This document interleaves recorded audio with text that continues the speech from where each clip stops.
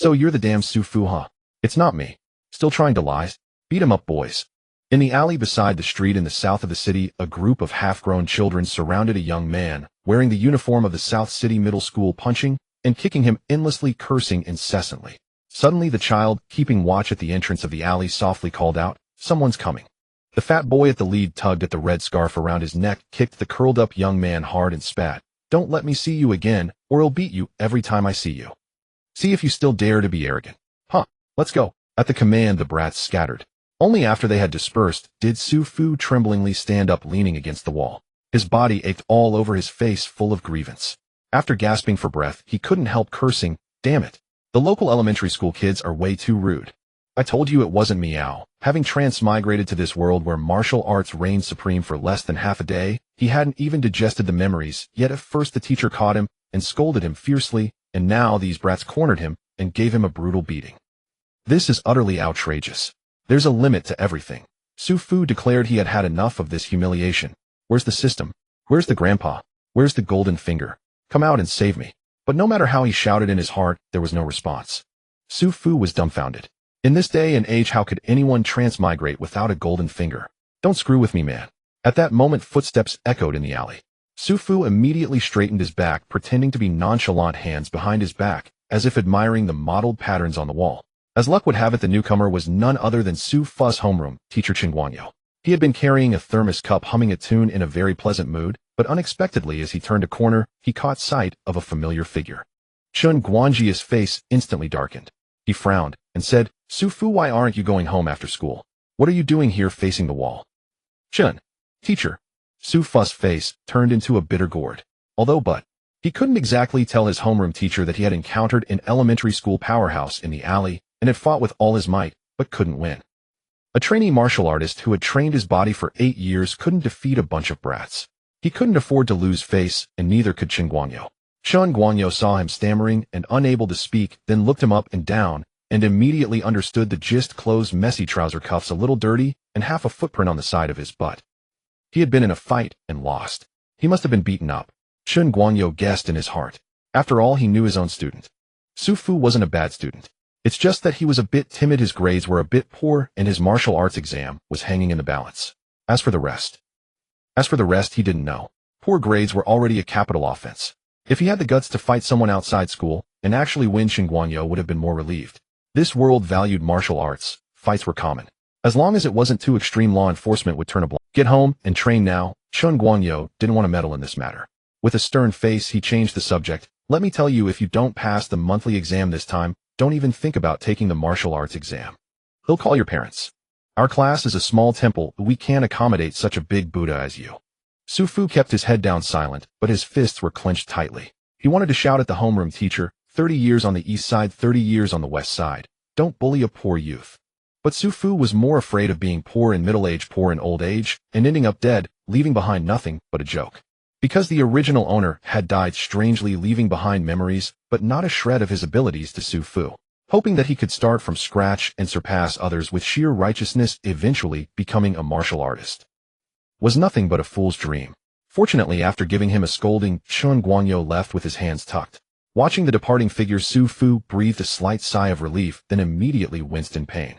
He lifted the hem of his clothes and found bruises on his body, which were now burning with pain. It seemed he would have to apply some ointment. Beside him lay a crooked Firebird brand bicycle, which was Su Fu's ride. He tried to lift it, but failed, instead stumbling and almost falling. Su Fu, annoyed, kicked the tire in anger. "Even you bully me. Just wait, sooner or later he'll send you to the scrap." Even though he said that, Su Fu couldn't do without it. His home was in the west of the city, and even by bike it took half an hour. After resting a bit, he gathered his strength again and managed to lift the heavy bicycle. He pedaled the bike, enduring the pain, and made it home without further incident. The room was pitch black and empty. Su Fu was not surprised. The original owner's memory told him that Su's father and mother were delivery workers for Adverse Wind Logistics. A few days ago, the couple took a big order and went out of town.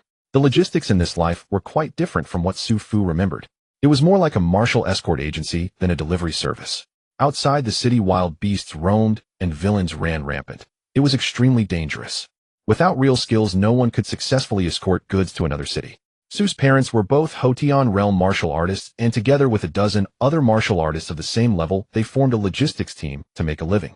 Su Fu searched through every drawer and cabinet at home, but couldn't find the medicine kit. Then it hit him his parents must have taken it when they left. Without ointment, he would have to endure all this pain. What a terrible suffering. Su Fu had a sudden thought, and looked across the hallway. Next door lived Su Fu's childhood sweetheart Liu Qing's family. The two had been so close in childhood that they could share a pair of pants. Unfortunately, after growing up, Liu Qing entered a rebellious phase. She often tattled to Su Fu's parents. She found him displeasing from every angle with disdain written all over her face. Over time, Su Fu cut off contact with her. But in an emergency, Su Fu couldn't care about that. He walked up boldly and knocked on the door. Knock, knock, knock. The door opened. A pair of bright eyes fell on Su Fu. Bang. The door closed again. Su Fu. He knocked again, but got no response. Helpless Su Fu had to shout. Liu Qing, I know you're home. You're good at snitching, so have the guts to open the door. So the door opened again, revealing a face puffed with anger. Su Fu, what are you shouting about? Who snitched? Her eyebrows were like distant mountains, now slightly furrowed, her face flushed red with annoyance. Su Fu was instantly stunned. Because above Liu Qing's head floated a line of small text, Fairy, Liu Qing affection 20. This was Gal game. A thought leads to 100 thoughts. Su Fu focused his mind and a light screen unfolded before him. Character, Su Fu cultivation, mortal realm secret techniques, none magic treasures, none spells, and skills, none evaluation, a 3-0 player battle power 5. A crude knockoff online game vibe hit him. As luck would have it, Su Fu had played this game before. It was a Xiangxia-style gal game. Players obtained rewards by romancing female characters like sect fairies and demon cult seductresses, improving their cultivation, and finally transcending tribulation to ascend. It seemed this panel wasn't very intelligent. It directly judged Su Fu's childhood friend as his romance target, and even gave her the label fairy. She Liu Qing could be considered a fairy. A demoness is more like it. Su Fu began to feel a headache creeping in. After all, when pursuing a stranger, one only needs to showcase their merits to eventually earn a modicum of affection. But forcing him to try and win over a childhood friend who knows him inside out, and whose favor is already negative. What's the difference between that and asking Benbo Erba to eliminate Tang Sanzang and his disciples? Moreover, reality is different from a game. In a game, the player only needs to choose from preset options but reality, there is no script. Su Fu was stunned, but Liu Qing wasn't. Seeing him staring at her in a daze, her face turned even redder. This time it was embarrassment and anger. Liu Qing stepped back 2 paces and slammed the door shut, intending to lock Su Fu out. But Su Fu had foresight. Seeing the situation turn bad, he quickly stuck a foot in the door crack and shouted, "Don't be silly. I need to talk to you."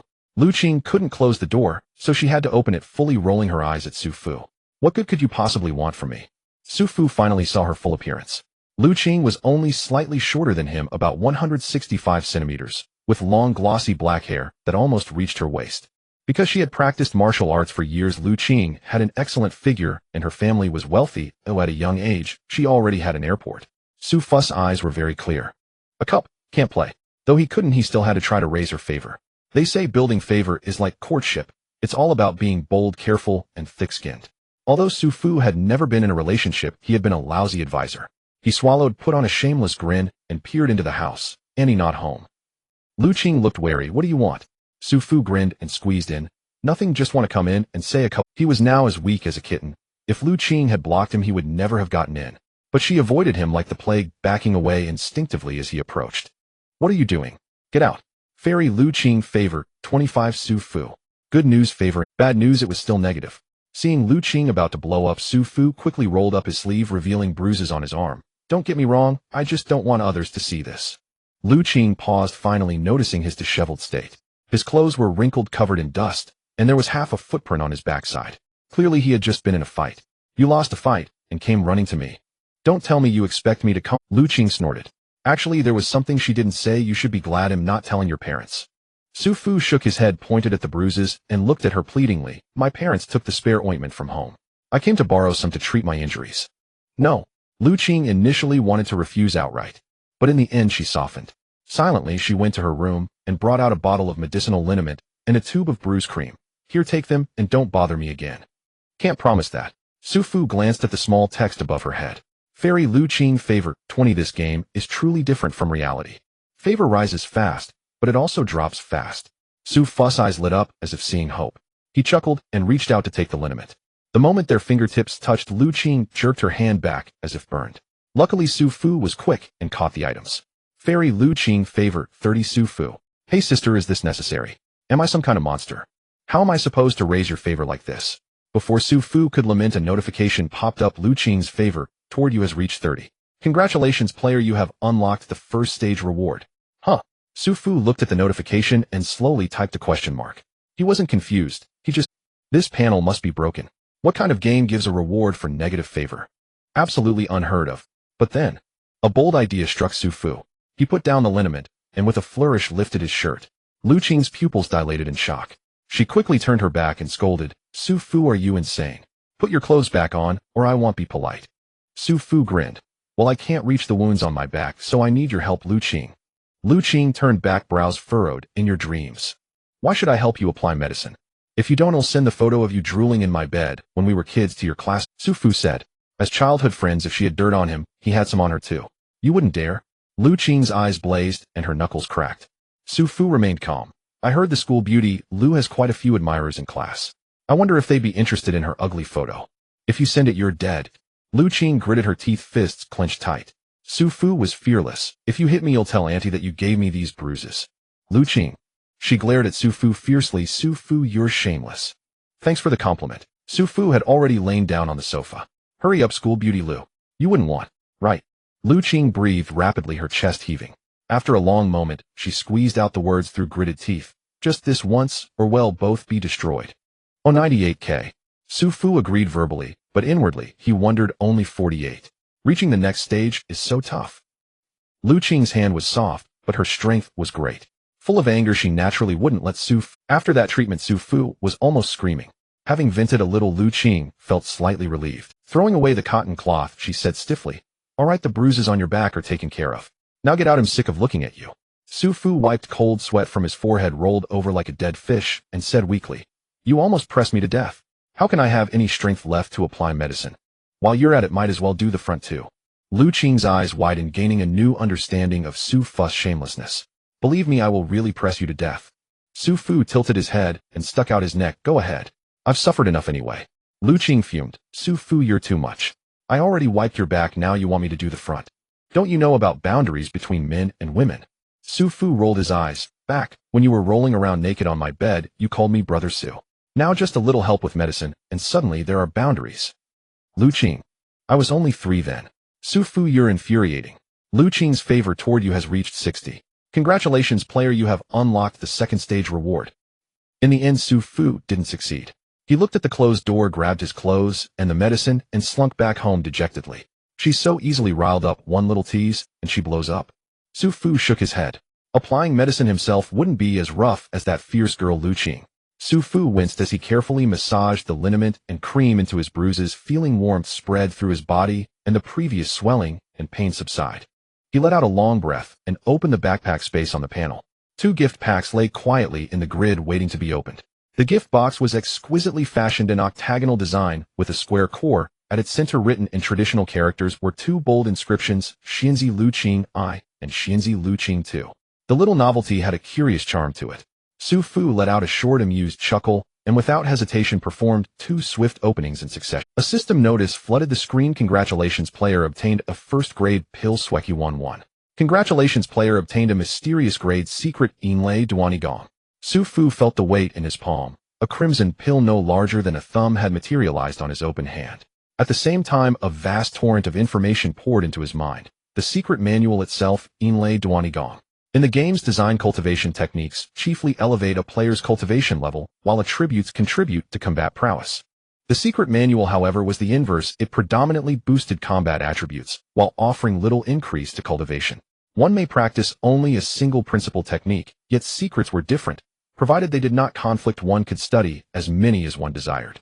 Inlay Duanti Gong, draw down heaven's thunder to temper the body by unblocking channels and opening apertures. All undertakings become propitious. If cultivation succeeds, bone may be reforged and sinew refined, conferring golden skin and jade-like flesh, and granting the ability to command the might of thunder. Golden skin and mastery of lightning. It sounded spectacular, almost absurdly alluring. Yet with a single glance, Su Fu understood the catch. This manual could only be practiced at noon. If practiced at dawn or dusk, it would be fatal. After all, he was merely an ordinary man who could survive being struck by true heavenly thunder. Even attempting it would likely leave him unconscious, if not worse. Su Fu shook his head in resignation and looked at the pill in his hand. Sueki 1 increases 10,000 points of reserve vitality, automatically replenishing the character's vitality after exiting combat. Vitality, HP. If vitality falls to 0, the character dies. Reserve vitality can supply consumed vitality, allowing a player to remain in peak condition even after a battle. Staring at the pill, a thought stirred in Su Fu's chest. Perhaps this Inlay Duantigong was not utterly beyond his reach after all. After all, being struck by heavenly thunder counted as a trap effect and would not trigger combat detection. In other words, this reserve vitality could be useful. So long as he was not killed outright by a lightning strike, he could rely on the Sueki 1's continuous restorative effect to attempt the cultivation of Inlay Duantigong until the reserve vitality was exhausted. How to solve the problem of a frail body being one-shotted? If he could not make his body sturdier, how could he possibly withstand the thunder's immense power? Brief fragments of physics from his school days flashed through his mind: lightning rods, resistors, rectifiers, capacitors, voltage regulators. None of those ideas seemed very practical. Eventually his gaze fell upon the household power strip.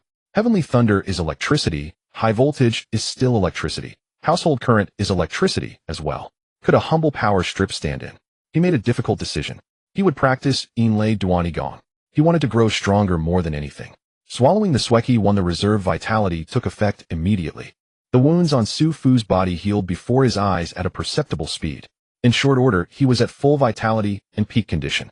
Checking the consumption, he found reserve vitality 9997-10000. It had used only 3 points. Liu Qing, you are truly my benefactor of fate, he thought with sudden gratitude. Heart buoyed, he moved to the next step. He fetched a screwdriver and dismantled the idle power strip in his home. He sat cross-legged, his face set with resolve. Left neutral, right live. Thunder Lord, aid me. Crackling electricity filled the air. His hands went numb and his body began to tremble uncontrollably. Fortunately, the reserve vitality mitigated the adverse effects, keeping the harm to a minimum. He closed his eyes and silently ran the secret manual through his mind. A fierce current truly transformed into a raging force coursing within him. Su Fu strained to direct that thunderous energy along the pathway prescribed by the manual, striving for its first checkpoint. Shangyang Shui, clear the way. Snap. In the next instant his arm twitched and his index finger nearly lifted. Su Fu opened his eyes. It was not that an aperture had been cleared. Rather, the circuit had tripped. The first cultivation attempt stopped abruptly. Reserve vitality 9995-10000. 2 points had been consumed. Compared to heavenly thunder, 220 volts of household current was indeed much gentler. All the same, he had proven that household electricity could be employed. Now he need only repeat the experiment. Sooner or later the secret would be cultivated. Su Fu clenched his fists, excitement briefly lighting his face. He flipped the breaker back up and began a second attempt at once. He pushed himself hard. After several trips, the breaker tripped again, and suddenly Su Fu felt a tremor roll through his body. The first acupoint had opened. Shangyang Shui, located on the index finger, marks the beginning of the hand Yangming large intestine meridian. With that point cleared, Su Fu's ability to harness electrical power improved markedly. When an aperture opens, strange things follow. He could plainly feel his index finger growing more dexterous, though for the moment it seemed of little practical use. Su Fu exhaled in satisfaction. Although the steady supply of vitality continued, the prolonged exertion of channeling the art had left him faintly drained. He rubbed his scrawny stomach and rose to his feet. Given how far things had come, he decided to eat first. Damn Su Fu. Liu Qing slammed a fist into the face of a stuffed bear, which immediately caved inward. Its 2 round dark button eyes seemed to converge toward the dent, appearing at once innocent and oddly clever. The thought that she had helped that bastard change his medicine today made Liu Qing wish she could smother herself beneath the quilt. He even dared to threaten me, she fumed. Her teeth ground together as she pummeled the toy bear twice more. At that moment a voice called from outside the door. Ching Ching, what are you doing in there? It sounds like a drum. Taowan knocked on the door and asked with some puzzlement. Mom, nothing, just warming up because I was bored, Liu Qing stammered evasively. Taowan continued, did Xiao Fu come by today? Liu Qing's heart skipped. She almost blurted it out. After a long pause, she forced out a short, reluctant Taowan asked, did you leave him standing outside again? Agitated, Liu Qing retorted, Mom, this is between him and me. Please don't meddle. On the other side of the door, Taowan shook her head and sighed without sound. You two used to be inseparable. How did it come to this in just a few years? That was when I didn't know any better, Liu Qing replied. I've grown up now. Mom, please stop bringing him up. Taowan laughed helplessly. All right, I won't mention him. Now tell me, what would you like for dinner tonight? At the mention of food, Liu Qing brightened and for the moment set aside her grievances with Su Fu. Mom, I want sweet and sour chicken strips and hot and sour cabbage. Taowan smiled. Fine, anything you say. After a while her voice called from the kitchen. Qing, we're out of vinegar. Shall we substitute another dish? Huh. The door opened, and Liu Qing emerged pouting and clearly unwilling. Mom, I really want that dish. I'll go to the supermarket downstairs to buy some. Tao Wan looked at the clock hung in the living room. It's already past 8. The supermarket downstairs is closed. She glanced at Liu Qing and then winked. Why don't you go ask the neighbors to borrow some? Liu Qing hesitated, suddenly caught between options. After briefly satisfying his hunger, Su Fu sank into the sofa, mind blissfully empty. A golden boon had manifested, and at last he had discovered a path to cultivation. Although the shocks had left him embarrassed, the tingling release of breaking an acupoint was delectably exquisite. From now on he only needed to practice methodically, as sooner or later he would rise to CEO, marry a wealthy beauty, and stand atop the summit of life. This was the proper way for a transmigrator to begin. Su Fu was drifting in a pleasant reverie when a knock sounded at the door. Knock, knock, knock. The sound was neither loud nor faint. Had he not been in that dazed state, he might not have noticed. Who on earth knocks like a thief? He meant to ignore it, but the knocking came again. Knock, knock, knock. Reluctantly, Su Fu rose and opened the door. Liu Qing stood outside, every inch of her posture betraying unease. She murmured to herself, 3 knocks are enough? Knock once more, and if he does not answer, I will leave. Then I can tell my mother I failed to borrow it. At worst, we will make a different dish. Just as she lifted her hand, the door opened, revealing a rakishly handsome face. Partly reminiscent of Yinzu, partly of Hugu, he could rival many an admired idol. Who else could it be but Su Fu? Su Fu arched an eyebrow.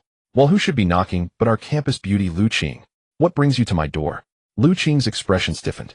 She wanted to turn and go, but her feet betrayed her. In the end, she huffed softly. My mother said the vinegar is finished and asked to borrow some from your place. Liu Qing favorability, 27. It had been down to -60 not long ago. How had it crawled back to the -20s in a single breath? Su Fu was puzzled. No wonder girls' hearts were a mystery. Guessing would get him nowhere. He had no real desire to turn Liu Qing into a sworn enemy anyway. The reward was already in hand. Oh, let her be. You need vinegar? He'll fetch it, Su Fu said, opening the door wider. Why not come in for a moment? Liu Qing remained guarded. No thanks, my mother is waiting for dinner. Su Fu shrugged at her thief-like wariness. All right then, wait a moment. He went into the kitchen and shortly called out, white vinegar or aged vinegar. Liu Qing thought a moment. Bring both, my mother didn't specify. Su Fu reappeared with 2 unopened bottles. Here you are. Liu Qing took one, eyeing it. Why are they? They've never been used and have only gathered dust. I, a grown man, am not as fond of vinegar as you are, Su Fu said, palms up in mock innocence. Liu Qing shot him a glare. Who said I love eating vinegar? She hugged the bottles and turned to leave. Liu Qing favorability 30. Liu Qing's favorability toward you has reached 30. Congratulations, the player has received the first stage route reward. Su Fu gaped, frozen for a moment. Rewards could be repeatedly farmed. Then he would not be polite about it. Wait. Su Fu struck a pose. Liu Qing hesitated and frowned. What else is it? Su Fu grinned, sheepish and cheeky. Remember to return it after use. I spent over 10 yuan on it after all. Liu Qing could not stand his manner and snorted angrily. I won't give it back, you stingy thing. You would not use it anyway, she thought as she slammed her door behind her. She darted inside, and with one small scuffle of her feet, shut her front door. Su Fu watched the closed door, shook his head, and felt a twinge of regret. Only 5 points gained. Clearly his efforts lacked sufficient force. He opened the gift pack. Congratulations, the player has obtained a first-tier pill, Suedi Dan 1. Suedi Dan body tempering pill, an aid to bodily refinement. When taken, it greatly increases the efficiency of body refinement and slightly enhances refinement effects. Duration 1 hour. Staring at the small gray pill in his hand, Su Fu considered the change. The effect of the Suedi Dan had altered. In the game, if he recalled correctly, this item once directly boosted combat power. There had been a cap. No more than 6,000 pills could take effect. The combat boost correlated with the quality of the cultivation technique. The finer the technique, the greater the increase. Why did Su Fu remember so precisely? Because it was sold in the shop. One purchase of 648 bought a set of Suedi Dan. A set contained 999 pills. The designers had indeed been mischievous in how it looked. No more talk. Now that he had it, Suedi Dan, Su Fu's ardor for cultivation stirred anew. He could not squander this opportunity. He closed the door, sat cross-legged, once more swallowed a golden core into his belly, and cried, my fate belongs to me, not to heaven. Come electricity. Crackle, crackle, snap. This time it lasted 2 minutes. The second acupoint along the hand, Yangming large intestine meridian Ergian loosened. Again, crackle, boom. A tottering barrier collapsed with a roar. Su Fu surged forward and struck at the third acupoint. Crackle, crackle. Joyous moments are always brief. The power in the house went out. He opened his eyes with regret and checked the remaining duration of the Tsuade Dan. There were still 5 full minutes left. 5 minutes was not short of much could be accomplished. Pity that without electricity, he was like a resourceful cook without ingredients. Yet the gains were remarkable. The entire Han Yangming large intestine meridian, from Shangyang to Higutsuchi and finally Yingxiang, had been completely cleared. Of the 12 principal meridians, one was now unobstructed. The change was immense. A single acupoint brings but a subtle alteration, yet to clear an entire meridian, some 20 acupoints, was another matter. There was no doubt that Su Fu's constitution had been greatly strengthened. More strikingly, when he clenched his fists, his knuckles cracked, and an electric arc flashed between them. Skill acquired lightning thunder fist, only a joke.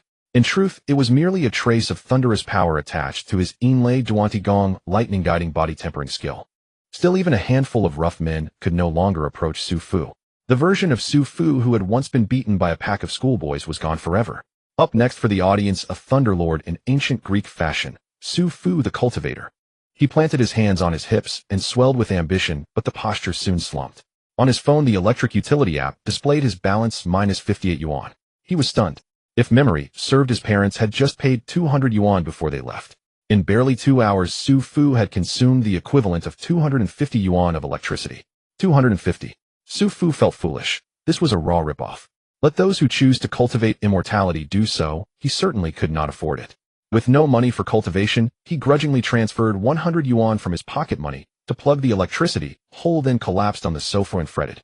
As a day student, he had no living allowance, only pocket money, roughly 100 a week. If he behaved well, his parents might add a little, but only a modest amount. At the current rate of burning electricity at home, his little purse would be ruined for certain. Given that, Su Fu decided it was time to entertain a few unscrupulous notions.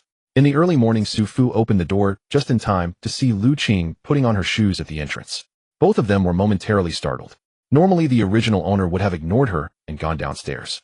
However, Su Fu's lips curled up slightly. "Good morning, Liu School Beauty." Liu Qing stood up after tying her shoelaces, her delicate brows furrowed. "Can you stop calling me Liu School Beauty? No one has ever called me that, and I don't think of myself as a school beauty." Su Fu nodded. "All right, Liu School Beauty. No problem, Liu School Beauty." Liu Qing was speechless. "Are you even listening to me? Did Liu School Beauty? I only heard someone praising my good looks. Have you taken your medicine?" "Oh, you noticed? I was just thinking how cute I felt this morning." "You really are sick. Why do you have any medicine?" Liu Qing's favorability, level 37. Liu Qing's favorability toward you has reached 30. Congratulations, player, on receiving the first stage reward. Su Fu grinned. Liu Qing was utterly exasperated. She realized that she shouldn't have bothered with this jerk.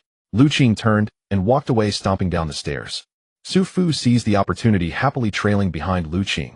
Hey, Liu School Beauty, don't run so fast, wait for me." At the bike parking shed, Liu Qing was putting on her helmet. Su Fu pedaled his Firebird bicycle, pulling on the brakes and performing a stylish maneuver right in front of Liu Qing, coming to a steady stop. With a bright smile and raised eyebrows, he said, "Liu School Beauty, would you like to experience the thrill of speed?" Liu Qing sat on the electric bike, casting a disdainful glance at the little yellow duck on Su Fu's handlebars. "So childish." After saying that, she twisted the handlebars and left. Su Fu looked at her favorability level of 39 with a hint of reluctance, mumbling, "What's childish? This is a turbo duck, do you understand?"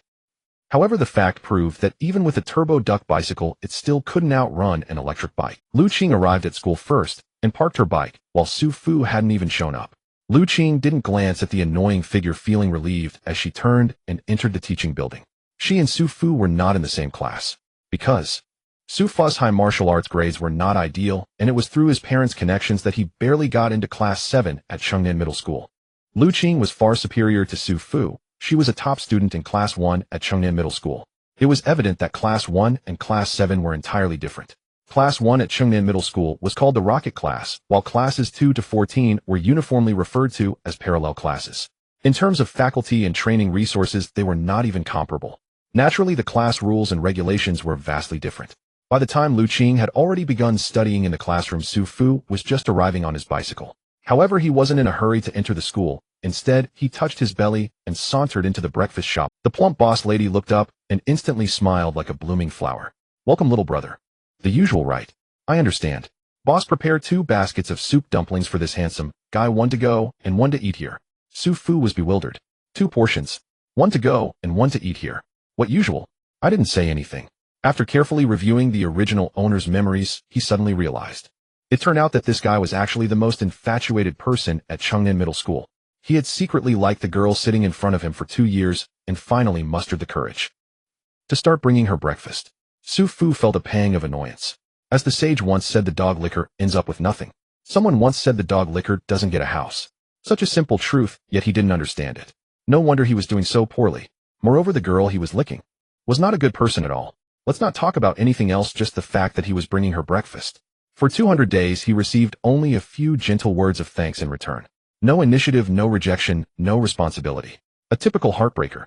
Su Fu quickly shook his head, dismissing yesterday's troubles. Now standing in front of the dumpling shop, he loudly declared, "Never mind, I'll just have one to eat here." Just finished warming up, Guan Guan was moving her limbs in the training room. She had shoulder-length short hair, long slender legs, and a very tall figure. At this moment, Guan Guan was wearing sporty attire, her attractive abs exposed to the air with a few beads of sweat visible on her skin. While she stretched, her bright melon-seed face carried a hint of worry. Her peach blossom eyes shimmered, her slender brows slightly furrowed, and her thin lips pursed devotion. Needless to say, even the boys who were practicing in the morning couldn't help but focus their gaze on Guan Guan, sneaking glances over and over. Guan Guan sighed lightly. She had been stuck at the dark strength stage for an entire semester. With only 100 days left until the martial arts examination, she hadn't even reached the transformation stage. At this rate, how could she get into her ideal school? Unfortunately, all the resources at home were given to that troublemaker, and she couldn't even afford a bottle of key-enhancing blood-replenishing pills. Clearly they were siblings, yet the disparity was so great. Lost in thought, Guan Guan's close friend Wang Fong suddenly elbowed her waist. "Hey, your dog licker brought you breakfast." Guan Guan looked up and happened to see a swaggering, dashing young man walking into the training room. Upon seeing Su Fu, she instinctively recalled her brother's bragging from the night before. What apprentice warrior, so useless. I've beaten him to the ground, he can't even get up, he's so weak. Guan Guan's eyes flashed with a hint of disdain, but seeing him approach her directly, she still revealed a gentle smile. "Su Fu, thank you." Before she finished speaking, she noticed that the young man's hands were empty. No breakfast. Guan Guan's smile froze on her face. Su Fu scratched his head with a silly smile on his face. "Thank you for what? This is what I should do." "Su Fu, where's the breakfast you brought for Guan Guan? You didn't forget to bring it, did you?" Wang Fong also noticed Su Fu's empty hands, raising an eyebrow. Being this careless won't attract any girls. "Breakfast? What breakfast?" Su Fu blinked in confusion. "I thought Guan Guan asked me to bring her breakfast." Wang Fong exclaimed. "Su Fu, you're really on a narrow path. What's wrong with me?" Su Fu looked bewildered. He glanced at Wang Fong, then at Guan Guan. Could it be that Guan Guan didn't eat breakfast and was waiting for me to bring it? He slapped his thigh in regret. "Oh, why didn't you say so earlier? Why didn't you say it sooner?" Guan Guan. She was completely frozen. She had never seen someone so noisy. Guan Guan felt the gazes that had been focused on her suddenly become intense. She could no longer maintain her expression and casually dropped the line, "I'm going to the bathroom." "Wait for me, Guan Guan." Wang Fong chased after her. Su Fu watched the two leave deep in thought. Ordinary people cultivate their tendons and bones, enhance their vital energy, and unify their physical force to become apprentice martial artists. Apprentice martial artists refine their bodies to internalize force, progressing through the 3 stages: manifest force, concealed force, and transformative force, before returning to simplicity and cultivating true chi, thereby ascending to the rank of full-fledged martial artist. In the large classroom of Chengnan Middle School, gold medal instructor Su Donglai lifted his thermos cup, blew gently across its surface to disperse the foam, and took a slow sip. Most of you are still lingering in the stages of manifest force or concealed force. Do not reach beyond your grasp. Ground yourselves firmly, practice diligently, and build an unshakable foundation. Cultivating the martial path is like rowing upstream. One day's neglect equals a week's regression. Only those who possess patience, who meticulously temper themselves and carve their character with care, may attain extraordinary achievement. At the rear by the window, Wang's homeland. Seated upon his throne-like seat, Su Fu listened to his teacher's ceaseless exposition on martial theory and drifted into deep contemplation. Who am I? Where am I? What am I doing? This martial theory feels more incomprehensible than advanced calculus. Help. Moreover, as a cultivator of the Tao, what relevance could such mundane knowledge possibly hold for him? He might as well spend this time. At that thought, his gaze involuntarily settled upon the graceful silhouette of the student seated before him.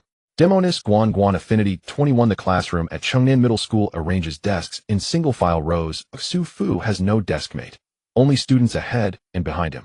Until today, no text had ever appeared above this front row student's head. Yet, why had it suddenly manifested? Could it be that her affinity had only just crossed some invisible threshold? Su Fu chuckled inwardly at his own absurdity. If negative affinity counted as meeting the standard, then perhaps it did, but surely not, right? The notion unsettled him further. If even negative affinity triggered stage-based quest rewards, then certainty dissolved. And thanks to Su Fu's tireless efforts during morning training, Guan Guan's affinity toward him had declined another 4 points. Just 9 points shy of unlocking Stage 1's reward package, Su Fu tapped the tip of his pen against her side. Hey, front row student, I have a question I don't understand. Guan Guan, deeply absorbed in the lecture, jolted upright, as though struck at a vital point. Her spine snapping, taut breath catching, barely suppressing a cry. What do you think you're doing? She turned slightly, eyes shimmering with indignation. Su Fu wore an expression of utter sincerity. I'm unclear on the distinctions between manifest force, concealed force, and transformative force. Could you please explain the differences among them? Ignorance incarnate. Guan Guan's disdain deepened. Yet she suppressed her fury and replied stiffly, their interrelations are intricate. It would take too long to clarify now. I'll explain after class. Demoness Guan Guan, affinity 25. I can't wait. I need it now. Su Fu tapped her again. Tell me now. What if Teacher Su calls on me next? Demoness Guan Guan, affinity 25. I can't wait. I need it now. Su Fu tapped her again. Tell me now. What if Teacher Su... That cursed tongue. Speak of the devil. He rose obediently. Su Donglai's face darkened like storm-laden clouds. Why aren't you paying attention? What petty mischief are you stirring up beneath my nose? You young man, how audacious. Daring to act up under my very gaze. Do you think a martial artist's perception is mere ornament? Do you comprehend the phrase, eyes surveying all 6 directions, ears attuned to 8 quarters? Do you know what blackhand signifies? Come, explain clearly what is manifest force. What is concealed force? What is transformative force? And how do they differ? With a sharp clack, Su Donglai dropped the chalk stub into its box, his hawk-like gaze locking onto Su Fu. Cold, unwavering, radiating palpable authority, silent, yet thunderous. Guan Guan bowed her head, yet the corners of her lips lifted just faintly. Every eye in the room converged upon Su Fu, and Su Fu trembled, visibly. I'm doomed, I'm doomed, I'm doomed. His mind screamed frantic, think fast. A suffocating silence blanketed the classroom. The gold medal instructor's wrath coiled like molten magma within Mount Fuji, ready to erupt at any instant. Fortunately, though the original host had been timid by nature, his theoretical knowledge remained intact. At the precipice of disaster, Su Fu found his answer. Manifest force is the coordinated whole-body exertion achieved after mastering unified force, concentrating raw power into a single explosive point, delivering overwhelming external impact to shatter adversaries with sheer strength. Concealed force, however, refines manifest force, emphasizing absolute control over force. Its outward motions appear gentle, yet inwardly conceal razor-sharp intent, inflicting damage unseen and unfelt. That was close. I nearly failed. Sweat beaded on Su Fu's brow. Only after a pause did he realize, wait, why am I a transmigrator trembling before a teacher? Too deep immersion. I've truly mistaken myself for a high school student. No, primarily the original host's mediocrity has tainted my cognition. Su Fu lowered his gaze, pondering. Could it be that the atmosphere demanded fear, and refusing to comply would seem rude? Su Donglai murmured, coolly, see. You do know it. Then why disturb a female classmate? Double offense. Report to the back of the classroom. Stand there. So either way, death was inevitable. Hey, old Su, you wretched fool. Ding ding ding, the bell rang. Su Donglai ambled out, teacups swinging loosely in hand. Wang Fong sidled up beside Guan Guan. Next period's another simulation class. Oh heavens. Without glancing at Su Fu, she grimaced and complained, this class is the worst. Those holographic simulators haven't been replaced in centuries. Laggy, glitchy, and the one I'm assigned to even leaks electricity. Su Fu, having stood for most of the lesson, slumped listlessly over his desk. But at the word leaks electricity, Su Fu's ears pricked sharply upward. Wang Fong continued her lament, every time I lose focus, that cursed machine jolts me into shrieking. Annoying. A voice interjected nearby, why not report it to the teacher? How many times have I reported it? Each time, he just says be more careful yourself. But during simulated combat, you're utterly immersed. Who remembers electricity leakage? Mid-sentence, Wang Fong realized. The questioner was Su Fu. She fell silent instantly. Yet Su Fu leaned closer, eyes gleaming. Which simulator unit is yours? Are you planning to champion my cause? Wang Fong turned away with a huff. Do you imagine your words carry more weight with the teacher than mine? Humph. She sighed, resting her chin heavily on Guan Guan's shoulder. Ugh, so irritating. Don't you? A double entendre. Guan Guan lifted her gaze, briefly meeting Su Fu's, then lowered her lashes again. My words certainly lack your influence. Su Fu grinned, edging nearer. But what if I offer to swap simulate electric leakage? Leave it to me. Su Fu declared inwardly, my lightning-infused body cultivation art has been starving for stimulation. Truly. Wang Fong shot upright, eyes alight. Then suspicion flickered across her face. Does your simulator have issues too? Is it worse than electric leakage? Impossible. Mine works perfectly. To dispel her doubts, Su Fu pointed toward Guan Guan, asked the front row student. She'll vouch for me. Ours are adjacent units. Guan Guan. It was you who relentlessly begged to sit beside me. Yet gazing at Wang Fang's hopeful eyes, she gave a quiet assenting nod. He speaks truth. This is the machine number 69. Wang Fang pointed at the equipment in front of her. I've tried many times, the issue should be with the armrest.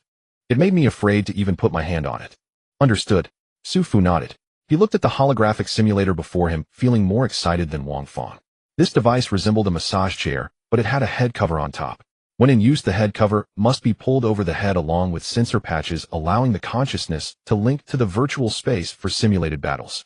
It is important to note that sensors must be applied to the joints of the hands and feet, otherwise the device cannot read the sensor data, treating the limbs as non-existent, leading to situations where one is missing arms or legs during battles. Wang Fang's frustration with being electrocuted stemmed from the sensor patch on her wrist being too short. If her hand was not placed on the designated armrest, the sensor could not stay put. Wang Fang did not want to be electrocuted, nor did she want to simulate with a missing arm, so she could only force herself to keep her hand suspended above the armrest. The moment she let her guard down. Zzz. Su Fu sat down in the device's arm, casually resting on the armrest. He did not feel the familiar sensation of numbness. He wondered, no response. Wang Fang replied, the machine isn't even on yet. Oh. Su Fu suddenly realized and hurriedly pressed the red switch on the side. A pleasant electronic voice sounded, and the holographic simulator powered on. Su Fu placed his hand on it. The next moment he felt a rush and let out a long breath. The energy is truly strong, refreshing. Wang Fang. She had been worried that Su Fu would refuse to switch devices after being electrocuted. But seeing his reaction, Wang Fang's heart settled. Su Fu, if you're fine, I'm leaving. Her face was filled with gratitude. Thank you. No need to thank me. This is what I deserve. Su Fu thought to himself, I should be the one thanking you. Wang Fang. Deserve. What does he mean by deserve? This person must have some serious issues. Wang Fang said, I'm really leaving. I'm going to your device now. Su Fu didn't pay her much mind, nodding. My device is number 38. If you can't find it, just ask Guan. Hurry and go. I can't wait to start my immersive training. Wang Fang could naturally find number 38. She just needed Su Fu to confirm. She couldn't wait to get rid of this broken device, especially since she could be with her good friend. It was a win-win. Wang Fang wins twice. Su Fu gripped the armrest, feeling the abundant electricity coursing through his palm, unable to contain his joy. No need to drain his home's power or resort to any underhanded methods to achieve freedom in practicing the thunder refining body technique. It was simply. Qin Shi Huang touches the electric switch. What a win. Ding ding ding. The class bell rang. A middle-aged woman in her 30s walked into the holographic simulation room. It was the instructor for the simulation class, Jiang Hong. She was holding a tablet. This was an accessory for the holographic simulator, allowing the teacher to monitor each student's performance during the simulated battles in real time. If any unexpected situation occurred, she could immediately use the tablet to forcibly interrupt the link of the holographic simulator. Unfortunately, in all these years, no unexpected situations had occurred, leaving her to only use this tablet to watch dramas during class. Classmates, it's time for class. Please turn on your holographic simulators and begin today's simulated battles. Jiang Hong's voice was pleasant, her chubby face adorned with a smile, warm and kind. All students quickly powered on their machines, affixed the sensor patches to the corresponding positions, then donned the head covers to enter the simulation. Su Fu imitated them. The moment the head cover clicked into place, Su Fu's vision went dark, then brightened again. His virtual image appeared in a beautiful mountain landscape. A row of Chinese characters floated in midair. Please select the difficulty level for the simulated battle. There were 7 levels for the simulated battle: beginner, primary, intermediate, advanced, special, inferno, nightmare. Su Fu tilted his head, wanting to select nightmare level to test his limits. But he thought to himself that he was here to practice the thunder refining body technique, and there was no need to force excitement into the holographic simulator. The intermediate level has 3 enemies with combat powers of 80 and 90, 0 and 100 respectively. This pattern continues. With each increase in level, the AI intelligence of the controlled enemies will also rise. Su Fu tilted his head, wanting to select nightmare level to test his limits. But he thought to himself that he was here to practice the thunder refining body technique, and there was no need to force excitement into the holographic simulator. So he waved his hand and chose the primary level. Beginner was still too embarrassing. As a transmigrator, Su Fu couldn't afford to lose face.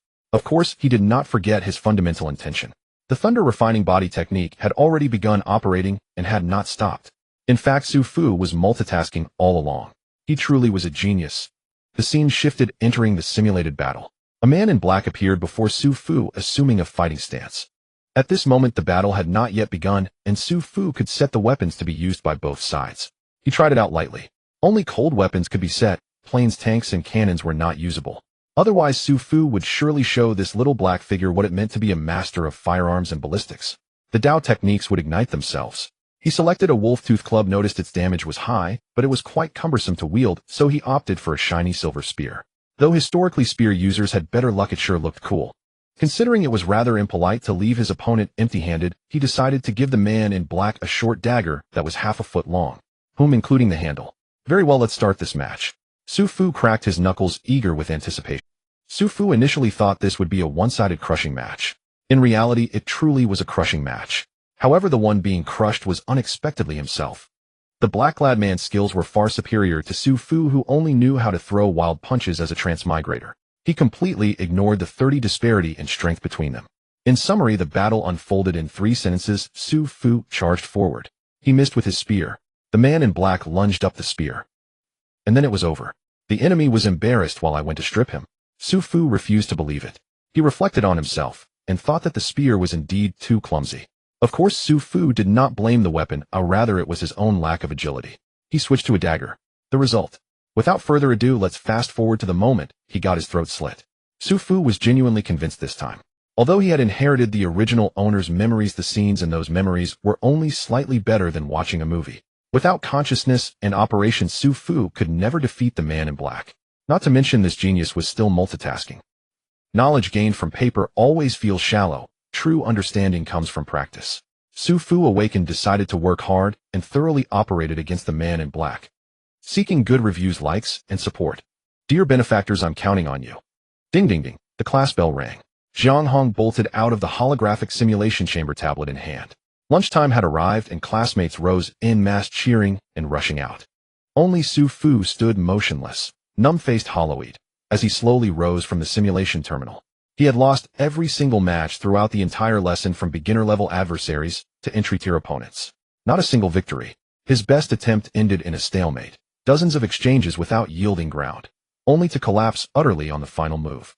As the session wore on, frustration mounted, haste escalated, and losses multiplied, until his spirit was utterly drained.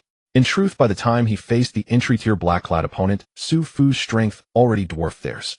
The disparity exceeded 40%, proof enough of how severely unrefined his combat instincts remained. Blunders abounded, ill-conceived moves proliferated. He watched clear-eyed as his opponent's blade arced toward his throat. Yet Su Fu stumbled forward unwittingly, presenting his own vital point straight onto the dagger's edge. Watching the replay of that absurdly inept maneuver, so clumsy it defied belief, Su Fu couldn't help but laugh bitterly at himself. In esports, incompetence is the original sin. Though this high martial world differed vastly from digital competition, its underlying principles resonated deeply. Su Fu drew a slow, steadying breath and rekindled his resolve. There was no cause for panic. After all, Su Fu's true objective had never been simulated combat. During that full 2-hour lecture harnessing the device's power supply, he had successfully unblocked half of his second meridian. This modest progress stemmed from both the absence of body-refining pills and his divided focus, juggling cultivation and simulation simultaneously. Otherwise, fully unblocking the second of the 12 regular meridians would have posed no challenge. Once all meridians lay open, Su Fu would command thunder itself and ascend unimpeded to the rank of Thunder Sovereign. Then, no matter the martial artist before him, he would shatter darkness outright with lightning. Su Fu resolved inwardly the holographic simulations must continue, not merely persist, but intensify. This was no mere case of incompetence paired with addiction. Su Fu, are you alright? Wang Fong approached, hesitating mid-step as she gazed at him, frozen in place. Words poised on her lips, then withdrawn, then poised again. Wang Fong wavered between fearing he'd suffered neural damage from prolonged electrostimulation and dreading he'd demand they swap back. What could possibly be wrong? I'm perfectly fine. Su Fu instantly read her inner conflict. Alas, youth remained youth. This moment quite simply revealed her sorrow ran shallow like an untalented actor's performance, transparent, unmistakable to Su Fu's discerning gaze. Wang Fong sighed, then relented. Fine. Let's just switch back. After all, I've grown somewhat accustomed to the shocks after all this time. Su Fu glanced at her, mildly surprised. She truly was kind-hearted. Yet switch back. Impossible. Absolutely impossible. Rest easy. I'm unharmed. He smiled. My hide is thick, my flesh resilient. These currents hold no dominion over me. He thumped his chest, emphatically displaying his physique. Wang Fong watched, and inexplicably felt a quiet stir within. Fixing her gaze upon him, she suddenly burst into laughter. For that gesture, so uncannily reminiscent of a silverback gorilla, had disarmed her entirely. Stop your nonsense. Let's eat. Today I'll treat you. Huh, Wang Fong. You're turning from antagonist to fangirl. Su Fu instinctively glanced at her, relieved to find no glowing text hovering above her head. He exhaled deeply. Though Wang Fong's appearance wasn't striking, she registered merely as an NPC, non-player character, in his mental taxonomy. Should her affinity threshold trigger, forcing him into reluctant relationship building? The image was too vivid to bear. Yet truth be told, this system's interface, though eccentric, possessed undeniable aesthetic sensibility. Its designated affinity targets were indeed flawless in appearance. Su Fu shook his head, faintly dispelling such idle reveries. He did not immediately accept Wang Fong's invitation, but instead glanced at the terminal and asked abruptly, "Could we request permission from Instructor Jiang to run holographic sparring during break time?" "What?" Wang Fong recoiled, staring at Su Fu as if he'd sprouted horns, wondering whether the device had fried his cognition. Skipping lunch just to court more shocks. What masochistic archetype was this? Su Fu had long braced himself for such incomprehension. Solitude, after all, was the sovereign's natural state. How could mortals grasp the logic of divinity? The summit was frigid, the silence snow-deep. Yet facing Wang Fong's skepticism, he offered a plausible, if slender, explanation. "Don't jump to conclusions. I simply realized my simulated combat skills are subpar and intend to improve them." That eased her mind instantly. Understood. Just adolescent pride flaring unexpectedly. But really, what was there to practice? Martial examinations wouldn't test such skills anyway. Still, so long as Su Fu wasn't seeking electrocution, her conscience remained unburdened. She replied, "Shouldn't be an issue. Others have requested access before, and Instructor Jiang granted it. Though during lunch break, she won't personally supervise you. She'll likely just lend you the chamber key." Even Su Fu's eyes gleamed. "That's all I need." He would seek Instructor Jiang immediately, determined to secure that key at any cost. A sharp crack echoed, swiftly, decisively. Su Fu finished lunch. He did not dine with Wang Fong. Though a free meal beckoned, Wang Fong insisted on accompanying Guan Guan, and detouring to the girls' dormitory, midriff unclear for what purpose. Women truly moved with maddening slowness, threatening to derail Su Fu's cultivation schedule entirely. Thus, Su Fu rejected her unreasonable demand with unwavering finality. By avoiding Wang Fong, he gained ample time to eat alone at the canteen, and still secured Instructor Jiang's approval for holographic chamber access. Key in hand, sovereignty assured. A slow, unsettling smile spread across Su Fu's face. Back at Terminal 69, the familiar jolt and paralyzing hum welcomed him once more. His body trembled violently, yet his expression twisted into something almost euphoric. Without hesitation, he sealed the neural headset. The holographic simulator ignited. The screen flared to life. Su Fu selected entry difficulty without pause. Beginner-tier black-clad opponents remained beyond his current reach, better left for future challenges. Facing a barehanded foe, Su Fu charged forward, sword raised. "Take this blow, you wretch." Failure. Failure. Failure again. Yet each defeat steeled his will. Torrential currents surged through his frame, savage energy scoured his acupoints. Through relentless circulation of the thunder-invoking body-forging art, even the most stubborn meridian barriers began yielding. Zhongfu Point opened. Chai's Point opened. Kongzue Point opened. Like Point opened. Taiyuan Point. As the final acupoint along the Hantayin Lung meridian unlocked, Su Fu's vision plunged into absolute blackness. The enemy vanished. The holographic simulator disconnected. Su Fu blinked, lifted his headset, and found himself enveloped in total darkness. Had the school's power grid tripped? Fortunately, it was during the lunch break, and the sudden power outage at Nanxing High School did not draw much attention from the teachers and students. The first to notice the issue were the school leaders, who were in the conference room, holding a video meeting. At the time of the incident, Principal Li Xiang was standing on stage presiding over the meeting. She was dressed in a dark gray suit on top and a sophisticated black pencil skirt below, emphasizing her already tall and slender figure. Just as she was speaking, the large screen suddenly went black. Faced with this sudden change, the people below murmured for a moment before quickly falling silent. Li Xiang's expression remained unchanged. She pushed up her gold-rimmed glasses and cast a sharp glance at the logistics minister sitting properly below. "What's going on?" The logistics minister immediately jogged up, quickly scanning the electronic screen and fiddling with it for a moment before making a judgment. It should be a power outage that caused the circuit to trip. He'll call someone to check the lines right away. He took out his phone and started dialing. Li Xiang, with a calm demeanor, responded with a soft hum, her red lips parting slightly as she casually remarked, The school's line inspection cannot be neglected. After all, it concerns the electricity safety of all teachers and students. The logistics minister tightened his grip on the phone, a thin layer of cold sweat forming on his back. Before he could say anything, the phone rang twice and was picked up. A young voice filled with energy came through from the other end. "Leader, what can I do for you?" The logistics minister asked in a deep voice. "Xiao Wang, have you noticed the power outage at the school's administrative building?" "Yes. Not only the administrative building, but also parts of the teaching buildings and the science building have lost power. I've already sent someone to handle it." Xiao Wang immediately replied. The logistics minister frowned and said, "You need to go to the main circuit immediately and check the situation. Why did such a large area suddenly lose power for no reason? Also inform the electrical maintenance crew to conduct a full inspection of the school immediately. By tomorrow morning, I want to see the power facility inspection report for Nanqing High School." On the other end, Xiao Wang was mumbling and stammering, and from his voice, one could imagine his nodding and bowing demeanor. He hung up the phone. Li Xiang glanced at her watch and asked, "How long will it take to restore power?" The logistics minister did not dare to be careless. If it's just a simple trip of the circuit, Xiao Wang can restore it by resetting the circuit. The concern is if there's a fault in the lines. Even if we reset the circuit without finding the fault, problems will still arise.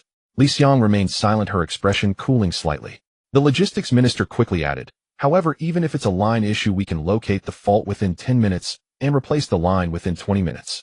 It will definitely not affect the normal study time of all teachers and students." Li Xiang then nodded slightly. "Then hurry up and resolve the issue. By the way, give me a fault report regarding this power outage tomorrow." "Yes." The logistics minister At this moment, Su Fu had already left the scene of the crime. He actually felt a bit guilty. After all, the act of stealing electricity was not very honorable. Nevertheless, he decided to slip away. With about 20 minutes left before the lunch break ended, Su Fu went to the office to return the key to teacher Jiang, sauntering into the classroom just as the class bell rang. The teacher for the Beast Studies class walked in carrying a thick stack of test papers. "Students, in this class we will do a test to relax a bit." "Yay!" The students cheered excitedly. Compared to their daily rigorous physical training and chi nurturing, they much preferred written tests. Only Su Fu remained unmoved. He rested his left hand on his chin, gazing at the graceful figure of the girl in front, while his right hand's pen began to stir restlessly. "Which Guan Guan favorability? 25, just 5 more points." How could Su Fu possibly endure this? However, this time, he had learned to be clever. He noticed Guan Guan frowning. It seemed that something had scratched her waist, making it itch. She certainly knew it was Su Fu messing around behind her. Ever since morning, this already annoying guy had become even more unpleasant. However, she didn't want to completely fall out with him just yet. First, he could indeed help her fend off some trouble. She still wanted to strive for free breakfast. Even a mosquito's leg is meat. The price of the nourishing blood pill was quite steep, and she was still in the saving phase, so every little bit counted. Let's just say this person hit his head on the way here. Guan Guan thought to herself. She wanted to see what kind of tricks Su Fu was up to. Her waist began to itch again. Guan Guan remained expressionless and reached behind her. Instead of catching Su Fu's mischievous hand, she found a piece of paper slipped into her palm. Guan Guan was taken aback, pulling her hand back and slowly unfolding the note. "Good front desk, can you let me copy your answers during the test later?" The handwriting was flamboyant and quite ugly. It ended with a big smiley face. Guan Guan. She remembered correctly Beast Studies. This was one of the few subjects Su Fu was actually competent in. She hadn't even thought about copying his answers, so why was he? This guy surely doesn't want to see me get the answers wrong, and then laugh at me, does he? Guan Guan felt a thought arise, becoming increasingly suspicious. After contemplating, she decided to maintain her composure. Ignore him. Seeing that the person in front had not reacted for a long time, Su Fu narrowed his eyes instead. "Which Guan Guan favorability? 30. Guan Guan's favorability towards you has reached 38. Congratulations, player, on receiving a Phase 1 reward." Feeling relieved. In the afternoon after school, Su Fu had initially planned to sneak into the holographic simulation room for some intense training. However, the teacher for the holographic simulation was simply too unprofessional. The office was already empty before the students had even been dismissed. Without a key, he could only stare at the closed door longingly. Riding his bicycle, Su Fu sped out of the school. Familiar streets, familiar alleys. Familiar red scarves, familiar elementary school students. Wait, what? Su Fu slammed on the brakes, watching as a swarm of kids rushed towards him, his eyebrows twitching. Enemies on a narrow road. He thought it unlikely. Did they come specifically to block me at? The kids from Nanqing think I'm easy to bully, huh? Su Fu laughed in anger. Good, good, good. The leading chubby boy glared with fierce eyes and shouted, "Su Fu, you have some nerve. Just yesterday we said we'd hit you every time we saw you, and today you dare come here, clearly looking down on us." Su Fu also got off his bike. Standing with his hands behind his back, he snorted coldly. Yesterday, I saw you little rascals, and did not wish to argue with you, but unexpectedly you dare to act recklessly. As he spoke, Su Fu flung his fire turkey bike aside. Did I give you too much face? What are you mumbling? The chubby boy tilted his head. Brothers, let's beat him. After that he charged forward and the other kids followed suit. Let's show him the might of the 9 tigers of Nanqing. Charge. The kids rushed forward. A brawl was inevitable. Seeking good reviews, likes, and support. Everyone please take care of it. In just a moment the alley was strewn with bodies in disarray. At this moment Su Fu's clothes were only slightly dirty, and he calmly dusted off the soot from his hands. It was merely a matter of beating up some elementary school students, isn't it just a matter of having hands? Furthermore, the lightning thunder fist had shown exceptional results in a trial run, and he was quite satisfied. In the holographic simulation, I couldn't defeat the man in black, yet you call me a little loser. What should you call me in real life when I wield thunder and lightning? LK in my eyes. Su Fu swaggered up to the chubby kid and kicked his round backside. Weren't you just full of bravado? Get up and fight. The chubby kid lay on the ground pretending to be dead, unfazed by Su Fu's provocation. Pretending to be dead, are we? Su Fu raised an eyebrow, arcs of electricity dancing between his fingers, and landed a slap on the kid's backside. Are you going to talk or not? Are you going to talk or not? Are you going to talk or not? The electric therapy was just right, and after several slaps the brat trembled all over, even shaking off the undeveloped internet addiction. Su Fu shook his hand, sparks flying, and sighed. You're not old, but your mouth is tight. It's impressive that you can endure such torture without breaking. You're a real man. The chubby kid trembled, wanting to cry without tears. He opened his mouth to speak, but didn't know where to begin. Big brother, stop shocking me. You keep telling me to talk, but why don't you ask me something? How can I speak if you don't ask? Moreover, after that thunderous beating my mouth got electric jawed, how can I open it? However, Su Fu didn't want to hear his excuses and continued. Alright. I the king of thunder and lightning Yang. Cough Su, someone will give you a quick end. As he spoke he held his right wrist with his left hand, and his right palm crackled with sounds as a pale blue orb of light slowly formed in his palm. In an instant the alley echoed with chattering sounds like 1,000 birds in the forest. The wobbly kids, hearing the commotion, shrank their necks, wishing they could tuck their heads into their collars, fearing they would share the same fate as the chubby kid. Su Fu held his self-developed imitation of the 1,000 birds technique, smiling cruelly. Little brat, I suggest you keep your underwear dry. Because this next move is going to be spectacular. The chubby kid looked up. Wow, what the heck? The atmosphere just changed out of nowhere. He couldn't hold steady any longer, instantly springing into action, and with a whoosh he clung to Su Fu's thigh, crying his eyes out. Big brother, I was wrong. Please don't shock me anymore. I truly understand my mistakes. What do you want to know? Just ask. I will definitely tell you everything. Even using idioms shows how desperate the chubby kid is to survive. This just goes to show that in the face of great terror, human potential is indeed limitless. The chubby kid's waist no longer ached, his legs stopped shaking, and he spoke fluently and smoothly. Su Fu clicked his tongue. Was he unable to hold on that quickly? How boring. He was just trying to scare the kid. If the chubby kid truly remained tight-lipped, he would only give him a simple ion perm. Could he really turn into a bean shark? Don't joke around. The next steps would be simple. In the alley, Su Fu sat confidently on a bicycle seat, a group of little kids kneeling on the ground with their hands clutching their earlobes. Su Fu pointed at the chubby kid. What is your name? The chubby kid was already experiencing PTSD, and when he saw Su Fu point at him, he shivered and immediately started rambling. Big brother. My name is Guan Tong, am 12 years old, studying at a primary school in the south of the city, with an 80-year-old elder at home and below. Ting Ting, I said. Ting Ting. Focus on the main point. Don't say those irrelevant nonsense. Who sent you here? Speak. Guan Tong, with a pained expression, shook his head. Big brother, no one sent me here. I came here on my own, please spare me this time. No one sent you. Su Fu frowned. You little rascal, looks like you need more shocking. The chubby kid trembled again, his voice trembling as he said, Big brother, you have to believe me, really no one sent me here. Su Fu pondered for a moment and changed his question. Then how did you know about me? This brat had specifically come to find trouble with Su Fu. He didn't believe there wasn't something fishy behind it. Guan Tong replied, honestly, my sister told me. She has your photo on her phone. Your sister? Su Fu's heart stirred suddenly, saying, your sister wouldn't be called Guan Guan, would she? Yes. The chubby kid nodded vigorously. My sister told me how amazing Big Brother is, and at first, Guan Tong stole a glance at Su Fu and seeing his expression instantly prostrated himself. Today I've witnessed Big Brother's greatness. I am completely convinced. As the third-generation heir of the Guan family, Guan Tong had always been fearless. He didn't expect to suddenly hear the name Su Fu from his gentle and submissive sister.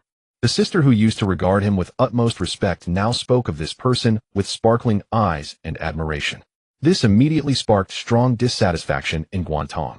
After all, whether at home or in class, he was undoubtedly the little tyrant of his territory. This inexplicably emerging Su Fu actually threatened his status in his sister's heart. How could seeing Guantong's discontent, his sister Guan Guan seemed to realize she had misspoken and quickly fell silent. But the wind had already revealed the truth. How could she withstand Guantong's relentless nagging? In utter helplessness, Guan Guan had no choice but to inform Guantong about Su Fu and earnestly ask him not to provoke Su Fu. The chubby kid naturally dismissed this, and the next day began to rally his friends, plotting how to give this guy a serious lesson. You wouldn't believe it, but you really wouldn't believe it. 3 cobblers can outsmart Zhuge Liang. Several naughty kids sat in a circle, and with each other's input, they quickly finalized a plan to block the car on the opponent's way home. Of course, everyone knows the outcome now. Understanding the whole story, Su Fu's expression wasn't very pleasant. He certainly wouldn't naively believe that Guan Guan was as innocent as a pure white lotus. After all, Su Fu was no longer that foolish young man. Moreover, the label of Demoness, given by Brother Tongzi, was certainly for a reason. If Su Fu had previously struggled to comprehend, thinking Guan Guan was too scummy, now he understood clearly this woman was definitely using him. It was ridiculous that Su Fu had once been infatuated with her. Disgusting. However, since that's the case, he felt no guilt in raising his negative feelings toward her. Thinking of this, Su Fu suddenly smiled. He smiled as if basking in the spring breeze. His smile made Guantong's scalp tingle. He slapped his hand on Guantong's shoulder, startling the chubby kid into another tremble. But when he realized he hadn't been shocked, Guantong let out a sigh of relief and relaxed. Hey. Su Fu smiled and said, look at the mess this has caused. As for how Su Fu managed to fool Guantong, that mischievous child, let's set that aside for now. Let's say he rushed home at lightning speed, eagerly taking out the gift pack provided by the panel. Now before Su Fu lay 2 gift packs. One was from Liu Qing, the other from Guan Guan. Both were rewards for progressing to the first level. He first opened Liu Qing's strategy gift pack. Congratulations, player, you have received a first-tier pill Qi dispersion. 1 Qi dispersion after consumption. It slightly increases the upper limit of magic power. Oh, here we go. Su Fu shook his head. He hadn't even learned any techniques yet, so where would his magic power come from? Although Su Fu had gained some thunderous strength through his body refinement secret, it wasn't something to rely on. But this was merely a supplementary technique, not a true cultivation method. The secret was not a means to achieve true success. In the words of Monkey King, neither can one attain immortality, nor should one learn it. Yet while the Monkey King could pick and choose, Su Fu had no such luxury. If he didn't have the lightning body refinement technique, he would end up taking a beating from that group of mischievous children. This Qi dispersion is a good item. It's just useless to him right now. Thus Su Fu put it away in his pack and turned his gaze towards Guan Guan's strategy gift pack. Based on his previous experience, the first gift pack should yield something good. After all, Liu Qing's favorability rating had dropped to 30 on the first go, yet she had given him a body refinement secret. Of course, after that, the items she provided in her gift packs had drastically declined. This was clearly a common tactic used by game developers. The first draw must yield gold. Su Fu now only hoped that Guan Guan and Liu Qing did not share the same item pool. If that were the case, Guan Guan's gift pack could follow the trend of the first draw yielding gold and surprise him greatly. To be on the safe side, Su Fu pondered for a moment and decided to perform a bit of mysticism. He bathed and changed, clasped his hands together, and began to chant. Heaven and earth, 3 pure ones, Guanyin Bodhisattva, Tathagata Buddha. Whatever great deity is listening, please bless me with a successful draw. If you all ignore me, don't blame me for turning to Jesus. After finishing, he took a deep breath, his gaze fixed intensely on the gift pack before him. Having prepared, he had done the rituals, and if nothing good came out now, it would truly be ungrateful. Open for me. Whether it was the rituals that worked or his fervent prayers, who could tell? The moment the gift pack opened, brilliant golden light nearly blinded Su Fu's titanium alloy eyes. Wow. Golden legend. Congratulations, player, you have obtained a top-tier technique, 5-5 Mystic Ean Technique. 5-5 Mystic Ean Technique, cultivating the essence of the 5 elements, refining the energy of the 5 organs, mastering the essentials of the 5 laws, executing the subtleties of the 5 virtues, subduing the demons of the 5 directions, encompassing all rivers, returning to the origin, with 3 flowers gathering at the crown. This is what is called a golden immortal. This is actually a cultivation technique that directly points to becoming a golden immortal. Hiss. Su Fu inhaled sharply, almost causing global warming. In the background setting of this Xianxia world, cultivators are generally divided into 9 stages: Yin, God, Yang, God, Nascent Soul, Earth, Immortal Heaven, Immortal True, Immortal Mysterious, Immortal Golden, Immortal, and Primordial Unity. Mortals refine essence into chi, cultivate magic power, and gain the ability to introspect their own being. This marks the threshold of cultivation, known as the Yin God realm. Next, they continue to refine Qi into spirit, strengthening the Yin God to the point of being able to leave the body for several days and walk in sunlight, thus naturally breaking through to the Yang God realm. After that, they refine the Yang God into the acupoints, allowing the physical body to possess the transformations of the Yang God, thus achieving the nascent soul. On this foundation, by transcending calamities, one can attain the earth immortal realm. Thereafter, by accumulating merits and diligently cultivating the Tao, one may eventually achieve perfection, ascend to the heavens, and become a heaven immortal. By this stage, the game would already be completed. But the game developers came up with a whole slew of settings, including techniques that allowed direct access to true immortal, mysterious immortal, or even golden immortal realms.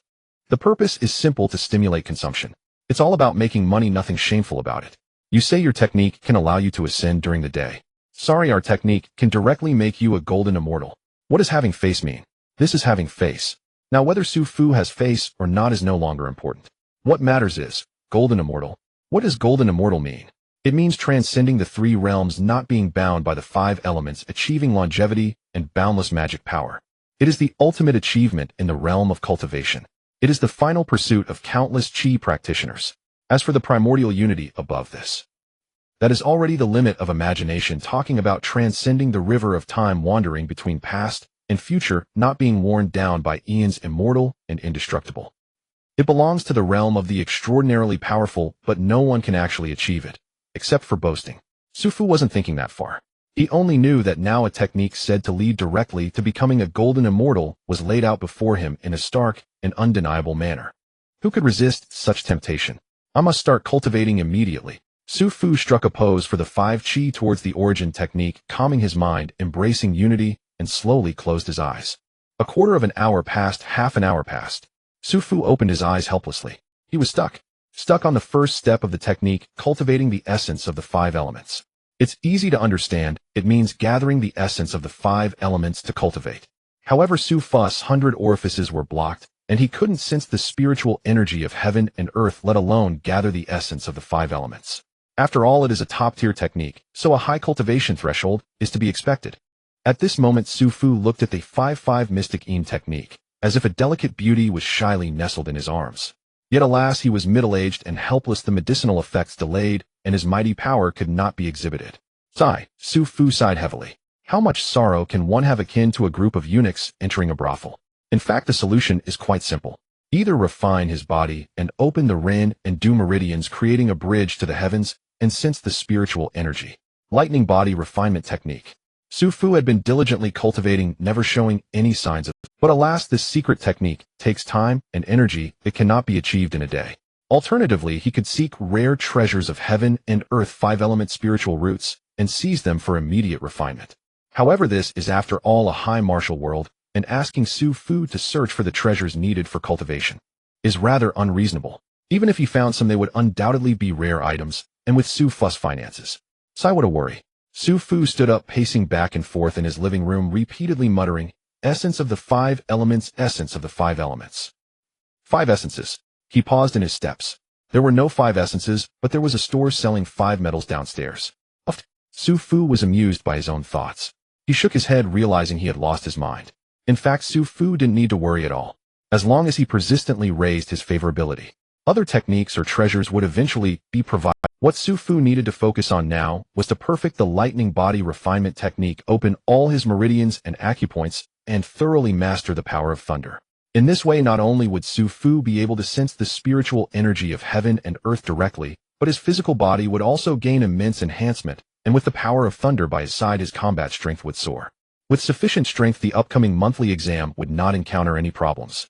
If Su Fu were to focus entirely on studying the 5-5 Mystic Yin technique, setting aside how to obtain the elusive essence of the 5 elements, just the risk of failing the monthly exam would truly lead the teacher to call his parents. At that time, even if he wasn't expelled, his parents would definitely cook him a dish of bamboo shoots and meat that he couldn't eat without a fight. After all, when it comes to mixed gender doubles, Su Fu's parents were quite authoritative, asking for good reviews, likes, and support. Dear fathers, I kindly ask for your help.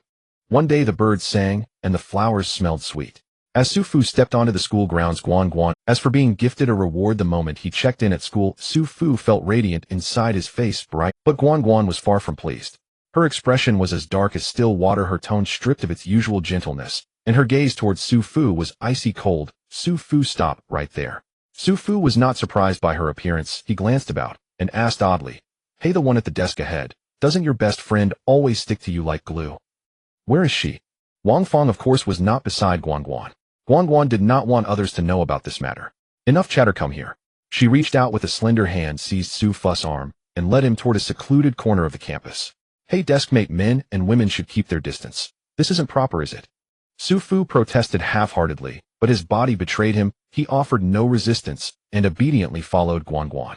She paid no heed to his stray remarks and walked on. In short order, they arrived at the nook between two teaching buildings. The spot was no ordinary place. In front lay the common latrine. Behind a row of banyan trees and flower beds, to both sides screened the view. Seldom visited, it was a favored rendezvous for lovers and a chosen place for enemies to settle scores. When they reached the spot, Guan Guan flung off his arm and asked coldly, "Su Fu, what exactly did you tell Guan Tong yesterday?" Su Fu played dumb. "Who is Guan Tong?" "Someone named Guan, your relative."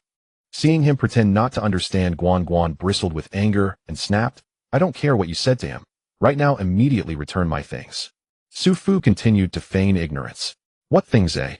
Guan Guan ground her teeth. "The things Guan..." Su Fu tilted his head and blinked with an innocent face. "Sister, if Guan Tong took them, ask Guan Tong for them. Why come to me?" Guan Guan's chest heaved with anger. In a hot flare she shot back, "Don't deny it. Guan Tong told me himself that he gave the things to his brother-in-law." Halfway through she realized her slip and hastily stopped, glaring at Su Fu with fierce eyes. It turned out that when Guan Guan went home the day before to put away the pocket money she had saved, she discovered her piggy bank had disappeared. Her expression changed at once. This was money she had scrimped and saved for months. The life-saving fund she intended to use to buy pills to break through her cultivation level. Who would enter her room and take her things? After a moment's thought, she fixed on the prime suspect, the household troublemaker Guan Tong. Though their parents were not particularly fond of their daughter, they would not casually touch her belongings. The only person at home capable of such a deed was undoubtedly this younger brother. Yet Guan Guan could not comprehend one thing: Guan Tong had the backing of their parents and the support of their grandparents. He was hardly short of pocket money. Why would he suddenly target her piggy bank? She could not make sense of it. But she could not let their parents know, for this money had been saved without the family's knowledge. It had come by improper means. If her parents found out she had saved such a sum, her future allowance would likely be slashed. Though resentment welled in her chest, she could only endure and wait for a chance to press her brother about the missing piggy bank. Soon the opportunity arrived. That evening Guan Tong drank down in one gulp the 10 perfect nourishing broth his grandparents had carefully prepared. As his vital blood warmed, he entered the practice room to begin tempering his sinews and bones. Seizing the moment when the family was distracted, Guan Guan slipped into the practice room. Closing the door, she asked softly, "Brother, did you go into my room this afternoon?" She dared not interrogate him harshly, fearing to make a scene and alarm their parents, so she probed obliquely. But Guan Tong had no intention of hiding the truth. "You mean that precious little piggy bank of yours," he said, performing a move to temper his sinews and blood with a proud grin. "I personally handed it to my brother-in-law." "Brother-in-law? What brother-in-law?" Guan Guan was stunned. "What are you talking about? Where would I have a brother-in-law?" Her face flushed. Part panic, part fury. Guan Tong had only one sister, her Guan Guan. When had she ever? She did not even know herself. Moreover, those were clearly her possessions. How could he casually hand them to an outsider? Seeing her flushed face and mistaking it for shyness, Guan Tong gave her a knowing smile. "Don't worry, sis. I've already acknowledged my brother-in-law's strength," he declared. "As for your private betrothal, I'll decide for the family and agree to it. So I've already exchanged the tokens for you." Guan Tong thumped his chest, but his words made Guan Guan's vision swim. A private betrothal? Exchanging tokens? What on earth was going on? Guan Guan nearly went mad. Yet she dared not strike the household's little precious one, and so forced herself to endure, slowly unraveling the truth with careful questioning. Her questioning naturally turned to Su Fu. "In any case, hand the things over now, or there will be consequences," Guan Guan demanded. Su Fu grinned. "If the things are with his brother-in-law, why are you asking me?" Guan Guan drew a deep breath, composed her expression, and regarded him coldly. "Do you find this amusing? Do you know that acting like this will only make me hate you more?" "That's exactly what I want. For you to hate me," Su Fu said indifferently, lounging. "Oh dear, I really don't understand what you're talking about." "You..." Guan Guan, furious, suddenly punched the nearby banyan tree. A surge of hidden force burst forth and a crisp crack echoed. The trunk too large for two to encircle split down the middle, revealing a jagged stump. Su Fu, it was his first time witnessing the hidden force of a trainee martial artist. Who would have expected such a slender, well-behaved girl to split a century-old tree with a single blow? If such a punch landed on a person, it would surely leave them black and blue, battered in places at the very least. Su Fu gave a startled shiver. Su Fu dared not further provoke the seething Guan Guan. He smoothed his expression. All right, I won't tease you. Don't be angry. Your things were placed properly. How would I dare touch them? Unless... He trailed off playfully. Guan Guan, you wouldn't want that, right? In just 3 words, the furious Guan Guan was forced into a cooler composure. What are you trying to do? What do you want?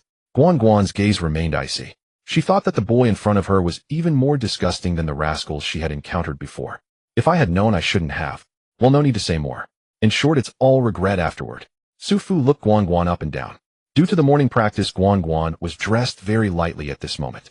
She wore a tight-fitting tank top that revealed a lot of snow-white skin, highlighting her ample chest in a dazzling manner. On the lower half, she wore a pair of shorts, her fair and rounded thighs exposed straight and impressive.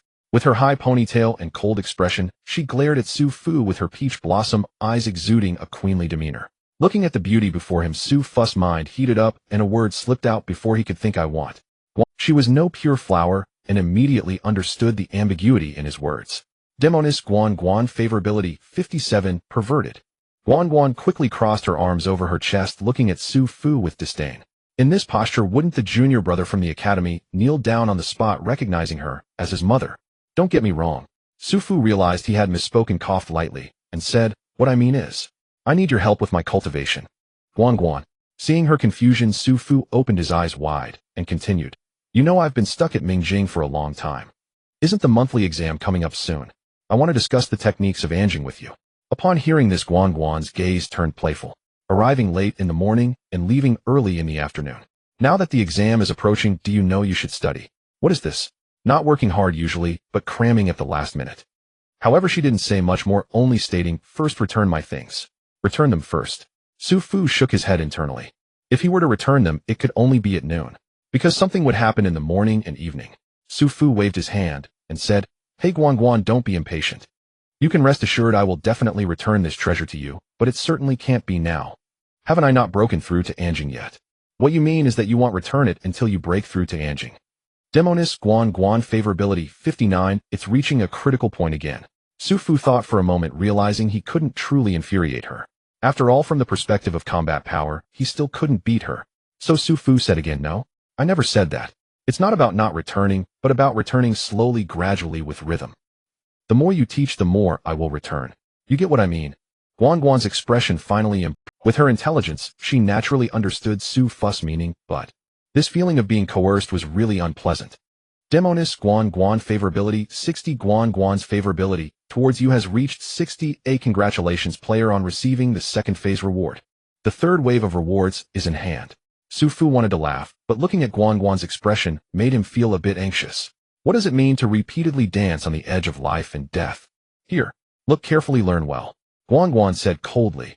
You need to give me a deadline for when you'll return the things. Su Fu didn't plan to completely pin down Guan Guan with this, so he smiled and said, before the monthly exam. Before the monthly exam, I will definitely return everything in full. With 2 big Palu helping Su Fu brush gifts and a holographic simulator assisting him with the thunder refinement body technique. If by the time of the monthly exam Su Fu still doesn't have enough strength to suppress his opponent, wouldn't that mean all his cultivation efforts were in vain? Before the monthly exam. That's okay, there's still enough time. Guan Guan also breathed a sigh of relief and said, every afternoon after school in the school's training ground, he'll give you 1 hour, and I won't wait after that. In order to save up for this purchase of pills, Guan Guan has already paid too high a price. Now, which of her friends playing with her doesn't know that her family values sons over daughters? In order to save up for this purchase of pills, Guan Guan has already paid too high a price. Now, which of her friends playing with her doesn't know that her family values sons over daughters, and that her parents are not decent people? Her family only cares about their son, leaving their daughter unable to afford a meal, relying on her kind-hearted sisters to barely get by. Now Guan Guan not only worries that Su Fu will squander her savings, but also fears he will expose this matter in class. If that happened, she would lose far too much. Su Fu immediately nodded, raised 3 fingers, and said, you can rest assured, I swear by the heavens. This matter will not be known to a third party, otherwise Su Fu will be struck by lightning. Seeing Su Fu agree so readily, Guan Guan looked at him with some surprise. Demoness Guan Guan favorability, 58 favorability, dropped back slightly. Su Fu suppressed the urge to brush another wave of gifts and refrained from continuing to tease her. After all, one can do it once, maybe twice, but not 3 times. For the sake of sustainable development in the future, he chose to endure. The deal settled, the two of them returned to the classroom, one in front and one behind. Ding ding ding. Class has started. Su Fu looked at today's class schedule. Bad news, there was no simulation class today, and Su Fu could only try to practice the thunder refinement body technique during the lunch break. Worst news, the teacher coming in for this class was a tall and burly man. Upon seeing him, Su Fu's body shook immediately. What a narrow road for enemies. Initially, when Su Fu had just crossed over, his first class was a physical training session taught by this very teacher, Zhao Guoyang. Su Fu's impression was extremely deep, 2 hours in duration, with a 10-kilogram weight, participating in a 20-kilometer outdoor training. How could such an impression not be deep? You must know the initial Su Fu was a weakling with no strength to crush a chicken. After this torturous lesson, half of his life was lost. The key was that he hadn't completed the goal. He was scolded by this teacher Zhao as if he were a little chick for a whole half period. Half a period, mind you. Do you know how much psychological damage this half period caused to a transmigrator? Teacher Zhao stood with his hands behind his back, scanning the entire class, and said in a deep voice, "Everyone listen up, follow me." The whole class moved in response, standing on the playground in an orderly manner, standing tall and proud. Seeing this, teacher Zhao nodded in satisfaction and began to speak. This morning our goal is the Niggersun physical training. Everyone must do more than 5 sets. Those who do less than 5 sets will run 50 laps around the playground. Upon hearing teacher Zhao's words, the neatly arranged students immediately wailed, and many classmates began to stir. What are you making noise about? Stand properly. If you keep making noise, I'll make you do 2 extra sets. Teacher Zhao glared, and his imposing aura instantly suppressed the scene. He continued, everyone do well, this will count as a small assessment, and I will score you based on your performance. If anyone performs poorly, don't blame me, old Zhao, for being ruthless. Su Fu stood among the crowd like a lackey, yet he always felt teacher Zhao's gaze intentionally or unintentionally landing on him. Even his words seemed to have a pointed meaning. Su Fu frowned and glared back. What are you looking at? Middle level. Times have changed. Su Fu now has the thunder refinement body technique in hand, and his strength has greatly improved, giving him plenty of confidence. Faced with teacher Zhao's unwarranted provocation, he immediately responded. After being glared at by Su Fu, Zhao Guoyang instead became bolder. He extended his index and middle fingers, first pointing at his own eyes, and then at Su Fu. Meaning, I will keep an eye on you and don't think of slacking off. Whom do you look down on? Su Fu snorted coldly, secretly pondering. Now you all should know that it has been 30 years since the river's west bank. Do you understand the worth of thunder on one's body, you jerk? Please give a good review, like, and support. All you foster fathers, please take care of me. Electricity at home was expensive. After returning home yesterday, Su Fu had not cultivated at all. Yet he remained far from idle. He was researching the applications of thunder energy. From his previous battle and brief skirmish with Guantong and his rowdy peers, Su Fu had successfully developed a makeshift version of Chidori, channeling thunder energy outward to condense it into a coherent form. Its destructive power remained untested. Yet, building upon this foundation, further evolution was certainly possible, perhaps yielding forms such as Chidori Stream, Chidori Sharp Spear, or Lightning Release Kirin. Why do all these techniques bear names from Konoha's Brank King? Because Su Fu intended to walk the very path the Brank King once trod, so that the Brank King would have no path left to walk. Yet the thunder energy currently under Su Fu's command remained insufficient to sustain a full imitation of the Sunny Day Aid technique.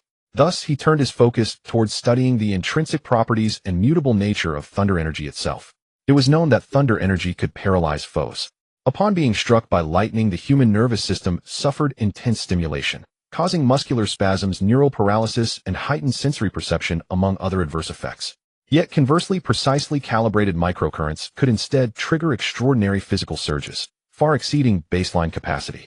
With only the faintest exertion, Su Fu instantly unlocked 2 synergistic enhancements from thunder-infused embodiment: high-frequency current acceleration and microcurrent strength amplification. The former dramatically increased his instantaneous burst speed, pushing him to the very threshold of bodily reaction. The latter stimulated his musculature, unlocking 150 of its latent potential. Such blunt force stimulation inevitably carried side effects. Overstimulation of nerves, for instance, led to neural desensitization, gradually dulling reflexes. Likewise, forcing muscular detonation risked tearing tissue and flooding the body with lactic acid, leaving one racked with deep pervasive soreness. Yet Su Fu, endowed with the ability to instantly restore his peak vitality via stored qi and blood, possessed such staggering resilience that he dismissed these taboos, ordinarily reserved for ultimate techniques, as trivial. After brief repeated practice, he seamlessly integrated both enhancements as permanent buffs, naming the state Thunderclad Embodiment. This moment, undeniably, was the perfect occasion to flaunt his Thunderclad embodiment. A subtle smile curved Su Fu's lips, the faint arcs of electricity shimmered across his skin, and his muscles rippled in quiet anticipation. Come forth, Zhongdang, my thunder energy hungers.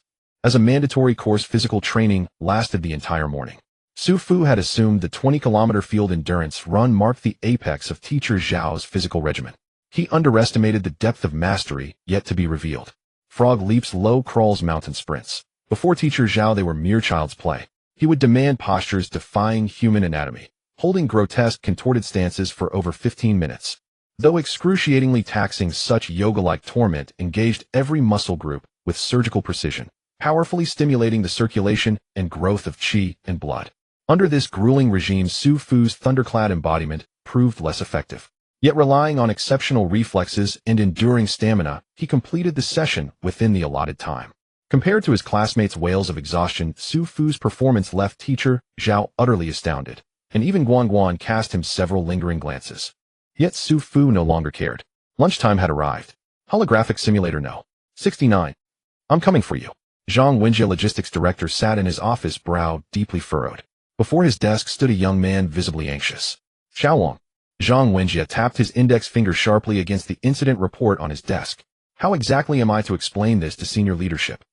The accident site cannot be located. The cause remains unknown. Post-incident inspection reports declare everything perfectly normal. Go ahead. Tell me, what expression do you imagine the headmaster will wear upon reading this? Xiaowang sighed helplessly. Sir, as you know, we followed your orders to inspect every electrical facility across the entire academy. We worked until 3 a.m. last night, yet every circuit and device tested faultless. I even consulted an expert in power engineering. Their analysis suggests this may have been a singular anomaly, perhaps caused by transient voltage instability. Zhang Wenjie paused thoughtfully. Which expert? What's his number? Xiaowang hurriedly replied, you know, the one from Manager Bai's team. His name is Qian Duofen. Zhang Wenjie's frown eased slightly, just as a sharp snap echoed through the room. The office lights went dark. Zhang Wenjie's expression instantly hardened. He rose and strode toward the door. His office lay in the basement, lit even by day. Now the corridor's normally perpetual illumination had vanished. Only eerie green emergency lights flickered dimly. Clearly another tripped circuit. Though darkness posed no hindrance to Zhang Wenjie's cultivation-enhanced vision, he fixed Xiaowang with a piercing gaze. This is what you call no issues. Just an isolated incident. Though Xiaowang couldn't see his superior's face, he broke into a cold sweat. I'll re-inspect immediately. I will find a root cause. Zhang Wenjie continued, call Qian Duofen here, now. Have him join the inspection. This time we will Today the common folk are truly joyful. Humming lightly, Su Fu strolled back to class. This cultivation session had yielded remarkable gains. At this moment, Su Fu's thunder attraction body forging art had successfully opened its third meridian, the Hanshaoing Heart Meridian. The catalyst lay in the 3 gift packages contributed by Guan Guan. The first, Stage 1 guide package, yielded a flying sword.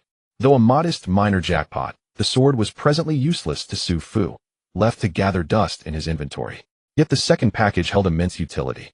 Su Fu drew an entire set of body forging pills, 999 in total. Whoosh, take flight. Now his progress in the thunder attraction body forging art faced no further scarcity. Seizing momentum, he immediately opened his second Stage 2 guide package. This time fortune proved less generous. A repeat item, blood chi pill 1. His stored chi and blood increased by 10,000 points. More than enough, infinitely more than enough. Su Fu concluded. Stage 2 guide packages were objectively superior to Stage 1. Excluding the initial draw, Stage 2 packages consistently offered higher odds of valuable rewards. Thus, optimal reward farming required maintaining target affinity between 30 and 60, ideally hovering just below 60, ideally around 55. But this remained theoretical, practically unfeasible. Su Fu feared. So do not ask why Su Fu never attempted Stage 3. Because he valued his life. Some handsome discerning viewers might wonder why not pursue the conventional route. What happens if affinity turns positive? Did Su Fu not wish to? No. The issue lay with the 2 pre-assigned targets bound to his interface. Neither was remotely manageable. One was his childhood friend, intimately familiar, deeply skeptical. The other his former front row seatmate, openly hostile. Both began with negative affinity. Everything Su Fu did was perceived as annoying. Such infernal difficulty. To raise their affinity to positive levels. Sending him westward to fetch scriptures would be far less arduous. In the afternoon, there was another long class, the martial arts lesson taught by the homeroom teacher Qing Guanyu. Under his imposing presence, no one dared to act out of line. Everyone was diligently practicing, lost in their own efforts. Qing Guanyu stood with his hands clasped behind his back, pacing back and forth in the training grounds, his gaze sharp. No matter who his eyes fell upon, that person involuntarily straightened their back, their movements tightening with added strength. Put in more effort, practice hard. Qing Guanju's voice was powerful and resonant, though not loud. It clearly echoed throughout every corner of the training ground. The monthly exam is coming soon. I hope you all can give me some face, he said, glaring fiercely at a chubby boy in the corner. Especially you. If you embarrass me again this time, I will invite your parents over to watch the footage of your exam. Hearing this, Kai Kuan shrank his neck, a pained expression on his face as he muttered, please don't do that. They would kill me. How about you just change to physical punishment, old Shun? I'm willing to double my training load. Qing Guanju's expression hardened. No bargaining with me. I'm telling you, there's no room for negotiation. As he spoke, he cast a glance at Su Fu, who was beside Kai Kuan, the implications in his gaze unmistakable. Su Fu thought to himself, why are you dragging me into this? Am I the kind of person who brings shame? Indeed. Su Fu recalled memories, realizing that the monthly exam was simply a real-life PK match against students from other classes. If it were just a theoretical assessment, the original host's grades were not bad. Unfortunately, in actual combat, he would falter. There are people who are inherently weak, no reason needed. The original host was just that kind of person. Even when faced with opponents of lower cultivation, he would still be defeated thoroughly. Those who didn't know would think the original host was playing a game and losing consecutively. Unfortunately, he never got to collect his winnings, and instead Su Fu arrived. Su Fu frowned, realizing he was also a weakling. However, Su Fu still had the potential to improve. He was just not familiar enough with martial arts. This became evident during the holographic simulation. It was akin to an elementary student being taken by their parents to an arcade for the first time, completely clueless about the controls, just mashing the joystick.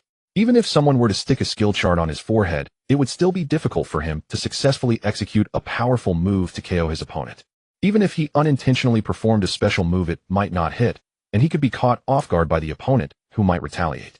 So despite Su Fu appearing to wield thunderous power, he was unaware of how his newly cultivated body would fare against someone as fierce as Guan Guan. He couldn't help but direct his gaze towards Guan Guan, who was focused on her training. Guan Guan did not notice his gaze. She was fully immersed in her physical training, each move executed with utmost precision, her efforts already leaving her drenched in sweat. Her damp hair clung to her fair neck, and her graceful back was streaked with glistening sweat. Su Fu, what are you doing? Aren't you supposed to be focusing on your training? Qing Guanyu reprimanded sternly. Did I not just mention that Kai Kuan forgot to mention you? Let me tell you, no matter how useless Kai Kuan is, at least he has a shot at the martial arts exam. If you don't improve, you might as well skip the exam and go work at a construction site. You'd save yourself 2 decades of detours. Upon hearing Qing Guanyu's words, the other students couldn't help but chuckle, instantly lightening the atmosphere in the training ground. Su Fu lowered his head, cursing himself for being foolish. He knew that the teachers had an extraordinary sense of perception, yet he could never resist zoning out. He quickly gathered his thoughts and began practicing the techniques with vigor. Indeed, time flew by when he was focused on his training. The martial arts lesson passed in the blink of an eye. When Qing Guanyu solemnly announced the end of class, most students let out a sigh of relief. They called out to one another, forming small groups, and headed to the adjacent shower room to freshen up. I'm exhausted. Kai Kuan, beside Su Fu, was almost sprawled on the ground. He propped himself up on his knees, took a couple of breaths, pretended to wipe non-existent sweat from his forehead, and called out to Su Fu, let's go, time to shower and head home. Su Fu glanced at Guan Guan, who was still practicing diligently, and slowly shook his head. You go ahead, I'll practice a bit longer. Then I won't wait for you. Kai Kuan assumed Su Fu was feeling discouraged from being scolded by Qing Guanyu, which ignited his fighting spirit. Of course, he also knew this was only temporary. In a few days, Su Fu would revert to his original self. Today we have guests at home, and my mom has cooked a big feast just waiting for me to return. He chuckled, sprinting. From the looks of it, he must have been eager for a while. Su Fu shook his head, turning his gaze back to Guan Guan, who was still practicing. Su Fu understood that it was because there were many people around that she felt shy. He didn't push her, and found a corner to ponder over the techniques. Having never practiced martial arts seriously before, he was unaware of the intricacies of these moves. During the afternoon class, as he executed the series of actions, his body unexpectedly responded differently. His entire body's chi and blood surprisingly surged and ebbed with the changes in his movements. Perhaps it was due to the initial effects of his lightning body refinement technique, making him particularly sensitive to these bodily shifts. This sensation was completely different from the reactions he experienced when using lightning to stimulate his body. Su Fu pondered. It appeared he had underestimated the power of martial arts. These moves had actually been ingrained in his mind all along. However, after crossing over, Su Fu's attention had been entirely captivated by the wooden panels and cultivation, never considering the thought of picking up martial arts again. Guan Guan, how much longer are you going to practice? Wang Fong by Guan Guan's side propped her chin on her hand, looking at her friend who was so absorbed in her training that she couldn't pull herself away, urging her helplessly. My stomach is growling from hunger. After a class of training, she was drenched in sweat. Initially the heat was rising and she hadn't felt anything yet. At this moment, having paused for too long, the warmth dissipated her wet clothes, clinging uncomfortably to her skin, making her feel quite miserable. Guan Guan paused in her movements, gently saying, Fong Fong, you don't have to worry about me. Go shower and eat first. You know I'm just one step away from breaking through, and I want to practice a bit more. Wang Fong rubbed her stomach and looked at Guan Guan, letting out a helpless sigh. All right, then you practice on your own. First I'll go shower and eat. By the way, do you want me to bring you something to eat? Guan Guan shook her head. No need, I'll eat when I get home. After a brief exchange, Wang Fong walked towards the exit. After taking a few steps, she suddenly turned and approached Su Fu. Wang Fong looked him up and down, seeing that he was indeed diligently studying martial arts, seemingly a bit surprised. She paused for a moment and said, Hey, do you want me to bring you something to eat? It was evident that the good feelings from their last exchange with the holographic simulator were still having an effect. Su Fu could only smile awkwardly yet politely. Thank you, but no need. He glanced at Guan Guan's figure and whispered, I'm afraid the person in front will misunderstand. Wang Fong clicked her tongue, rolled her eyes, and left. Please leave positive reviews, likes, and support. All of you, please take care of this. Within half an hour, the vast cultivation ground stood empty. Only Su Fu and Guan Guan remained. The rest of the class had dispersed, some showering, others dining, all vanished without trace. Guan Guan lowered her center of gravity into a horse stance, then pressed her palms downward from above, a formal closing posture to settle chi into the dantian. She turned to Su Fu and said stiffly, Hey, you first demonstrate the standardized 36-form martial sequence. Chi and blood answer the call. Let me see. I'm not Hey. My name is Chu. Wait, sorry, that's a slip of the tongue. Su Fu discarded the inexplicable phrase that had surfaced in his mind and stepped cheerfully toward Guan Guan with a grin. Then watch closely. He planted his feet in a ding-step stance and assumed the opening posture. Thanks to the residual memories of his original self, Su Fu was no stranger to these blood danqi tempering arts. Relying on faint muscular memory, he executed the entire sequence with fluid grace. Yet the deeper Guan Guan watched, the tighter her brows knotted. Stop. She strode forward in 2 swift steps, her gaze upon Su Fu as if appraising a heap of refuse. Is this truly how you've been cultivating all along? Su Fu rubbed his nose, uncertain how to respond. How did you even pass the probationary martial artist exam? Did you bribe your way in? Guan Guan's voice turned glacial, her expression grew grim. She'd long known Su Fu lacked diligence, but never imagined his fundamentals could be this abysmal. This wasn't merely beneath university standards. It dwarfed even her younger brother Guan Tong, whose foundation far surpassed Su Fu's. Do you even comprehend what it means for body to obey will and chi to follow thought? Guan Guan demonstrated the very form Su Fu had just performed. Her palms formed yin-yang seals. She shifted into a false step, sank her shoulders, and pivoted while bending at the waist. Each movement was incisive and precise. Her muscles pulsed rhythmically, radiating an ineffable elegance. By contrast, Su Fu's motions appeared stiff and unformed, like those of an unripe novice. Guan Guan demonstrated the very form Su Fu had just performed. Her palms formed yin-yang seals. She shifted into a false step, sank her shoulders, and pivoted while, without unified force, he wouldn't grasp even overt force, let alone concealed force. Guan Guan spared no mercy in her critique, her long-standing disdain for Su Fu now erupting unchecked. Su Fu felt a pang of embarrassment. The original Su Fu had indeed been a legitimate overt force probationary martial artist, but the current him, a fraud pure and simple. Yet surely Su Fu still possessed dignity. He arched a brow and mused aloud. I've suddenly forgotten what your precious artifact looks like. I can't quite recall where I put it. Guan Guan's words cut off mid-sentence. You. Her eyes widened in fury, blazing with incandescent rage as she stared at Su Fu, pretending to ponder deeply, utterly insufferable. Guan Guan, the Demoness Affinity 60.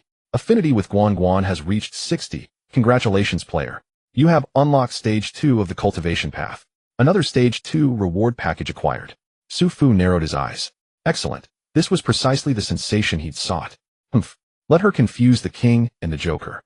Guan Guan's chest heaved violently.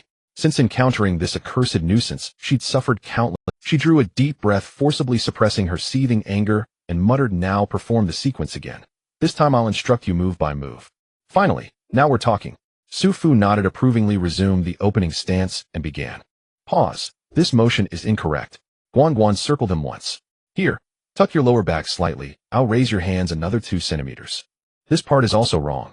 Your force application is flawed. Drop your shoulders, lower your chin, fix your gaze ahead, and keep your head straight. No tilting. By the time she'd guided Su Fu through the full sequence, Guan Guan was utterly spent, more exhausted than after practicing it herself 100 times. This man possessed not a single trait befitting a probationary martial artist. Yet under Guan Guan's meticulous corrections, Su Fu grew increasingly lucid. Instincts slumbering within his body awakened, as if coaxed forth by her discipline. That uncanny familiarity, the surge and ebb of qi and blood pulsing in rhythm with his breath swelling like tidal waves. Su Fu felt exhilarated beyond measure. He repeated the 36 form, qi and blood answer the call, over a dozen times. At first Guan Guan pointed out flaws relentlessly, but gradually her voice faded into silence. On the final repetition, Su Fu's entire being ignited with vital energy. As he thrust a fist forward, a crisp, crackling explosion echoed. 9 distinct reports, each unmistakable. 9 thunderclaps upon impact. That signaled peak overt force. Su Fu halted, staring at his own hands, sensing the newfound power surging through his veins. His eyes blazed with sudden brilliance. It had returned. Everything had returned. His martial cultivation had reclaimed its rightful course. Exhilaration flooded his heart. What Su Fu had lost was merely the mental switch activating latent power embedded within his body. His subconscious, as an ordinary transmigrator, had unconsciously suppressed that power. Now that cognitive barrier had shattered completely, the switch was restored. With diligent practice, and the augmentation of thunder essence, the upcoming monthly exam posed no obstacle whatsoever. Guan Guan stood stunned. She gazed at Su Fu, her eyes flickering with a complex blend of fury and exasperation, speechless for a long suspended moment. Finally she huffed, "Is provoking me truly amusing to you?" Guan Guan, the Demoness Affinity 51. Provoking you? When did I provoke you? Honestly, this affinity drop makes absolutely no sense. Su Fu was utterly bewildered, like Louis XVI facing an incomprehensible revolution. Guan Guan, misreading his expression as yet another act of feigned ignorance, only grew more irritated. She gave another dismissive huff and turned her head aside. Glancing toward the force-measuring device at the edge of the training ground, she pointed casually and said coolly, "Go strike it. Let's see how far you are from concealed force." Concealed force and overt force cannot be distinguished solely by raw strength, but the intensity of one's qi and blood circulation does indicate proximity to breakthrough. In other words, anyone capable of generating concealed force-level impact has already fulfilled the essential condition for advancement. Only the timing remains uncertain.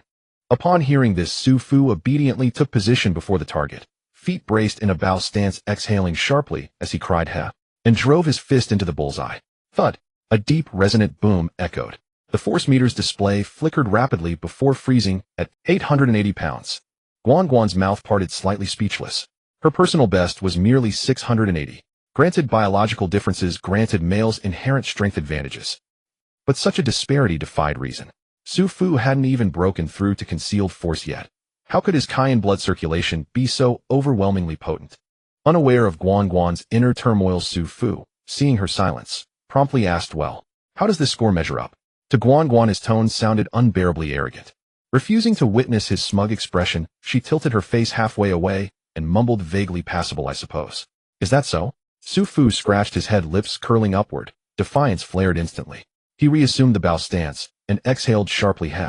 Where Guan Guan couldn't see, lightning arcs flashed beneath Su Fu's epidermis, fleeting electric, impossibly fast. Tum! The force meter's display stuttered, its digits momentarily frozen before resuming frantic acceleration. Soon the numbers stabilized. 1,320 pounds. Guan Guan nearly dropped her jaw. Her composure shattered entirely. 1,320 pounds. What did this signify? Even her closest peers stood agape in disbelief. Remember, this was a static stance test with zero momentum or running start. Forget overt or concealed force. Even peak transformation force cultivators would struggle to generate such impact. Or rather, without true qi cultivation was such explosive power even humanly possible. Guan Guan's gaze upon Su Fu transformed, utterly, irrevocably changed. Guan Guan's gaze towards Su Fu completely changed. Step aside. I want to test the strength. She pulled Su Fu aside and stood in front of the target, taking a deep breath before exhaling. Huh. A punch struck the center of the target. 675 pounds. Su Fu glanced at her sideways, thinking that this sister really is not competent. Guan Guan did not notice Su Fu's expression. Her mind was currently in a daze. The test results did not surprise her. They were very close to her peak data. This proves that the force measuring device is functioning properly. Then, does Su Fu's punch truly have a force of 1,300 pounds? Shocked, incredulous, questioning life. She couldn't help but walk up to Su Fu and began to pinch him. Hey, what are you doing? Su Fu raised his hands, warning her, if you touch me again, I will resist. Guan Guan paused her actions upon hearing this, looking at him with a faint gaze. Su Fu, are you even human? Su Fu immediately felt displeased. Why insult someone for no reason? Ahem, I seem to be a bit unclear. Guan Guan realized the ambiguity in her words and quickly explained, as everyone knows, before achieving true Qi, there are very few people whose punch force can exceed 1,000 pounds. Someone like you whose punch force can reach 1,320 pounds while still being in the Mingjin stage is unheard of. Oh no, it seems I might have overdone it. Su Fu scratched his head and stubbornly said, you can't generalize. Everyone's physique is different. Guan Guan looked at him as if he were a fool. The cultivation process of a novice martial artist is essentially the development and utilization of physical potential. Completing the full strength can develop about 60 of the Bodhi's potential at the Mingjin stage. Breaking through to the Anjin stage can increase this limit to 80. Even at the Huajin stage, a martial artist can only unleash a little over 90 of their potential. The human body has its limits. No matter how much you exceed, you cannot surpass the upper limit of potential. Upon hearing this from Guan Guan, Su Fu remembered. This was knowledge learned in martial theory class. A suitable example would be a normal person's combat power is 100 points. If he only knows how to throw a clumsy punch, he can at most exert 20 points of combat power. But after training and becoming a novice martial artist, he can unleash 60 points in the Mingjin stage. In the Anjin stage, he can unleash 80 points of combat power. In Su Fu's current situation is on the surface his combat power limit is 100, but when he counterattacks with a punch he hits over 130. What kind of World King fist is this? It cannot be explained. Completely unexplainable. Guan Guan is puzzled, but Su Fu is clear in his mind. The additional combat power actually comes from the thunder refinement technique. A normal person's combat power might indeed be 100, but Su Fu, who has practiced the secret technique, is different. His combat power has now reached 150, or even more. Of course, Su Fu's punch hitting 1,320 pounds also relied on the stimulation of thunder power on his muscles. It's equivalent to a temporary breakthrough of the 60 combat power limit. His actual level is still around 880 pounds. Because Su Fu's current level is indeed still at the Mingjin stage, theoretically, he can only exert a maximum of 60 of his combat power. Even so, with a higher upper limit, he must surely have a punch force much higher than what a normal Mingjin can achieve. Unexplainable, a parallel universe. When in doubt, quantum mechanics. Su Fu laughed heartily, hands on his hips, saying, now that you say that, I feel relieved. I, Su Fu, am indeed a peerless genius with no predecessors or successors. What are you waiting for? Hurry up and teach me the little tricks to step into the Anjin stage. I can't wait any longer. Guan Guan. She looked at Su Fu's sunny and handsome face, truly unable to comprehend how someone could have such thick skin. However, with this distraction, she lost her desire to delve deeper into Su Fu's punch power issue. She just assumed it was due to this person being abnormal. Guan Guan snorted, with your vigorous vitality, breaking through to Anjin should be a piece of cake for you. As for the knowledge of Anjin, didn't you answer pretty well in class before? Do I really need to teach you? Ordinary people cannot fully unleash their physical potential due to their subconscious protecting their bodies. Because frequently using extreme strength puts too much burden on the internal organs and muscles, causing immeasurable damage to the body, especially when a novice who completely does not understand how to use such strength. As for martial artists, they gradually enhance their Bodhi's endurance through training their vitality and honing their bones, allowing them to exert greater strength. Then through reasonable techniques to break through limitations and unlock restrictions. In Guan Guan's view, Su Fu's vitality had long exceeded the standard. With such punch power, one can imagine how strong his bones and muscles are. Even exerting 80 or even more of his potential would not cause any impact on his body. Theoretically speaking, mastering the Anjin stage should just be a thought away for him. Upon hearing Guan Guan say this, Su Fu also fell into deep thought. So it turns out he is just missing a key. That key seems to be hidden in his memories. Su Fu began to carefully review the martial arts knowledge in his mind. Mingjin and Anjin are actually two completely different techniques, each with its own difficulty level, but no superiority. Mingjin belongs to the idea of using brute strength for miraculous effects. Assuming a person's attack panel is 310, a normal person can only cause damage between 3 to 10 points when attacking. However, after learning Mingjin, his damage can consistently trigger 10 points, achieving maximum effect. Anjin, on the other hand, belongs to striking the opponent when they least expect it. For someone with an attack range of 310 points, when using Mingjin to attack, one must first deduct the opponent's defense. What remains is the damage the opponent will take. If the opponent's defense is high enough, even with Mingjin, he might not lose any HP. But Anjin is different. It deals true damage that ignores defense. No matter how high the opponent's defense is, if it says it will hit you for 5 points of HP, then it hits you for 5 points of HP. This is why Guan Guan's surface punch power is still inferior to Su Fu's, yet she can break a 100-year-old banyan tree with a single punch. Against such an attack, any defensive measure is ineffective, or one can only rely on their thick skin to take the hit. Unless you can master Huajin and use it to negate the damage from Anjin. However, that is another small gesture related to Huajin.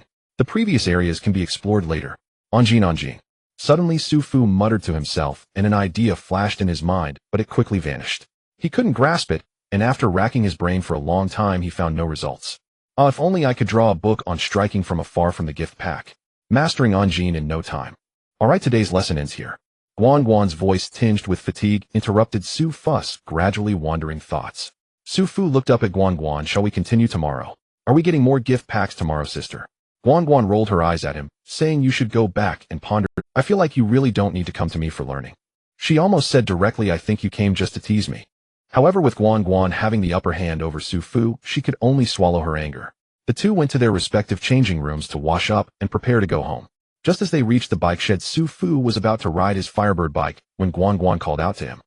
She had just washed up her handsome face, flushed, standing at the entrance of the bike shed. Her long, shiny black hair swayed in the wind, and her beautiful peach blossom eyes fell on Su Fu, wanting to say something, but hesitating. This youthful and beautiful, pure and shy appearance made even Su Fu momentarily dazed. Fortunately, Guan Guan spoke up just in time. She promptly broke Su Fu's fantasy. Tomorrow, remember to bring my things. She stuttered, unsure how. The filter shattered, and Su Fu smiled. Don't worry, I won't forget. He squeezed the little yellow duck, teasingly, saying, hey, beautiful, want a ride? Guan Guan shot him a glare. He was acting up again. Her home was in the south of the city, and Su Fu knew it well. They were clearly not going in the same direction. What ride? Anyway, just remember. Guan Guan turned and left. Not facing Su Fu, her steps became a bit lighter. Su Fu shrugged and rode out of the bike shed. Unexpectedly, he bumped into a familiar, beautiful figure. Su Fu was stunned and quickly greeted, hi, Liu Xiaohua, why didn't I see you this morning? You aren't hiding from me, are you? Liu Qing looked at him with a blank expression, boring. She sidestepped Su Fu and turned to enter the bike shed. Fairy Liu Qing, favorability 37. Liu Qing's favorability towards you has reached 30. Congratulations. Player has obtained the first stage reward. Su Fu, what the heck, I was just trying to charm her today. Seeking good reviews, likes, and support. All the guardians, am counting on you. Today the sky darkened unusually early. In the distance, dark clouds gathered, casting a shadow over the mountain tops, making it difficult for even the last rays of the setting sun to pierce through. Looks like it's going to rain heavily. Su Fu thought to himself as he observed the situation, his pedaling on the bicycle involuntarily quickening. He hadn't brought an umbrella today, and he dreaded the thought of arriving home soaked like a drenched chicken. Meanwhile, the heartless Liu Qing had an umbrella. But she rode away on her little electric scooter at lightning speed, not even glancing back. She didn't even say goodbye. Given the circumstances, it was clear she was upset again. Su Fu felt innocent. He hadn't provoked her today at all. They had merely crossed paths at school dismissal, and they hadn't even had the chance to. Although he had received a free progress gift pack, being cold-shouldered by Liu Qing for no reason left Su Fu feeling somewhat uncomfortable. Little Qingmei, just you wait for me. Daring to give Su Fu a hard time, you'll definitely pay for it. With a clear path ahead, Su Fu soon arrived at the entrance of his residential community. Before even entering the community gate, Su Fu looked up and noticed that the lights in his home were actually on. Could it be that his parents had returned? Weren't they supposed to be gone for a few more days? Su Fu's heart felt like it was in his throat, a strange sensation washing over him. After all, he was a transmigrator, and facing strange parents made him a bit anxious about revealing his identity. After parking his bicycle, Su Fu hesitantly made his way to the front door. Along the way, he reminisced about how the original owner interacted with his parents while repeatedly taking deep breaths to prepare himself mentally. After much deliberation, he finally took out his key and opened the door. Su Xinghe was sitting on the sofa with a furrowed brow, his eyes bloodshot, and at that moment he was buried in thought while smoking. Li Xiaoya was beside him, her beautiful face etched with worry, staring blankly, as if lost in thought. Upon hearing the door open, Su's mother immediately reacted. She kicked Su Xingha's calf with her toes. Our son is back. Su Xingha remained silent, merely taking another deep drag on his cigarette. Click. Su Fu had already closed the door and walked in. As soon as he entered, he was hit by a strong smell of smoke. Su Fu looked up. Oh. The ashtray on the coffee table was filled with cigarette butts. So old Su had stood up. He found it strange. Su's father rarely smoked, let alone at home. If Su's mother saw this, he would definitely receive a scolding. Not only would he be scolded, but his pocket money would be docked. Yes, no seat. Docking pocket money. The one in charge of finances at home was his mother. Neither father nor son had any say over it. If they upset the matriarch, financial difficulties were a regular occurrence. But seeing those two familiar figures in the living room, he cast aside his doubts. Mom and Dad, you're back. This line flowed out of him, as if it had been rehearsed 1,000 times. The tone was so natural that even Su Fu was a bit surprised. Li Xiaoya broke into a smile. Xiao Fu, why are you back so late today? Oh, I practiced a bit more in the school training field today, and I feel like I'm close to breaking through to the dark strength. Su Fu replied, but his eyes couldn't help but dart towards the various expressions on Su's father and mother's faces. In the past, upon hearing Su Fu say he was about to break through, Su's mother would surely have smiled brightly, giving him a thumbs up. My boy is amazing. However, now Li Xiaoya was preoccupied, merely nodding absently. That's good. She walked over to the dining table, lifted the cover, revealing dishes that were still warm. Come eat. If you don't eat soon, it will get cold. Su Fu smiled and said, just in time, I'm hungry too. Let's see what delicious food Mom made for me today. These are all my favorite dishes. He rubbed his hands together, looking like he was about to drool, his expression exaggerated. Li Xiaoya's eyes finally curved into a smile. She tapped Su Fu's outstretched hand with her chopsticks. Go wash your hands first. Hey, I've already washed. Su Fu replied with a displeased look. Hurry up. Li Xiaoya asserted her maternal authority. Su Fu had no choice but to comply. After both Su Fu and Su's mother sat at the table, Su Xingha remained motionless on the sofa. Su Fu called out, Dad, it's time to eat. Li Xiaoya coughed lightly, the head of the family. Only then did Su Xingha extinguish his cigarette and walk to the dining table. He tugged at the corners of his mouth in a semblance of a smile. Let's eat. Su Fu quickly picked up a bowl and skillfully served food for his parents. As the three of them picked up their bowls and chopsticks, a loud knocking sound came from outside the door. Bang, bang, bang. The sound was so loud that it made Su Fu involuntarily furrow his brow. Li Xiaoya instinctively looked at Su Xingha. Su Xingha immediately put down his bowl and chopsticks. I'll go open the door. Su Fu's gaze swept across the two of them once more. Li Xiaoya hadn't noticed her attention was entirely focused on Su's father. Su Fu remained silent, simply shoveling a few bites of rice into his mouth.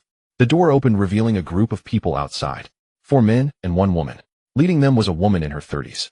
Her eyes were redrimmed, and upon seeing Su Xingha, she grabbed his arm and trembled, saying, Brother Su. Lu Lair is back, Wang Daheng is back, Zhang Jinfu is back. But where is my husband?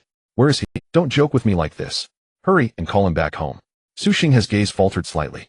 Faced with the woman's earnest and anxious expression, a hint of guilt appeared on his face. His mouth moved, but only 2 words escaped, my condolences. The woman despaired. Her legs went weak, and she stumbled back 3 steps. Thankfully, a man behind her caught her, or she would have fallen to the ground. But that man was in bad shape too, bandaged up. Seeing the woman about to collapse, he instinctively moved to catch her, but his injury flared up, causing him to grimace in pain. Su Fu found the man somewhat familiar. He seemed to be the Lu Lair the woman mentioned. The others quickly stepped forward to comfort her. Sister-in-law, don't act like this. This isn't Brother Su's fault. No one wanted this to happen. But the woman could no longer hear them. Her eyes were vacant as she muttered to herself, the peach blossoms by the riverbank have bloomed. He promised to come back and see the peach blossoms with me. He also said that once he returns, he won't leave again. He would buy a house on the edge of the city, giving me and the child a home. Hearing this, Lu Lair could no longer hold back. His eyes turned red as he punched the wall, sighing, alas, it's a tragedy. Brother Lu's child is only 5 years old, and now it's just a widow and her child. Hiss. The last hiss resulted from the pain of his wound. Su Xingha, with his robust frame, also slumped slightly. He wore an apologetic expression, opening his mouth, but not knowing what to say. Li Xiaoya sighed, and also put down her bowl and chopsticks. Xiao Fu, you continue eating. Your dad and I will handle some matters. Saying this, she walked over. What's with everyone blocking the door like this? Hey, let's talk inside. Li Xiaoya bent down to help the woman, gently comforting her. Sister-in-law, no one wishes to see such things happen, but now the deceased has passed, and the living should think about how to move forward. I believe that even in spirit, Lu Wen wouldn't want to see you like this. Come inside, I'll explain everything. A large group of people followed Li Xiaoya into Su Fu's parents' bedroom. Soon the door closed tightly, segregating the living room and the bedroom into two worlds. Outside the bedroom, Su Fu perked up his ears. Through the door, he could vaguely hear the voices from inside. Words like delivered to Fuching wild beasts rioting, someone ambushed, XXX ran away, the front collapsed, and the goods were lost floated through. Throughout this, the woman's sobs, the crowd's comforting words, and angry shouts mixed in. Finally, Su's father, who had been silent, spoke up. His voice was too low for Su Fu to hear clearly, but he gathered it was about compensation. After receiving Su Xing's assurance, the woman finally calmed down somewhat. Then someone immediately asked how Nifeng Logistics would handle the matter. The moment this was mentioned, the bedroom fell silent and no sound could be heard. Su Fu felt that the food in his mouth suddenly lost its flavor. He did not know much about the Reverse Wind Logistics. After flipping through the memories of the original owner, Su Fu realized that it was not his parents who initially established the Reverse Wind Logistics.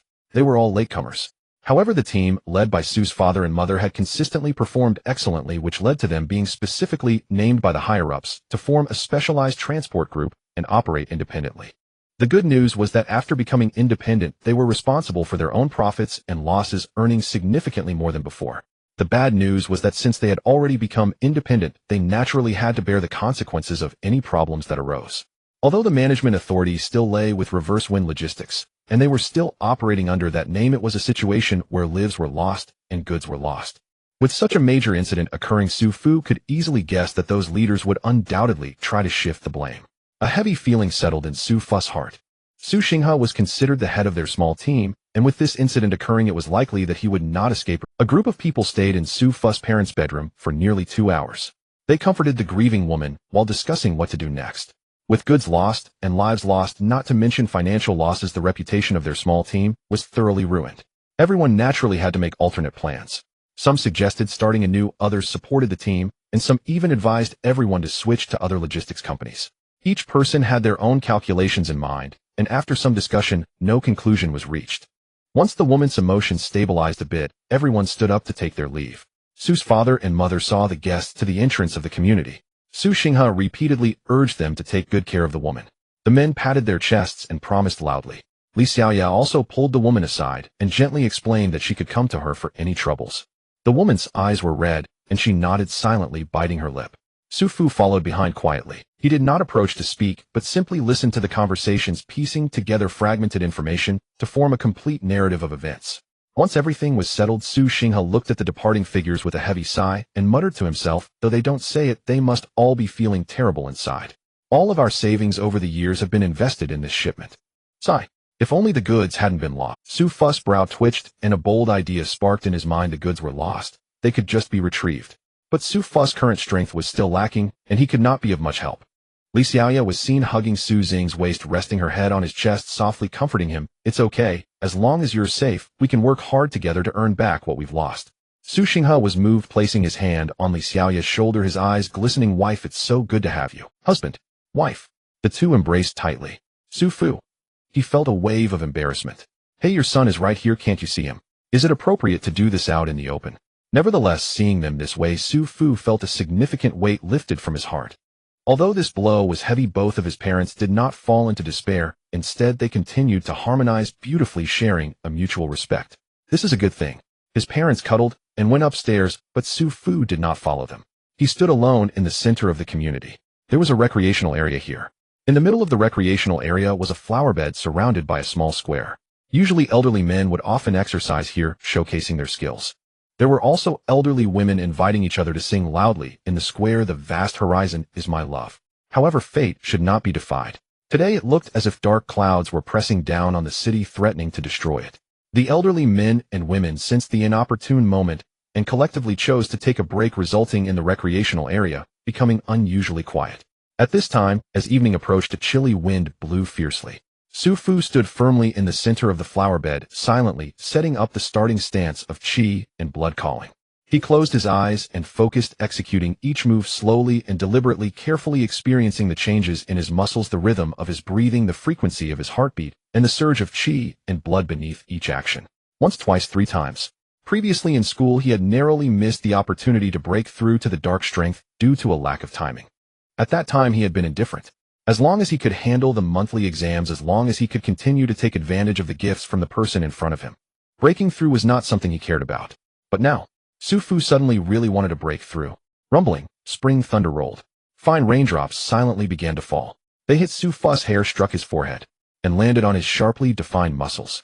A chill surged, and Su Fu suddenly felt a shiver run through him. A surge of divine light shot up from his tailbone, swiftly merging into his mind. Bang! Su Fu's long arm trembled, shaking off the rainwater that had fallen on him, dispersing it into mist. That's it. This is the feeling. His palm lightly brushed over the railings of the flower bed. Crack! The stone railings instantly shattered into pieces, falling to the ground with a loud crash. Su Fu opened his eyes, devoid of sorrow or joy. Dark strength achieved. Although this was only the first step, he had successfully taken it. He looked at the mess on the ground, waved his hand gracefully, and slipped away. Of course, if he didn't escape, would he wait to pay for it? The analysis results are out. Qian Duofan adjusted his gold-rimmed glasses and placed a report on the desk. He had a neat middle parting and was dressed in a Zhongshan suit, looking both spirited and refined. Xiao Wang from the logistics support department perked up and hurriedly asked, "How is it? Any progress?" He had been working overtime for more than 5 hours. He didn't want to continue working even a moment longer. Qian Duofan, with a glimmer of insight, smiled slightly, opened the report, and pointed at a particular data point. "Look, this is the electricity usage analysis for the past few months at the school. This is the electricity usage analysis for the past week." Xiao Wang looked at the red arrow indicating exponential growth and furrowed his brow. The electricity usage tripled in just 1 week. How could this be possible? The school's equipment hasn't increased. The electricity can't just disappear into thin air. Qian Duofan chuckled and said, "I remember a similar incident happened at Yanqing Academy before.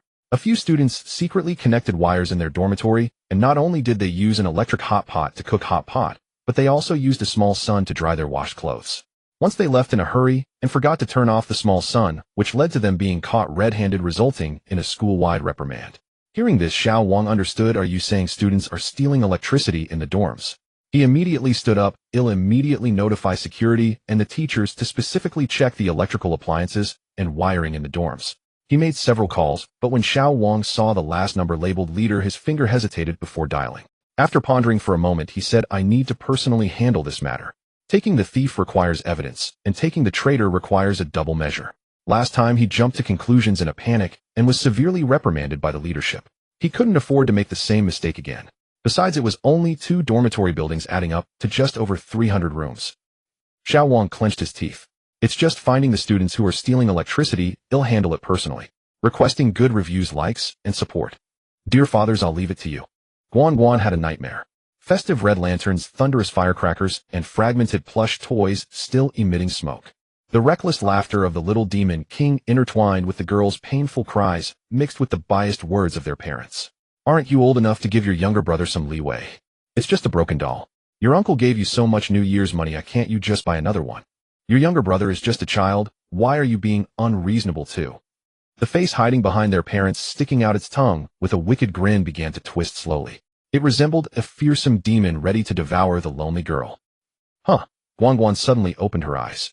She got up, drew back the curtains, and glanced at the gray sky. Another dreadful dream. Perhaps it was similar to the spring thunder and firecrackers from last night. Guan Guan shook her head, opened the locked door, and stepped outside. Her parents were nowhere to be found, and Guan Tong was sitting at the dining table devouring his breakfast. Seeing Guan Guan come out, he quickly finished the remaining food and wiped his mouth. "Sister, you're late today. Mom said you should handle breakfast on your own. I'm off now." Perhaps influenced by the nightmare, a flicker of disgust flashed in Guan Guan's eyes, but it quickly returned to normal. She nodded, gently saying, "Be careful on the road." Guan Tong pouted. "Stop being so naggy. Say hi to my brother-in-law for me." With that, he swaggered out the door. Hearing the term brother-in-law, Guan Guan's lips twitched involuntarily, and the image of the mischievous boy flashed quickly in her mind. That bastard. Taking advantage of me. His scheming is too deep. Initially, she had only seen his honest and simple facade, allowing him to get close to her. Afterward, he even conspired with that little brat to turn the tables on her. So strong, yet he pretended to be in the foundation establishment stage, making excuse. Afterward, he even conspired with that little brat to turn the tables on her. So strong, yet he pretended to be in the foundation establishment stage, making excuses to bully her. What poor grades, what timid personality. It's all fake, completely fake. Clearly he was as bad as that little demon king. Guan Guan was so furious that her teeth ached. She couldn't think about it anymore. If she did, she would lose her mind. She hurried into the bathroom to wash her face and brush her teeth, then grabbed a bag of clean clothes and headed out the door toward school. On the way, Guan Guan pondered her parents hadn't given her any money again today, so it seemed she had to rely on Fong Fong for breakfast. Thinking of her good friend Guan Guan's heart warmed, feeling a bit guilty. Just a little bit more patience, just a little more. Wait until that bastard returns what he owes me. Once I save enough money to buy the vitality and blood-nourishing pill. Once I break through to the strengthening stage, I will definitely reclaim everything I've lost. Just as Guan Guan was lost in her beautiful fantasies, she unexpectedly bumped into a group of raucous little delinquents. The leader was dressed like a punk girl with dark lips and several ear piercings in her right ear. She glanced Guan Guan up and down and coldly snorted, "So you are Guan Guan." Guan Guan frowned. "I don't know you, please move aside." "Don't know us?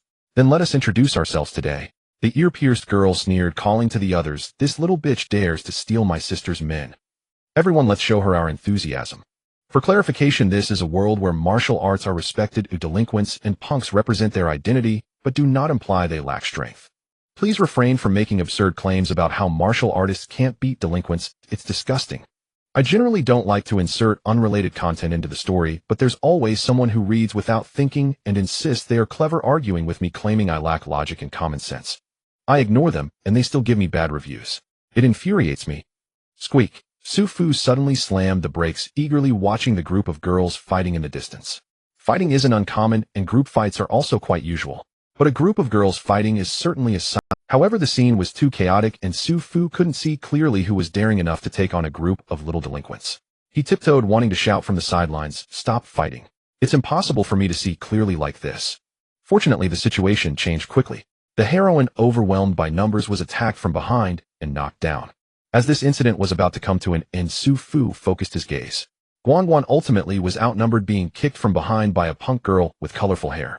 She stumbled, unable to defend herself, and was quickly overwhelmed by the group pressed to the ground. The rain last night had been heavy. The wet ground still carried a hint of mud. Guan Guan's delicate cheek was pressed firmly into the filth. The ear-pierced girl spat and leaned down, gently patting Guan Guan's other cheek. "With your little flirty appearance, I thought you were tougher. Isn't this just a matter of skill, eh? Speak. Are you still going to steal my sister's men? What kind of situation is this?" Guan Guan felt incredibly wronged. She bit her lip tightly, the anger in her eyes nearly igniting everything. Not speaking. Still not convinced. The ear-pierced girl laughed coldly, raising her hand high, ready to slap Guan Guan's face. At that moment, a handsome youth leaped out from the side, shouting loudly, "Stop!" Who else but Su Fu? The crowd turned to look. Today, Su Fu had come specifically to find Guan Guan, and he had even arrived at school earlier than usual. He didn't expect that their meeting would turn out like this. He glared at the helpless Guan Guan on the ground, his eyes filled with pain. "Let go of that girl, and let me handle this first." The little delinquents were momentarily stunned. They initially thought a fool had come to heroically save the beauty, but they soon realized he was just an idiot. The ear-pierced girl looked Su Fu up and down, shook her head with a hint of disdain and pity, and clicked her tongue. "Get rid of this inexplicable guy." "Crazy." Her companions immediately stepped forward, shoving the youth. "Mind your own business, scram." Some of the less scrupulous ones even took the opportunity to grope the youth. "Hurry up and leave, little brother. If you keep talking nonsense, you might just get a beating." Such a pretty face, what a shame to ruin it. However, Su Fu merely tilted slightly, avoiding the crowd's shoves. He crouched down and smoothly slipped past the punks, merging into the crowd. The little delinquents only felt a slippery touch, as if they had grasped a mud eel, and with a moment's inattention, he slipped away. Hey, stop him!" Several people shouted. In the blink of an eye, Su Fu had reached Guan Guan. With a burst of strength, he flipped off all the restraints on Guan Guan, pulling the girl up from the mud and shielding her from behind. "Are you all right?" Su Fu examined Guan Guan closely. The girl looked extremely disheveled at that moment. Her clothes were half soaked and half dry, clinging to her body, covered in mud stains, and her hair was matted with dirty water sticking to her cheeks. Half of her face was smeared with mud, and murky water dripped from her chin. Guan Guan looked at Su Fu's concerned face, feeling extremely complex emotions. There was both joy at being saved and humiliation at having her messy appearance seen by Su Fu. In short, it was hard to express. She turned her head and barely squeezed out two words, "I'm fine." The little delinquents were still quite restrained in their attacks, not striking with full force. However, being subjected to such insults and abuse, even someone as composed as Guan Guan couldn't help but feel anger rising. Su Fu glanced at Guan Guan's expression and understood. This problem he could solve. If a girl says she's fine, that means she is not. Su Fu immediately turned around, hands on his hips, frowning. "You guys are so bold. Don't you know that Guan Guan is under my protection? No one is allowed to bully her except me. This is my target. If you hurt her, who am I supposed to go to for my quest rewards?" Guan Guan suddenly froze. The phrase, "no one is allowed to bully her, but me," made ripples in her heart. Looking at the figure blocking her, Guan Guan suddenly spaced out.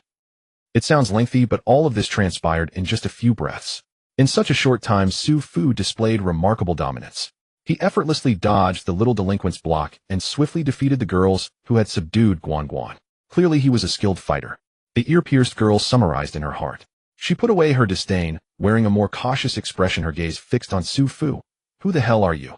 Do you dare to meddle in the affairs of the 13 Flowers of South City?" 13 Flowers. Never heard of it. Su Fu didn't even blink. Listen well, I'm the one who punches the nursing home at South Mountain, kicks the kindergarten at North Sea, and wields a mop covered in shit sweeping through West Street to the South Gate, making it so no one dares to speak loudly in Dongling Garden. When going out, one's identity is whatever they make up. It's just a registration number. Who can't do that? At first the delinquents were intimidated by Su Fu's aura, but then they thought about it: nursing home, kindergarten, shit-covered mop, Dongling Garden. What does this even mean? The ear-pierced girl immediately twisted her mouth. "Sisters, this bastard is messing with us. Let's go beat him too." Hearing this, Su Fu crossed his arms over his chest, shouting, "Don't come over. If you come any closer, I might just get excited. I just learned the dark strength and you think you can bully me, eh?" Since I've already said it, I might as well shamelessly ask all the fathers and mothers to like, comment, and urge updates. I bow to the audience here. Striking a woman is hardly a deed of honor, nor even in self-defense does Su Fu deem it worthy of excessive narrative attention. Thus his strike was swift and decisive. Thunder descended, crack. In an instant the gang of delinquent girls sprawled across the street corner like fallen dominoes, limbs akimbo. The pierced-ear girl now bore a frizzled, electrified halo prone on the pavement, her body twitching faintly. Clearly Su Fu's impromptu ion perm had been a resounding success, enough to qualify him as a master stylist. Guan Guan had never before witnessed Su Fu's combat prowess firsthand. Her eyes widened in stunned silence as she watched him dust off his hands with theatrical finality, then gestured wordlessly toward the groaning girls strewn across the ground. "Them. I." Her bewildered expression paired with her disheveled state lent her an absurdly... Su Fu glanced at her twice, then paused. Demoness Guan Guan, favor 19, yes, exactly 19. At last his target's favor had crossed into positive territory. What a triumph. Tears nearly welled in Su Fu's eyes. The classic trope of heroism rescuing beauty truly lived up to its legend. Only hours earlier Guan Guan's favor had hovered near 60, now a single dramatic entrance had reversed fate itself. A faint smile played upon Su Fu's lips as he regarded Guan Guan's incredulous gaze, and uncharacteristically offered an explanation: "Apologies. Family secret technique, sunflower acupoint striking." "A humble display. Acupoint striking. Please." Guan Guan stared at him, as though he were some incorrigible old rogue. Acupoint sealing techniques were hardly rare in this high martial world, merely specialized methods of striking vital points to subdue opponents. Granted, such arts typically required coordinated cultivation energy, but even assuming he could wield them, trembling limbs were one thing, transforming someone into a living explosion of hair was quite another. "Seriously, just say you used a stun baton." Seeing Guan Guan's skepticism, Su Fu grinned and added, "When frightened one's hairs stand on end, when enraged one's fury lifts even the crown of hair." She's both terrified and furious, so a spontaneous hairstyle seems perfectly reasonable, don't you think? "Fine, if you say so." Guan Guan rolled her eyes and declined further debate. They stood before the pierced-ear girl. Su Fu loomed above her. "Who sent you? Speak." "We 13 Golden Blossoms swore sisterhood, bound by oath and breath. Betrayal is She might have persisted in defiance, had she not suddenly seen Su Fu silently raise his palm. Zzzzt. The pierced-ear girl jolted violently. Her crooked mouth straightened instantly. "You really think I'd tell you it was Qiao Shufan from Class 3 Grade 2 of South City Middle School, who hired us to teach you a lesson?" Su Fu swept his gaze over the girls lying on the ground. They shuddered collectively, and nodded emphatically. "Exactly. We'd never reveal it was Qiao Shufan from Class 3 Grade 2 of South City Middle School who dispatched us. Right? Why would I mention she saved for a full month on plain steamed buns just to afford our elder sister's services? And certainly not that her residence is Unit 3, Room 102, Building 5 No. 28, South Alley Street." "Su Fu." Guan Guan. Seeing their sudden compliance, Su Fu quietly lowered his hand and dissipated the crackling arcs dancing across his palm. Noticing passers-by gathering curiously, Su Fu waved dismissively, "Scatter, now? And remember, no one touches those under the protection of Su Fu of North City." The girls fled as if granted amnesty, scrambling upright and vanishing down the street.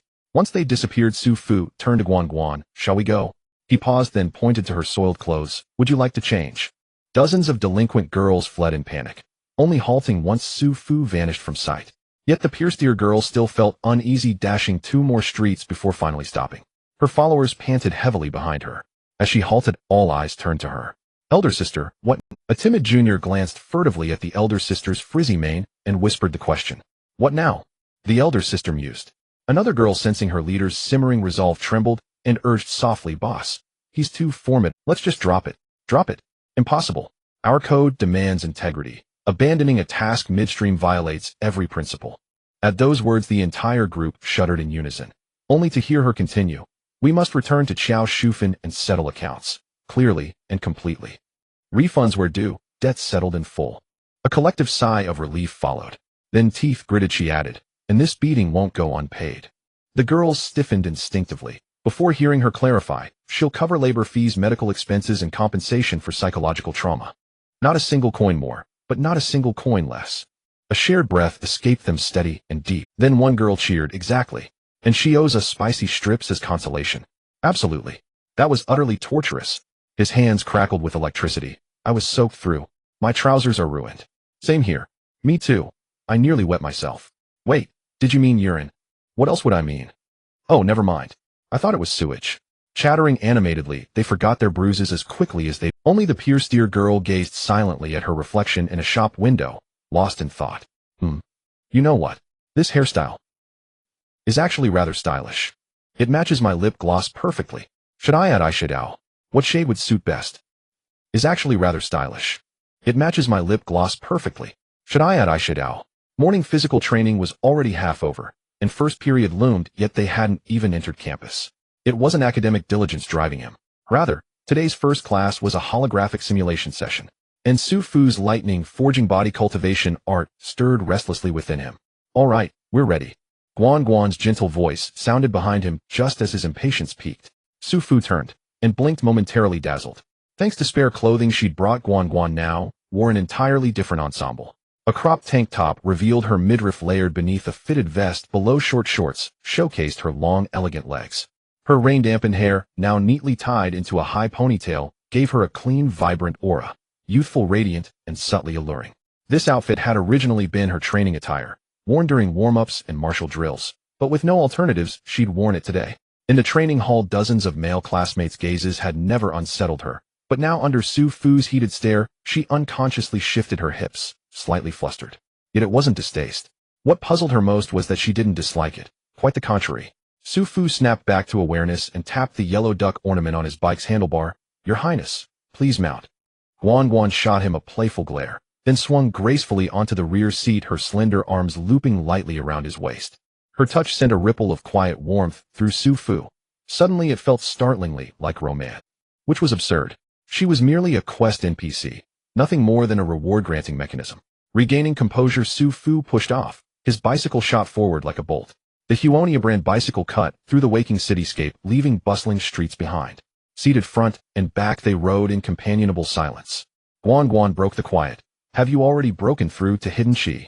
Su Fu, seeing her earnest inquiry, replied casually, yesterday, a minor epiphany. A flash of understanding crossed Guan Guan's eyes. Humph. Just as she suspected, a complete scoundrel. Then silence returned. As the school gates drew near, Guan Guan murmured softly, Su Fu, I never imagined you'd step forward at such a critical moment. Su Fu pedaled steadily, shrugging. No need to thank me, yet. Just promise you won't blame me later. Guan Guan. Su Fu, I forgot your things today. Guan Guan. Su Fu. Guan Guan's favor towards Su Fu has dropped to 30. Congratulations, Stage 1 quest reward unlocked. The school changing room. Su Fu gazed intensely at the 3 warm treasures in his hands, unable to hide his delight. This time he opened 3 gift packs, and not a single one was a duplicate. His luck was unmatched. Among them was a Phase 1 gift pack contributed by Liu Qing yesterday. The other 2 were Phase 2 and Phase 1 gift packs contributed by Guan Guan yesterday. 2 of these gift packs should have been opened yesterday when he got home, but due to his parents' issues, Su Fu completely forgot about them. It wasn't until he received Guan Guan's Phase 1 Progress gift pack today that he remembered. Taking advantage of a break after morning exercises, he found a secluded corner and opened all the packs at once. Although the timing and place were off, and there were no formal rituals. Fortunately, the outcome was quite good. Su Fu was very satisfied with the items he obtained, especially from Guan Guan's Phase 2 gift pack, which yielded some truly remarkable items. It seemed to confirm Su Fu's previous speculation: the higher the phase, the better the rewards. Shisui Dan permanently enhances character roots and increases the character's blood limit. The description was simple, but the function was powerful. Roots refer to what is known as qualifications. It can also be seen as a comprehensive reflection of a character's cultivation attributes. It determines whether a character is an R card or a growth-type SSR card. As for blood, it has been introduced before, which is HP. It signifies the character's survival capability. As long as HP doesn't drop to 0, the character won't die. A pill that can permanently increase these two attributes is undoubtedly a treasure. Moreover, this Shisui Dan can be reused, as long as the roots are below 100 points or the blood limit does not exceed 5,000. Players can consume Shisui Dan infinitely until the roots and blood reach the thresholds of 100 and 5,000 respectively. Such a good item, Su Fu naturally seized it and refined it instantly. Youth has no price. The Shisui Dan melts in the mouth. Su Fu waited for a while, even preparing to shower and change. Yet his body showed no reaction, not even a fart, let alone experiencing anything like in those novels where one feels like they are releasing waste through their pores. Su Fu felt deceived. However, just as he pondered whether he was using the Shisui Dan incorrectly, a gentle warm current. Wherever the warm current flowed, his physique, bones, and blood energy were greatly enhanced. It seems like it was definitely in a great product. Su Fu then turned to look at the second item. Li Xiang Stone contains abundant thunder power, which can be used for the cultivation of thunder attribute techniques, greatly accelerating the training progress. This item also fell into Su Fu's hands. He had been worried about the slow progress of his thunder body forging technique. This Li Xiang Stone was not merely an embellishment, it was a timely aid. Su Fu felt incredibly lucky. Palm Thunder uses thunder power to attack targets, serving as a prerequisite skill for certain thunder techniques. There's no need to mention Palm Thunder further. Those who understand know. The things Su Fu had researched previously were quite shallow. This was the first skill recognized by the panel that he obtained. The power is yet to be discussed, but at least the panel was no longer empty. Character Su Fu Cultivation, Mortal Realm Technique, Thunder Body Forging Technique, Mystic Grade, Entry 85, 55 Mysterious Een Technique, Heaven Grade, Not Yet Entered Artifact Equipment, None Arts, and Spells, Palm Thunder, Yellow Grade. Evaluation. What are you looking at, noob? The class bell rang. Jiang Hong entered the holographic simulation room with a tablet, and at first glance, she saw a familiar student. Su Fu. This boy was familiar to her. He had been persistently asking her for the key to the simulation room. They had been taking this class for 2.5 years, and everyone had long passed the time of excitement. Yet Su Fu had suddenly developed a keen interest in holographic simulated battles. How could he not catch Jiang Hong's attention? However, she only noticed him and did not plan to investigate further. Glancing at Su Fu, Jiang Hong then addressed everyone. Classmates, let's start the lesson. Everyone turn on the machines and enter simulated battles. Waiting for this very sentence. Su Fu on the holographic simulator was already eager to go. Upon hearing the teacher's instruction, he immediately pulled down the visor and entered a cultivation state. It was completely different from before. The Su Fu who had regained his martial arts cultivation was akin to a Gauss Ultraman, recalling his skill set. Without further ado, he immediately switched to combat form. What trash entry level? Who does he look down upon? Just give me the advanced one. I want to fight for. Then, 5 minutes later, Su Fu looked at the gray and white screen of the simulation space, falling into a brief silence. Forget it, better just fight 3. In the logistics department office, Xiao Wang's eyes were bloodshot, looking haggard. A line of drinks was placed on the desk, including energy drinks, coffee, and health products. Having stayed up the entire night, he was staring blankly at the campus power analysis chart in front of him. After staring for several minutes, he turned to Qian Duofan beside him. Bro, can I call you bro now? I've gone around those 2 dorm buildings 3 times. I found a bunch of fans, lamps, and chargers, but I haven't discovered a single high-power appliance. I have no clue at all. What should we do next? You should say something. Qian Duofan was no longer so. After a whole night of toil, his Zhongshan suit was no longer as neat as before, and his middle part hairstyle was also quite messy. At that moment, Qian Duofan repeatedly observed the power distribution chart, frowning. That shouldn't be. The main issue is that the school's power infrastructure is too unregulated. Logically, each building should be equipped with independent. Before he could finish, Xiao Wang hurriedly interrupted him. Hey, this is a historical issue. This is not our concern. We only need to figure out how to solve the current problem. Brother Qian, just give a straightforward answer. What should we do next? What to do? Qian Duofan thought for a moment, and a sharp glint suddenly flashed in his eyes. Then we'll use the simplest method. Test each line one by one. Xiao Wang's eyes went wide. Big brother, do you know how much work that is? Qian Duofan sighed and said one sentence. Do you still want to stay up and work overtime? After a fierce battle in one class, Su Fu finally defeated the 3 black-clad individuals in the intermediate mode. Truly a cause for celebration. With his spirits high, he felt a surge of energy. The fourth meridian, the hand-sun small intestine meridian, was fully connected. As of now, a third of the 12 meridians in Su Fu's body had been connected. His progress in the thunder body forging technique had officially reached the minor achievement stage. The next step was to connect all 12 meridians, reaching the major achievement stage, and then connect the extraordinary 8 meridians. Su Fu shook his head, pulling his thoughts back, his gaze unconsciously falling on the desk in front. Demon Girl Guan Guan favorability 15. This morning, he had just brushed through a 30 favorability phase 1 gift pack. Su Fu did nothing, yet Guan Guan's favorability inexplicably rose. After one class, the favorability returned to 15 points, and then gradually stopped. This feeling felt as if she was self-advocating. Su Fu was amused by his own thoughts. However, this current favorability was a bit awkward. It was still a distance from positive 30, but even further from negative 30. Su Fu pondered, unsure whether he should continue on the path of defeat or seize the victory and completely turn the situation around. In terms of difficulty, continuing to positively brush favorability was undoubtedly easier. But for some reason, when Su Fu decided to firmly pursue Guan Guan, the figure that flashed through his mind was the cold-faced childhood friend Liu Qing, who brushed past him. Su Fu hesitated again. In the blink of an eye, it was already noon, the time for lunch. Su Fu rubbed his hands in anticipation. Today, he aimed to seize the momentum and leverage the power of the holographic simulator to break through another meridian. Guan Guan and her good friend Wang Fong went out to eat. Before leaving, she glanced at Su Fu several times, seemingly hesitant to speak. It appeared she wanted to invite Su Fu to join them. Yet due to her financial constraints and the embarrassment of a beautiful girl, she ultimately swallowed her words. In response, Su Fu chose to turn a blind eye. Compared to the invitation for lunch from the table in front of him, he was more concerned about the progress of his training in the thunder forging body technique. Getting the key from teacher Jiang Hong was already second nature. The two exchanged no more than a glance, yet they understood each other's meaning tacitly. You're here. I'm here. You're late.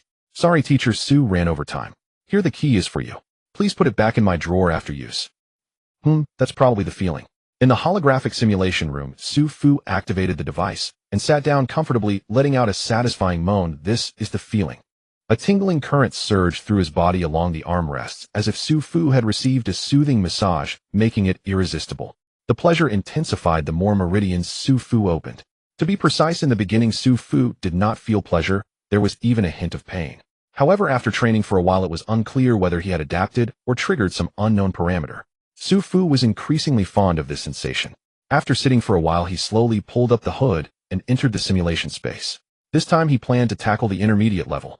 Although these black-clad individuals had already been defeated, they still held some value for him. He needed to observe repeatedly to solidify his understanding. This was certainly not out of a desire for revenge. After admiring his victory screen several times, Su Fu felt quite satisfied. Getting more skilled. Su Fu, you're doing great. Let's do it again. Just as the smile on his face began to twist, the hood on his head was suddenly yanked off. The connection was instantly severed. Su Fu, bewildered, looked up to meet a pair of fierce eyes streaked with blood. He was stunned and subconsciously exclaimed, what the hell, did the rabbit become a spirit? What do you mean, did the rabbit become a spirit? Qian Dufen's mouth almost twisted in anger. What kind of talk is that?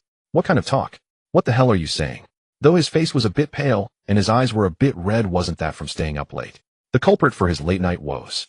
No, to be precise, the suspect. This suspect was none other than the smelly brat in front of him. He even dared to mock him. This was utterly outrageous. Which class are you from? What's your name?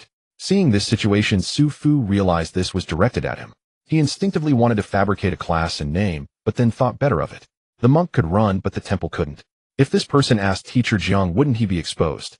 So he narrowed his eyes and countered, who are you? You just barged in and yanked off my hood. Do you know how risky that is? Su Fu pondered that his training was done with Teacher Jiang's approval, which was a normal learning activity. Regardless of whether it was school authorities checking up or security inspections, it couldn't be blamed on him. We have reason. Why should we be afraid? Let's stand our ground. Qian Duofen was indeed taken aback by this response, a flicker of hesitation crossing his eyes. What serious consequences could abruptly interrupt a holographic simulation? He truly didn't know. Not just him, the logistics staff managing the equipment, Xiao Wang, didn't know either. Although logically these devices were installed by them and fell under their jurisdiction. But the manual didn't say anything about it. However, Qian Duofen was an adult who had seen the world, so how could he let a 17 or 18-year-old boy intimidate him? If this got out, wouldn't he lose face? Qian Duofen snorted and gave Xiao Wang a knowing glance, signaling him to check the equipment. We need to verify the credentials. From the moment the power anomaly occurred, the two had been looking for it. On the way, all other classrooms had normal power usage, only this particular room showed an abnormal reaction. There was definitely a problem. But Xiao Wang had no further actions. He simply responded to Qian Duofan with an affirmative glance. There's an issue with the credentials. Actually, Xiao Wang wasn't sure if this young man was the cause of the power outage. Unfortunately, he had inadvertently touched the holographic simulator. Xiao Wang was stunned. Physically stunned. Electrically stunned. Now it was clear, eliminating doubts. He could directly conclude that this young man was problematic. No normal person could calmly sit on an electric chair and eagerly engage in a holographic simulation.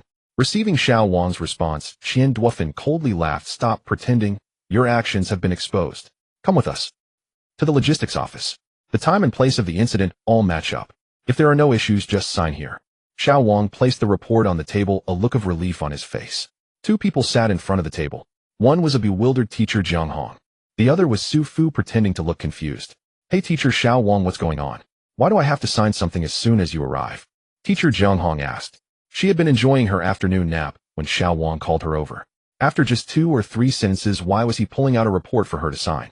The matter hadn't even been clarified yet. Su Fu remained silent, already knowing what was happening. However, he couldn't admit to any wrongdoing and could only look at teacher Jiang Hong with longing. Xiao Wang glanced at him. Will you confess on your own, or do we need to help you out? Teacher Jiang Hong frowned and looked at Su Fu. Su Fu, what's going on? Su Fu stubbornly replied, it's nothing. I was practicing well in the holographic simulation room, and that person just came up and ripped off my hood, bringing me here. He was speaking the truth, but he didn't mention the background or details. Hearing this, teacher Jiang Hong immediately cast an unhappy glance at Xiao Wang. Teacher Xiao Wang, although the holographic simulator is nominally managed by your logistics department, the use of it has always been led by our holographic simulation class teachers. When did it become necessary for students to seek permission from your logistics department to use the equipment? Xiao Wang was merely a temporary worker. How could he afford to offend the school's formal staff? Upon hearing this, he hurriedly smiled. Teacher Jiang, you're joking. We certainly wouldn't interfere with the proper use of holographic simulation equipment. But our people have already inspected it, and the device that Su Fu used has issues. Teacher Jiang Hong, I believe you are aware of the recent power outages on campus, right? All of them coincided with the times Su Fu used the equipment. This indicates that Su Fu clearly knew there were problems with the equipment, yet he continued to use it, frequently wasting campus power, which is an irrefutable fact. Teacher Jiang Hong rolled her eyes. How could I as a teacher not know if the equipment has issues? Every time I ask you to send someone to repair it, you always stall and delay. What? Now that there's a power issue, you're shifting the blame to my student. The equipment has been broken for 2 or 3 years. There were no power outage incidents before this, right? How come it's only Su Fu who's wasting campus power? Is he special? Xiao Wang felt a bit awkward. Well, this. At this moment, Qian Duofan interjected. We just tested it. Although the device has some leakage, normal use shouldn't cause significant fluctuations in campus power. But the problem is this, Su Fu's way of using it isn't quite normal. I even have reasons to suspect he is intentionally stealing school power. Teacher Jiang Hong's expression immediately turned dark. She glanced at Qian Duofan. Who is this? Xiao Wang hurriedly explained. This is our invited power engineering expert, Teacher Qian. Oh, upon hearing this, teacher Jiang Hong understood. He wasn't someone from their school. Teacher Qian, your statements need to be backed by evidence. You say my student is stealing school power. Then may I ask how he is stealing it? He would need some device to steal power, right? Where is this device for stealing power? Teacher Jiang Hong inquired. This. Qian Duofan was suddenly at a loss. He didn't fail to look, he just didn't find anything. This was also a point he hadn't figured out. Xiao Wang quickly smoothed things over. Teacher Jiang, this is why we are here to see you. From our multifaceted deductions, it indeed appears this student, Su, has issues. But how he did it? That requires your cooperation to communicate with him. Teacher Jiang Hong smiled bitterly. She stood up, not even glancing at Su Fu, and said coldly, you can't find anything, yet you're framing my student and expecting me as a teacher to be an accomplice. Is there any logic in that? It seems I must have the head of the department speak with the logistics minister about this, she said as she pulled out her phone. Please give good reviews, please give likes, please support. To all the righteous fathers, I entrust this to you. Everyone, the context of this matter has become quite clear. Logistics Minister Zhang Wenjie said in a deep voice, holding the power analysis data. On Tuesday, March 24th, our school's power experienced an anomaly for the first time, coinciding perfectly with teacher Jiang Hong's holographic simulation class. Then at noon on the 24th, student Su Fu asked teacher Jiang Hong for the key to the holographic simulation room, and 2 hours later the school experienced a large-scale power outage. Every time, there was a power anomaly on the 25th, and today it coincided exactly with the times when student Su Fu was in the holographic simulation room. Moreover, our electrical engineers have clearly identified power anomalies from the holographic simulation room. From any angle, it can be proven that the school's power anomaly is inextricably linked to this student Su Fu. The head of the instruction department was a balding middle-aged man. Upon hearing this, he casually adjusted his wristwatch and said, "I cannot agree with Minister Zhang's words. I have also learned about the course of events from Teacher Jiang. I acknowledge that the power anomalies are related to the use of our holographic simulation room's equipment. But what does this have to do with student Su? Isn't it because the equipment itself has always had problems and Teacher Jiang has reported this to the logistics department many times without proper handling? Ultimately, it led to equipment leakage affecting the operation of the school's power system, didn't it?" Zhang Wenjie's eyelid twitched. He glanced at the young Wang who was standing nearby with a calm demeanor and continued, "I know there are issues with the holographic simulation room equipment. Teacher Jiang did indeed file a report, but you, Director Wang, are well aware of the actual situation at our school. The equipment maintenance budget is severely insufficient. For minor issues like this that do not affect normal usage, we usually consider them last, prioritizing those that impact usage and production efficiency. Besides, after the incident, our maintenance personnel checked, and there were no power anomalies under normal usage of that. Only when student Su uses it does this situation arise." The head of the instruction department scoffed. "What do you mean by normal usage won't cause problems? Does that imply that my student's method of use is abnormal? Yet you have repeatedly inspected student Su and found no abnormalities, have you not? How can you so hastily push all the problems onto a 17 or 18-year-old kid?" In the office, the two leaders were arguing heatedly. Standing at the door, Su Fu pretended to be deaf and buried his head, not daring to speak. In fact, the matter had escalated to a point where it was no longer about Su Fu stealing electricity. Rather, it brought to light the contradictions regarding the untimely maintenance of the equipment, shifting the issue to whether it was the logistics department's negligence or the irresponsibility of the faculty. Su Fu was also a bit dazed. He never expected that such a small matter could escalate to this level. Fortunately, just as Minister Zhang and Director Wang were at an impasse, a graceful figure entered, bringing a conclusion to the matter. "All right, there's no need to argue further about this." The door opened, and Principal Li Xiang entered the office with a blank expression. She passed by Su Fu carrying a rich fragrance. Su Fu couldn't help but secretly glance at the principal of Chengnan High School. She was wearing a purple cheapao at that moment, with her wine-red hair elegantly pinned up and her bright eyes framed by a pair of gold-rimmed glasses. She exuded an intellectually mature charm, but more striking than her demeanor was the powerful aura. The realm of martial artists is divided into apprentice, postnatal, innate, grandmaster, and martial sage. Li Xiang was a grandmaster-level martial artist. Even though she had restrained most of her intimidating presence, the terrifying aura that unintentionally leaked out was enough to make those with lower cultivation shudder. A grandmaster-level expert, fearsome indeed. The female principal glanced at everyone and announced the final decision. All electrical equipment must be repaired immediately, regardless of whether the faults are big or small. Everything must be repaired and perfected. If the budget is insufficient, just file a report, and I will seek approval from above. As for Teacher Zhang Hong, have her write a report regarding this situation. I hope that similar incidents do not happen again in the future. Li Xiang's intent was clear. This matter would not be pursued deeply and would be settled like this. Both sides would take a share of the blame, hoping to stop at a reasonable point and prioritize harmony. Zhang Wenjie and Director Wang naturally understood the principal's intention, their expressions turning serious as they exchanged glances and replied in unison. "This student." Li Xiang's gaze fell upon Su Fu. She sized him up and suddenly revealed a hint of surprise. Su Fu lowered his head, but could still sense the almost palpable gaze on him. Seeing Li Xiang remain silent for a long time, he couldn't help but sneak a glance at her. At that glance, Su Fu's heart nearly jumped out of his throat. Immortal Sovereign, Li Xiang, favorability, 21. Looking at the small words above her head, Su Fu felt quite unwell. Immortal Sovereign. Favorability, 21. Brother Tongzi, are you trying to kill me? This was the first time Su Fu had such a close encounter with this female principal. Usually she would be the one delivering passionate speeches on stage, while Su Fu stood below like a lackey. To Su Fu, she was a brilliant principal, a legendary woman who broke through to the Grandmaster realm at 30. But in Li Xiang's eyes, sorry, who is Su Fu? She didn't know him at all. This time of contact finally allowed Su Fu to successfully enter Li Xiang's line of sight. And then, the third target of the strategy for the corner with the wooden panel was successfully bound. Good news, his avenues for obtaining strategy gift packs had increased.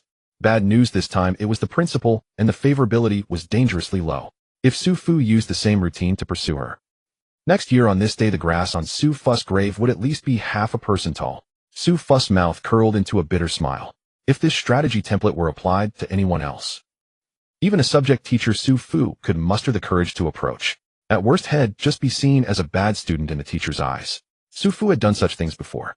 Whether you look at me unfavorably or put me under pressure, as long as I can get the strategy gift pack, the advantage is mine. However, this is the principle. If she dislikes me. Regarding the matter of me clearing a hell-level difficulty dungeon at Chengnan High School, please no. Just as Su Fu was lost in thought, he finally heard the principal's cold voice, "Come with me." Huh, me, eh? Su Fu raised his head and pointed at himself. Yes. Li Xiang nodded, "Come with me." Saying this, she turned and exited the head of instruction's office. Su Fu hurriedly followed. The two ascended the stairs and arrived at a more spacious and brightly decorated office than the head of instructions. Su Fu knew this was Li Xiang's own principal's office. Li Xiang and Su Fu entered the room one after the other. The next moment the door closed tightly, isolating the interior from the outside world. Li Xiang sat sideways in the executive chair, her curvaceous left leg resting on her right, exposing a smooth and deep black stocking. She leaned back slightly against the chair, her sharp gaze fixed on the uneasy Su Fu. "Speak, how long have you—" The first question left Su Fu stunned. Huh? Awakened? What awakening? Su Fu wondered, isn't this a high martial world? How could there be anything about awakening? Awakening what? Awakening profession. Awakening divine powers. Awakening skills. It can't be awakening a system, right? See. Li Xiang raised an eyebrow. You're not bloodline awakened. Then you're an outsider. She looked at Su Fu and began to explain. There are those in this world who exist outside the ordinary martial artists. Whether because of bloodline or physique or other reasons, they can harness a special power independent of the martial. If I'm not mistaken, you've awakened the ability to absorb lightning and strengthen your body using lightning. Oh, this. The beginning was mistaken, the process was misjudged. But the result was surprisingly correct. Su Fu looked at the determined-looking female principal, and he opened his mouth. He hesitated to speak, unsure of what to say, finally deciding to let it go. Yes, you are absolutely right. Su Fu pinched his nose and admitted, I thought this was a unique ability of mine. Many people when they first awaken believe they are the unique protagonist. Li Xiang smiled. Even I am no exception. With a wave of her hand, a mass of cloud energy appeared out of thin air on her fair palm. The cloud energy changed continuously in her hand, sometimes resembling a cow, at other times like a horse, and finally transformed into a dove that flew into the air and disappeared quietly. Regardless of the reason for awakening, anyone possessing such special powers has a common name. It means different from ordinary people, Li Xiang continued.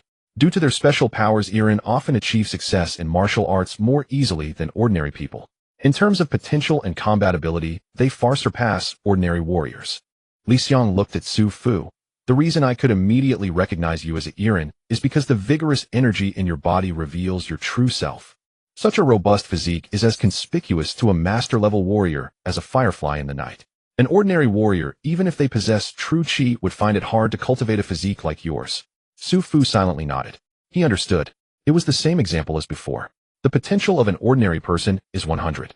But an Irin could be 150 or even higher. This was somewhat similar to Su Fu's situation, except he did not acquire his special abilities through awakening. He obtained them through cheating. No, through cultivation. Hey, race, a piece of advice. Li Xiang's voice was somewhat lazy. Do not easily reveal your identity as an Irin until your strength is sufficient to protect yourself. After all, this world is still dominated by ordinary people. Although Irin are strong, they are still a rare minority. The principle of the minority obeying the majority is an unchanging truth. She looked deeply at Su Fu, her meaning profound. Do you understand? Su Fu nodded eagerly. He understood. How could he not?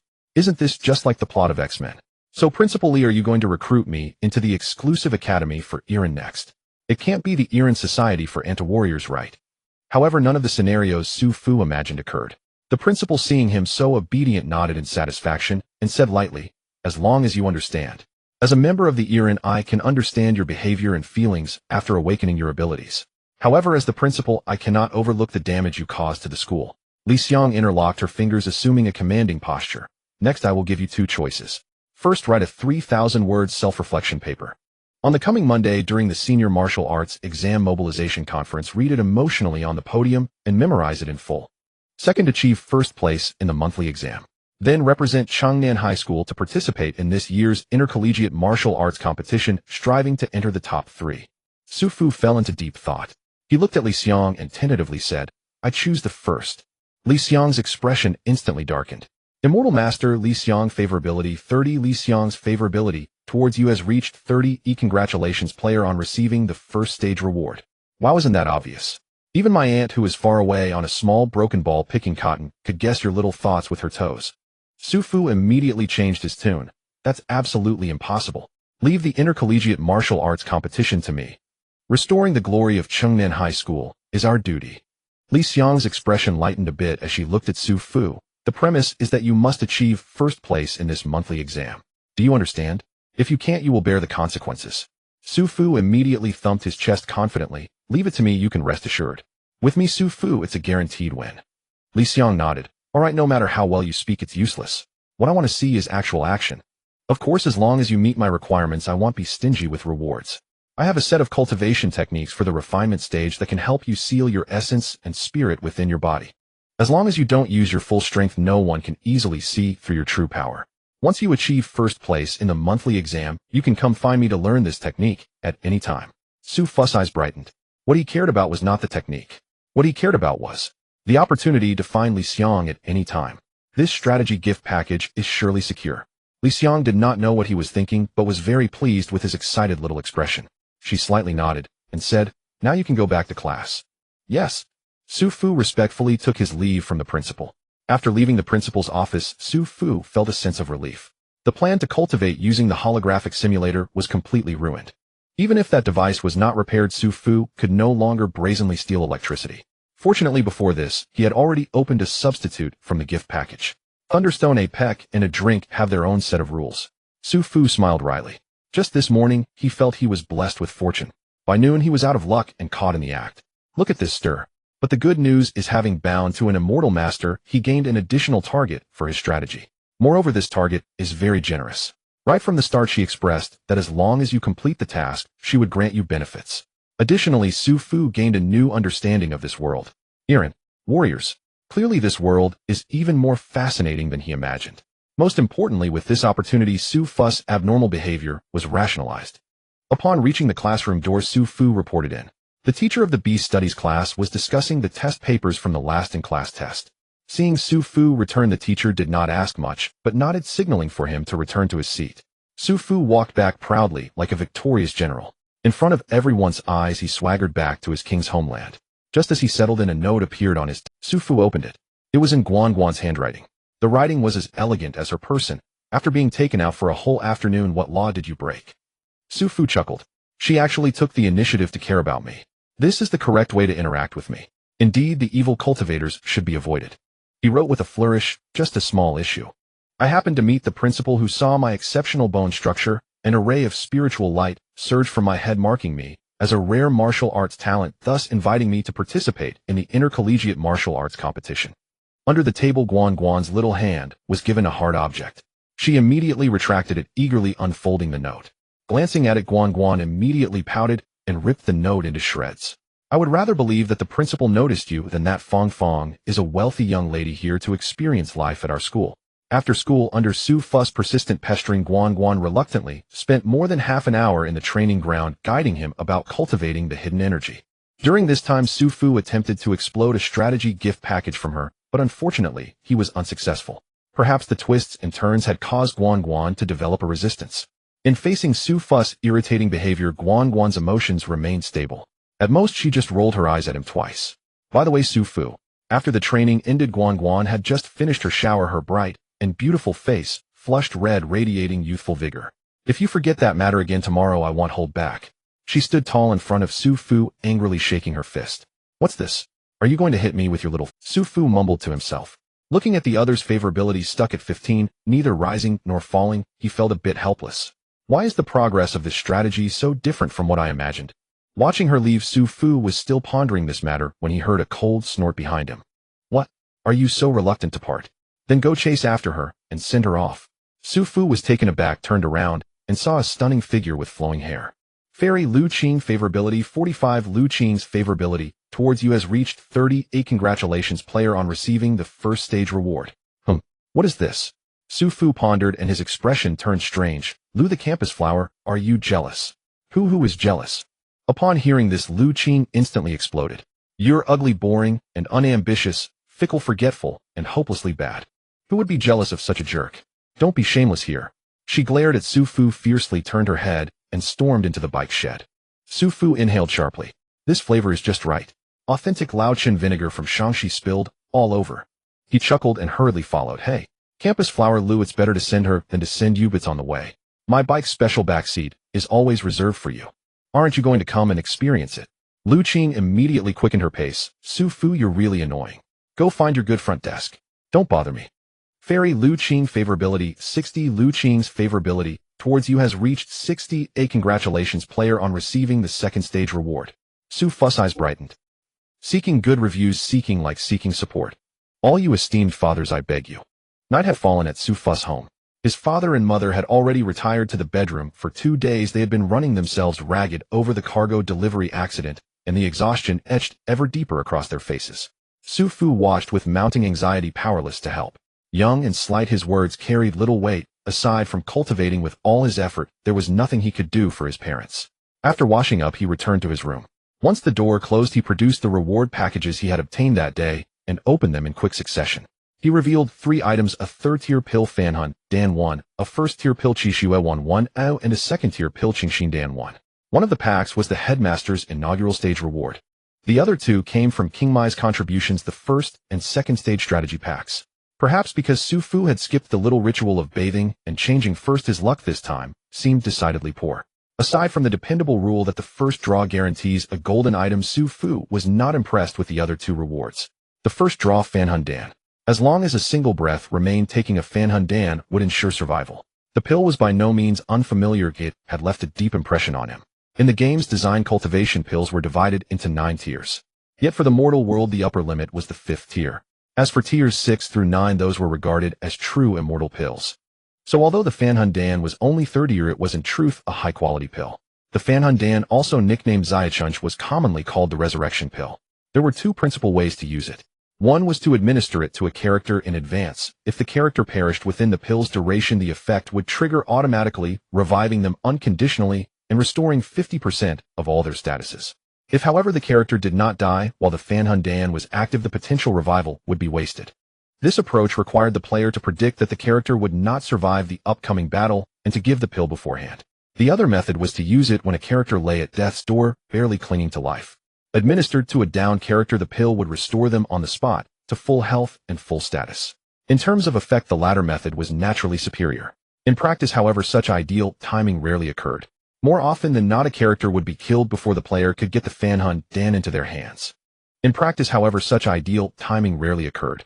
More often than not, a character would be killed before the player could get the Fanhun Dan. It was worth noting that the Fanhun Dan had an advanced version of the 4th tier, the Fanhun Dan, the Greater Fanhun Dan. Its effects were similar, but the preemptive use restored 100% of status, and its emergency use could perform a group resurrection, restoring up to 3 people to full status. There was a price, however. The Fanhun Dan cooldown was twice that of the Fanhun Dan, and their effects could not. The Fanhun Dan effect would be overridden by the Fanhun Dan. Choosing which pill to take before battle was therefore a serious tactical decision. The second pack yielded a Qishue 1. Nothing fancy, just take it and reap the benefit. After swallowing the Qishue 1, Su Fu's reserve qi and blood swelled to an astonishing 28768. He did not even know how to spend such an abundance. The surge filled him with a comforting sense of security. The third pack was Liu Qing's second stage strategy pack, and as expected, the second stage rewards were a step above the first. Among the loot was a Qingxin Dan, a pill to calm the mind, dispel inner demons, and greatly increase the chance of a breakthrough in a cultivation technique. This was a pill for technique breakthroughs. Though Su Fu technically possessed a technique, it was merely ornamental at present. He had not yet entered its doorway, let alone near to breakthrough. He glanced at the Qingxin Dan, tossed it into his pack to gather dust, then tidied his things, and sat cross-legged in his room, assuming a meditative posture known as the 5-heart ascent. He quietly produced its Suadi Dan body tempering pill, and swallowed it, clutching a Laisha stone in his hand. Inlay Duanti Ju activate. This was Su Fu's 3rd time practicing the Inlay Duanti Ju at home. On the previous 2 occasions his parents had been away, and he had paid dearly, both in setbacks and a shockingly high electricity bill. This time, however, it was his first attempt with his parents back home. His plan to rely on the holographic simulator had been thoroughly dashed. He had no choice but to take a risk and train at home. Fortunately, with Alacia Stone, he was no longer dependent on household power. He no longer had to worry about training for hours and then being unable to pay the next month's electric bill. Unlike the tame 220V current at home, the force contained within Alacia Stone was far more ferocious. The contrast was like a domesticated husky versus a starving, bloodthirsty wolf in the wild. After so much practice, Su Fu's Inlay Duani Ju had entered the minor accomplishment stage, and his resistance to and absorption of Thunder's power had leaped forward in quality. The Lacia stone glowed with a faint blue light, and a barely audible crackling sound whispered in the silence. For meridians in Su Fu's arms that had long been opened gently dilated and contracted, as the technique circulated like breathing, they drew the unruly power of Thunder steadily into his body. What had at first crashed into him with an overwhelming violent force was under the guidance of the Inlay Duanti Ju instantly subdued and tamed. Those 4 meridians as wide as 8-lane highways diverted and consumed the energy, digesting it completely in the blink of an eye. It became Su Fu's own strength surging toward other ungated acupoints. Tianchi acupoint open. Qinshuan open. Suzai open. In a mere half hour, the hand, Ji, and pericardium meridians 9 pairs, 18 acupoints, were all flung wide. Hand, Ji, and pericardium meridian cleared. Yet this was only the beginning. Su Fu next fixed his gaze on the 6th principal meridian, the hand Shaoyang, Sanjiao meridian. When the Tsuade dawn effect faded, the first Lacia stone crumbled into dust in his hand. He slowly opened his eyes, which sparkled with vigor. Even in darkness his vision was as clear as daylight. Night vision, one of the supernatural abilities granted by succeeding in the Inlay Duanti Ju. In those brief 2 hours, Su Fu had in one breath cleared 4 principal meridians, the hand Ji and pericardium meridian, the hand Shaoyang, Sanjiao meridian, the foot Yangming stomach meridian, and the foot Taiyin spleen meridian. At this moment, only 1/3 of the 12 principal meridians remained unopened, and the Inlay Duanti Ju was just 50% away from full completion. This was the advantage that rare materials and heavenly treasures granted to cultivation. Su Fu could only draw a sharp breath, silently wishing that such good fortune would come his way more often. That concluded today's training. It was not that he did not wish to press his advantage, but clearing 4 meridians in one go had already taxed his body to its limit. His meridians throbbed with a subtle ache, as if any further exertion might provoke them into rebellion. Though his reserve qi and blood kept him in a stable state, his tolerance had been pushed to its edge. If he continued, the danger of slippage into madness or deviance in cultivation would be imminent. Fortunately, Su Fu was very satisfied with the results of this session.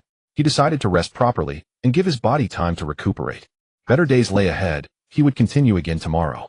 Kai Kuan carefully protected the steaming dumplings he just purchased, squeezing through the crowded breakfast shop. With a sigh of relief, he wiped the beads of sweat from his forehead and couldn't help but exclaim, "This dumpling shop is doing exceptionally well." As he spoke, Kai Kuan stretched out his chubby hand and pulled out a steaming dumpling from his pocket, stuffing it into his mouth. As he took a bite, the fragrant and hot juices burst in his mouth.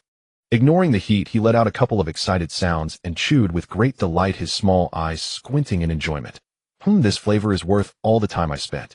Kai Kuan quickly grabbed another dumpling and stuffed it into his mouth, while glancing at the small genius watch on his wrist, his expression suddenly changing. "Oh no, I'm going to be late for morning exercises. Today old Chen seems to be coming for an inspection." "Oh no." His heart sank as he muttered, his face turning bitter. Kai Kuan calculated the time.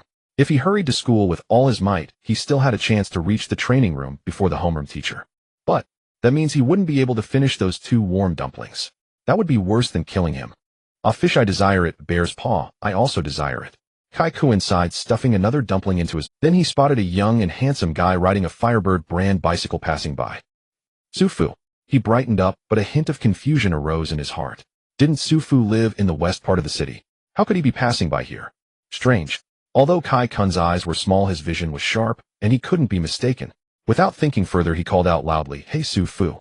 Hearing his name called, Su Fu slammed on the brakes and turned his head towards the source of the voice, only to see a tall and sturdy figure hurriedly running towards him. "Kai Kuan, what are you doing here?" Su Fu also looked puzzled.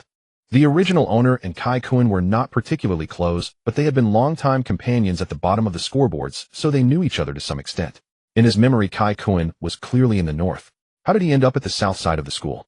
Kai Kuan certainly wouldn't admit he had detoured just to buy dumplings. He gasped for breath and said, "No time to explain, I need help, quickly give me a ride." As he spoke, he attempted to sit on the back seat of Su Fu's bicycle. However, this smooth motion was intercepted by Su Fu. "Hey, wait a minute." Kai Kuan exclaimed. "Hey, Kuan, it's really unfortunate, but this spot has been reserved." Su Fu said apologetically. "Reserved?" Kai Kuan was taken aback, then dissatisfiedly said, "We've been friends for a long time, don't be so stingy. Just give me a ride and I can share some dumplings with you." He raised the food bag in his hand, showing a hint of reluctance on his face. "Oh, it's not about the dumplings, it's that I really can't take you." Su Fu sighed and said honestly, "Well, to tell you the truth, I'm going to pick up Guan Guan." Pick. Kai Kuan was momentarily stunned, his mouth twitching as he cast a sidelong glance at Su Fu. What do you think? Kai Kuan was somewhat aware of Su Fu's 2 or 3 dealings with Guan Guan. Although Su Fu had never formally pursued Guan Guan, his recent behavior had not escaped the notice of their classmates. In their youthful exuberance, who wouldn't know his little thoughts? With some gossip spreading around. Not to mention the students, even the teachers had heard of this matter. But no one thought highly of Su Fu. Setting aside his clumsy ways of showing affection, just Guan Guan's indifferent attitude made it clear that there was no chance. Guan Guan was a class flower in Class 7 of the senior year. Her beauty ranked among the top in the entire South City High School. How could a guy like you with no emotional intelligence and no IQ and ranking at the bottom of his class even dream of that? What? Su Fu is handsome. Just because he's handsome doesn't mean he's no loser. To be a person of influence in South City High School, you need strength, background, and the ability to fight. Just being handsome is useless, he's still a nobody. If it weren't for the fact that his parents had both reached the level of innate warriors, many would probably ridicule him for his delusions. Now suddenly hearing Su Fu say he was going to pick up Guan Guan to school, acting all flirtatious. This guy must be out of his mind. Kai Kuan managed not to laugh out loud, which was already showing Su Fu some respect. Su Fu also had no choice. This matter was indeed quite absurd. Just as he was worried about how to explain, a pleasant voice came from behind. Su Fu. Both turned to look. They saw Guan Guan approaching with a blooming smile. Kai Kuan immediately stared in shock. Kai Kuan, you're here too, what a coincidence. Guan Guan walked up to Su Fu, politely nodding at Kai Kuan. Then she turned her body and skillfully sat on the back seat of Su Fu's bicycle. Let's go. See, I told you, but you wouldn't believe it. Su Fu shrugged at the dazed Kai Kuan. Class is about to start, Kai Kuan, we need to leave now. After saying that, Su Fu pedaled, and the two rode away, leaving Kai Kuan standing alone in place, recovering from the shock for quite a while. Watching Su Fu and Guan Guan's figures disappear, he opened his mouth. Oh no. That guy really got to eat. And ate so well. Damn it. Kai Kuan suddenly felt that the dumplings in his hand were no longer appetizing. Before reaching the school, taking advantage of the fact that no one was around, Su Fu stuffed a wad of cash into Guan. Guan Guan received the items, her face instantly lighting up with joy. Guan Guan, reputation, 20. Thank you. Even though it was clearly just returning something that originally belonged to her, Guan Guan didn't know why she felt compelled to say thank you. But in her happy mood, she didn't bother to dwell on it. Instead, Su Fu muttered to himself, TCH, women are really troublesome. He picked up Guan Guan as per her request, just to remind Su Fu to bring her what he owed her. And it had to be done secretly. Su Fu was somewhat confused. It was just a simple return of an item, yet it had to feel like a covert meeting. In the meantime, Su Fu took the opportunity to bring up the martial arts competition. By the way, do you know about the college martial arts competition? Guan Guan replied in surprise, you don't even know about this. Su Fu retorted, is this matter really that important that I must know? Guan Guan seemed speechless. This is a national-level martial arts competition. Students who perform well may even be admitted to martial arts academies early or taken as disciples by masters. Even making it to the top 100 in the preliminary rounds adds extra points to the martial arts exam. Su Fu roughly understood. It was probably something akin to the National Olympiad in his past life. I really hadn't paid attention to this before. He felt a bit of a headache. It seemed Su Fu was too young and had underestimated the situation. He thought it was just a matter of fighting against a few talented students from neighboring schools, but it turned out to be so complicated. First there's the national preliminaries, then the top 100 finals, and finally the top 10 final. Not to mention the time consumed. There are millions of students nationwide. Saying there are experts everywhere is no exaggeration. With Su Fu's current strength, could he really achieve a ranking? He was doubtful, especially since he heard from Li Xiang that he couldn't reveal his thunderous power in this competition. The variables were too many. I don't know what you're focusing your energy on. Guan Guan rolled her eyes and pouted. However, since Su Fu was in front of the bicycle, and she was behind, Su Fu missed seeing that cute expression. What am I focusing on? I'm focusing on you. Don't you know? Hearing Guan Guan's words, Su Fu retorted. This wasn't a lie. The original owner's thoughts were indeed mostly on Guan Guan. Guan Guan's fair face flushed as she reached out and pinched Su Fu's waist hard. Su Fu immediately gasped, don't mess around. Where did you learn that move? It's too ruthless, combining crits and armor piercing. If I learned it without a teacher. Guan Guan wrinkled her nose, waving her delicate hand in the air, mimicking the gesture of the 9-in white bone claw. If you annoy me again, I will. The two of them laughed and chatted as they entered the school. At the school gate, a tall and handsome boy frowned, observing this scene, lost in thought. The martial arts competition among universities was a grand event vigorously promoted during the early founding period of the Great Xia dynasty. At that time, martial arts schools were still in their infancy. After more than 300 years, the competition has been held for 163 sessions. Through countless reforms, the format of the competition has become increasingly complex and diverse. To ensure fairness and transparency, the competition rules for each session are discussed on-site by 48 judges, followed by a voting process. In situations where the judges cannot reach a consensus, drawing lots may even be employed to decide the final rules. More importantly, these 48 judges are not fixed. They are temporarily selected from over 1,500 martial arts masters across the country Therefore, before the answers are announced, no one can determine in what manner the competition will unfold. While no one can confirm the format of the competition, past types have provided some basis for speculation. In addition to the conventional matches, there could be outdoor ambush battles, obstacle challenges, survival contests, point-based competitions, team confrontations, and joint offense and defense matches.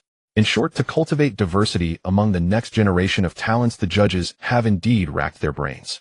But this is not very friendly for Su Fu, because the variables are too great. With Su Fu's current strength, he has no confidence to handle all possible changes. After all, his visible strength has only just reached the hidden strength stage. This realm is hardly uncommon for a senior student in high school.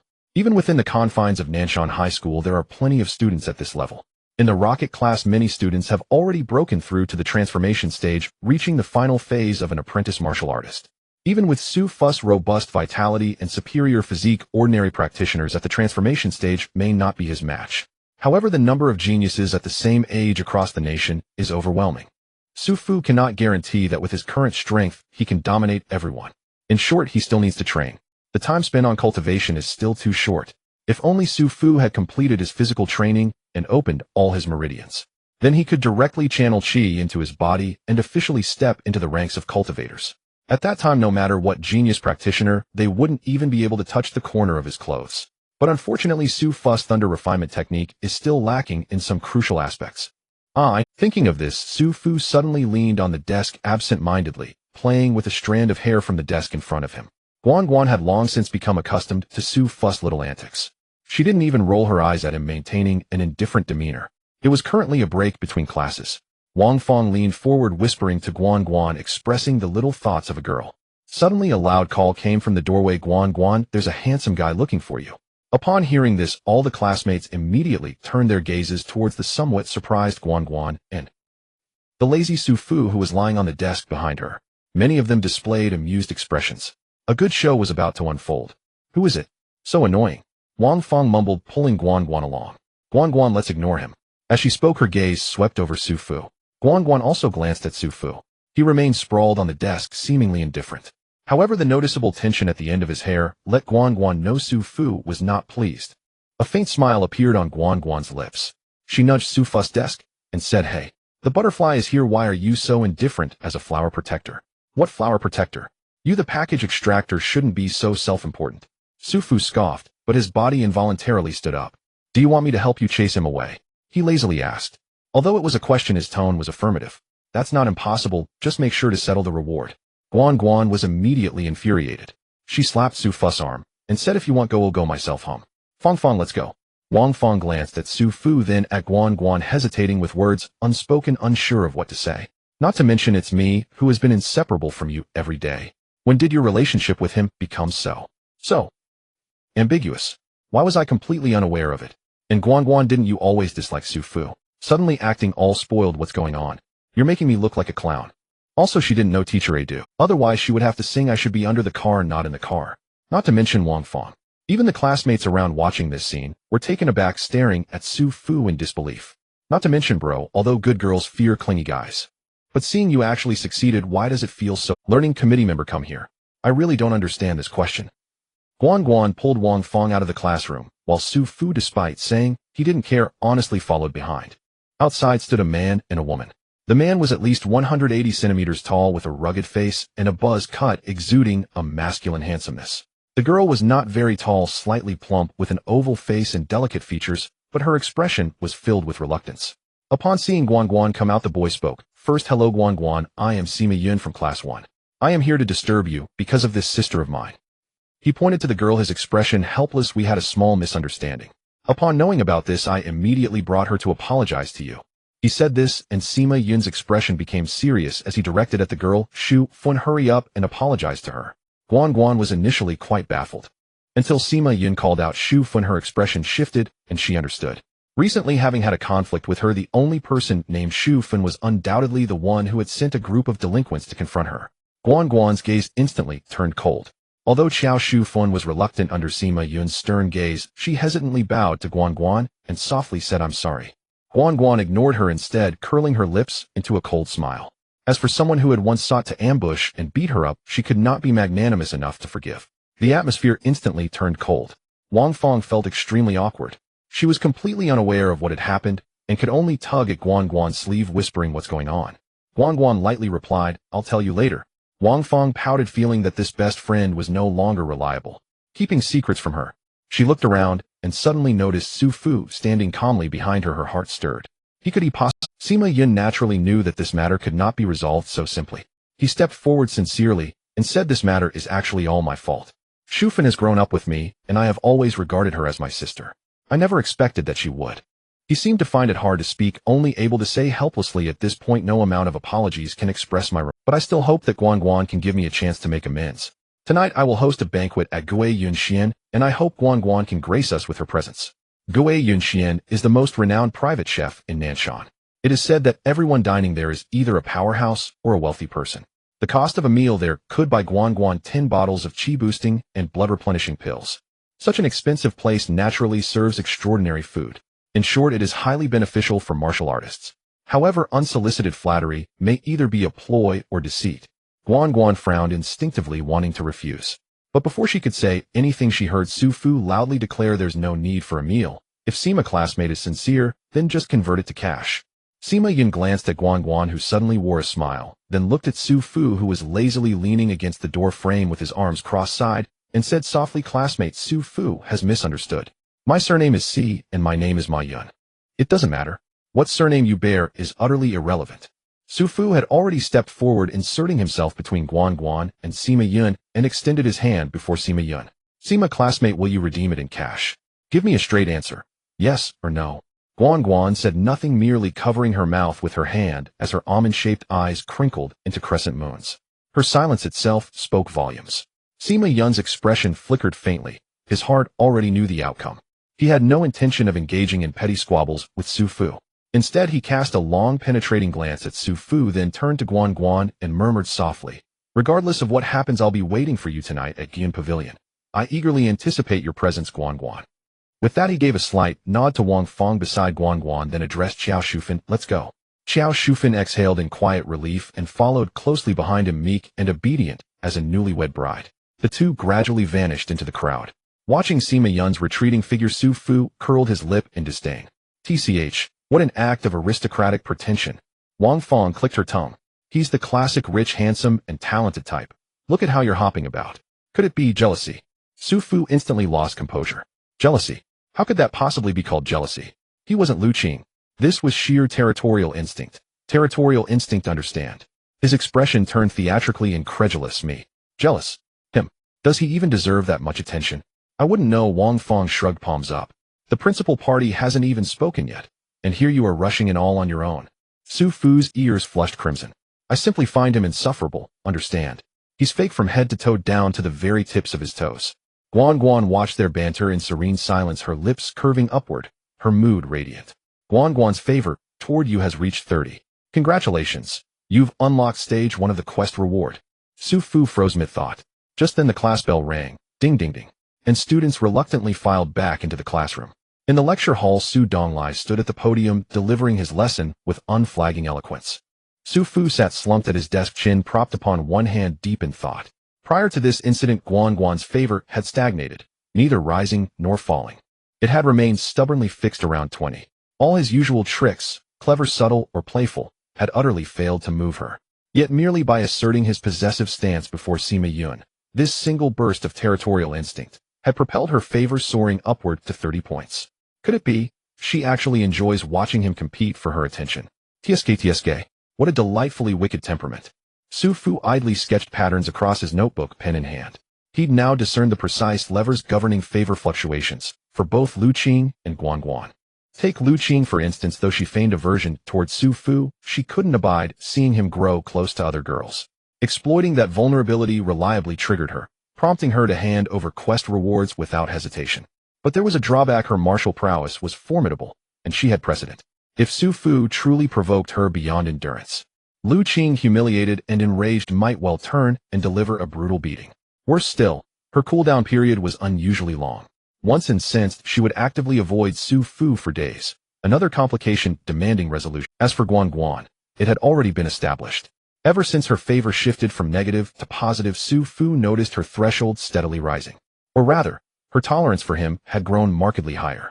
His ordinary gambits now held little sway. Even when emotions stirred, her favor only wavered briefly and narrowly, never enough to meet the criteria for unlocking quest rewards. Still, with refined technique, her favor could be elevated.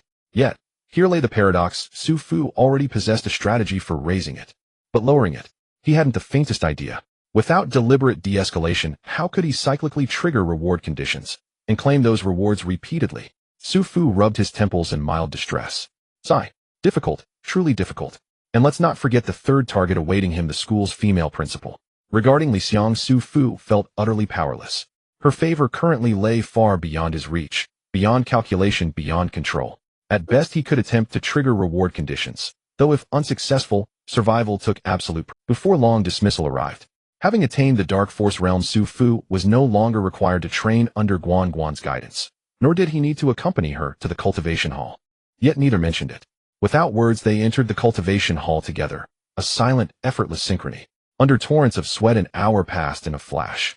Through relentless practice, Su Fu's mastery of Dark Force surged dramatically, a most gratifying advance. When Guan Guan emerged from the changing room, however, she found Su Fu already waiting outside, perched atop his bicycle. Boys did bathe and dress faster than girls. Guan Guan blinked her lovely almond-shaped eyes. Aren't you heading home yet? What are you doing here? Su Fu gave the yellow rubber duck dangling from his handlebars a gentle squeeze. Hop on, I'll ride you home today. Guan Guan's lips lifted in a teasing curve. And why's that? Afraid I'll go dine with Sima Yun. Then go ahead, by all means. Su Fu retorted, voice stiff with defiance. I just haven't seen my younger brother in a few days. I miss him, that's all. Mentioning Guan Tong was ill-advised. The moment his name slipped out, Guan Guan's expression darkened. She spun on her heel and strode away. If you want Guan Tong, go find him yourself. I don't need your escort. Demoness Guan Guan, favor 29. Su Fu blinked, startled. A careless slip of the tongue, and such an explosive reaction. This wasn't directed at him. It revealed pre-existing tension between Guan Guan and Guan Tong. Were these siblings truly estranged? Yet Guan Tong's tone suggested otherwise. Su Fu scratched his head, baffled. Truth be told, he couldn't comprehend it. He reasoned, if an elder sister harbored resentment toward her younger brother, a sound thrashing ought to settle matters. Which younger brother hadn't endured his sister's wrath? Once fists flew and tempers cooled, harmony naturally returned. After all, younger brothers were young, tough-skinned, and quick to forgive. No sibling bond could possibly sour to the point where merely uttering the other's name provoked visible dismay. Su Fu pondered long and hard, yet drew no conclusions. Still, he wasn't foolish. He knew better than to abandon Guan Guan mid-argument. Guan Guan marched ahead, shoulders rigid with indignation. Su Fu said nothing, just pedaled silently behind her, maintaining a respectful distance. With her profound martial cultivation, she sensed his quiet pursuit instantly. A mixture of irritation and amusement stirred within her. This fool, why won't he apologize? Why won't he flatter me just a little? What a simpleton. After 100 paces or so, her anger subsided. She halted at the roadside. Su Fu braked sharply and stopped before her. Why'd you stop walking? Guan Guan pivoted, shooting him a sharp sidelong glance. I'm tired. As she spoke, she swung gracefully onto the rear seat of his bicycle and pinched his waist hard. Su Fu sucked in a sharp breath, muttering under his breath, You woman, you ride my bike and pinch me. That's just enough chatter. Will you ride or not? Guan Guan huffed. Riding, right away. Su Fu whistled cheerfully. Go, off we go.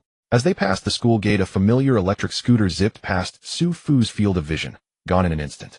Liu Qing's favor toward you has dropped to 30. Congratulations. You've unlocked stage 1 of the quest reward. Liu Qing's favor toward you has dropped to 60. Congratulations. You've unlocked stage 2 of the quest reward. Su Fu paused, stunned. Could this be the legendary Glancy and Explode phenomenon? The rewards arrived too effortlessly. He felt inexplicably unsettled. Behind him, Guan Guan jabbed a finger into his lower back. Hey, what's with the days?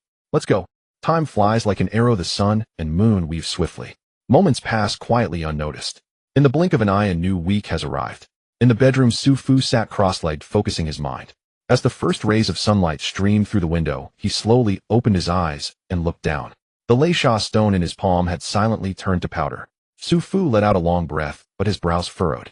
Ever since he connected all 12 meridians with the Thunder Body refinement technique and broke through to the Great Success realm, his cultivation progress had come to a complete halt. Although after mastering the technique his tolerance for thunderous power had skyrocketed, elevating him several levels, enabling him to maintain a state of cultivation throughout the night. However, Su Fu's supply of Lei Xia stones was running low. Even after opening 10 Lei Xia stones in the first wave, he miraculously gained 30 more from Liu Qing's second stage gift package. Yet judging by his pace of consuming 5 stones a night, these Lei Xia stones would only last him 7 days. The key issue was that Su Fu was still far from mastering the Thunder Body refinement technique. Compared to the 12 meridians, the difficulty of connecting the 8 extraordinary meridians increased exponentially. Each meridian required repeated cleansing and baptism from the thunderous power, and only through meticulous effort would signs of loosening appear. If he forced a breakthrough, it would instead stimulate the meridians, causing a chain reaction that could lead to issues throughout his entire body. Going mad from practicing. Fortunately, he had a reserve blood pool to regulate his physical state at any time. Otherwise, he would have already crippled himself. The first of the 8 extraordinary meridians that Su Fu connected was the Chongmai, which regulates the qi and blood of the 12 meridians. It runs through the body up and down, front and back, connecting the Ren and Du meridians and the 12 regular meridians, known as the Sea of Meridians. The difficulty of cultivating such an important meridian is evident. Su Fu spent an entire night, and the progress bar barely surpassed half. This was a stark contrast to the speed of his previous cultivation of the 12 meridians. However, after fully connecting the Chongmai, Su Fu could clearly sense the difference. His blood and qi flowed with the breath of the Chongmai, concentrating under its guidance, settling, filtering, and refining before dispersing back into his limbs and bones. These refined qi and blood would nourish Su Fu's muscles and bones, allowing his strength to experience a qualitative leap in a very short time. Compared to before, it had more than doubled. And the previously turbulent qi and blood, after such refinement, had become pure and lively, like an extension of his will. Naturally, Su Fu's hidden strength received a tremendous boost, and he even subtly sensed a tendency to break through to the transformation stage. The benefits have been mentioned. Now let's talk about the downsides. Su Fu's appetite had also significantly increased. The allowance given by his parents was hardly enough. Especially as Su Fu delved deeper into the cultivation of the 8 extraordinary meridians, his food intake was still increasing. Gurgle. His stomach grumbled. Su Fu rubbed his belly, feeling somewhat embarrassed. His parents' situation was not ideal either, and he felt reluctant to add to their burden. But ordinary meals turned into energy, supporting his qi and blood consumption in an instant. Hardly less. No matter how much he ate, it could only sustain him for a short while. Su Fu had only 2 options. 1. Eat the more expensive medicinal meals at school. 2. See if he could get lucky and find a pill of fasting from a gift package. Unfortunately, the former was not allowed by Su Fu's wallet. The latter was denied by his luck. It was frustrating. If only I could break through to the transformation stage immediately, Su Fu thought. Once he reached the transformation stage, even students from parallel classes could apply for financial aid from the school. This would be a significant resource. Converted into meals, it would be enough for him to eat until graduation. If he could rank first in the upcoming monthly exam, he might even apply to transfer to the rocket class, where Liu Qing was. At that time, he would not only receive free medicinal baths and food subsidies, but also access to pills that enhance qi and blood. Thinking of this, Su Fu couldn't help but feel a surge of eagerness. Then a figure of Guan Guan flashed through his mind. Su Fu hesitated. The stirring martial artist's march echoed across the playground of the South City High School. The homeroom teachers of the senior classes organized the students to quickly stand in fixed positions and form rows. On the stage, a banner reading Martial Arts Exam 100 Day Pledge Conference fluttered in the wind. Principal Li Xiang, along with the Director of Education, the grade director, and other school leaders, took the stage in turn and sat down. The national flag was raised and the national anthem played. After completing a set of procedures, Li Xiang stepped forward with her speech manuscript. Her expression was dignified, her gaze scanning the audience sharply. As she spoke softly, even without a microphone, her gentle voice was clearly heard across the playground. Good afternoon, teachers and students. At this moment, there are only 100 days left until the martial arts exam. On stage, Li Xiang delivered her speech with passion. Below the stage, Su Fu rubbed his empty belly, feeling drowsy. Recently, he often felt sluggish due to not being able to fill his stomach. In the line of girls nearby, Guan Guan couldn't help but furrow her brow slightly. Su Fu's condition was naturally not hidden from her eyes. Guan Guan had tactfully reminded Su Fu several times to go to the hospital for an examination. However, Su Fu, seemingly indifferent, even teased her when he saw her concern. You wouldn't be worried about me, would you? Oh, so you care about me that much. You wouldn't have developed feelings for me, would you? Don't be infatuated with me, I'm just a legend. Just thinking of his cheeky words made Guan Guan pout. He truly did not recognize a good heart humph. Li Xiang's speech was not long. She was not a talkative person herself. If it weren't for the ceremony, she might have finished in 2 or 3 sentences. After finishing her speech, Li Xiang's gaze swept over the audience, seemingly glancing at Su Fu, who was focused on his own matters. Su Fu felt an inexplicable chill run down his back, and he jolted, his spirit instantly lifting. Li Xiang, Immortal Master Favorability 30. Li Xiang's favorability towards you has reached 38. Congratulations, player, for receiving a Stage 1 reward from the strategy. Hiss, Su Fu gasped. Oh no. It seemed he had inadvertently offended the Immortal Master. Before Su Fu could think of a way to remedy the situation, the host on stage announced, "Next we invite the student representative Sima Yun from Class 1 of Senior 3 to deliver a speech." A tall and sunny figure quickly stepped onto the stage. "Hello, fellow students and teachers." On this sunny... It was him. Su Fu pouted, his gaze instinctively shifting to the graceful figure beside him. Perhaps they were in sync. At the same time, Guan Guan looked over at Su Fu. The two locked eyes, and Guan Guan blinked playfully, raising an eyebrow, as if to say, "Look, your opponent is quite impressive." TCH. Su Fu clicked his tongue, turning his gaze to the spirited boy on stage. "What's so great about that? Just wait for the monthly exam, I'll show you what cruelty is." The 100-day oath ceremony concluded, and everyone returned to the classroom. After listening to the passionate speeches from the student and teacher representatives, it was evident that the classmates were all in a state of heightened enthusiasm. The classroom was abuzz with chatter as groups of students discussed their grand ideals and lofty aspirations. Even Wang Fong, who prided herself on being the sober one, took the opportunity of filling out volunteer applications to chatter away with Guan Guan about the pros and cons of various prestigious schools. With her gestures, as if pointing out the world, one might think that Wang Fong believed she could choose any of the top 100 universities at will. Guan Guan was quietly listening to Wang Feng's ramblings when she suddenly turned to Su Fu and asked, "Hey Su Fu, do you have a dream university in mind?" Su Fu, engrossed in eating the spicy strips he had taken from Kai Kun, was momentarily taken aback before responding, "I haven't really considered that yet. But if I had to choose, it would probably be Kyoto University." Upon hearing this, Wang Fong couldn't help but burst in. "Su Fu, you really have bold dreams. Do you know how strict the admission requirements for Kyoto University are? This year, no more than 3 students from our school are eligible to enter Kyoto University." Guan Guan's eyes flickered with a hint of disappointment upon hearing Su Fu's words. It wasn't that she doubted Su Fu's ability to get into Kyoto University. In fact, she hadn't thought about that at all. It was just that the school Su Fu mentioned was too far from the ideal school in her heart. This meant that after 100 days there would be a farewell. As her thoughts drifted, Guan Guan suddenly felt a wave of melancholy. In response to Wang Feng's laughter, Su Fu did not argue. He merely smiled, faintly lowering his head to continue munching on the spicy strips. At that moment, the previously noisy atmosphere in the classroom abruptly fell silent. Su Fu heard Wang Fong quietly say, "The homeroom teacher is here." He immediately raised his head and saw Chun Guanyo striding into the classroom. Su Fu felt a jolt and quickly tucked the spicy strips under the desk. Other students hastily returned to their seats.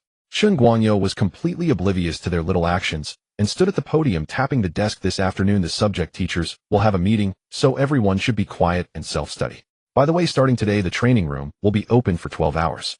Students who feel their foundation is not solid can spend some time in the training room." As soon as these words were spoken, a cheer erupted from the students. Chun Guanyo raised his hand to quiet them down. "All right, now be quiet and start self-study." Su Fu thought he would finish speaking and leave, but unexpectedly Chun Guanyo suddenly focused his gaze on him. "Su Fu, come out for a moment." As he spoke, he turned and walked out of the classroom. "The homeroom teacher is looking for me." Su Fu was taken aback. He cast a reluctant glance at the spicy strips in the drawer and obediently stood up, following the homeroom teacher out of the classroom.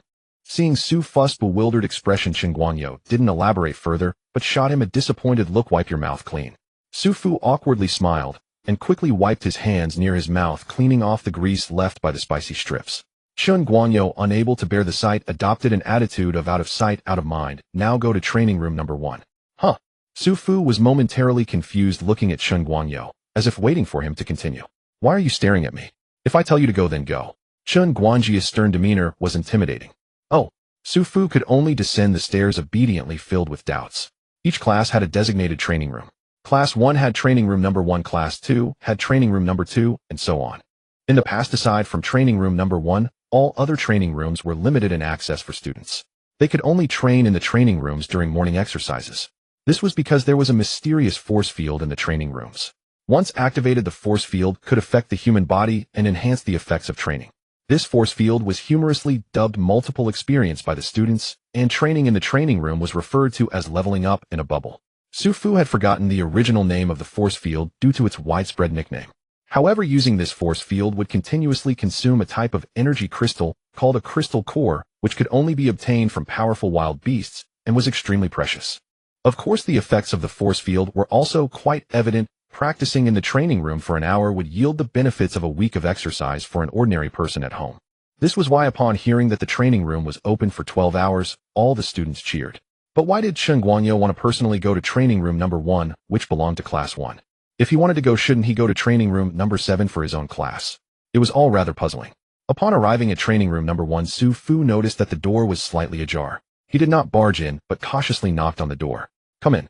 A mature and alluring voice came from inside, which sounded familiar to Su Fu, raising the hair on his neck. It was Li Xiang. Su Fu gulped nervously. During the 100-day oath ceremony, this woman had inexplicably gained some favor with him. She wasn't here to cause him trouble, was she? Such a big person, surely she wouldn't hold a grudge like that. The key point was that he hadn't done anything, except not paying attention when she was speaking. Alright, fine, maybe she was just being petty. Su Fu could not avoid it, and could only obediently enter. With a soft thud, as Su Fu stepped into the training room, the door closed quietly behind him. In the next moment, buzz, the force field activated and a vast energy surged in the training room. Su Fu clearly felt the difference. This training room number 1 had a force field intensity far stronger than that of training room number 7 in his class. But Su Fu had no time to ponder these matters.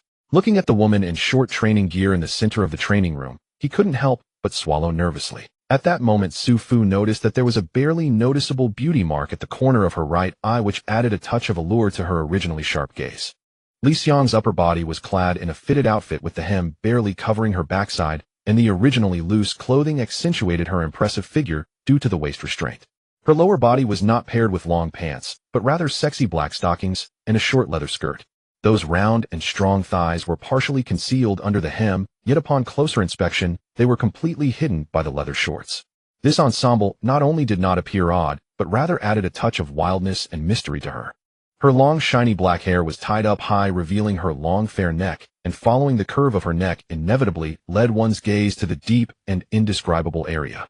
In summary, at this moment Li Xiang appeared both mature and capable, yet exquisitely alluring. "Do you know why I called you over?" She raised an eyebrow and scanned Su Fu. Su Fu honestly shook his head. Li Xiang cast a disdainful glance at Su Fu and said lightly, "Treasure this opportunity, but something the head of guidance fought for you. There is only one spot for each class. Aside from you, who I specifically chose, the others are all the most promising students in class who have a chance to break through to the postnatal warrior realm to receive my guidance." Su Fu forced a smile. "Can I give this opportunity to someone in our class who needs it more?" Li Xiang chuckled. Su Fu understood the answer, and his smile became even more forced. "Alright, without further ado, you only have 20 minutes. Now take off your coat." "Huh?" Su Fu was taken aback. Li Xiang let out a soft grunt. Su Fu quickly and obediently took off his coat. In the next moment, a shadow flashed, and Li Xiang was already close to Su Fu. The fragrant breeze rushed toward him, and Su Fu heard Li Xiang's calm voice. "Your vitality has already reached its limit. The reason you are struggling to break through is purely due to insufficient pressure. Now let me provide that pressure for you." As she spoke, she delivered a powerful punch to his abdomen. Wow! His clothes fluttered off, and Su Fu was sent flying. But before he could land, a graceful figure was already waiting for him. "Just getting beaten isn't enough, they'll find a way to fight back." Li Xiang's voice was indifferent, carrying a hint of advice. "Remember your instincts, restrain your instincts, and utilize your instincts. Your body is your best teacher." "That sounds easy, but could you let me take a breather?" Su Fu's vision blurred as he realized he had already taken several hits in just a few sentences.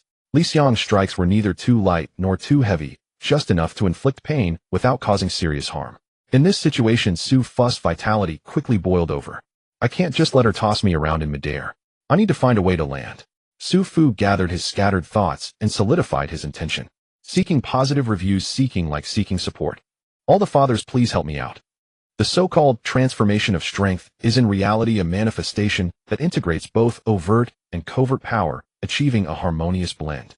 It signifies a martial artist's complete mastery over their own chi, allowing for effortless control and flexibility. Just as previously illustrated, overt strength enables a person with an original attack power of 310 to consistently unleash a full 10 points of damage.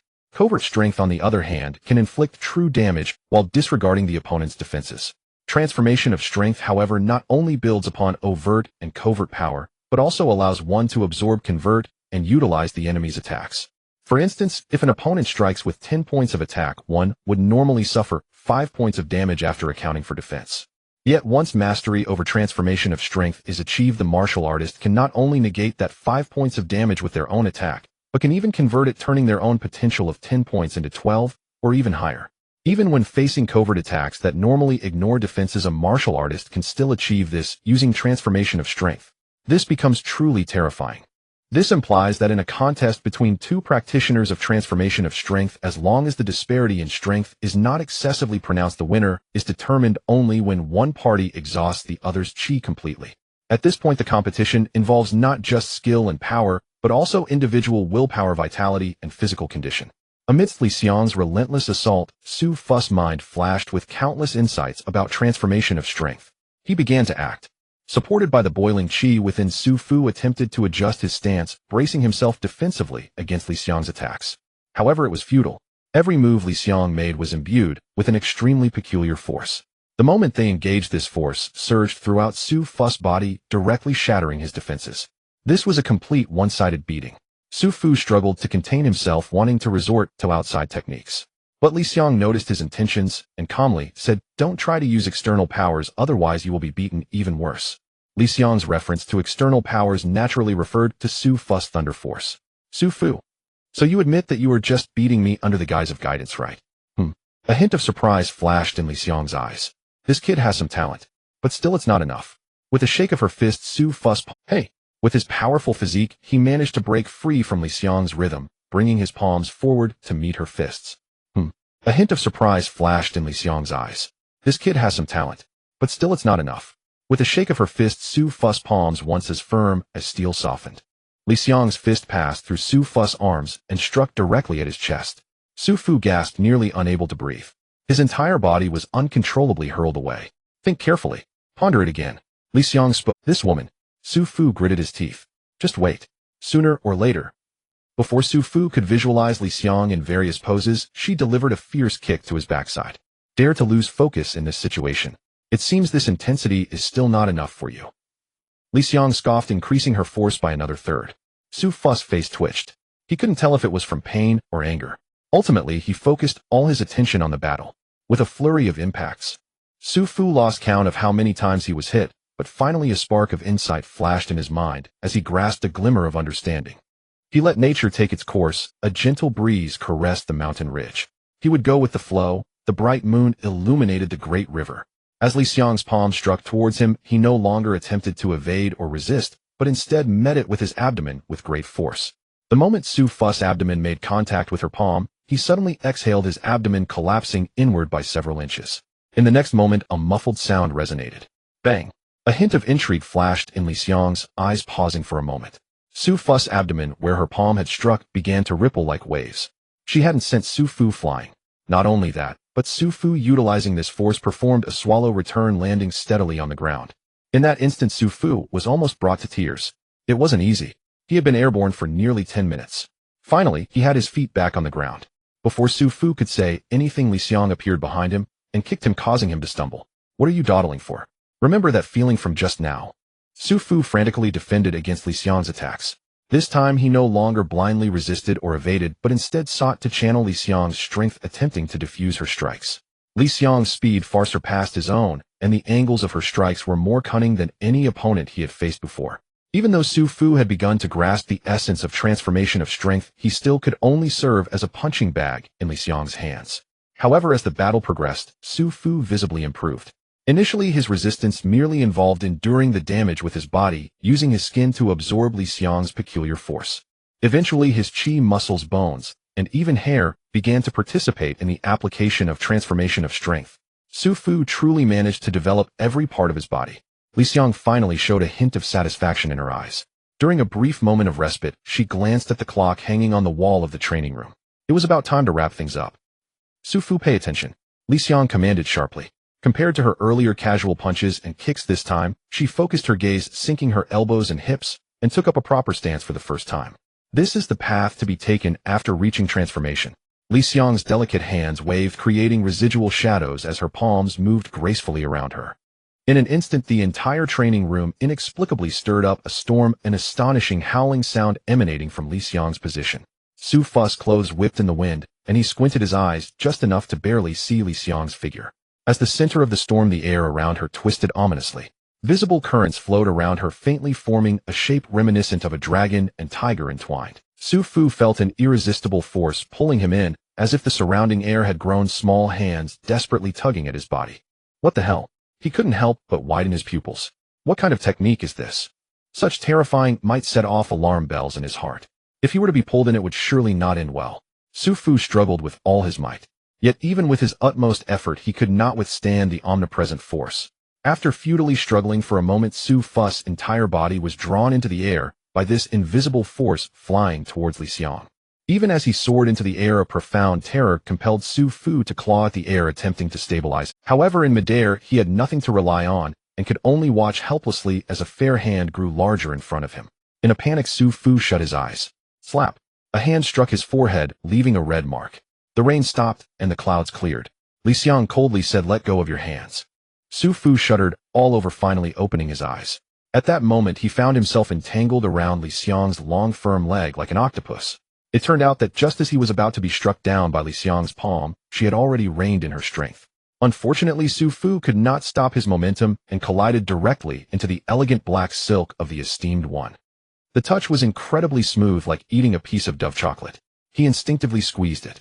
Li Xiang's face darkened instantly, and with a cold snort, her chi surged instantly, sending Su Fu tumbling. Li Xiang, the immortal sovereign affection level 61. Li Xiang's affection for you has dropped to 60. Congratulations, player, for obtaining the Phase 2 reward for strategy. Su Fu, are you sure you're not going to practice today? Guan Guan asked. The training room was open for 12 hours, and she had originally planned to push herself along with Su Fu, but unexpectedly, on the very first day, he had dropped the ball. Su Fu rubbed his stomach and shook his head, saying, "Not today. I want to go home early."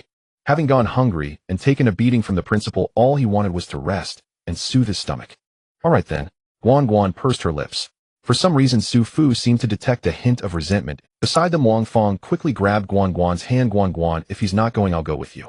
Just in time, I'm about to break through to the dark strength level, just need a little push from you." Guan Guan smiled, gently saying, "Sounds good. Fong Fong, you should have broken through long ago if you weren't so lazy." "Oh, come on, I'm a girl. I don't really like fighting or martial arts. I prefer to go with the flow." Wang Fong waved her hand dismissively. "What does that have to do with fighting? Practicing martial arts doesn't necessarily mean you have to fight." Guan Guan replied, "Having a higher cultivation level has many benefits. A highly skilled martial artist can prolong their life. If you break through to the innate realm, you could even maintain your youth forever." Wang Fong grimaced, saying, "But training is just too painful. I can handle a lot, but I can't stand the slightest bit of hardship." "Oh, there's really no way to deal with you." Guan Guan shook her head helplessly. As they spoke, Wang Fong had already pulled her towards the training room. Guan Guan looked back at Su Fu and saw that he indeed hadn't followed. She waved goodbye. Su Fu smiled and nodded. Seeing the two leave, he limped towards the bike shed. That petty woman Li Xiang was really too ruthless. Now his whole body was still aching. Logically, after leaving combat with Su Fu's reserve of qi and blood, his injuries should have healed immediately. Unfortunately, the Immortal Master had mixed a trace of true energy into that last kick to teach a certain audacious person a lesson, which was why Su Fu's injuries were taking so long to recover. Based on the dissipating rate of that true energy, it would take him at least another hour to fully recover. Su Fu suddenly reached out and grasped the air, savoring the sensation as he smacked his lips. It felt smooth and elastic, soft on the outside, but firm within. Indeed, it was a rare pair of good legs. Paired with those black stockings, it was simply stunning, though it hurt a bit too much to kick. Although Su Fu wasn't a leg fetishist, he couldn't resist Li Xiang's beautiful legs, which were indeed superior, even more so than Guan Guan's. Mainly because Li Xiang was more mature and voluptuous. Su Fu quickly shook his head. He couldn't think too much about it, otherwise he'd be raising the national flag. Young people have a bit of a fiery temperament, especially martial artists. Let alone the fact that Su Fu's qi and blood was even better than the average martial artist. In summary, although Su Fu took a beating, he not only successfully broke through to the transformation strength stage, but also touched the beautiful legs of the Immortal Master and conveniently got a strategy package. Moreover, upon breaking through to the transformation strength stage, he could apply for financial aid from the homeroom teacher. The thunderstorm in his stomach was also greatly alleviated. This way, it's not a loss, it's a huge gain. Riding high on the winds of success, Su Fu hummed a little tune as he pedaled his bike westward. Just as he reached the fork in the road, Su Fu suddenly frowned. He sensed a sharp gaze shooting towards him. How sharp is a martial artist's perception? Such an unmasked gaze is always accurately sensed. Su Fu turned his head towards the source of the gaze and spotted a familiar figure by the roadside. The person was over 6 feet tall with short hair standing upright and a pair of fierce eyes. Who else could it be but Sima Yun? Su Fu raised an eyebrow and stopped his bike. Sima, what are you looking at? What are you staring at? Try looking again. Try looking again, and you'll be done for. The plot didn't develop as Su Fu had imagined in his mind. Hearing this, Sima Yun's face didn't look too good, but he didn't dwell on Su Fu's choice of words or his He walked up to Su Fu and looked down at him. Su Fu, can we talk? Sure. Su Fu shrugged, looking like he was ready to accompany him until the end. What do you want to talk about? Sima Yun said solemnly, some of your actions have caused trouble for Guan Guan. I hope you can keep your distance from her. In translation, you kid are like a toad wishing to eat swan meat. Get lost. Wow, how direct. But Su Fu didn't like it. He glanced at Sima Yun. What's it to you?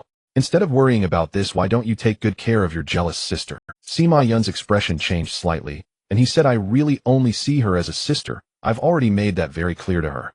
Su Fu shrugged. Well, I don't care. Not only do I not care, but Guan Guan doesn't care either. Sima Yun's eyes twitched, and he stared at Su Fu, slowly speaking. I can tell you don't actually like Guan Guan. Rather than saying you like her, it's more accurate to say you're satisfying your desire to show off. So tell me, what will it take? Su Fu thought to himself, you've got it all wrong. He really liked this strategy package. But he didn't refute Sima Yun's words, just smiled. All right, give me 100 million, and I'll leave immediately. Cash on the spot, and I'll transfer schools right away. If you can't transfer me, I'll withdraw immediately. I swear I'll never appear in front of her again. Sima Yun's face darkened. He stared intensely at the shrewd-looking Su Fu, not saying a word. Su Fu tilted his head. What's wrong? Can't bear to part with 100 million. Seems like you don't like Guan Guan as much as you thought. Sima Yun angrily said, I'm not like you. Su Fu smiled. Everyone is different. Sima Yun realized he was losing his composure, took a deep breath, slowly regained his expression, and said solemnly, if we can't communicate, then I have no choice but to make you realize the gap between us. Oh, are we going to fight? Why didn't you say so earlier? Why all the small talk? Su Fu cracked his knuckles. Just let me park my bike.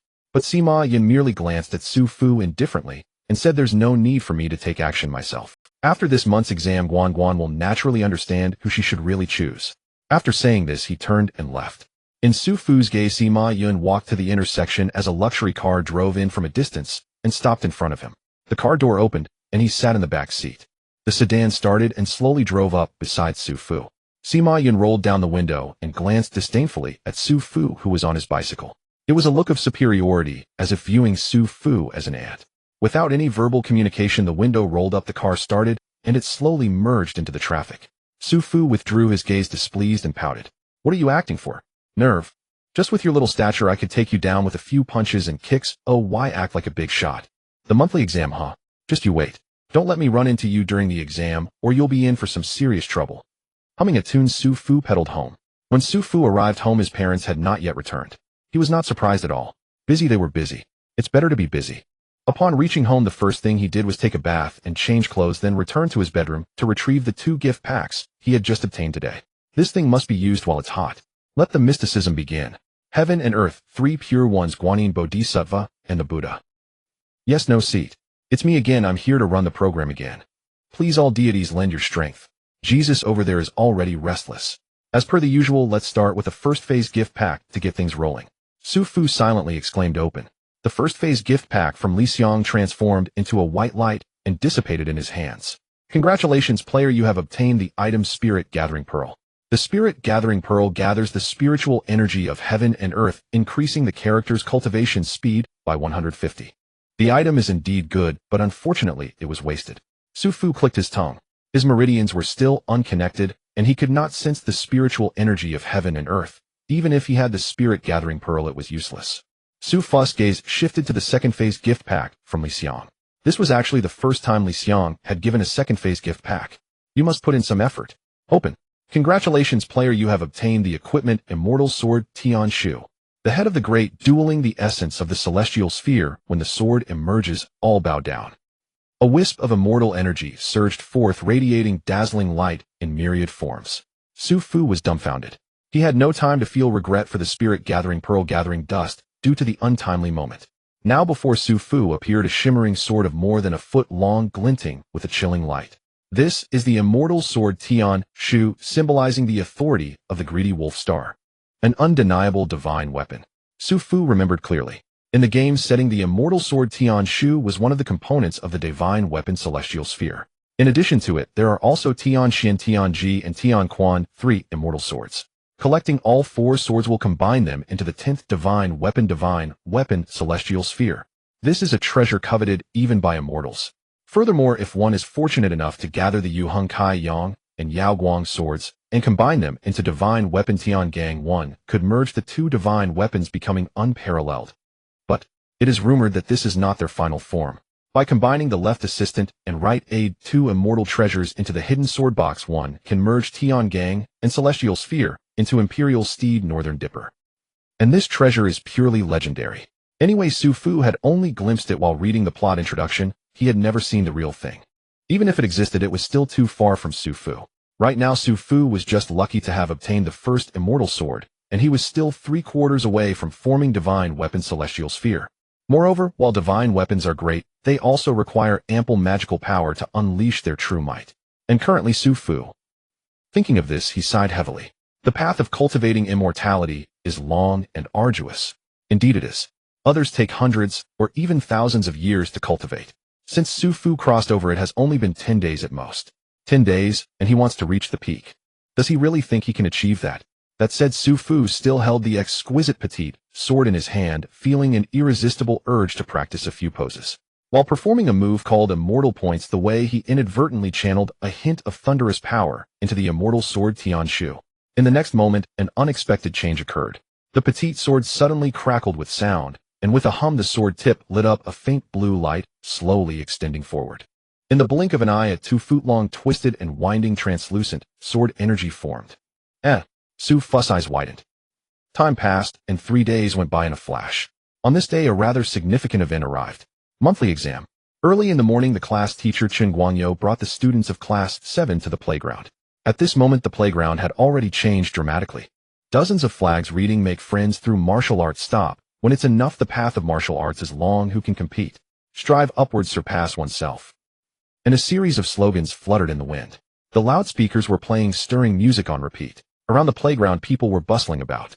Each class lined up in formation, led by their teachers, entering the stands in batches to take their seats.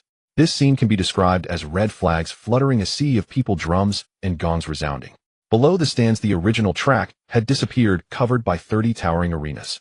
Each arena measured 1,010, with a large martial character written in the center of the ground.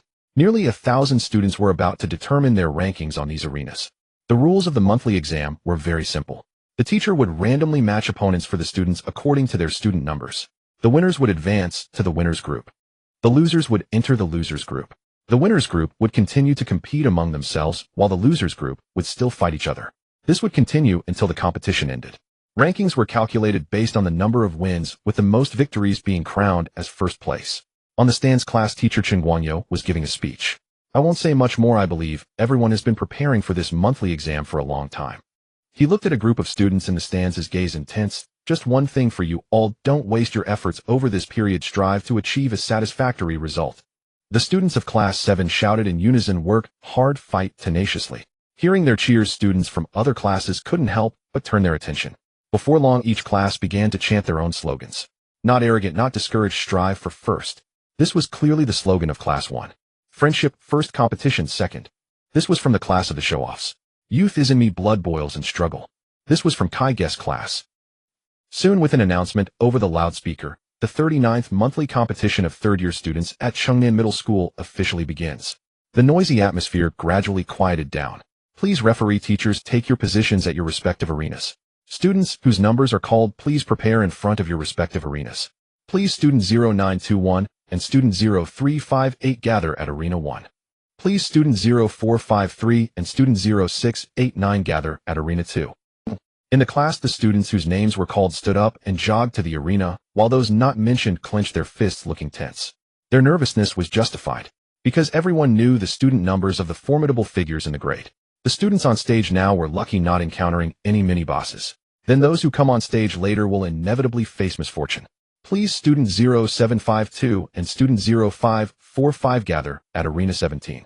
With the student number announced over the loudspeaker, Su Fu's body shook and a smile appeared on his face. Finally, it's my turn. He was spirited and immediately stood up, striding down from the stands. Behind Su Fu, Wang Fong nudged Guan Guan with her elbow and whispered, "Hey Guan Guan, what do you think Su Fu's score will be in this monthly exam?" Huh? Guan Guan was taken aback, recalling the astonishing punching power of the little girl and the measuring device that day. Depends on his mood. Wang Fong was taken aback. What do you mean by mood, sister? Maybe seeing Wang Feng's speechless expression, Guan Guan tilted her head. Maybe if he's in a good mood, getting first place isn't impossible. Forget it, no need to look. Wang Fong covered her face. This sister was out of the question. Getting first. Did he go crazy, or did you go crazy? I'd believe it if he were to come last. Dear guardians, please like, save, and support. I'm begging you all here. The 17th arena. The referee stood below holding the roster. Where is student number 0752? Su Fu stepped forward saying, "Here I am." The referee glanced at him and compared it with the photo on the roster. Su Fu. That's right. Go ahead. He marked something on the roster and pointed to the arena behind him. Su Fu nodded, just about to climb onto the stage when he heard a few gasps from the audience. Wow. So handsome. This guy is so cool.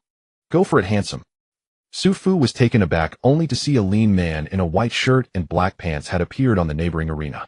The man stood with his hands clasped behind his back, his gaze focused and aloof, his tousled hair fluttering in the wind. Who is this guy? So full of himself. Su Fu thought to himself. The man's opponent was also preparing to take the stage.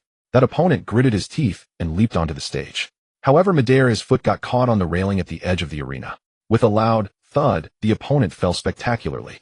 Laughter erupted around the audience.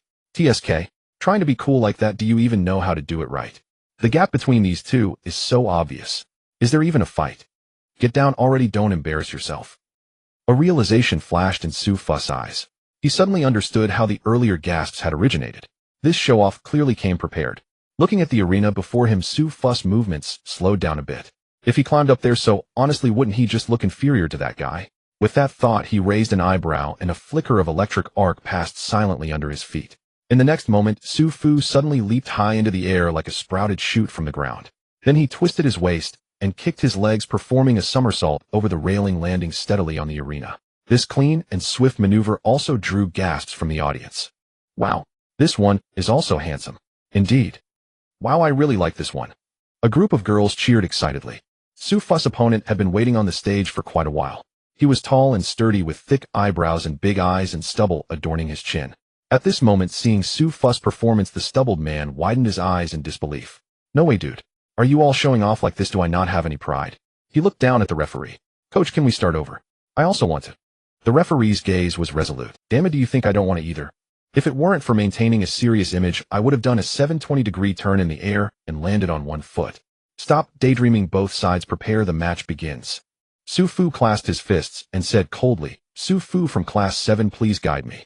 The stubbled man quickly mimicked, Yang Yi from class 5, please guide. Wait, why are you attacking without any decorum? Su Fu threw a punch, huffing, idiot, that's called strategy.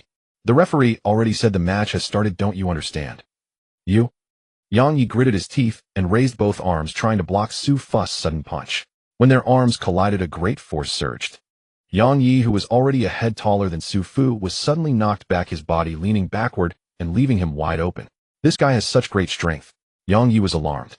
He was also a peak practitioner of hidden strength. While he wasn't the standout in class, he still prided himself on being among the top. However, Su Fu's punch quickly sobered him up. This person cannot be matched in strength. A thought flashed through Yang Yi's mind. And then, Su Fu executed a swift sweeping kick, toppling Yang Yi, then delivered a kick to his backside. The opponent felt his center of gravity destabilize, and just as he was about to fall, a sharp pain shot through his rear. His body instantly turned into a rolling gourd, flying off the arena with the unstoppable force. The referee was also quick to react. At the moment Yang Yi flew out, he was already waiting outside the arena. With a swift hand, he caught him steadily and then wrote on the roster, student number 0752 wins. Next matches. Su Fu's speed in this match was too swift, so much so that the classmates around the audience didn't even react before it ended. Except for those girls who had been paying attention to Su Fu from the start, almost no one noticed the developments. Without the expected screams and cheers, Su Fu felt a little disheartened. He jumped down from the arena with his hands in his pockets, returning to the audience somewhat disappointed. Sitting back down, he found only Wang Fong left in his spot. She looked at Su Fu in confusion. So fast. You didn't just surrender as soon as you got on stage, did you? Su Fu replied. He rarely rolled his eyes, but didn't explain, instead asking, has Guan Guan gone down to compete? Where is she? Wang Fong pointed with her chin. Over there at the 23rd arena, go see for yourself. Su Fu looked up and happened to see two graceful figures engaged in a fierce exchange. With fists and feet colliding, their shouts echoed. That light purple figure, who could it be but Guan Guan? She was tied up in a high ponytail, wearing a short-sleeved t-shirt, her impressive strength subtly evident. The lower half was clad in black shorts, her long, beautiful legs creating a blur of motion. Su Fu's expression was serious, eyes focused, nodding occasionally with a hint of approval. Not bad. That punch was quite strong. That kick was also impressive. No wonder she is my target for strategy. Her strength far surpasses that of ordinary people. At this moment, the announcement came through. Please, student number 0693 and student number 0851 gather at arena number 4. Wang Fong stood up and patted Su Fu on the shoulder. You take your time watching, I'm off to compete. She looked relaxed, clearly not facing an overly strong opponent. Su Fu merely responded with an not taking his eyes off the scene. Wang Fong pouted, striding away. The sound of a slap echoed. That was quick. Guan Guan achieved a swift victory, pinning her opponent to the ground, unable to move. Su Fu clicked his tongue in satisfaction. So fast. Don't you know to conserve your strength and fight a bit longer? I really need to have a word with the person in front of me. A moment later, Guan Guan returned with a few beads of sweat on her forehead, and upon seeing Su Fu staring at her, a smile appeared on her delicate face. Did you finish your match too? Where's Fong Fong? Su Fu replied. She went down to compete. Guan Guan asked, which arena? Su Fu paused for a moment, and then said, I don't know, I didn't pay attention. Before long, 2 hours passed, and the first round of matches for all students came to an end. The second match began swiftly. Due to Su Fu's previous match ending too quickly, he was soon called up. Please, student 0495 and student 0752, gather at ring no. 9. Su Fu followed the instructions and arrived at the ring to check in. This time his opponent arrived much later than him. Su Fu waited on the ring with his arms crossed for a long time before seeing a charming little girl wobbling over. She immediately bowed deeply to the referee. I'm so sorry, teacher. I kept you waiting. I'm feeling a bit unwell. The referee, originally unable to suppress his anger, saw that the newcomer was a girl, and her good attitude eased much of his anger. Clearing his throat, he said lightly, It's fine, just be more careful next time. Let's start the match. The girl obediently replied yes. Once on the ring, the two stood facing each other. Su Fu took a moment to size up the girl. Noticing she was barely 5 feet tall, dressed in a pink princess dress, with knee-high white socks, she resembled a cute Disney princess on the run. Her hair was styled with 2 little braids on the sides, her eyelashes curled, and her bright big eyes blinked adorably, her face rosy, and her makeup exquisite. It felt as though she was not here for a match, but rather for a banquet or a picnic. The fleeing princess bowed to Su Fu. Hello, I am Hua Xiangrong from Class 9 of the senior year. I apologize for the delay. Yin Xiangyi Hua Xiangrong, that's quite a nice name. Su Fu nodded and replied casually, Class 7. Hello, student Su Fu. When we fight later, could you possibly go easy on me? Su Fu. Seeing Su Fu's silence, she pouted and said, As a girl, I can't possibly win against you boys. Just be kind and let me have this one. Su Fu. He never expected that Hua Xiangrong would say something so outrageous. We're fighting on the ring, and you want me to let you win. So you mean I should just lose on purpose? Seeing Su Fu's dazed expression, Hua Xiangrong felt confident that she had this in the bag. In her last match, she used this very tactic to make a chubby boy willingly jump off the ring and admit defeat. Who says beauty isn't a form of strength? The referee sensed something was off and immediately shouted, All right, both students are ready. Now let the match. Hua Xiangrong immediately exclaimed, striking a fighting pose. She fixed her fiery gaze on Su Fu, wondering whether he would surrender directly or pretend to fight back. Could it be he wants to take this opportunity to have some physical contact with her?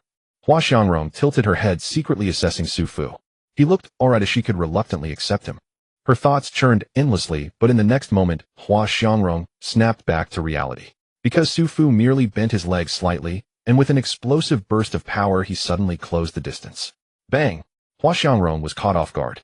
The boy, who was originally 7 to 8 meters away, was now right in front of her. A Sigma male would never fall into a woman's trap. Su Fu showed no signs of holding back.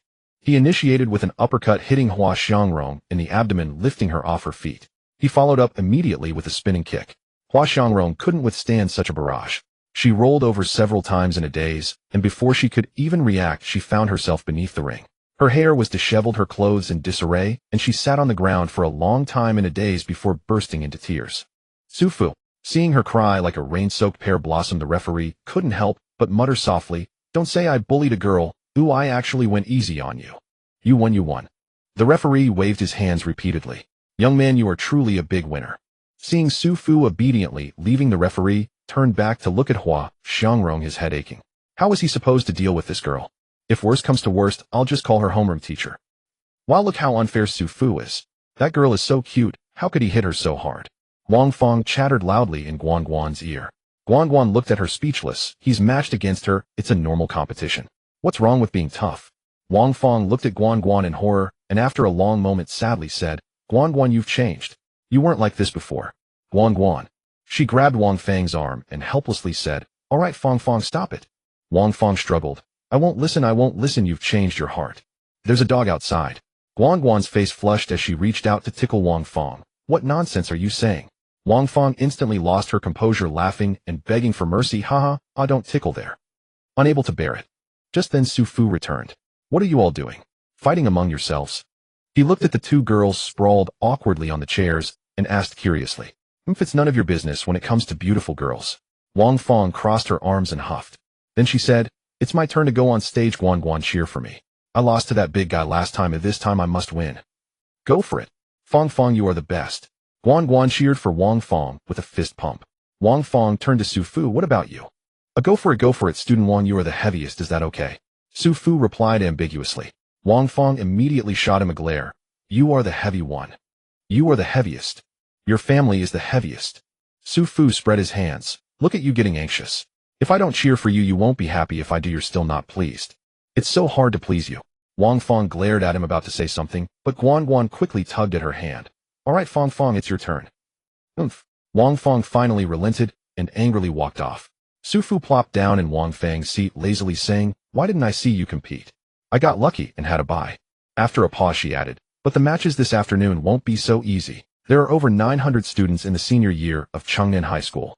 30 rings, each pairing off, and 4 rounds to determine rankings. The first 2 matches are heavily luck-based, but the later rounds will be real hard clashes. Su Fu said nothing and simply rubbed his stomach. He was hungry again, inwardly lamenting. I wonder when the homeroom teacher will finally apply for that scholarship. Due to having 2 more matches in the afternoon, Su Fu did not eat much at noon. He simply had 2 servings of food and felt about 3 tons full.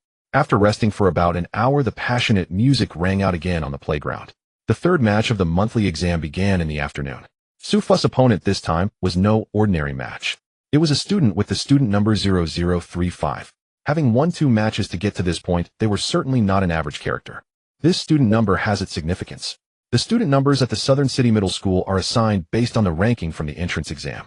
The top few dozen students are undoubtedly placed in Class 1, also known as the Rocket Class. They enjoy the best teaching resources and training materials, receiving various scholarships and bonuses, and their strength naturally far surpasses that of students from ordinary classes. Therefore, Su Fu's opponent this time is an outstanding student from the Rocket Class. By the time Su Fu arrived at ring 23, his opponent had already been waiting on the high platform for quite some time. He raised his eyebrows and saw that the opponent was tall and slender, looking quite heroic, just slightly less impressive than himself. A competitive spirit arose in Su Fu, and he quickly tidied himself up, stepping onto the platform with elegance. The opponent had initially looked somewhat bored, but when he saw Su Fu approach, his eyes suddenly brightened, and a slight smile curved his thin lips. I thought it would be another dull match, but unexpectedly, I ran into you. Life is full of surprises. Hearing this, Su Fu tilted his head in confusion and asked, Do we know each other? The person smiled and said, Let me introduce myself. My name is Liu Xiang from Class 1 of the 3rd year, ranked 7th in the last monthly exam. Most people only know the 1st and 2nd, so it's normal that you don't recognize me as him, just an obscure 7th. However, Su Fu, your reputation in our circle is quite significant. Su Fu raised an eyebrow and asked, Oh, how so? Last time Principal Li held a training session with a total of 23 participants. Among them, 22 students trained together and got to know each other. Only you, Su Fu, received unknown training personally appointed by the principal.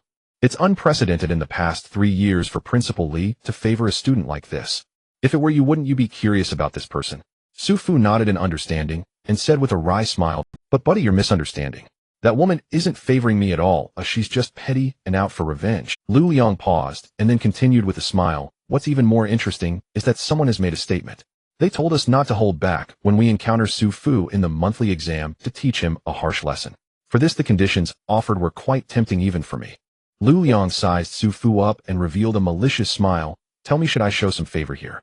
Sima Yun. Su Fu understood. He laughed. If Liu Xiang has that capability, then bring it on. Liu Xiang clapped his hands and laughed. Good. I was waiting for Su Fu's words. His gaze turned to the referee. Teacher, we are all ready. Can we start the match? The referee teacher looked at Su Fu. Su Fu nodded. The match begins. With the referee's command, Liu Xiang laughed heartily. Su, don't let me down. After saying this, his figure flickered and abruptly appeared as a shadow on Su Fu's left side. Su Fu only heard the fierce wind howling as a powerful kick struck toward his waist. However, facing the attack, Su Fu remained calm and simply extended his hand to block. Seeing this, a glimmer of disappointment flashed in Liu Yang's eyes. Can't even dodge. You're just so-so. Bang. The next moment, their fists and feet collided, producing both of them felt a slight tremor in their bodies. Su Fu stood still while Liu Yang stumbled back 3 steps. His expression changed, revealing a distinctly obvious surprise. This result was completely different from what he had imagined. His thunderous and powerful attack not only failed to harm Su Fu, but was instead rebounded back at him. How is this possible? Liu Yang couldn't understand. How could someone remain unshaken in the face of his full-force strike, which carried such a forceful impact? Su Fu took the situation more seriously. This is interesting. This person was actually able to force him to use 50% of his strength, truly worthy of being ranked 7th in the grade. In that case, I can only move a little more seriously. Pay attention, I'm about to start. Su Fu said while flexing his wrist. Take a punch from me first. As soon as he finished speaking, he had already vanished from his spot. So fast. Liu Yang's pupils shrank. His hard-earned dynamic vision completely failed to catch Su Fu's movement. Could it be? This guy has already broken through to the formal martial artist stage. As this thought flashed through Liu Yang's mind, he heard a sharp whistle behind him. Whoosh! Just by the sound, he could already envision multiple scenarios in his mind of being hit and having his blood and flesh scattered. Su Fu truly possesses the strength of a formal martial artist. This strike must not be resisted. Cold sweat poured down Liu Yang's back as he quickly dodged to the right front. However, this very action caused him to fall completely into Su Fu's trap. The next moment, he found himself staring at Su Fu, who was smiling, miraculously appearing right in front of him. Liu Yang was taken aback and quickly assumed a defensive posture. But what awaited him was Su Fu's leisurely and powerful strike. Bang! Liu Yang had no time to react, only feeling a pain in his backside as a strange force instantly penetrated through him, shattering all his resistance. In an instant, his tall and slender figure turned into a shadow, flying backward and landing below the platform. Throughout the entire process, he had no chance to fight back. Liu Yang got up from the ground, looking at Su Fu with a shocked and strange expression. This bastard clearly said he would throw a punch, yet he used a kick instead. Even without deceit, with Su Fu's bizarre speed, he had completely crushed Liu Yang's reaction. Staying on the platform only made him a punching bag. However, Liu Yang still felt inexplicably unhappy. That strange force was able to shatter all his resistance in an instant. This was a sensation Liu Yang had never experienced since achieving the transformation. He had no idea how Su Fu had accomplished this. Yet Liu Yang let out a sigh of relief. He could be sure that although Su Fu was strong, he had not yet reached the level of a formal martial artist. Liu Yang had seen a true martial artist in action and believed he had some authority on the matter. Chasing after a strong transformation student is much easier than chasing someone who has entered the formal martial artist stage at such a young age. After all, the power of a formal martial artist is entirely different from that of a trainee martial artist. They have already refined their true energy. But that being said, Su Fu's transformation strength made him mistakenly believe he was a formal martial artist. Such a freakish degree even. Would probably find it hard to achieve this. Moreover, Liu Yang could clearly sense that Su Fu had held back. That strange force was clearly unresistible, but had not harmed him in the slightest. At this moment, Liu Yang only felt a slight pain in his backside. He was not someone who lacked self-awareness, and at this moment he could only clasp his hands towards Su Fu and sigh. Su Fu's strength is far above mine. No wonder he can receive Principal Li's great support. I concede, I truly concede. Su Fu smiled. Impressive, right? I learned this from being beaten up by that wicked woman Li Xiang. Please give good reviews, likes, and support. All of you, please take care of me. As the third match concluded, Su Fu was about to leave when he was called by Liu Yang. Su Fu, wait. Su Fu paused, but did not turn around, asking, what is it? Are you inviting me to dinner? Liu Yang was taken aback, then smiled, and said, if I could get to know Su Fu, a meal would be worth it. Su Fu waved his hand, saying, maybe next time. My schedule is already full. You're not exactly a charming target. Why would I want to have dinner with you? Liu Yang shook his head helplessly, saying, Su Fu, there's no need to be so wary of me. I'm not on the same path as that Sima Yun. The reason I said that earlier was simply to encourage you to take the match seriously and give it your all. But I haven't even gone all out, and you're already lying down. Su Fu complained in his heart. He turned back and said, all right, what do you really want? Just say it clearly. Liu Yang replied, there are two things. First, I want to remind you to be careful of that Liang Feng guy. He is very close to Sima Yun, and in terms of strength is slightly stronger than me. Liu Liang paused, suddenly seeming to realize something, and quickly added, of course he is definitely not your opponent. It's just that his methods are somewhat insidious. He often engages in underhanded acts using his family's secret technique, Dark Blood Hand, which is subtle and elusive. Those who fall victim don't realize anything at first, often only recognizing the dark injuries after 10 days or so when they worsen significantly. However, by that time it's already too late, and they can only suffer in silence, slowly recovering, which unknowingly delays their martial progress. Su Fu clapped his small hands, saying, got it. You were bullied by him, and now want me to help you get revenge, right? Liu Liang choked a bit and muttered, well, that's one way to put it. Su Fu said, alright, I understand this matter. If I really run into him, whether or not I teach him a lesson will depend on, as the saying goes, one does not offend me, and I will not offend others. In a fair competition, Su Fu had no need to go all out. If the other party is using underhanded tactics, then he surely won't have any good outcomes. What about the second thing? Liu Liang smiled and said, in a few days it's my sister's birthday, and I would like to formally invite you to her birthday banquet. Wait a minute. Su Fu tilted his head, unable to understand. Your sister's birthday banquet? Yes. You're inviting me, eh? Oh. Su Fu spread his hands, saying, but I don't know your sister. Besides, we aren't that familiar. Why would I attend a stranger's birthday banquet? Liu Liang let out a small, and then realized that Su Fu was different from others, having no knowledge about Liu Liang or the Liu family. With a helpless smile, he succinctly explained, after the banquet, there will be an auction featuring many rare. Su Fu's eyes lit up. Rare treasures. He immediately thought of his long-sealed cultivation technique, the 5-5 mystic art. The essence of the 5 elements had no apparent source, which had prevented him from making progress. If he could find some clues at the auction, wouldn't that be? Su Fu pondered for a moment, then said helplessly, I would like to see it, but my family is poor. No worries. Liu Liang smiled and said, it's just to have a look, you don't have to participate in the auction. Moreover, I have considerable family assets, so if you're interested in any small trinkets, I can gift them to you. Then it's settled. A double joy. Su Fu beamed affectionately, putting his arm around Liu Liang's shoulder. Why didn't you say so earlier? We're all buddies. It's not like I wouldn't give you this face. I must attend. Let's exchange contact information first. Upon returning to the viewing platform, Su Fu noticed that Guan Guan's expression was not good, and Wang Feng was comforting her. Oh, luck is something that can't be helped. Guan Guan, don't take it too hard. That jerk won't be able to act arrogant for long. Who knows, maybe he'll get beaten up next round. Su Fu understood immediately what was going on. She must have run into a tough opponent and lost. Perhaps she was even mocked in the process. Who was it? Which jerk dared to provoke my deskmate? Su Fu rolled up his sleeves and said, quick, tell me so I can teach him a lesson. Wang Feng rolled her eyes, saying, you think you can teach him a lesson? You'd be lucky if you weren't the one getting taught. That guy is the third in the class, Liang Feng. If you're capable, go teach him a lesson. Huh. Hearing that familiar name, Su Fu turned to Guan Guan and asked, did that Liang Feng say anything to you? Guan Guan remained silent, but Wang Feng indignantly said, you don't know. That guy is the worst. He first mocked Guan Guan for being a vase, saying her strength was lacking, but her luck was good. Then he threatened her. Before Wang Feng could finish, Guan Guan suddenly interrupted, saying, enough, Feng Feng, don't say any more. I don't want to hear any more of this. Su Fu could tell with his toes that this must be related to Sima Yun. Since you chose to seek death, don't blame me for being ruthless. Su Fu narrowed his eyes. He was quite skilled at making girls angry. But when it came to cheering girls up, he was clueless. Since he couldn't comfort her, Su Fu decided to take another route. Why not just catch that scoundrel who provoked his target and give him a good beating? Today's matches only determined the approximate rankings of each student. The detailed rankings would depend on tomorrow's matchups. By then, Su Fu would naturally have the chance to confront that Liang Feng. At that time, he chuckled to himself, unaware that Guan Guan had been glancing at him several times with a complicated expression. Time passed quickly, and soon the fourth match began. Please, student number 0752 and student number 0123 gather at the fifth arena.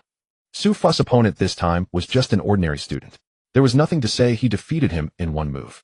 However, after the match, Su Fu felt a tangible gaze upon him. He turned around and saw a burly youth standing with Sima Yun. The youth had thick eyebrows, small eyes, and thick lips exuding a cold aura. Seeing Su Fu looking over, he coldly smirked and gestured across his neck with his hand. The intent to provoke was obvious. Su Fu instantly connected the person to the name. So it's Liang Feng, huh? You can just wait to die. The competition concluded, and it was already time to dismiss for the day. Perhaps to conserve energy for tomorrow's challenge, or maybe the recent defeat had sapped the will to continue training. Guan Guan uncharacteristically did not invite Su Fu to the training room. As the homeroom teacher dismissed the class, she quickly dragged Wang Feng away, disappearing without a trace. Su Fu could only shrug and head alone towards the bike shed. Upon arrival, he spotted a familiar figure, clad in white as pure as snow, her long hair cascading to her waist, her expression indifferent yet captivating. It was his childhood acquaintance Liu Qing. She sat atop her small electric scooter, either lost in thought or waiting for someone. Come to think of it, Su Fu hadn't seen her for several days. He recalled the last time Liu Qing sent him a gift pack was during the previous round. Seeing her now, Su Fu felt quite pleased, because progressing through Liu Qing's affection was remarkably easy. A mere tease would instantly provoke a reaction. Guan Guan could certainly learn from Liu Qing in this regard, since their affection solidified. Her willingness to deepen the bond had become increasingly stingy. No matter how hard Su Fu tried, he could barely reduce her affection points, yet after a short while they mysteriously bounced back. The points hovered stubbornly around the mid-30s, stuck without rising or falling. Su Fu was utterly exasperated. Setting Guan Guan aside, one mustn't be so fickle. He looked at Liu Qing, a smile curling at his lips. Hey, Campus Belle Liu, what a coincidence. Liu Qing glanced at him, her eyes holding an indescribable complexity.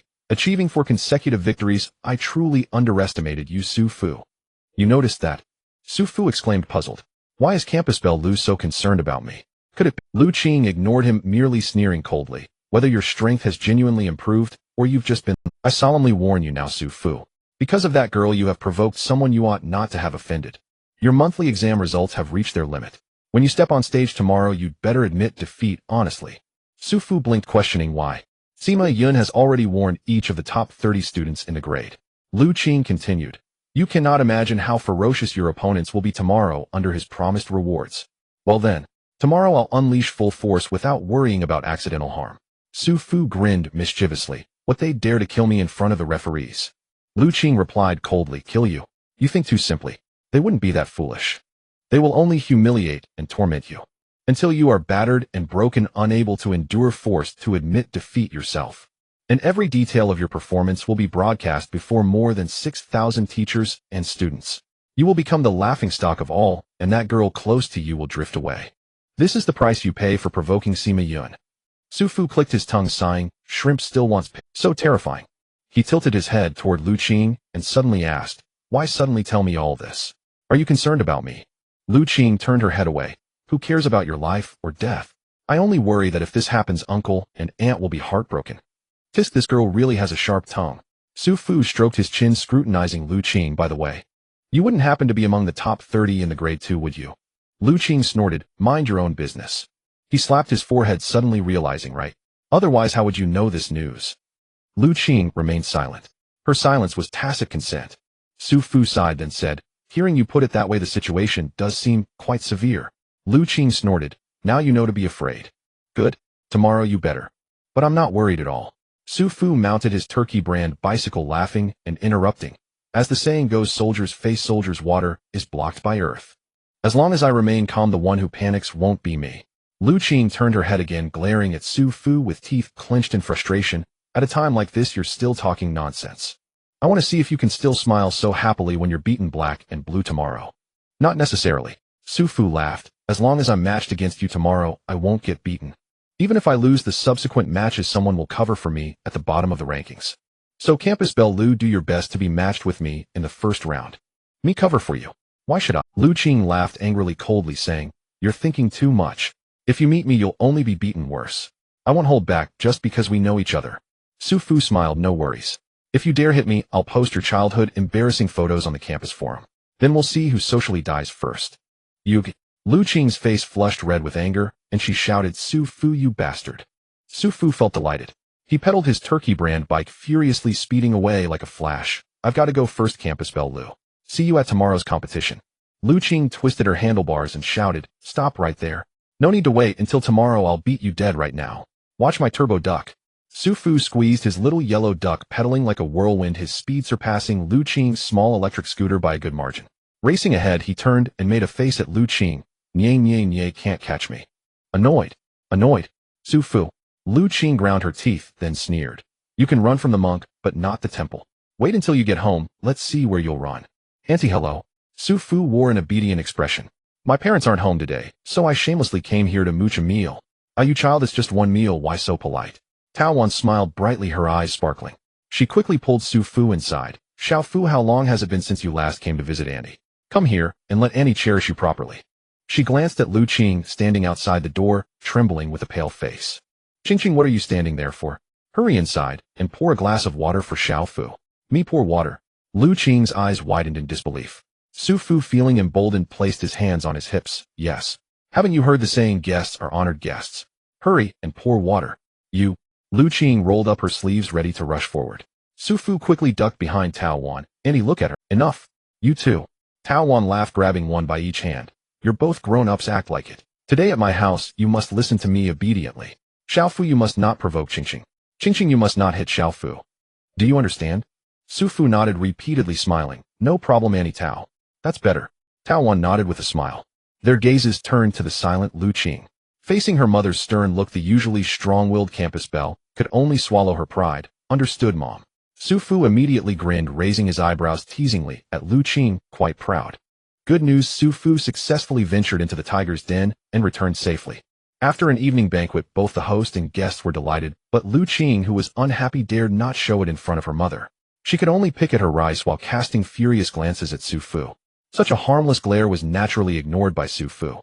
Bad news: as soon as Su Fu returned home, he opened the freshly received gift pack only to find it contained nothing good. Perhaps he lacked sincerity during the mystical process, or maybe Liu Qing's gift pack had been opened too many times by Su Fu, leaving the prize pool completely depleted. The two gift packs yielded only a single blood chi pill and 10 thunderstrike stones. The blood chi pill, needless to say, was for replenishing blood energy, which Su Fu could use indefinitely. Although thunderstrike stones were scarce, he only received 10, just enough for 2 more days of training in thunderstrike body refinement. It could only be said that it was better than nothing. Sigh, strategies are not easy, Su Fu sighed. That night, he was busy cultivating, and there were no further conversations. The next morning, Su Fu's body jolted awake as he opened his eyes, radiating brilliance, as if electricity had surged through a void. The second extraordinary meridian, the Dai Mai, has been opened. Students whose names are called, please gather at Arena No. 7. Yao Wanning Liu Xiang Hao Pan Gui Li Qiang. Early in the morning, the loudspeaker of Nanshang Middle School began its incessant announcements. Su Fu, with breakfast in hand, was stopped by his homeroom teacher Chen Guanyo before even stepping into the classroom. Su Fu, what are you still doing here? He roared loudly, startling Su Fu. The competition for the top 30 in your grade is about to begin. Why aren't you rushing to the playground? Hearing that it wasn't about catching him for being late to buy breakfast, Su Fu let out a sigh of relief. Yes, sir. No problem, sir.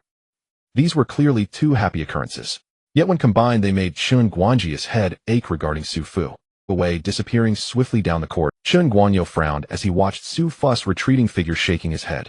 His class had produced a top 30 student, and another student was highly valued by the principal. These were clearly two happy occurrences. Yet when combined, they made Chen Guanji's head ache. He admitted that ever since he had caught this troublesome boy in the alley and given him a stern talking to, there seemed to have been some changes. His grades had improved, but his character had become even worse. Compared to this reckless brat, Chen Guanyo even began to miss the previous timid and taciturn fool. Arena No. 1 was right beneath the podium, under the watchful eyes of many school leaders. On the stage, the referee teacher held a roster, frowning as he looked at the group of students below. Is Su Fu here yet? Where is Su Fu? A bunch of people below were whispering. TCH, this guy isn't scared to come after hearing the news, is he? Yeah. He doesn't think he can just hide away, does he? Even if he doesn't participate in the competition, the stigma of being a coward would be enough to make him suffer. Amidst the crowd, Liu Qing looked expressionless at the few smirking individuals, but felt relieved inside. This guy is still somewhat clever. Knowing when he couldn't match up, he chose to. Just as she was thinking, a familiar voice came from afar. Here. Here. Teacher, him over here.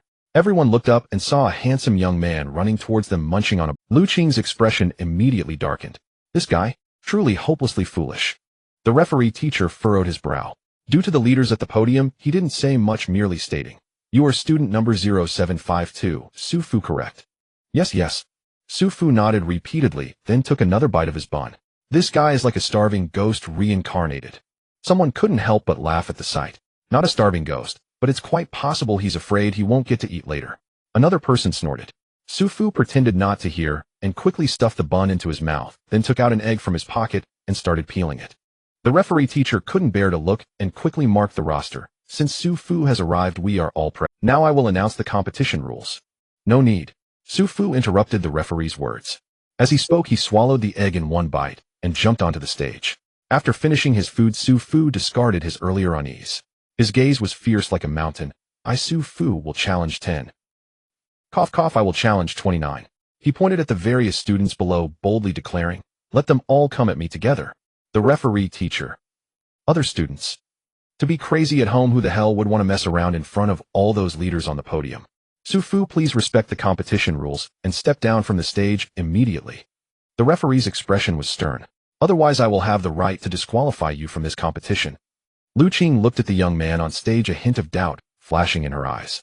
Could it be that this was his intended goal? On the stage, Su Fu crossed his arms, appearing at ease. Before he could speak, a calm voice drifted from the podium. Very good. Very spirited. Our Nanshang Middle School needs students like this who dare to challenge themselves. Li Xiang stood up and lightly applauded. Seeing the principal stand, the other leaders followed suit. Indeed, this young man seems quite motivated. I think he's great. Indeed, a true warrior dares to confront the stronger. I have high hopes for him. Several leaders were speaking nonsense, nodding in agreement. The referee teacher. Other students. Li Xiang smirked a half-smile, addressing the referee. Since this student possesses a heart willing to challenge, teacher, let's allow this student to face 29 opponents. Huh. The referee teacher was stunned. Liu Qing was also shocked, looking at Su Fu with a hint of worry. Fool, are you playing with fire? What are you thinking? However, Su Fu on stage remained unfazed. No, it should be said that he was rubbing his fists, eager to move.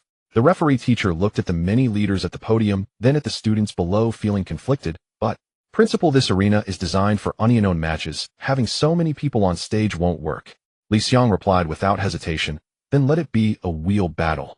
Everyone will challenge him alone. That should be fine, right? The referee teacher added, what if Su Fu loses midway through the competition? The principal said he wanted to challenge 29, so naturally he must finish. The referee teacher glanced at Su Fu, his expression peculiar. Are you at odds with the principal? Su Fu shot him a glance. Yes, there's no seat. Since the principal has said so, then let us call the students whose names I read to the stage to compete with Su Fu. Now let's welcome student number 0012, Wang Yang, to the stage. Wang Yang appeared, a sinister smile on his face. What bad luck, Su Fu. Being the first to be matched against me. Su Fu nodded and seriously said, indeed, you are quite unfortunate. Speaking of which, without waiting for the other to respond, Su Fu looked at the referee. Teacher, has the competition begun? The referee nodded. The competition has begun. As soon as the words left his mouth, Wang Yang was sent flying out. Just as the words were spoken, a shadow flashed across the arena, and with a cry of awe, Wang Yang was sent. What? How is this possible? The crowd erupted in uproar as none of the 20 or so students could see Su Fu's movements. Two classmates who were on good terms with Wang Yang rushed over to help him when they saw him fall off the stage. Wang Yang, with a red handprint on his face, got up from the ground in confusion, asking what just happened. One of them, annoyed, muttered, what happened? We want to ask you that. The other, with indignation in his eyes, shouted at the referee on stage, teacher, I demand a thorough investigation of Su Fu. We also find it strange. How could a normal trainee warrior possess such speed and strength? Exactly, while Wang Yang isn't the strongest, we also find it strange. How could a normal trainee warrior possess such speed and strength? Exactly, while Wang Yang isn't the strongest, he is still among the top 30 in his grade. Did he even have a chance to react? Yes, I didn't see what happened at all. The crowd was agitated, all expressing the same thought. We want to verify the cards. Su Fu stood with his arms crossed, his gaze indifferent to the crowd's accusations. The referee looked at the crowd, and then at Su Fu, helplessly saying, everyone stop making a fuss and be quiet. Look at the handprint on Wang Yang's face. Su Fu acted effortlessly, his moves were fluid, clearly having reached the perfection of foundation establishment. This certainly cannot be achieved through external forces. Therefore, there is no issue with this match. The referee exclaimed, what a fuss over nothing. Not just you, even I couldn't see clearly. But if one can achieve such a level through drugs, why would everyone else work so hard to practice martial arts? If Su Fu really had a problem, even if I couldn't see it, wouldn't the principal up on the high platform be able to? If the principal, who possesses the strength of a grandmaster, hasn't said anything, what are you all shouting about? His meaning was clear. There is no issue with the cards. After all, foundation establishment refers to a state where a martial artist fully develops and utilizes their strength to the peak. If Su Fu took drugs to temporarily enhance his strength, even if his power increased for a moment, it would ruin his mastery of foundation establishment. It is impossible to achieve such a harmonious and perfect state. At this moment, Wang Yang should not have been able to get up and scathe. Hearing this, the classmates all displayed expressions of disbelief. Wait, buddy. With foundation establishment, why are you so outstanding? Isn't the competition between foundation establishment practitioners supposed to be about perseverance and determination? Your determination and perseverance is just a slap. This is completely unacceptable. They didn't understand, but Su Fu knew all too well. The premise of a foundation establishment battle being about endurance and perseverance is that both parties are of comparable strength. Most martial artists have little difference in strength, and naturally, there are no exceptions. But is Su Fu an ordinary person? He is in Class 7 of the 3rd grade. If the fighting power of an average trainee warrior is 100, then Su Fu, having opened all 12 meridians, has quietly reached around 150. At this moment, although the gap between the two sides is great, it hasn't reached the point of crushing. However, Su Fu has already opened 2 of the 8 extraordinary meridians, the Chong Meridian and the Dai Meridian. The Chong Meridian governs vitality and blood, regulating qi and refining the body. The Dai Meridian constrains the meridians, controlling details and greatly enhancing Su Fu's mastery over himself. The combination of the two makes Su Fu feel like a fish in water, a dragon in the abyss, a tiger with wings. In short, his combat power has now reached at least 1,000. His attack, defense, and speed all overwhelmed this group of trainees. He clapped his hands casually, saying, all right, everyone stop chatting and pressed for time. Teacher quickly announced the next one. The referee. Wait, are you my teacher, or am I your teacher? Why are you giving orders? I wouldn't have thought you were the principal. But he glanced at the leaders on the podium and refrained from voicing that complaint. Next, contestant number 0005, Liu Feng. Liu Feng, who had been incredulous below the stage, trembled at the mention of his name. Wait, why is it my turn? He looked at Su Fu on stage, whose mouth was almost curling into a Nike shape, and couldn't help but swallow. Liu Feng was not someone unaware of the danger. Knowing the gap in strength between them, he was about to raise his hand to surrender when Sima Yin stepped up beside him, shouting, what are you afraid of? We are all Foundation establishment. I don't believe he can defeat all of us before he exhausts his strength. Upon hearing this, everyone's eyes lit up. That's right. Don't be fooled by Su Fu's exaggerated performance. A person's stamina is limited. The more strength you use, the higher the consumption. Even if you have incredible strength, how many times can you strike? Now it's just a matter of sending more people to wear him down, and the later contestants will naturally have an easier time. Thus, everyone's gaze turned fervently towards Liu Feng. They didn't say a word, but their silence was deafening. Liu Feng looked at Sima Yun in disbelief. Sima Yin remained indifferent, not even giving him a glance. Liu Feng gritted his teeth.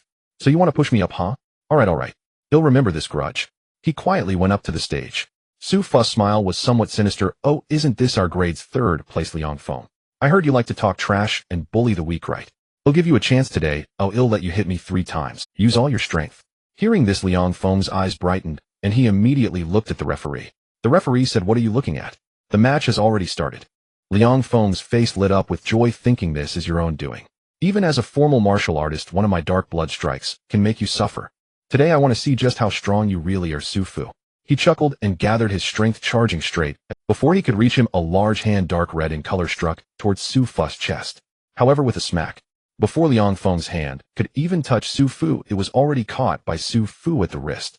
Su Fu tightened his grip, shaking his arm with force, and an invisible force instantly shattered all of Liu Feng's resistance. You. Liu Feng looked at Su Fu in disbelief. Hey, you really dared to hit me. Su Fu's smile twisted even further. You dare to attack me instead of running away. What a bold move. Today I will teach you a lesson so you know what it means to be merciful. Saying that, Su Fu kicked. Liu Feng felt a pain in his abdomen and was launched into the air with a cry of wow. Remember, this kick was for Liu Liang. Liu Liang, I really thank you. Before Liu Feng could land, Su Fu gripped his wrist and delivered another kick. This hit was for Guan Guan. Liu Feng soared into the air again. Friends who often play with the ball know that in the early stages of training, it often begins with kicking a shuttlecock tied with a fine string. Now Liu Feng was that shuttlecock, and the fine string was his arm caught by Su Fu.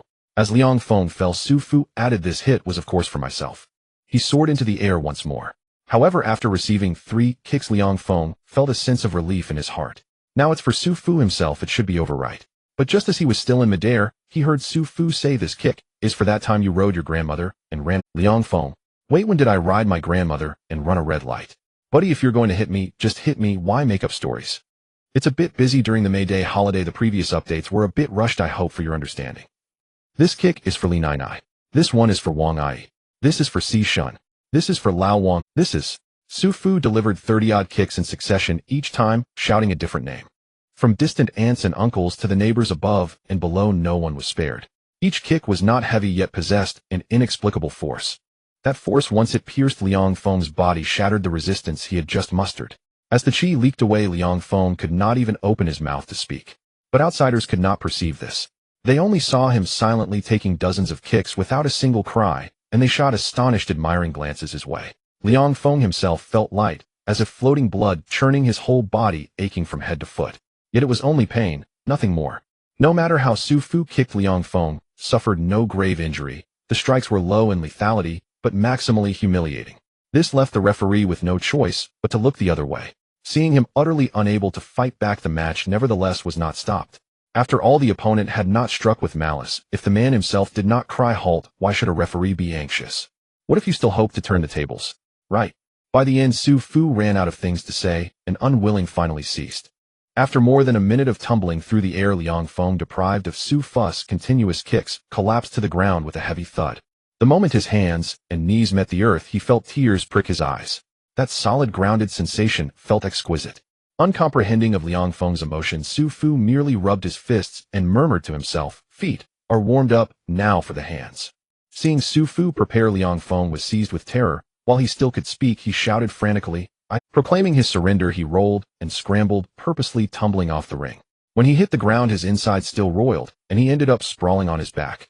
He finally let out a cry. Yet the crowd fell silent at his pitiful state. No one made a sound, and no one moved to help him. Liang Feng groaned twice, and was forced to clamber to his feet on his own, skulking back into the crowd. It was brutal, so savage that even the referees felt a chill. This was not merely kicking Liang Feng's body, it was striking at his dignity. From that day on, Liang Feng could no longer lift his head at Chengnan Middle School. No one would recall he had once been third in the grade. People would only occasionally recall, over laughter and drink, that someone had not touched ground for an entire minute under Su Fu's feet. The students below sat mute, unwilling to meet Su Fu's overwhelming menace. No one wished to suffer the same fate as Liang Feng. Sima Yun, however, stared fixedly at Su Fu, his face dark and silent. Liu Qing, meanwhile, watched with a dazed expression, feeling that this childhood playmate had become utterly strange. Was this the same worthless boy who had once fled after a few punches and kicks? How had he grown so strong in only a few days? Or perhaps he had always been so formidable, but behaved differently when facing me. Liu Qing's mind wandered. The referee then announced loudly, "Next up is student number 0009, Zhang Fan." Zhang Fan was one of the students who had helped Wang Yang earlier, the one who had asked what was wrong. He was slight and short, and after watching Su Fu's 2 bouts, he felt increasingly uneasy. Hearing his name called, Zhang Fan trembled and glanced at Sima Yun, pleading with flickering eyes, "Do I really have to go on and fight?" Sima Yun glared and spat 2 cold words, "No nonsense." Zhang Fan inwardly protested, "Why me? This is your feud, not mine. I reap no rewards, yet must bear the blame." Zhang Fan felt wronged, wore a sour face, and reluctantly climbed onto the ring. They faced one another, and he clasped his fist, forcing a smile that was worse than a cry. Stammering, he begged, "Su Fu, big shot, please go easy on me. I'm just a bystander. Your feud has nothing to do with me." Su Fu smiled without committing, and said to the referee, "Begin." The referee muttered in resignation, then with no enthusiasm announced, "Let the match begin." No sooner had the words fallen than Zhang Fan's vision blurred, and his body instinctively tensed into a defensive posture. A great force struck him from behind. In an instant, all his resistance collapsed, and he was hurled off the ring. As he spun through the air, a flicker of understanding passed across his eyes. Now at last he knew what Wang Yang had felt. A mere 30 seconds on the platform, 2 seconds off. The third match consumed barely 40 seconds in total. The onlookers exhaled with relief. Liang Feng seemed a freak of circumstance, and surely they would not be so unlucky. Yet all turned their gazes to Sima Yun, faces twitching oddly. That one was still unpredictable. On the podium, the officials' eyes lit up after watching Su Fu's 3 matches. They were full of praise. Truly, each era bears its own talents. This student is extraordinary. No wonder the principal can spot talent at a glance. Indeed, this young man suits my taste, talented, upright, yet not arrogant. He does not bully, very commendable. Li Xiang listened expressionlessly to their praise, but inwardly, she wondered, when did this brat steal my secret technique, Jinshan, Jin Mountain Shaking Force? Could one personal demonstration alone make him learn it? His comprehension is startling. The matches on the ring continued. No matter the opponent, Su Fu showed no mercy and sent them flying with a single kick. Gradually, the students below accepted this as the new reality. For those lifted and unable to touch ground, being sent out of the ring by a single blow was a mercy.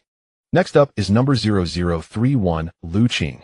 At the sound of her name, Su Fu's eyes brightened. He turned and immediately spotted that graceful figure in the crowd. Liu Qing watched him with a complicated expression, part unfamiliarity, part astonishment, and a streak of undefinable oddness. In a girl's circle next door, such a mix of reactions would map neatly as a fan-shaped chart. Su Fu, however, did not understand such subtleties. He simply shouted carelessly, "Oi, Liu Campus Bell, your turn. Shut up. Su Fu, you bastard. Liu Qing's mortification surged. Being called Campus Bell in public overwhelmed her with shame. Her face flushed crimson. She longed to rush forward and clamp his mouth shut. But it was too late. Everyone had heard Su Fu's address. In an instant she felt their gazes shift. Under those heavy looks, she could not lift her head. Su Fu, oblivious to a girl's feelings, leaned on the ring's railing and urged, "Hurry up, stop dawdling. I have 20 or so tough matches left to fight." The crowd inwardly spat at him. To be stuck with such a bastard, what rotten luck. Liu Qing cursed quietly and quickened her steps. At last, to Su Fu's eager calls, she climbed onto the. "You really are a bastard."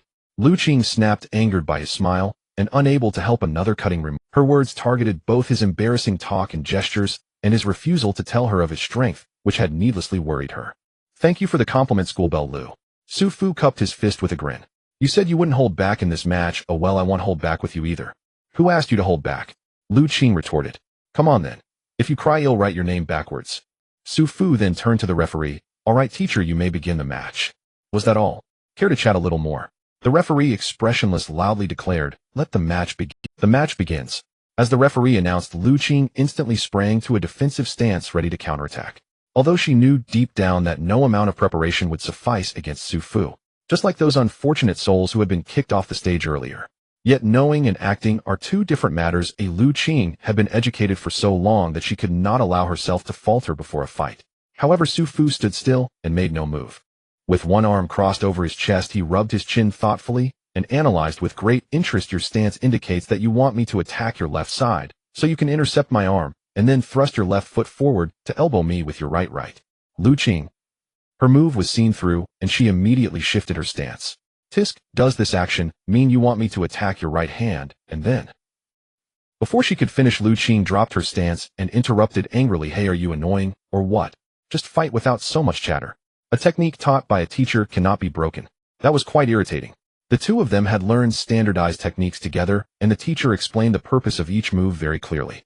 Not to mention they had practiced together since childhood, training and sparring together before high school.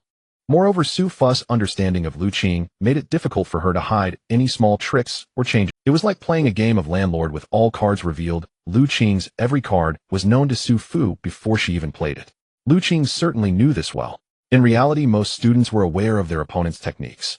But knowing is one thing, and actually engaging in combat is another. In a match between two students, beyond the techniques, it often returned to the basics, testing strength, vitality, reflexes, and physicality.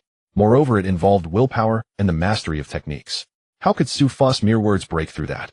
Liu Qing felt unconvinced. Su Fu helplessly said, "Oh, come on, just fight. Why shout so loud? I'm just trying to kindly remind you that your intentions are too obvious. A real fight should be about executing each move spontaneously and fluidly, not just standing in position waiting for the opponent to break your stance." As he spoke, Su Fu suddenly flashed and appeared in front of Liu Qing, his right hand casually lunging toward her face. Liu Qing instinctively performed a defensive maneuver. However, before her technique could fully manifest, Su Fu abruptly withdrew and sidestepped, evading Liu Qing's grasp and appearing behind her. He blew on his palm and then waved it gently. Slap. A soft sound echoed. Liu Qing stepped forward, involuntarily, instinctively covering her backside, her face turning bright red. "Su Fu, Liu Qing's affection for you has decreased by 30. Congratulations on receiving the first phase of the strategy reward." The onlookers exchanged bewildered glances. Was this teasing or humiliation? Deliberately slapping a girl's backside in public. This guy really isn't decent. Too shameless. Especially a few of the top 30 girls below the stage who looked terrified, instinctively covering their own backsides like Liu Qing. "Look at you." Su Fu spread his hands innocently and said, "I really attacked, yet you're not pleased." Liu Qing's chest heaved with rage, her eyes shooting daggers at him. "Go die, you big jerk." She lunged forward towards Su Fu. He did not dodge, but instead met her head. Liu Qing's fist struck Su Fu's chest, and it seemed he had no intention of defending. Liu Qing glanced at Su Fu in shock, instinctively reducing her force. In the next moment, her fist landed firmly on Su Fu, yet it made not even the slightest sound. Liu Qing felt as if her fist had struck a mass of cotton. No resistance met, yet an odd suction seemed to draw all her strength away. Unbeknownst to her, the entirety of her punch's power was devoured by his chest. What kind of mastery was this? Liu Qing was bewildered, but greatly shocked. Seizing the opportunity, Su Fu grabbed her arm, while his other hand lunged toward her face. As the palm neared her face, Liu Qing found herself inexplicably bound by an unseen force, unable to resist, and could only grit her teeth and close her eyes. In the next moment, the gust of wind stopped. Liu Qing felt a warm hand on her head, rubbing it vigorously. Your technique is too obvious. Go practice more, Su Fu gently remarked. In the next instant, Liu Qing found herself lifted into the air, gently landing below the stage. Upon landing, she stood firm as though she had always been in that position. Liu Qing opened her eyes, staring blankly at Su Fu on the stage. She did not ponder how Su Fu had accomplished this, but instead thought, was the gap between them really this vast without her noticing? The crowd below glanced at Liu Qing, and then at Su Fu, their expressions somewhat peculiar, a mix of disdain and envy. Everyone knew that the reason Su Fu had clashed with Sima Yun was because of the class flower Guan Guan. However, now Su Fu's performance was evidently connected to Liu Qing of Class 1. This guy could he be attempting to embrace both sides? Ugh, shameless. Yet the victorious Su Fu felt a slight chill at the back of his neck, because a voice like thunder directly echoed in his mind. Looks like Su Fu understands martial arts quite well. Said, come to my office this afternoon for some proper practice. The speaker was Li Xiang. Su Fu glanced around the crowd. Everyone seemed utterly unresponsive. It seemed that only he could hear those two statements. Su Fu looked toward the podium, where the female principal smiled, her gaze seemingly granting approval, showing no trace of the sarcasm from before. But he secretly felt uneasy. Because Li Xiang's affection for you has decreased by 38. Congratulations on receiving the first phase of the strategy reward. Why is this woman angry again? I haven't provoked her, Su Fu muttered to himself. The referee looked at the crowd's reactions, cleared his throat, and continued with his work. The next contestant is No. 0013, a Jiangwan. Below, a girl with twin ponytails suddenly showed a look of shock, and quickly shouted, I am not a match for Su Fu, I concede. Su Fu. He looked at this fair-faced student, and couldn't help but touch his nose. What's this about? I'm not a demon, there's no need to fear me this much, right? A figure flew off the arena. After a series of matches, there was nothing exciting to see. The students below gradually realized Su Fu's extraordinary abilities and began to lose hope of defeating him. The students with weak resolve, just like that girl, admitted defeat the moment they heard their names from the referee. On the other hand, those who were dedicated to martial arts gritted their teeth and stepped onto the stage. This doesn't mean they had a masochistic tendency or enjoyed being defeated, rather they genuinely wanted to experience Su Fu's strength. Only by personally experiencing that power could they understand the gap between them, thus having a direction to strive towards. Unlike those who were unaware of their limitations, Su Fu still maintained a basic level of respect for such students. Thus when he struck, he generally held back. At least every student who fell off the platform didn't look too embarrassed. However, it was precisely because Su Fu was so measured in his strikes that the referee grew increasingly bored. Su Fu enjoyed another resounding victory. Unable to help himself, the referee rubbed his eyes and glanced at the name list next, student number 0011, Sima Yun. The main event had begun. Su Fu's spirits lifted at this, and his gaze fell upon the tall figure in the audience whose expression had already returned to calm. Sima Yun's gaze was fixed on Su Fu, and he naturally noticed the latter's attention. Though he appeared unfazed on the surface, he silently clenched his fists. He knew he couldn't win. Sima Yun had his own sense of measure. He was clear about his own abilities. Facing a top 30 opponent in his grade, he had confidence in victory, but there was no way he could achieve the relaxed ease that Su Fu exhibited. This was not a rivalry of equal levels, but a one-sided crushing. In fact, Sima Yun had witnessed many postnatal and even innate martial artists in action. Yet the pressure they exerted was entirely different from Su Fu's overwhelming strength. Those formal martial artists often relied on true qi, a power greater than inner strength, to crush their opponents. But Su Fu was different. He still used brute force, yet he displayed an aura of being invincible among peers. Sima Yun took a deep breath and slowly stepped forward. Faced with Su Fu's provocative gaze, he had no choice but to confront him, be it for the glory of the Si family or the attention of his fellow students. Or perhaps it was his own pride that wouldn't allow him to raise his hand and surrender. Worst case scenario, he would just get beaten up. Sima Yun could take a loss. With the resources of the Si family, Sima Yun had trampled many so-called young talents beneath his feet over the years. Observing their unwilling expressions, Sima Yun appeared calm on the outside, yet his heart was filled with delight. Karma had come around and retribution was unavoidable. Now it was his turn. Moreover, even if Su Fu was strong, he was merely flaunting temporary power. Once he cultivated true qi and broke through to become a formal martial artist, he would master the true skills of the Si family. A mere apprentice like Su Fu could be suppressed with just one hand. On the platform, the two stood facing each other. Su Fu tilted his head and asked Sima, do you have any final words to say before we begin? Sima Yun's expression was as cold as ice as he looked at Su Fu. I admit I underestimated you. But you don't understand that in the face of power, personal valor cannot stir any waves. She will eventually choose me. Su Fu clicked his tongue. When it comes to stubbornness, you take the cake. It seems you won't wake up without a beating. He looked at the referee. The referee was listening to the gossip between the two and immediately caught on the match begin. No sooner had the words left his mouth than Su Fu launched a punch. Perhaps fearing Sima Yun would surrender, he chose a dramatically different approach this time. The first punch landed squarely on Sima Yun's mouth, effectively silencing all his words. Sima Yun's eyes turned white and his mind went blank with a buzz. Su Fu hummed a battle tune, his fists creating afterimages that somehow matched the rhythm of the melody. With Dunhuang as the center northeast-east, the coastline of this nation resembles a bow. The Great Wall appears as a dream waiting to be shot for 5,000 years. One punch to seal the mouth, two punches lift both feet off the ground, three punches arch the back like a shrimp, four punches. Sima Yun felt as though he was seeing his great-great-grandmother. This was not a battle of equal strength, but a one-sided thrashing. A strange force from Su Fu's powerful punches penetrated Sima Yun's body, completely dismantling his resistance. Even though Sima Yun's physique was far superior to ordinary students due to the medicinal baths and secret refining provided by his family, it was of no use against Su Fu's overwhelming strength. Su Fu was becoming more exhilarated, even imitating how Li Xiang had previously dealt with him, sending Sima Yun flying around the arena. Seeing such a brutal scene, the referee finally found himself entertained. He focused intently. As long as he noticed that Su Fu's strikes became too severe and posed an irreparable injury to Sima Yun, he would decisively intervene to stop the match. However, Su Fu's control over his strength was incredibly exquisite. A fraction less, and Sima Yun wouldn't feel pain. A fraction more, and the referee would have a reason to intervene. After dozens of exchanges, the referee was exhausted, caught between the desire to call out stop and the fear of not being able to. His gaze fell upon the judges' seats, seeking permission from the leaders to intervene.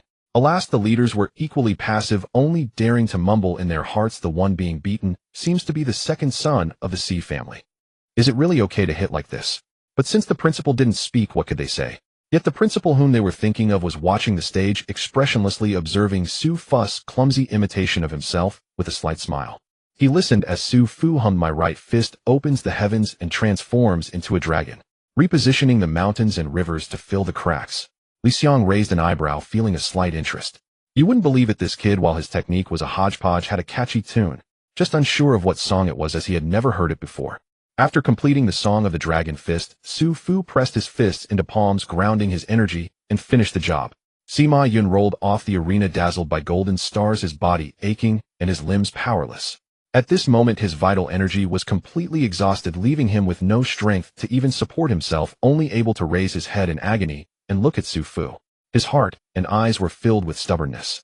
This made Su Fu feel as if he had become the ultimate villain. He shook his head, squatting in front of Sima Yun. "Inside, you say, with so many girls in school, and you have a sister who is completely devoted to you. Why must you provoke the people around me? What's the point?" Sima Yun gasped a couple of times, his face flushed red. His speech was still slightly labored after taking Su Fu's electric punch. You have no idea. He had been paying attention to Guan Guan since middle school. That girl, like a spirit, was both aloof and stubborn. She had suddenly barged into Sima Yun's heart, making his heart race. However, burdened with his mother's expectations, the pressure from the C family, and overshadowed by an insurmountable cloud, Sima Yun could only silently observe her every move. Little did he know that at some point a persistent figure had appeared by Guan Guan's side, Su Fu. Sima Yun did not see Su Fu as a rival. He had done his research on Su Fu. In his opinion, a girl like Guan Guan could never be attracted to someone like Su Fu. But Sima Yun was mistaken. In just half a year, that girl had sat on the back seat of Su Fu's bicycle. Now he was utterly panicked. Unfortunately, one misstep led to a cascade of mistakes. The timing was wrong, and there was nothing he could do to turn back time. In that girl's eyes and heart, there was no longer a place for him. "You won, Su Fu," he gasped on the platform. "But I will not give up." Su Fu wins. With the referee's loud announcement of the match results on the arena, the crowd let out a collective sigh of relief. The match is over. Su Fu stretched his neck and clapped his hands as if to remove non-existent dust. Humming works done. Time to wrap it up. In 29 matches, excluding the ones with immediate forfeits, it took less than 29 minutes. In terms of efficiency, Su Fu truly had no equal. The referee looked towards the podium, and Li Xiang smiled, saying, "Since the first place has been decided, the other students can compete for the remaining rankings." Naturally, no one had any objections. As long as they weren't fighting Su Fu, they didn't care who they faced. The matches continued, but they no longer concerned Su Fu. He jumped off the arena and glanced around, but did not see Liu Qing's figure. "That girl isn't hiding from me, is she? Doesn't she care about the rankings?" This guy was still thinking about the favorability gift pack from Liu Qing. Not finding her, Su Fu shook his head in disappointment. Just as he was about to find a cool place to rest, he heard the referee on the arena shout the next match is between Sima Yun number 0011 and Liang Feng number 0005. Dog bites dog. I can't help but take a look. Su Fu stopped in his tracks. The two entered the arena and stood facing each other. Sima Yun was tall and imposing while Liang Feng was robust. Standing on the stage, their auras clashed fiercely. Neither of them looked to be in great shape. Sima Yun had just been exhausted by Su Fu and he had only recovered a little strength. Liang Feng wasn't any better. Having been kicked by Su Fu, he was questioning his life, with his head still buzzing. The two were evenly matched as if each was half a step away from the other. Liang Feng stared at Sima Yun and was the first to speak. He said with a smirk, "Hey bro, do you want to go a few rounds with me?" Sima Yun replied, "Since we're on the arena, we must determine a winner." Liang Feng's eyebrows jumped, and after a moment of silence, he said, "I've always considered you a brother." Sima Yun nodded in acknowledgement, but his gaze towards Liang Feng had grown colder. "Unfortunately, you shouldn't insult her." The her he referred to was Guan Guan. Liang Feng was well aware. He angrily retorted, 3 years of brotherhood doesn't compare to a woman." "Sima Yun, you're really disappointing." Sima Yun took a stance. "Talking is useless, let's fight." The two turned to the referee who was watching nearby. Seeing the situation, the referee had no choice but to announce the match begins. As soon as the words left his mouth, both rushed towards each other. Having known each other for many years, they were incredibly familiar with each other's tactics. Liang Feng's palms moved like the wind, unleashing a rapid flurry of blows towards Sima Yun. Sima Yun moved like a cloud, unpredictable, occasionally reaching out to retaliate with a punch. Liang Feng didn't use the dark blood technique. He knew Sima Yun would guard against that move. Moreover, the Sima family was a prominent clan, which he couldn't afford to offend. Sima Yun also had no good way to counter Liang Feng. His strength was already inferior, and with his poor condition, he could only rely on sheer willpower to fight. However, it must be mentioned that the techniques they employed were exquisite, distinct from the conventional methods taught in school. At that moment, both were slightly out of breath, their movements slowed, unable to unleash the full might of their techniques. To Su Fu, whose strength far surpassed theirs, it seemed like a battle of chickens pecking at each other. "Oh dear, what a pity for that move." Su Fu, frustrated, muttered quietly from below the arena, "Master Liang, strike him in the middle. Quick, use the shadow kick." "TSK. Why are you still using your palms? Can't you fight properly? How could you let that be dodged? Sima, you're really losing your touch.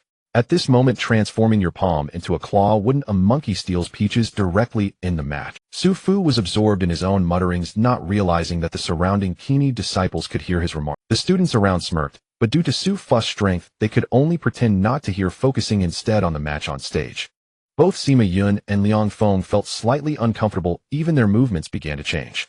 It wasn't that they genuinely wanted to follow Su Fu's advice, but they were both afraid that the other might suddenly lose their mind and employ those despicable techniques suggested by Su Fu. Even more afraid that they would run out of stamina and inadvertently let their guard down. As they fought, they became increasingly cautious. The referee's expression grew darker. He could no longer hold back. He glared with fierce eyes and shouted at Su Fu, "Su Fu, you finished your match, go rest. Don't disturb others' matches here." "Rest?" Su Fu's eyes lit up upon hearing this. "Does this mean I can leave?" The referee remained silent. Without a response, Su Fu took it as acquiescence and shrugged, saying, all right, I'm leaving then." Seeing no one responding, he added, "I'm really leaving now." Still no one replied.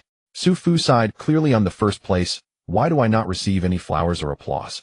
He walked away dejectedly, his expression bleak, heading towards the playground exit. As he passed the arena, he suddenly gestured to the two who were fiercely battling. "Keep it up. Try to take each other down." Sima Yun. Liang Feng. Referee. Who could take the other down? Who would dare to take the other down? This person truly had issues. Today's ranking competition for the monthly exam would last a day. Logically, all students would wait around the arena for the final match results to be announced and confirm their rankings. However, Su Fu took an unconventional route. He finished a day's worth of matches in just half an hour. After confirming his first place, the remaining rankings became irrelevant. He naturally wouldn't waste time watching this group of amateurs beat each other up. Su Fu headed to the snack shop, deciding to soothe his stomach, which was starting to rebel after such intense exertion. He quickly flaunted 3 packs of spicy strips, 2 bottles of soda, and was about to twist, lick, and soak his biscuits when he heard a voice behind him. "Su Fu, is that you here?" Su Fu turned around, seeing a chubby figure. He was surprised, saying, "Kai Kun, how did you get out here?" Kai Kun chuckled, winking at Su Fu. "Isn't it similar to what you did? The matches were too dull. It was just back and forth with no rewards. So I chose to forfeit." He was a wise one. After all, the big rankings had already been decided yesterday. No matter how hard one tried today, it would only be a matter of 30 places up or down. Rather than exhaust myself fighting on stage and feeling sore all over, I might as well slip away early and enjoy life at the snack shop. With this little air conditioning, sipping on drinks and munching on snacks, isn't that wonderful? Su Fu gave him a thumbs up. Impressive. I admire you. Kai Kuan humbly replied, hey, we're all the same, just helping each other out. We're not quite the same. Su Fu smiled without saying a word. Kai Kuan continued, quick, share a piece of the Oreo you have. I came early this morning and didn't even have a proper breakfast, so I'm starving. Su Fu wasn't stingy, directly pushing the remaining half box of biscuits towards Kai Kuan. Aren't you afraid that old Chun will cause you trouble for this? Kai Kuan chuckled, saying, what's there to be afraid of? You're here to back me up. He eagerly munched on 3 biscuits, chewing away, and said, if I hadn't seen you slip away during the match, I wouldn't have followed you. You're really done for, buddy. Su Fu shook his head, looking at Kai Kuan with a hint of sympathy. He handed Kai Kuan a sausage. Eat more, you. I'm afraid you won't have any later when you want some. Kai Kuan didn't understand his deeper meaning. He just took the sausage with a bashful smile. Oh, how can I? Thank you. You dare to skip the monthly exam. You've got some guts, kid. Is there anything in the world that you wouldn't dare to do? Look at you now in this state. Where's the semblance of a martial artist? Don't tell anyone that you're my student, or you'll be embarrassed. Outside the convenience store, Chen Guangji's roar was deafening. Just as Su Fu had anticipated, the homeroom teacher rushed over as soon as he learned the news. With his official martial artist strength, sensing the presence of 2 students in the school was not difficult. Upon meeting, Kai Kun's face turned pale. Because Chen Guangyo completely ignored the leisurely Su Fu beside him, his fierce eyes glinted coldly, like a sharp sword piercing directly towards him. Poor Kai Kuan. He only had time to mutter a curse in his heart before Chen Guangyo dragged him out of the convenience store, cursing him thoroughly. Watching the trembling Kai Kuan being scolded, Su Fu could only helplessly shrug. You little brat, why learn from me of all people? Are we even on the same level? Now you've dug your own grave, huh? A Chen teacher, if I have nothing to do with this, will be leaving first. Su Fu quickly coughed and spoke up. Unable to bear seeing his brother suffer, he chose to leave first. Take care, Ah Kuan. Kai Kuan, not understanding the situation, suddenly looked at Su Fu, his eyes filled with gratitude. Wow, this is a real brother. Even in this situation, he dares to help me draw fire. Huh? So awesome, my brother. Kai Kun's eyes were filled with tears, almost ready to drag Su Fu into a blood brotherhood ceremony. However, Chen Guangji's next words made Kai Kun's heart sink instantly. He saw the homeroom teacher listen to Su Fu and quickly turned to him. When he looked at Su Fu, his previously angry expression instantly transformed into a kind one. He gently said, it's fine, you go ahead and be busy, just make sure to rest well. Don't overwork yourself and ruin your health. Kai Kuan, is this right? This isn't right. What kind of attitude is this from the homeroom teacher? Shouldn't he be scolding me fiercely and making my parents write a tooth a sandword reflection? If we were both in trouble, we could at least exchange notes on our reflections. What kind of bizarre development is this? Even the top-performing martial arts committee member in the class doesn't get this kind of treatment. Watching Su Fu swagger away, Kai Kuan felt a sense of foreboding. Oh no, that guy ran away. Who will take the blame for me? Unsurprisingly, when Chen Guangyo turned back, the expression on his face was nearly dark enough to drip water. I can't be bothered to talk nonsense with you. When you get back, write me a 3,000-word reflection and get your parents to sign it. Don't even think about finding someone to impersonate. This matter I will personally confirm with your parents. Kai Kuan, hearing he had to write a reflection with a parent's signature, felt completely defeated. At this moment, Su Fu, his partner, was nowhere to be seen. Kai Kuan felt like the sky was falling, and he was a bit unbalanced. He lowered his head and muttered softly, why am I the only one punished when both of us snuck away? Punished for being caught. Chen Guangyo, with a puff of breath, glared at him. Su Fu finished the exam. The referee teacher told him to rest. You didn't even participate, you just snuck away. Is it even the same, eh? Let alone if you could score first like Su Fu in the monthly exam, I wouldn't punish you. Not only would I not punish you, but I'd personally buy you whatever you want to eat. What a... Kai Kuan could hardly believe his ears. Monthly exam, first place. Su Fu. Chen Guangyo could tell from Kai Kuan's expression what he was thinking, and he crossed his arms and snorted coldly. What? Don't believe it. I told you that after 3 days of separation, one should look at each other with new eyes. Do you think the teacher is just talking nonsense? Now you know how terrifying those who work hard behind the scenes are, right? While you were slacking off indulging in good food, waking up late, and leaving early, others were silently working hard to cultivate. The result is that they leaped into the transformation stage, scoring first in the grade, while you were still stuck in the inner strength stage. Su Fu transformation stage. Kai Kuan was about to explode. Why? What right does he have? That kid being handsome is one thing, but he even gets to flirt with the class flower. It's one thing to date, but why does his grade keep improving? Can the gap between people be this big? He felt an overwhelming sense of injustice. Chen Guangyo kicked Kai Kuan's, but shut that ugly, jealous mouth of yours. Now get back to the competition immediately. Thanks to Su Fu, even before lunchtime, the top 30 rankings were freshly announced. One reason was that his strength was too overwhelming, dampening everyone's spirits. The second was that most people had suffered a kick from Su Fu, resulting in varying degrees of fatigue. Thus, the intensity of the battles naturally decreased, and the time shortened. After watching the matches of the top 30, Li Xiang lost interest, casually finding an excuse to leave the podium. Seeing her walk away, the other leaders on the podium let out a sigh of relief, their postures relaxing considerably. Strange, during previous monthly exams, Principal Li usually just gave a speech at the opening. Why is she watching the matches this time? Doesn't this kind of children's fight have any appeal for her? I don't know, but it could be that the Ministry of Education applied some pressure. After all, those old folks really don't resemble humans. Everyone whispered among themselves. Today the administrative building was particularly quiet, as most people had gone to the playground. Li Xiang walked through the corridor in high heels, the sound of her heels clicking against the tiles creating a crisp echo. Her beautiful legs crossed elegantly, yet her pretty face bore an imposing presence without anger. Occasionally encountering one or two school administrative staff, she merely nodded slightly in response, exuding an aura of leadership. As the principal, she had quite a lot on her plate. Various approvals awaited her signature. The school's purchasing plan needed her approval, and there was a pile of troublesome matters from the Education Bureau. This is really annoying. At my age, shouldn't I be enjoying my prime years rather than wasting them on these trivial matters? Li Xiang's face showed a hint of frustration.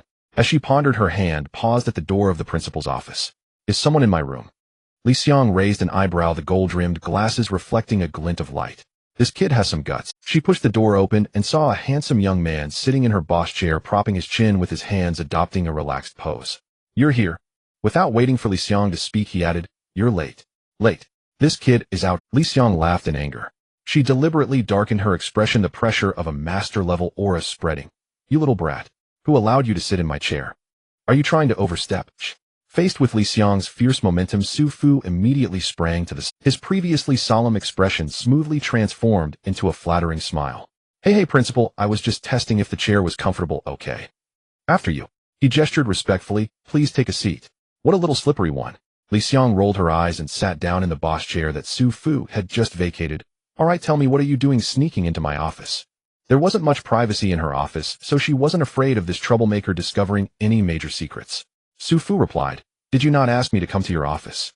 Li Xiang, upon hearing this, instinctively crossed her left leg over her right and adjusted herself into a comfortable position, saying, I asked you to come in the afternoon, not right now. Su Fu shamelessly replied, I just couldn't wait. It wasn't that he couldn't wait. It was that he was afraid this woman would secretly concoct some scheme against him. So Su Fu decided to take the initiative and catch her off guard. He didn't mention the matters from the competition, but instead brought up their previous conversation in the office. Last time you said, if I score first in the monthly exam, you'd teach me a hidden energy technique, right? He rubbed his hands together, looking full of anticipation. Li Xiang let out an but added, however, I've changed my mind. I won't teach you the technique for now. Instead I'll teach you a set of stance training. Training room no. 1.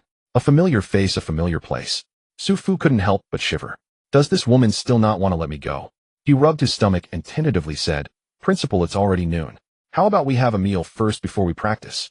Li Xiang, dressed in casual attire, ignored Su Fu's attempt to procrastinate. She spoke to herself while clasping her hands behind her back. You were able to grasp the essence of the Jinshan force from my last guidance. Your talent is indeed remarkable. However, your temperament is a bit restless and needs refinement.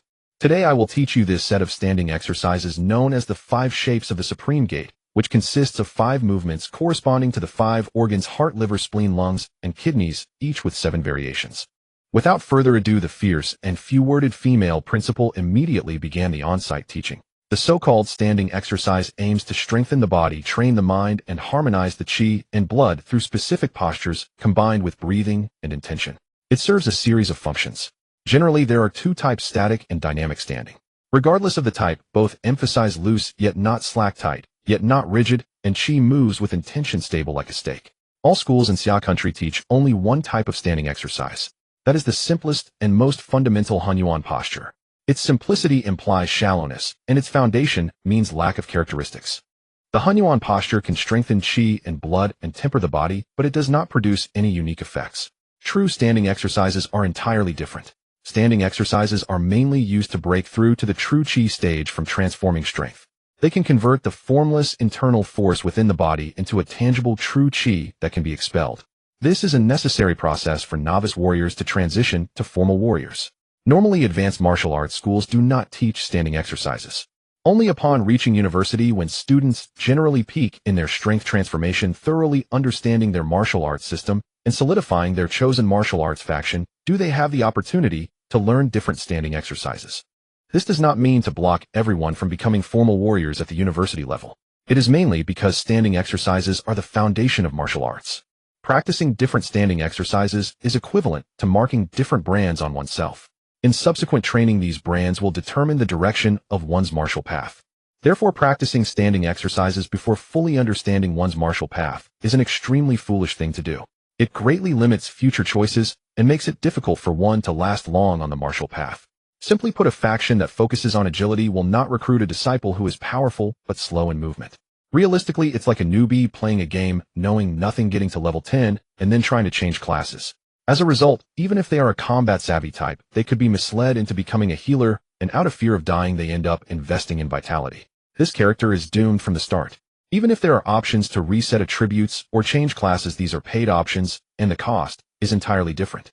Thus, at first, Su Fu was surprised when he heard that the principal wanted to teach him standing exercises, and he was also reluctant. How could he simply agree to practice just because she told him to? If he practiced, wouldn't he be on her ship bound to a dark path? However, after listening to Li Xiang's explanation, Su Fu expressed, "Wow, this is truly enticing. I must learn this set of standing exercises immediately." The 5 shapes posture, also known as the 5 elements posture, not only trains the 5 organs, but is also a process of cultivating the 5 elements. It allows Su Fu to acquire 5 traits: the sharpness of metal, the fluidity of water, the vitality of wood, the explosiveness of fire, and the heaviness of earth.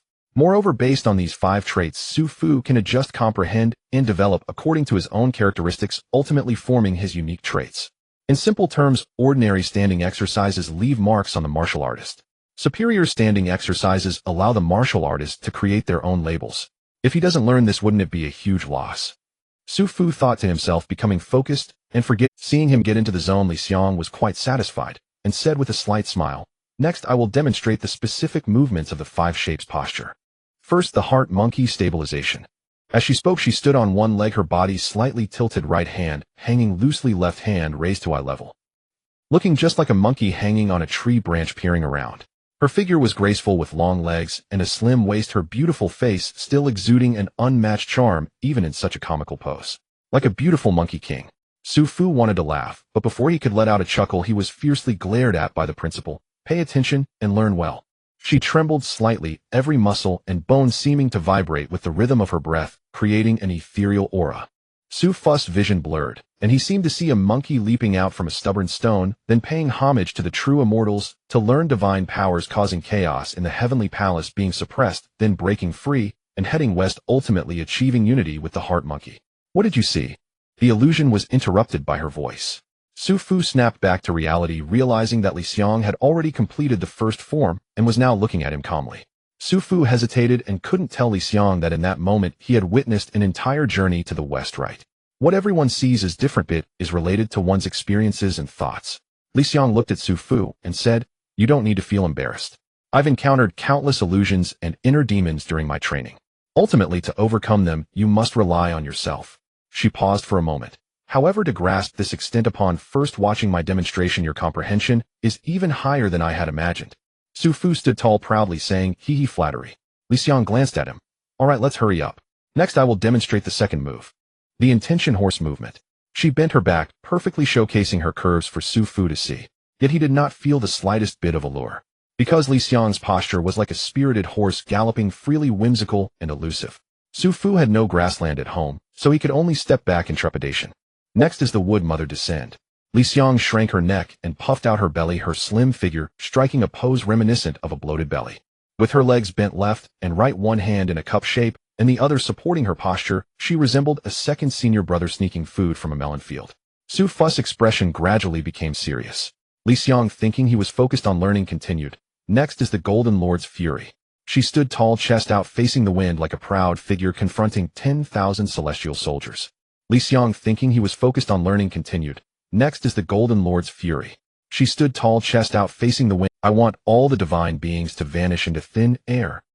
Finally, the yellow granny returns. P.S. The term used here is that the senior brother is a dual existence, both the heart monkey and the golden lord. This is purely a setting and does not represent any opinion. A doge head for safety. JPG. Li Xiang practiced 5 moves and 35 forms. By the time she finished, fine beads of sweat had formed on her forehead.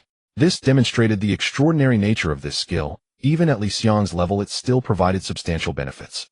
She exhaled a breath of turbid air and turned to look at the somewhat dazed Su Fu, asking casually, "How much do you remember?" Su Fu blinked as if he had just come back to his senses. He reflected briefly in his mind and pondered. "I think I remember about 50 or 60%. Only 50 or 60%. Li Xiang slightly furrowed her brows. Seeing this, Su Fu hurriedly said, "Let me think a bit more." Li Xiang nodded. "All right." Su Fu closed his eyes and pondered, swaying his head for a while before finally opening his eyes. Li Xiang asked again, "What about now?" Su Fu replied, "I think there's still about 20 or 30% left." 20 or 30% left. This guy's comprehension ability is actually quite good. Li Xiang relaxed her brows and gently urged Su Fu, "Think carefully again." Su Fu nodded repeatedly, then closed his eyes and swayed his head again. When he finally opened his eyes, a look of delight appeared on his face, saying, "Now it's good." Li Xiang curiously asked, "You remembered it all?" "No." Su Fu shook his head and smiled. "I completely forgot." "Li Xiang, you little rascal, you dare to play tricks on me." She was both angry and amused, raising her jade fist to tap Su Fu on the head. The wind from her punch howled, leaving behind afterimages. If that punch connected, no matter how strong Su Fu was, he would surely fall asleep. He hurriedly dodged, exclaiming, Hey, hold on. I haven't finished speaking yet. Look at you so." Li Xiang raised her fist with a stern expression, asking, "Do you have anything else to explain?" Su Fu quickly raised his hands in surrender, saying, "Although I can't remember the moves, I've grasped the essence of it to 90%. Great principal, you have a magnanimous heart, please spare me. Forgot the moves, but learned the essence. Is that true? I clearly only practiced the moves, and I haven't even been taught the key points yet." Li Xiang was taken aback, her fist gradually lowering. "Show me what you've understood." Su Fu's body trembled slightly, saying, "Then I'll show my clumsiness.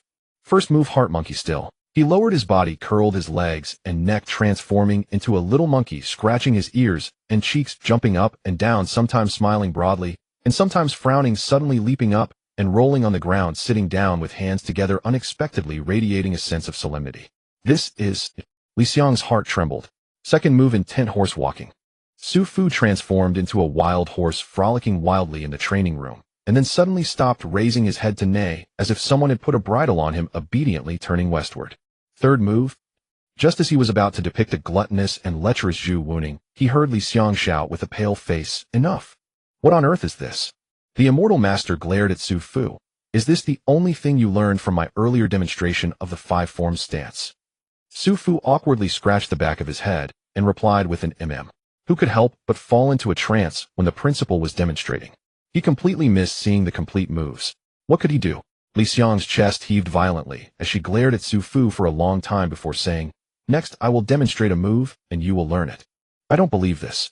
She struck a starting pose, saying, "Pay close attention, heart monkey still, first form." Li Xiang stood on one leg with her palm at eye level. "What are you standing there for? Learn it." Su Fu hurriedly mimicked her pose. Li Xiang frowned, saying, "Lift your foot a bit higher. Why do you keep shaking your hands like you're electrocuted?" Su Fu complained, "Isn't the heart monkey supposed to be lively?" Li Xiang glared at him. "It's not your turn to move yet. Focus on getting your posture right." Oh. In the blink of an eye, half an hour had passed. Su Fu finally practiced the 5 moves and 5 forms from beginning to end. Li Xiang said, "You should have learned it by now, right?" Su Fu nodded, saying, "Yes. I have already grasped about 80 or 90% of it." "Then I really thank you." Li Xiang shot him a glare and said, "Next I will teach you the breathing method. You must adjust your breathing and meditate on the energy flow in this order every time you practice. In this way and that way." The immortal master explained the key points thoroughly, then asked Su Fu, "Have you learned it now?" Su Fu weakly replied, "If I say I haven't learned it, you wouldn't not let me eat right." Li Xiang shook her head expressionlessly, saying, "That won't happen." Su Fu breathed a sigh of relief. Li Xiang continued, "They'll be able to strike you down so that even your mother wouldn't recognize you." Su Fu, "Haha, I was just joking, why so serious?" He laughed awkwardly. "With such detailed instruction from the principal, how could I possibly not learn it? Just now was a tease." Li Xiang nodded. "Well then, show me what you've learned." "My little life is truly..." Su Fu's smile stiffened. But under the watchful gaze of the immortal master, he could only brace himself and strike the starting pose, heart monkey still.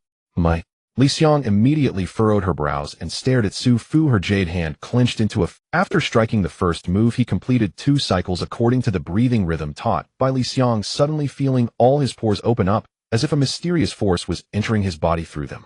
This sensation was originally quite subtle. However, Su Fu was not an ordinary person. Having unblocked most of his meridians, his perception and mastery over his own body had long surpassed the limits of ordinary people. In terms of this realization, he had already experienced it with great intensity. Thus, he quickly realized it was the spiritual energy of heaven and earth. Or perhaps it was the essence of the 5 elements he had long sought. This 5-form stance actually allowed him to sense the power of the 5 elements. Su Fu was greatly astonished. This shock caused him to lose his breathing rhythm, and the pores that had opened slowly began to close, halting the mysterious power that had been flowing into his body. Li Xiang immediately furrowed her brows and stared at Su Fu, her jade hand clenched into a fist ready to move. Su Fu quickly focused his mind and restored his breathing rhythm. Intent horse walking. Wood mother descends. Metal father rages. Yellow grandmother returns. As he practiced these 5 moves, Su Fu's mind was completely immersed. The incantations that he had originally struggled to remember slowly flowed through his mind, gradually becoming clearer. As the power of heaven and earth permeated his body, that inexplicable sensation further reinforced his memory of the moves, correcting the previously disjointed techniques. A total of 5 moves, 35 forms. After Su Fu finished the first round, he continued with a second round, and then a third. The cycle continued, never ceasing. Li Xiang's expression changed from initial anger to gradual calmness, then seriousness, and finally astonishment.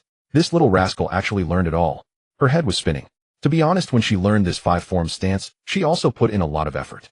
Learning the moves was easy, but the difficulty lay in incorporating the changes in breathing rhythms during the transitions. Each move's breathing method and energy flow had its own nuances. If one went wrong, it could lead to wasted effort, or worse, disrupt the energy flow. She had spent half a month from stumbling at the beginning to mastering it. And Su Fu, in just 2 short hours, he had already displayed a remarkable understanding. Is this right? This isn't right. Li Xiang's rosy lips parted in shock, unable to utter a word for a long while. But in the next moment, her expression changed. The cultivation of this skill also required time to accumulate. It couldn't be rushed. Especially during the initial stages, the body needed a gradual adaptation process. Seeing Su Fu continuously practicing for several rounds, still lost in deep cultivation, Li Xiang knew it was time to intervene. Interrupting the comprehension was a minor issue, but ruining his physique could be a serious problem. However, before she could intervene, Su Fu stopped on his own. Principal, why do I feel a bit hot here? He tilted his head, puzzled, as he touched the area around his dent. Is this a sign of energy sensation? Li Xiang. Li Xiang. Joyful occasions invigorate the spirit. On his way home, Su Fu felt truly revitalized. A simple monthly exam had yielded far greater rewards than he had anticipated. First of all, there were 3 favorability gift packs. Liu Qing contributed 1 first-stage gift pack. The Grandmaster contributed 2 first-stage gift packs. This time, increasing favorability allowed Su Fu to gain a deeper understanding of the interface for this peculiar feature. It turned out that there was no cooldown period for obtaining favorability gift packs. In the past, Su Fu had to wait a day between gift pack acquisitions. But this time, our esteemed principal contributed a first-stage gift pack during the monthly exam, and soon after, in the training room, he contributed another first-stage gift pack. This indicates that the conditions for obtaining these favorability gift packs are directly related to the level of favorability. In other words, as long as Su Fu is sufficiently cheeky, he can easily make the target angry, then cheer them up again, and repeat the cycle. This continuous loop refreshes favorability, granting him strategy gift packs. Of course, while this method may not disrupt the heavens, it does harm one's moral standing, and is generally not recommended. Next is the 5-form stance taught by the principal. The profundity of this stance is indeed extraordinary. Even as a cultivator, Su Fu had to commend its merits. Its ability to refine vital energy and strengthen the bones goes without saying. Everyone knows that. What we shall discuss now is something not everyone is aware of. It can open meridians. Yes, that's right. During Su Fu's training, this 5-forms stance unexpectedly activated his 3rd meridian's first acupoint in the extraordinary channels. This is truly remarkable. It's important to note that Su Fu previously relied solely on the thunder body refining technique to open his meridians. However, training this technique is time-consuming and labor-intensive, and crucially, it requires ample thunderous energy. Su Fu could not resort to cough. He could not use electricity for training. Instead, he relied on thunder shard stones, which while rapidly advancing his progress consumed resources at an alarming rate. Seeing that his stock of Thunder Shard stones was dwindling, the sudden emergence of the five forms stance completely liberated him from the need for these stones. It was like a mother opening the door for her child. Pure joy. Of course, the reverse is also true. The reason Su Fu could enter the state of the five forms stance so quickly smoother than indulging in fine chocolate was because most of his meridians had already been opened, allowing for smooth circulation of qi and blood. This enabled him to elevate his mastery of the five forms stance to a relatively high level in a short time. Moreover, this is why Su Fu could practice the five forms stance repeatedly without experiencing any adversity. Ordinary people's meridians are often blocked, making every breath feel like running through mud, struggling to maintain the practice of the five forms stance for long. Even if they manage it, unrefined meridians cannot withstand prolonged training. However, Su Fu's meridians had already adapted to the flow of qi, allowing for a seamless experience in practicing the five forms stance without needing an adjustment period.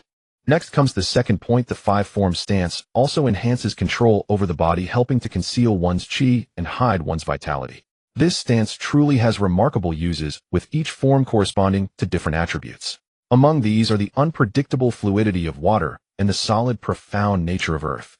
Although Su Fu has yet to reach the level where he can practice the five forms stance in every action, utilizing their effects to conceal his qi poses no significant challenge. The essence of hiding one's qi lies in enhancing Su Fu's control over himself. This also brings about another benefit. Su Fu's appetite has returned to normal. Previously, Su Fu's increasing food intake was simply due to his body's consumption escalating alongside his physical enhancement. This forced him to seek more nutrition from food to satisfy his body's demands. However, with the five forms stance, Su Fu has unlocked the ability to adjust his body's consumption autonomously by opening the relevant joints. To put it aptly, previously Su Fu was in a constant battle-ready state, fully powered up with buffs stacked high. Thus, his energy consumption was always high and his stamina declined rapidly. Now Su Fu has finally found that on-off switch. This means he can maintain a low-consumption, energy-saving mode in daily life, and when combat arises, he can awaken his bodily functions and enter a battle state. He can even adjust the power levels based on the intensity of the battle, deciding whether to operate at full power or half power at will. With the reduced bodily consumption, naturally his food requirements decreased as well. This is akin to a mother celebrating pure bliss. Finally, and most importantly, with the five forms stance, Su Fu has finally absorbed the essence of the five elements. This means that even if his entire meridian system isn't fully opened, he can attempt to start the next stage of cultivation. Although this bit of elemental essence is minimal and insufficient to sustain Su Fu's high-intensity training, having it is fundamentally different from not having it. As long as there is some cultivation is possible. If there were none, Su Fu would just be left staring helplessly, watching the five elements' mystic art gather dust.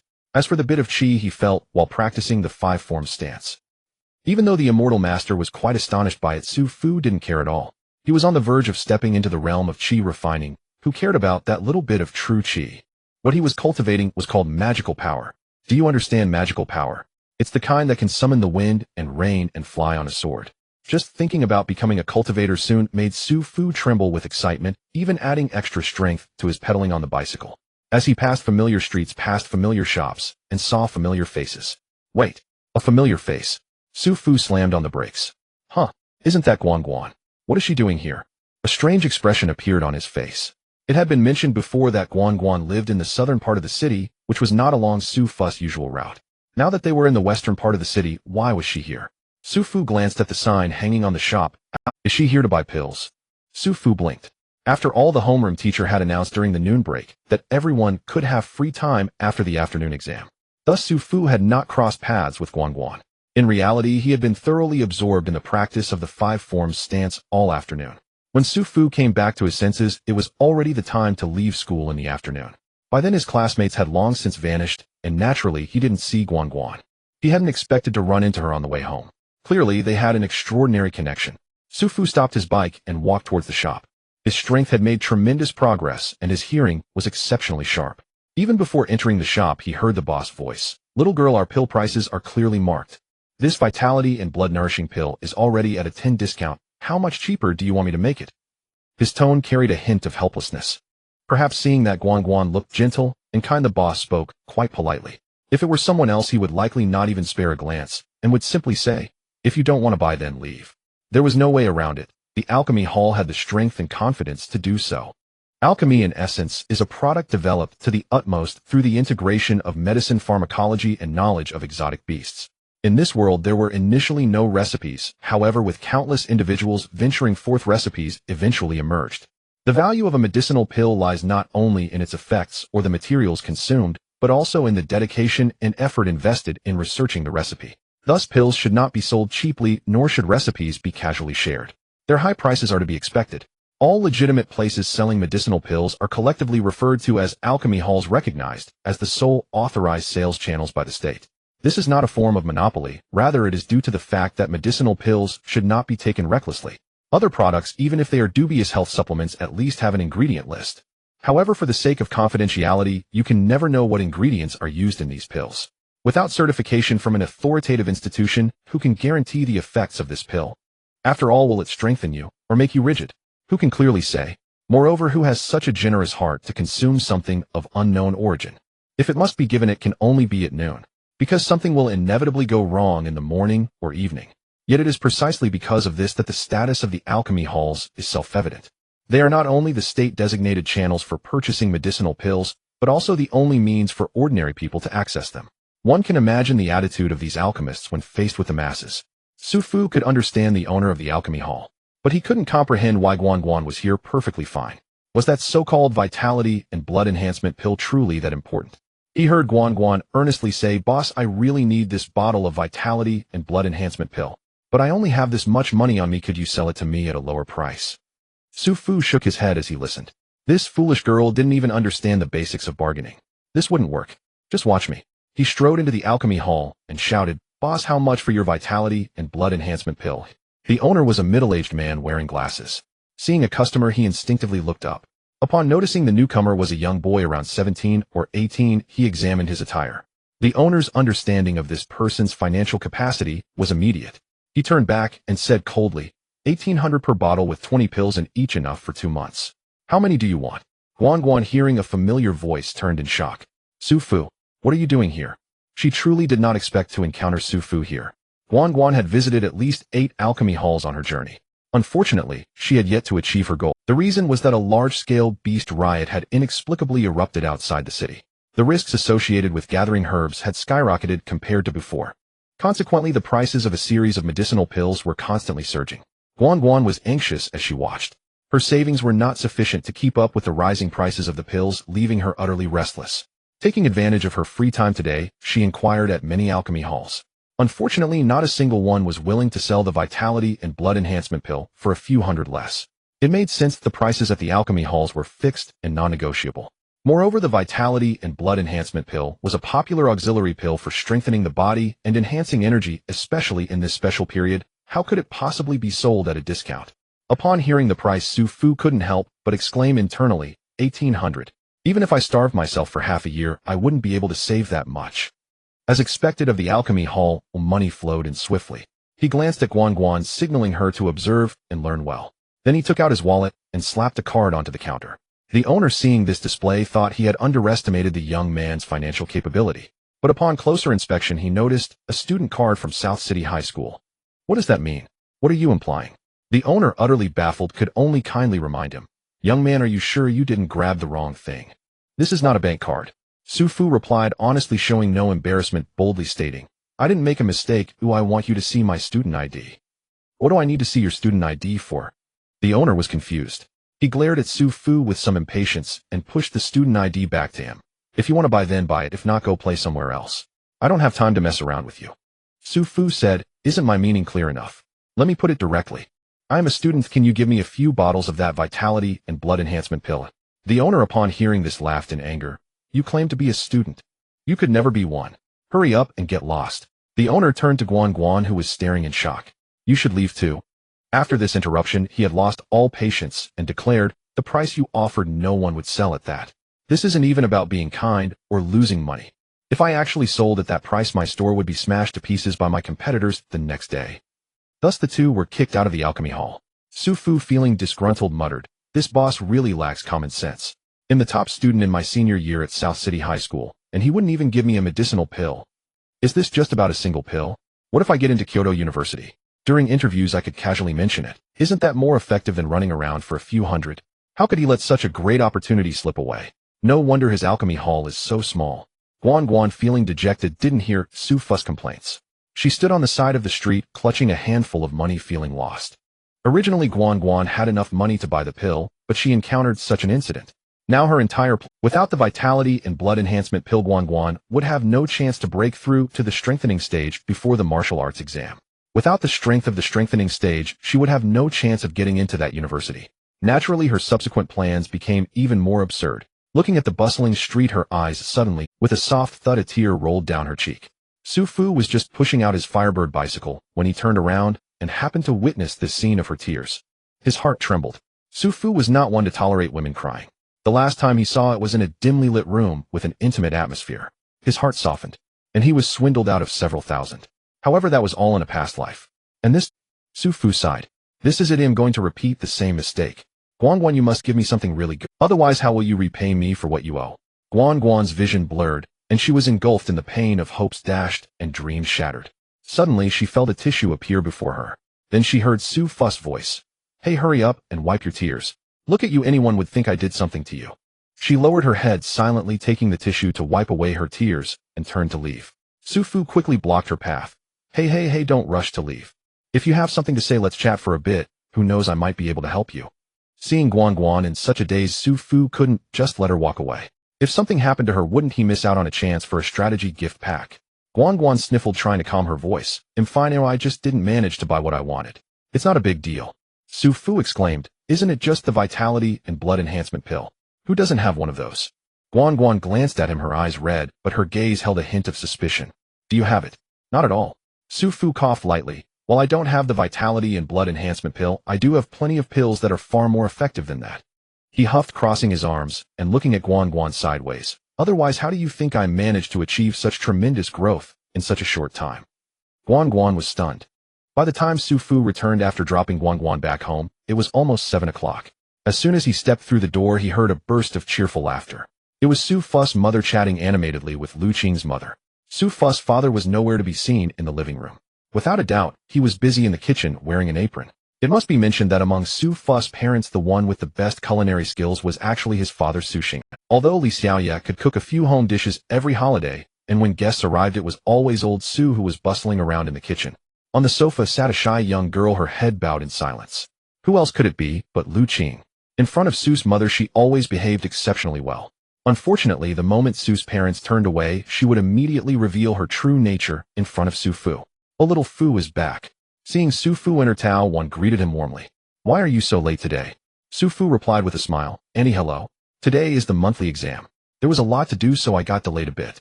Come sit down, you must be exhausted today. Tao Wan patted the sofa beside her, which was conveniently next to Liu Qing. Since the first moment Liu Qing saw Su Fu, her pretty face had turned cold. Seeing Tao Wan's gesture now, she instinctively shrank away, as if her fur had been ruffled.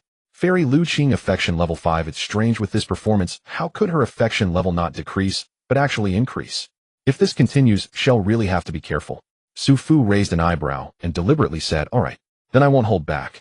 Saying this, he plopped down next to Liu Qing and even nudged her. Liu Qing's face darkened, and she glared at Su Fu with eyes that seemed ready to spit fire. However, out of respect for the adults, she ultimately held back. Su Fu pretended not to see it and busied himself with filling a cup with water from the coffee table.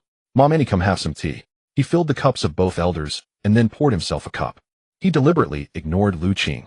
Liu Qing watched him perform with a blank expression, shifting slightly away. The little antics of the two children were naturally exposed in front of their mothers. Tao Wan smiled, thinking they were just bantering. However, Li Xiaoya couldn't stand seeing Su Fu bully this well-behaved and lovely girl. She deliberately asked, Little Fu, how did you do on the exam this time? Tao Wan didn't want to say anything, but Li Xiaoya as a mother had no such concerns. She intended to bring up something that would embarrass this cheeky kid, so he wouldn't bully the girl all day long. Li Xiaoya was speaking to Su Fu, but her eyes were fixed on Liu Qing. In the past, this little girl would have immediately started reporting. She would say how many places Su Fu had fallen in the rankings and how poorly he had performed in the competition, gesticulating animatedly as she spoke. Then Su Fu would blush and make excuses about how he had just made a mistake or that he had run into a tough opponent. Suddenly, the whole room was filled with a joyful atmosphere. But this time, Liu Qing had buried her head, pretending not to see Aunt Li's gaze. However, Su Fu perked up. Hey, Mom, you don't know? This time your son really made a grand showing. He had no intention of hiding anything, and immediately began to boast about his feat of defeating 29 opponents to take first place.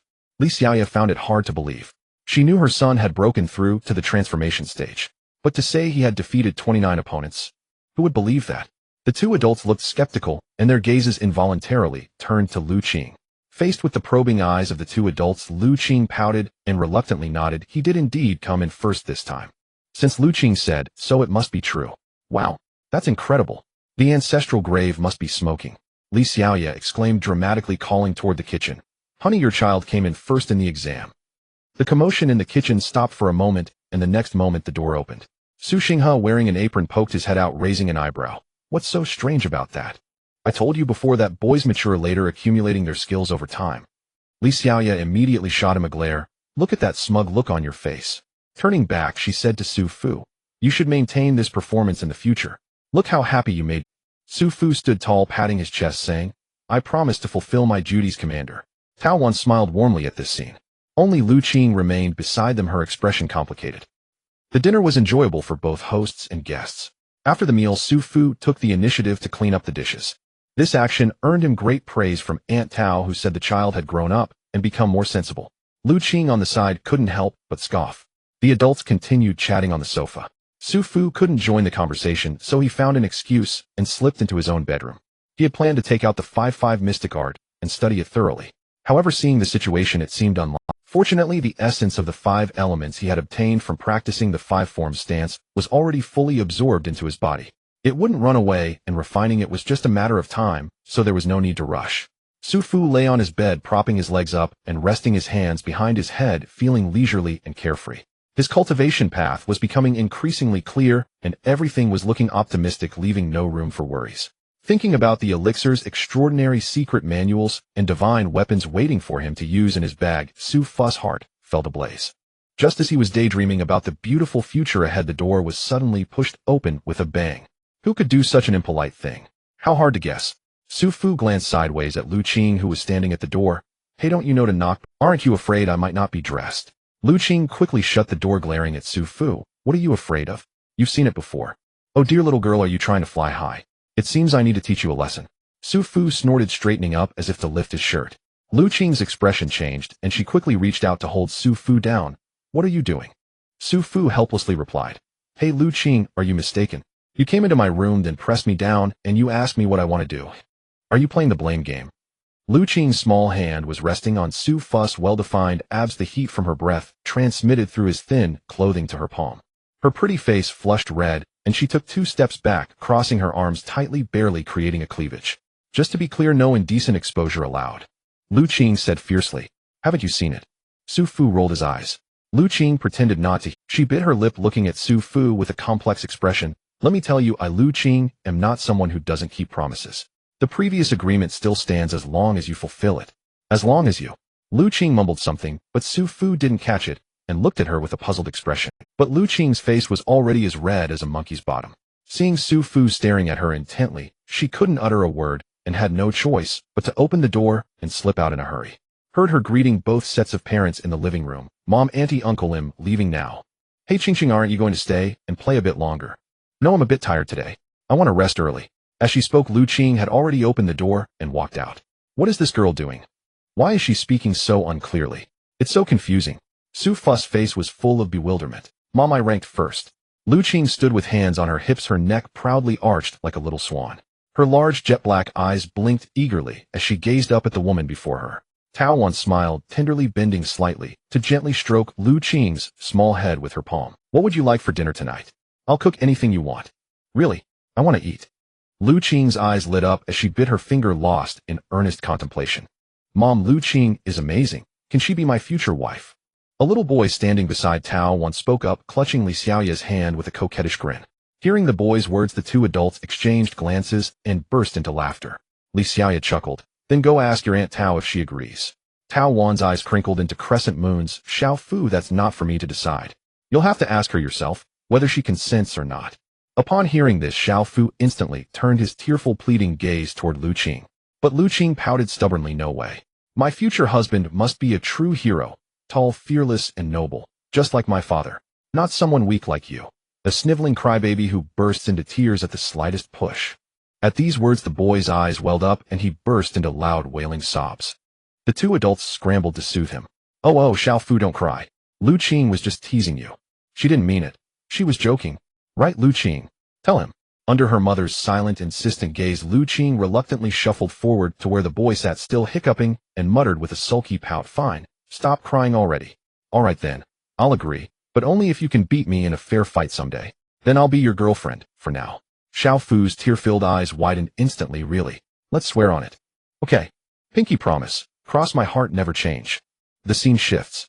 Su Fu, now in his third year of junior high, stands tall and poised before Liu Qing. His brows are sharp as swords, his eyes bright and limpid, so vivid they seem to speak. "Hey Qing, I heard there's a stunning girl in your class." Liu Qing frowned.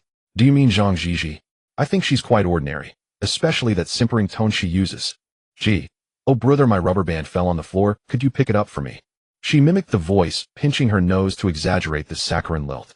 Ugh, how revolting. But Su Fu's eyes sparkled. He clapped delightedly. "Exactly. That's her. Here, give this to her." He handed over a neatly folded slip of paper. "What on earth is this?" Liu Qing grumbled under her breath, and unfolded it anyway. Two bold characters leapt off the page: love letter. Her mind erupted in a deafening, blinding roar. She jolted awake with a gasp, flinging the fluffy teddy bear from her arms into the far corner of the bed, then kicking it twice for good measure. Stupid Su Fu. Smelly Su Fu. Wasting time instead of cultivating martial arts, and daring to write love letters to others. Absolute jerk. She muttered furiously, stringing together several more scathing epithets. The poor plush bear lay slumped in the corner, its glossy black eyes bulging comically outward, powerless, resigned, bearing the full weight of her wrath alone. Achoo. Su Fu, already out the door early that morning, sneezed involuntarily. He rubbed his nose thoughtfully and murmured, "Someone must be praising how handsome I am behind my back." Su Fu's mood remained buoyant. Last night, beneath the hush of deep midnight, he had cultivated the Wu Xian pin art, and successfully entered its first stage, refining the quintessential essence gathered from the five-form stance into a slender thread of spiritual energy. At that moment, Su Fu's cultivation interface shimmered into view. Character: Su Fu. Cultivation realm: Qi refinement realm. Arts techniques: thunder-inducing body forging, manual mystic rank 27 mastery, Wu Xian pin art, celestial rank 5 proficiency. Artifacts equipment: immortal sword Tian Shu. Spell divine arts palm lightning humble rank. Appraisal: a fledgling novice. Does he even grasp the wisdom of the slow bird flying first? He had consumed all his stored Qi circulation pills in one go, so the newly refined, still tenuous thread of spiritual energy had grown considerably stronger. It was now sufficient to cast palm lightning, and even to command the immortal sword. This left Su Fu deeply content. With just a little more robust spiritual energy, he might spontaneously comprehend the sword-commanding art, achieving perfect unity of man and blade, soaring through the skies on his sword. To make such rapid progress immediately after mastering an art, how could Su Fu not rejoice? He'd been too excited to sleep soundly all night, rising at dawn with restless anticipation. Su Fu hadn't forgotten. He'd promised Guan Guan medicine. As for that so-called Qi-nourishing, blood-replenishing pill, he certainly didn't possess it. But pills for tempering the body and fortifying vital essence, he had them, plenty. Body-tempering pills. He'd drawn dozens from treasure chests, more than he could ever consume. For physical refinement, body-tempering pills delivered unmatched efficacy. Even cultivators used them. How much more so for martial artists? Su Fu had tested it himself last night. Standing in the five-form stance while ingesting a body-tempering pill doubled the effect. Truly, these pills were indispensable, essential for every diligent practitioner seeking breakthroughs in corporeal cultivation. He'd resolved on the spot to fill a small vial for Guan Guan, to let her try them first. Taken from Guan, returned to Guan. No profit, no loss. From afar, Su Fu spotted her, a graceful young woman standing downstairs waiting expectantly. At the same moment, Guan Guan caught sight of him. Her eyes brightened instantly. She waved eagerly. "Su Fu, over here." He squeezed the brake, bringing his bicycle to a smooth, precise halt before her. He studied her carefully and asked, surprised, "Did you not sleep last night? You look utterly exhausted." She wore the standard school uniform, her hair tied simply into a neat bun. Those usually captivating peach blossom eyes appeared dull and weary, bloodshot and shadowed by faint bluish circles. Her expression drained and fragile. It was precisely how Su Fu had looked after skipping school for an all-night gaming session, then dragging himself to morning classes the next day. Guan Guan pressed her lips together, offering no reply, only fixing Su Fu with an unwavering, desperate gaze, as though he were her final hope. "Su Fu, that thing you mentioned, did you bring it?" She had tossed and turned all night, agonizing helpless. The chi-nourishing blood-replenishing pill was utterly out of reach. If Su Fu betrayed her trust again, Guan Guan truly didn't know what else she could do. Seeing her distress, Su Fu dropped all pretense of playfulness. He withdrew a small porcelain vial from his pocket and placed it firmly in her palm, advising, "Take one pill before cultivation. It lasts 2 hours, enough for a full session. But never take them consecutively. Your body won't withstand the strain." Guan Guan accepted the vial, uncorked it with trembling care, and poured out a single body-tempering pill. It was no larger than a fingertip's tip, jet black, exuding a subtle, refreshing medicinal fragrance. As Guan Guan inhaled its scent, whether by placebo or potency, a wave of clarity washed over her. Her spirit lifted, her weariness receding. She quickly tipped the pill back into the vial and sealed it tightly. Once secured, she looked up at Su Fu, eyes brimming with gratitude. "Thank you, Su Fu. What's this pill called?" "Body tempering pill," Su Fu replied. He paused, then added gravely, "This is my exclusive formula. Take it yourself, but never reveal it to anyone else." Guan Guan straightened instantly, raising her hand to swear. "I swear, I will never tell a soul about the body tempering pill." Then, hesitating, she glanced nervously at Su Fu. How much do you charge for these?" "I only have 1,300 yuan right now. I'm not sure if it's enough." 1,300? Who do you look down on? Am I after money? What I clearly seek is the gift package you." Su Fu chuckled. "You use it first, and we can discuss the cost later. It's not too late to pay once you confirm its effectiveness. Try it first and pay later. The price might be a bit steep, you know. Guan Guan, you wouldn't want to be without body refinement pills in the future, right?" Hee. However, as soon as Su Fu finished speaking, Guan Guan's favorability skyrocketed at a Demon Girl Guan Guan favorability 51. With a little more effort, the first phase of the favorability guide's second stage gift package will be within reach. Su Fu was so comfortable that his eyes were nearly squinting. Seeing Guan Guan's moved expression, he was about to press the advantage when suddenly a surprised voice came from behind him, "Brother-in-law." Upon hearing this voice, both of them were taken aback and turned their heads in unison. They saw a short elementary school student, barely 1.40 meters tall, with a red scarf around his neck and a small backpack on his back. At this moment, he was staring at Su Fu with bright, shining black eyes, his face filled with surprise. The arrogance that had been on his face vanished completely upon seeing Su Fu. Who else could it be but Guan Tong? Upon hearing his voice, Guan Guan instinctively showed a hint of displeasure, but quickly hid it away, only to realize who the brother-in-law he called was. Her pretty face instantly flushed a shade of red. She whispered, "Little brother, don't say that randomly. He is not your brother-in-law yet." Guan Guan initially wanted to say that Su Fu was not her brother-in-law, but she was afraid of making him upset. Hesitating, she inadvertently added the word "yet." The meaning of those words instantly changed completely. As soon as she finished speaking, Guan Guan realized, and her face turned even redder. However, Su Fu glared. "You blushing like a teapot. What do you mean by not yet your brother-in-law? It implies that I need to contribute more. You little demon, your fishing techniques are truly masterful." He felt displeasure in his heart, and he wrapped an arm around Guan Tong's shoulder, deliberately responding with a casual "hey," and then asked, "Little brother, have you been behaving well at home lately?" At the moment they touched, Guan Tong instinctively trembled. Seeing that he was fine, Su Fu sighed in relief, lifted his head, and cheerfully said to Su Fu, "Brother-in-law, you are mistaken. At home, I am usually the one they listen to."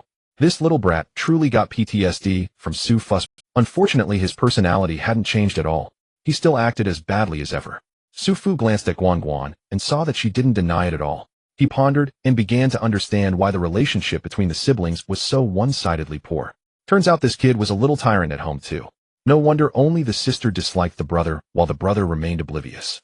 Su Fu initially only intended to casually brush off the topic, not wanting to interfere in Guan Guan's family matters, so he quickly changed the subject. "So how does your little brother perform at school?" Guan Tong proudly thumped his chest and declared, "Brother-in-law, don't be fooled by my appearance. But in our school, I am an unbeatable existence. Ordinary classmates, I fear not even 3 to 5 of them together." Seeing his attitude of brother-in-law is the best, and I am second best, Su Fu couldn't help but scratch his head. Troublesome, this kid truly needs to be taught a lesson. He has no idea what humility is. The two chatted awkwardly for quite a while, with Guan Guan not interjecting a word. It was all Guan Tong who was rambling on, while Su Fu just hummed and nodded in agreement. Su Fu originally didn't want to satisfy this kid's desire to share. Yet this guy really knows how to sweet talk. One moment he calls him brother-in-law, and the next moment he uses you. It made Su Fu feel quite embarrassed. Seeing that this kid was incessantly chattering, he could only helplessly glance at Guan Guan.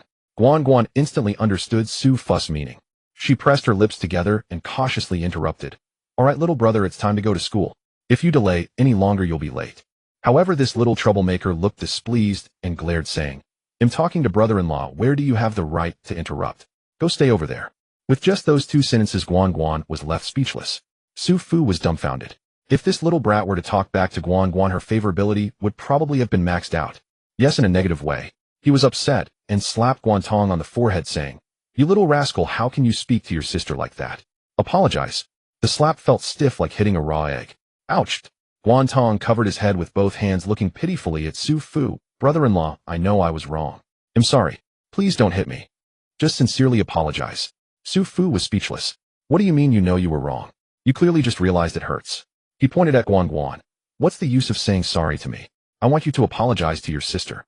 "Apologize to her?" Guan Tong glanced at Guan Guan and immediately shook his head vigorously. "That won't do. That would make me lose." "Change the condition, brother-in-law. How about, I bow to you." Saying this, he pretended to kneel down. Su Fu. Su Fu. He quickly pulled Guan Tong back, but his gaze involuntarily shifted to Guan Guan. However, Guan Guan remained indifferent, seemingly accustomed to it. This little rascal behaves like this all the time. What nonsense is he talking about? This kid really isn't a good one. Can't be cured, absolutely can't. He was also quite troubled and could only wave his hand. Forget it, I'm taking your sister away. Say something auspicious." Guan Tong replied, standing straight, cupping his fists seriously, and saying, "Then I wish sister and brother-in-law a smooth journey, great fortune, a harmonious union for 100 years, and early birth of noble children." Enough, that's enough. Su Fu, covered in sweat, interrupted his startling words. "No need for He quickly hopped on his Firebird bicycle, squeezed the little yellow duck on the handle, and looked at Guan Guan, who was blushing from the series of auspicious words, and said, "What are you waiting for? Get on." Guan Guan obediently sat on the back seat, like a little wife, after saying, "Oh." Guan Tong waved his small hands, repeatedly shouting loudly, "Goodbye, brother-in-law. Welcome back next time, brother-in-law." Su Fu hurriedly rode away with Guan Guan. To talk about something off topic, the new book just started, and I'm sorry I can't let you all enjoy it to the fullest. At the same time, I also thank all the handsome, extraordinary, and graceful readers for their support. Little author will strive to update. I hope everyone can give a little free like and 5-star reviews with your prosperous hands. Thank you. The author will often pay attention to everyone's segment comments and book reviews, and I hope everyone will actively provide feedback. Thus, once again, thank you. April 5th, Monday. For Su Fu, it was just an ordinary day. He rode his bicycle to school for class as usual. However, sitting on the back seat was the stunning beauty from the front desk. Yet for the teachers and the high school seniors, it was like an earthquake. Everything turned upside down. The results of the monthly exam were finalized. A dark horse unexpectedly emerged, turning the rankings of Changnan High School upside down. The most eye-catching was Liu Liang, who had originally ranked 7th, plummeting out of the top 30 to the 30. Next was Liang Feng, who had originally ranked 3rd, quietly slipping to the 24th position. Above Liang Feng was none other than Sima Yun, who had completely severed ties with him. And at the top of the list was the unexpected powerhouse, Su Fu. His astonishing feat of outshining 29 others spread widely. The martial artists of Changnan High School felt as if the sky was falling. They could hardly comprehend how someone who rarely exerted effort in practice and had no remarkable talents could achieve such a feat. How did he manage to rise from the 700th place to 1st in just a month? Mr.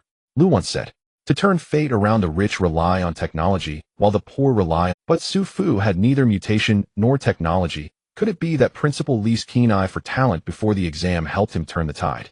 Is this a beaver? Clearly not a beaver. Could this kid have opened something supernatural? Both teachers and students were consumed by this thought. Early in the morning, Qin Guanyu carried his thermos to the office. He pretended to handle documents at his desk, but the joy on his face was impossible to conceal. Each subject in the school had its own designated office. Chun Guanji's large office was the dedicated space for their martial arts department. He rarely entered the office this early. Even when he came to school, he usually preferred to wander around his class. The reason was simple. He didn't get along with Zhang Liang, the head of their martial arts education group. Not wanting to see that old, ungracious face first thing in the morning, he chose to linger outside instead. That guy, while relying on his seniority, often used his position as a martial arts teacher to suppress the teachers of parallel classes. He often irritated Qin Guanyu, leaving him quite upset. But such is the adult world. It's not only about social etiquette. Recognizing strength and power is crucial. Even within the school, they had to abide by those unspoken rules. Only the students who excelled could have a say. Qin Guanyu was merely a homeroom teacher of a parallel class. How could his students' results compare to those of the elite class? Having been put down by the head, bullied and ridiculed, no one would speak up for him. Even if he felt frustrated, he had no choice but to swallow his anger. But 30 years have changed. Today is different from the past. Thinking of this, Chun Guanyo couldn't help but break into a wide smile. Just then a fellow teacher from the same group entered, seeing Chun Guanyo leisurely sipping tea at his desk, and was momentarily stunned. "Hey, Mr. Chun, why are you here so early today?" Chun Guanyo replied cheerfully, "Isn't it because a dark horse from my class took the first in the grade? I came early to take a look. The person was momentarily at a loss for words. "Why look from the office? Shouldn't you go check the classroom? Are you here to watch us make fools of ourselves?" Before they could chat for long, two more teachers came in together. "Oh, good morning, everyone. Today Mr. Chun is here so early too. That's quite rare." Seeing this, Chun Guanyo couldn't help but smile. Aren't these the two sycophants who always nod and bow behind Zhang Liang? He took a sip of tea and said leisurely, "Hey, how did you know that Su Fu from my class got first in the grade?" "Oh, I almost forgot the announcement was sent out last night. Look at my memory." The faces of the two teachers instantly stiffened, their mouths opened, but unable to say anything. "Who the hell cares about that? Why do you throw out the big guns right at the start?" The two could only sit in silence, pretending to sort out materials, not having heard. The first teacher saw that the situation was off, looking awkward, and quickly found an excuse to slip away. Next, the teachers of the martial arts education group were left dumbfounded. As soon as they entered the office, they were met with Chun Guanji's blunt remarks, dealing them a significant blow. "Hey, isn't that Mr. Wang? Why are you here too? Did you also hear that Su Fu from my class got first in the grade?" "Oh, Mr. Li, good. You also heard that someone from my class got first in the grade?" Chun Guanji's inquiries successfully silenced the entire office. Everyone seemed to have taken a hit from a powerful attack, left stunned and defenseless. Silence enveloped the martial arts office today. Yet Chun Guanyo still refused to let Zhang Liang's sycophants off. Even when the other party chose to dodge, he continued to pursue, relentlessly forcing them into a corner. At that moment, wearing reading glasses and with graying hair, Zhang Liang finally arrived. With a stern face, he frowned and entered, immediately scolding. "How can you all still chat with such a mess in the office? It's more chaotic than in the classroom. What kind of atmosphere is this? Especially you." Chun Guanyo, hurry back to your desk. However, Chun Guanyo didn't even lift his eyelids, smilingly replied, "Oh, isn't this old Zhang? Look at my thermos, doesn't it resemble this month's performance award?" Zhang Liang angrily said, "Chun Guanyo, I have no time to mess around with you. You are old enough to know better." Chun Guanyo replied gently, "Sorry, I'm just happy.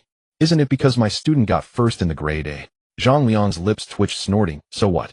One person's success doesn't represent the teacher's educational level. What is the average ranking of your class? Why don't you share that?"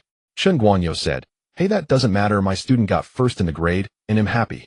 Zhang Liang angrily puffed up his cheeks. "Chun, can you stop repeating that line?" Chun Guanyo, "Oh, then your performance award for this month is gone. Didn't see that coming, huh? It's with me." Not only Chun Guanyo was feeling proud.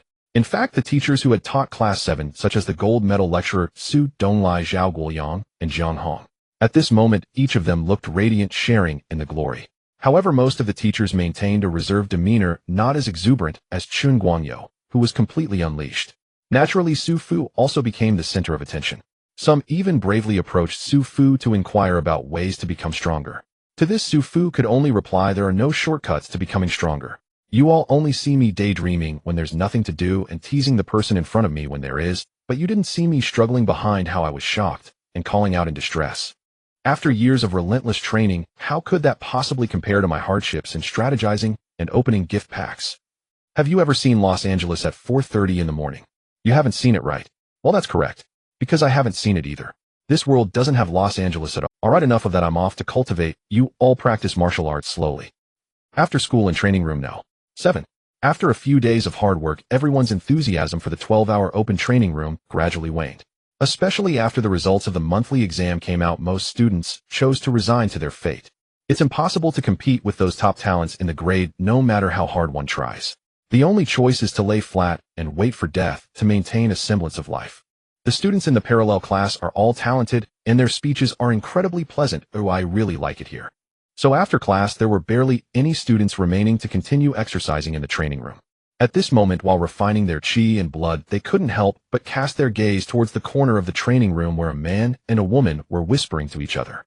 To be honest, at first, everyone couldn't understand the ambiguous relationship between Guan Guan and Su Fu. It was like not being able to believe that the richest man in the country would actually like a bubble tea girl. However, later on, Su Fu proved himself with his performance in the monthly exam. First, he killed the sleeping dragon, then he took down a general, and finally he shocked the world. His 29 consecutive victories were no longer just a matter of being extraordinary. This was clearly an unprecedented emergence, dominating the entire third year at Chengnan High School. They suddenly understood it seems Guan Guan truly has a discerning eye for talent. The looks directed at Su Fu were filled with envy. If only I had such skills. Even if it meant dating the class flower living in a mansion or driving a sports car, I would be willing. For their envy and jealousy, both Su Fu and Guan Guan remained oblivious. They were discussing something else altogether. Are we eating now? Guan Guan hesitated a bit. Yes. Su Fu nodded affirmatively. But won't it be a bit wasteful to eat now? Guan Guan was still conflicted. She could only practice for an hour at most. But the effect of the medicine lasts for a full hour. What if she took it now? What's the difference between this and buying 2 cups of soy milk in the morning, drinking one, and pouring out the other? That's way too extravagant. Oh, it's not a big deal, there's plenty. Su Fu patted his chest in assurance. Guan Guan cast him a wistful glance. You might have plenty, but the problem is I'm afraid I won't be able to afford the price if I end up having to sell myself. But she didn't say it out loud, she merely pinched a completely black pill and slowly brought it to her mouth. So am I really going to eat it? Hurry up and eat. Su Fu became impatient, pushing the body-refining pill directly into Guan Guan's mouth. Youth has no price, the elixir melted in her mouth. Guan Guan never expected that the pill would be smoother than Dove chocolate upon entering. She widened her peach blossom eyes in surprise, staring at Su Fu.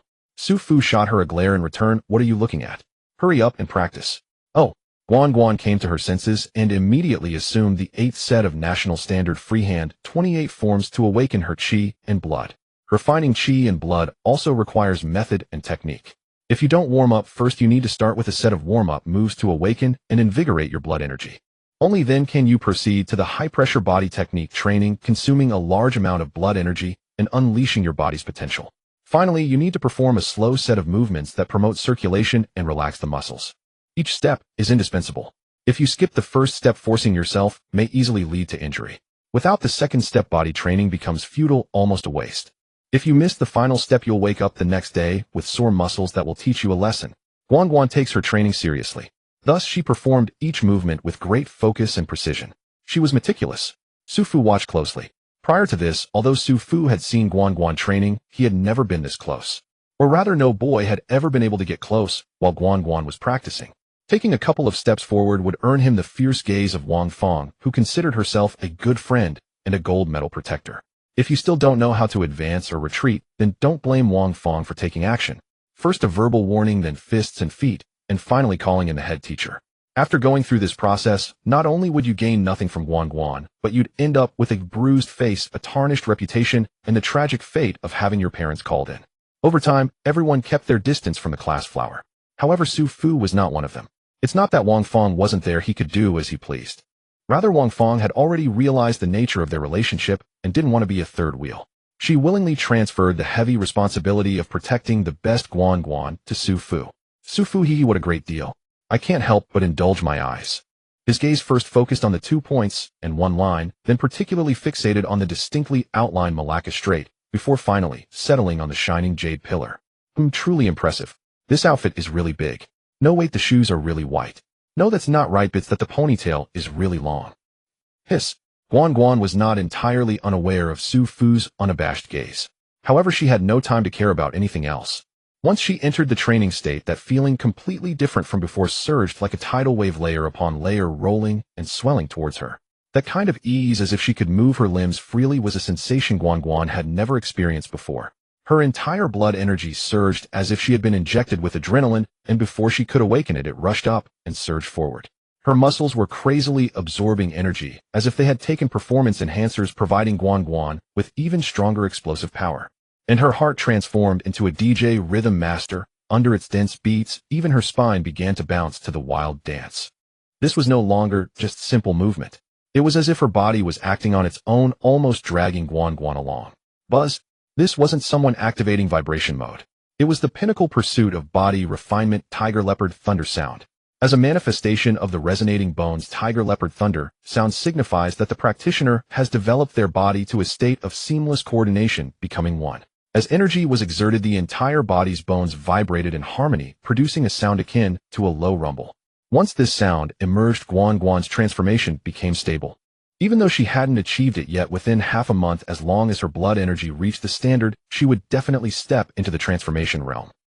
By the time Guan Guan came back to her senses, she had already performed the body refinement technique 36 forms back and forth more than 10 times.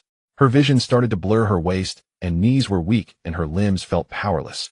Guan Guan realized that her body was issuing a warning of severely insufficient energy supply. She understood the principle of moderation and knew that forcing herself to continue training would not only be unbeneficial, but could even leave hidden injuries due to excessive strain on her potential. So she quickly performed the closing technique, calming her blood energy and gathering her qi. She closed her eyes in meditation, carefully perceiving her changes and progress, a smile unconsciously appearing on her face. Su Fu looked at Guan Guan, who was drenched in fragrant sweat, with a silly smile on her face, and couldn't help but shiver, seemingly recalling some inappropriate scenarios. He quickly cleared his throat and said, "Hey, are you done practicing? Once I'm done, I'll hurry to wash up. It's about time for me to go home." Only then did Guan Guan come back to her senses. She looked at her wet clothes, her pretty face flushed with embarrassment, and quickly said, "Wait for me." Saying this, Guan Guan hurriedly headed to the washing and changing room. Please give good reviews, likes, and support. All of you dear fathers, I'm counting on you. Why is it getting harder and harder to raise this girl's affection? At the school garage entrance, Su Fu sat astride his Huonia brand bicycle, clutching a yellow rubber duck in one hand and resting his chin on the other, lost deep in thought. Even after personally experiencing the effects of the body-tempering pill, Guan Guan's affection remained stubbornly stuck below 60, hovering precisely at 58, neither rising nor falling, an excruciatingly awkward plateau. Su Fu stood just one step away from unlocking the second stage affection reward package, the very first milestone in Guan Guan's perfect affection quest line. Yet that single infinitesimal gap refused to close. He had noticed a peculiar pattern: targets whose affection values were negative readily showered him with reward packages. Yet once their affection turned positive, progress slowed to a crawl. Liu Qing was the textbook example. This girl, no one knew quite why, would instantly puff up like an enraged spiny-backed dragon at the slightest teasing. 70% of Su Fu's reward packages came from her. Next in line was Senior Immortal Li Xiang, a truly premium package dispenser. She had granted him numerous exceptional rewards. As for Guan Guan, truth be told, she'd started out as a promising target. Her early packages had been lavishly generous. But ever since Su Fu nudged her affection into positive territory, she'd grown increasingly stingy, her output failing to match Qingmei's volume, her quality falling short of the Senior Immortal standard. It left Su Fu feeling utterly trapped, like a tiger he could neither ride nor dismount. A dangerously reckless idea even flickered across his mind. What if he staged some elaborate stunt to plunge Guan Guan's affection back into the negatives? Yet he dismissed the notion instantly. With her affection already at 58, would he really abandon a near-complete second-stage quest package just to court disaster? And to drop such a high affection score into the abyss? What monstrous, unforgivable act would he have to commit against Guan Guan? Absolutely unthinkable. Such inhuman behavior was best avoided entirely. A lesson learned the hard way. Guan Guan's case would be duly noted and future caution applied accordingly. As Su Fu drifted into reverie, Liu Qing's voice cut through the air beside him. "Hey, why are you loitering here all this time? Blocking the way?" Su Fu broke into a mischievous grin and swiveled around. "Waiting for you, my darling." Before him sat Liu Qing, serene in flowing white robes, her hair tied neatly in a low ponytail, perched gracefully atop her electric scooter. Her large clear eyes, black and white like ink on rice paper, gazed unwaveringly at him. Immortal maiden Liu Qing, affection 5. Wait, hold on. A blind man just spotted the crux. Affection 5. Where's the minus sign? Where did that enormous negative symbol vanish? Su Fu's expression froze. He stared at Liu Qing in disbelief. "No, sister. Hadn't it been perfectly fine last night? How could it possibly have flipped positive overnight?" Hearing "my darling," Liu Qing flushed crimson, spat lightly, and snapped, "You big rascal, shameless cat. Who on earth is your darling?" And before Su Fu's very eyes, her affection leapt. Whoosh, from 5 straight up to 15. Su Fu. No, this can't be right. This makes no sense whatsoever. He'd just sworn not to repeat past mistakes, and now this hits him without warning. Su Fu longed to slap his own mouth. "You idiot. Why open it at all?" Noticing his dazed, unblinking stare, Liu Qing shifted uncomfortably and frowned. "What's wrong? Why were you staring like that?" Snapping back to awareness, Su Fu hastily averted his gaze and replied, eyes fixed straight ahead. "Nothing much. Aren't you heading home yet, school beauty Liu? I've told you countless times, don't call me school beauty." She paused, then lowered her voice softly. "Just call me Qing Qing like before." Su Fu's eyes widened in sheer horror. In his memory, the term Qing Qing hadn't crossed his lips since their solemn robe-cutting severance back in junior high 3rd year. Hesitantly, Su Fu probed, "Qing Qing, did you forget something this morning when you left home?"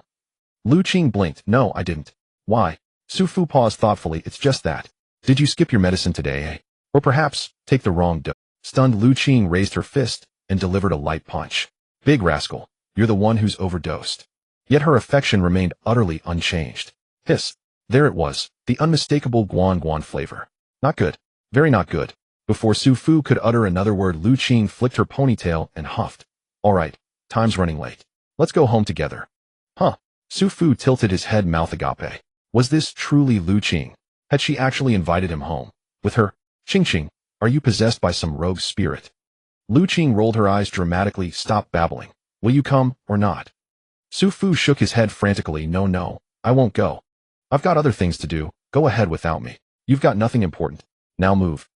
Liu Qing narrowed her eyes. Then, as if recalling something, she softened her tone. Fine, I'm not joking. Mom cooked something special today. She wants you to join us for dinner. Before Su Fu could reply, a fragrant breeze swept past, and suddenly the rear seat of his Huanyao bicycle dipped sharply under unexpected weight. Before he could react, two slender supple arms slipped gently around his waist. Sorry to keep you waiting, Su Fu. Guan Guan rested her cheek lightly against his back, her voice warm and tender. Shall we go now? Su Fu. Even with his legendary composure, Su Fu was utterly flabbergasted. What on earth was happening? When had his relationship with this bewitching woman grown so intimately close? Granted, her affection was nearing 60, but surely not this close. His heart lurched. Something felt deeply wrong. Instinctively, he glanced sideways at Liu Qing. Her formerly radiant face was now shadowed with storm clouds. Her hands gripped the scooter handlebars so tightly that veins stood out starkly beneath her skin. She was clearly suppressing something violent. Su Fu. Her voice trembled with gritted teeth. So this is the other business you mentioned. Su Fu's mind went blank. Only one thought echoed, oh no. This is catastrophic. True to form, Guan Guan, feigning sudden awareness, asked meekly, Oh, Su Fu, who's this girl? She looks rather fierce. At that, Liu Qing's fury detonated. She glared murderously at Su Fu. Then abruptly her eyes welled, and a single tear fell with a soft, heartbreaking plink. Su Fu's chest tightened. Wait, Qing, it's not what you think. He wanted desperately to explain, but words failed him completely. Liu Qing said nothing. With a sharp twist of the handlebar, she sped off, without looking back. Fairy Liu Qing affection, level 78. Su Fu sighed as he watched Liu Qing's figure fade away. Never did he expect that the negative affection from the little childhood friend would ultimately be realized, yet in such an unwelcome manner. Though he received 2 more gift packs, Su Fu could not feel the slightest joy. He glanced down at the delicate jade-like hand still tightly wrapped around his waist. Without any hesitation, Su Fu pushed it away. The person has already left. Are you satisfied now? His movements were decisive, and his tone remained calm. Guan Guan's heart sank. This was the first time Su Fu had spoken to her in such a tone, causing a wave of panic to rise within her as she quickly grabbed his sleeve. Su Fu, Before Guan Guan could finish her sentence, Su Fu interrupted. Don't say it was unintentional. Even if it wasn't intentional, it was still deliberate. Don't treat me like a fool, Guan Guan. Guan Guan fell silent. She had indeed acted on purpose. Today had started out so joyously. With the pills secured and hope for a breakthrough in her martial arts, everything seemed to be progressing beautifully. However, around a corner she stumbled upon such a scene. Hey, why are you just standing here for half a day? Blocking the way, I was waiting for you, my dear. Hearing that familiar voice, Guan Guan felt her brain go. She held her breath, stopping in her tracks. Leaning against the wall, she watched Su Fu chatting and laughing with that girl, a pang of inexplicable bitterness swelling within her.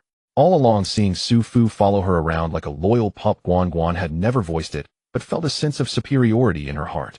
Especially after Su Fu had displayed his impressive prowess to save her. Guan Guan had come to realize one thing: to Su Fu, she was special. Thus, when faced with Su Fu's teasing or playful banter, she had never been truly angry, mostly just amused. But now it was different.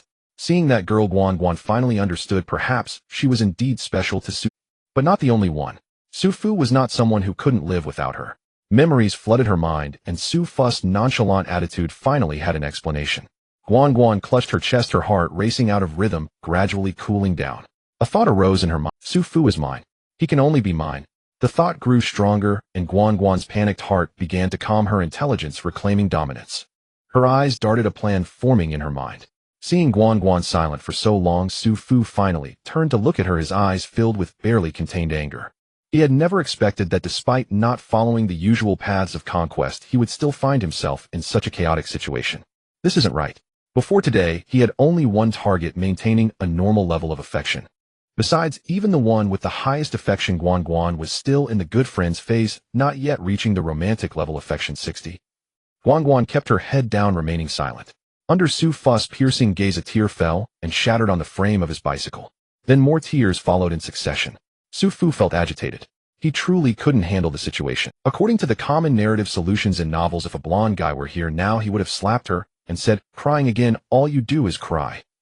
Or perhaps a domineering character would coldly look at her and say, "You've crossed the line, woman."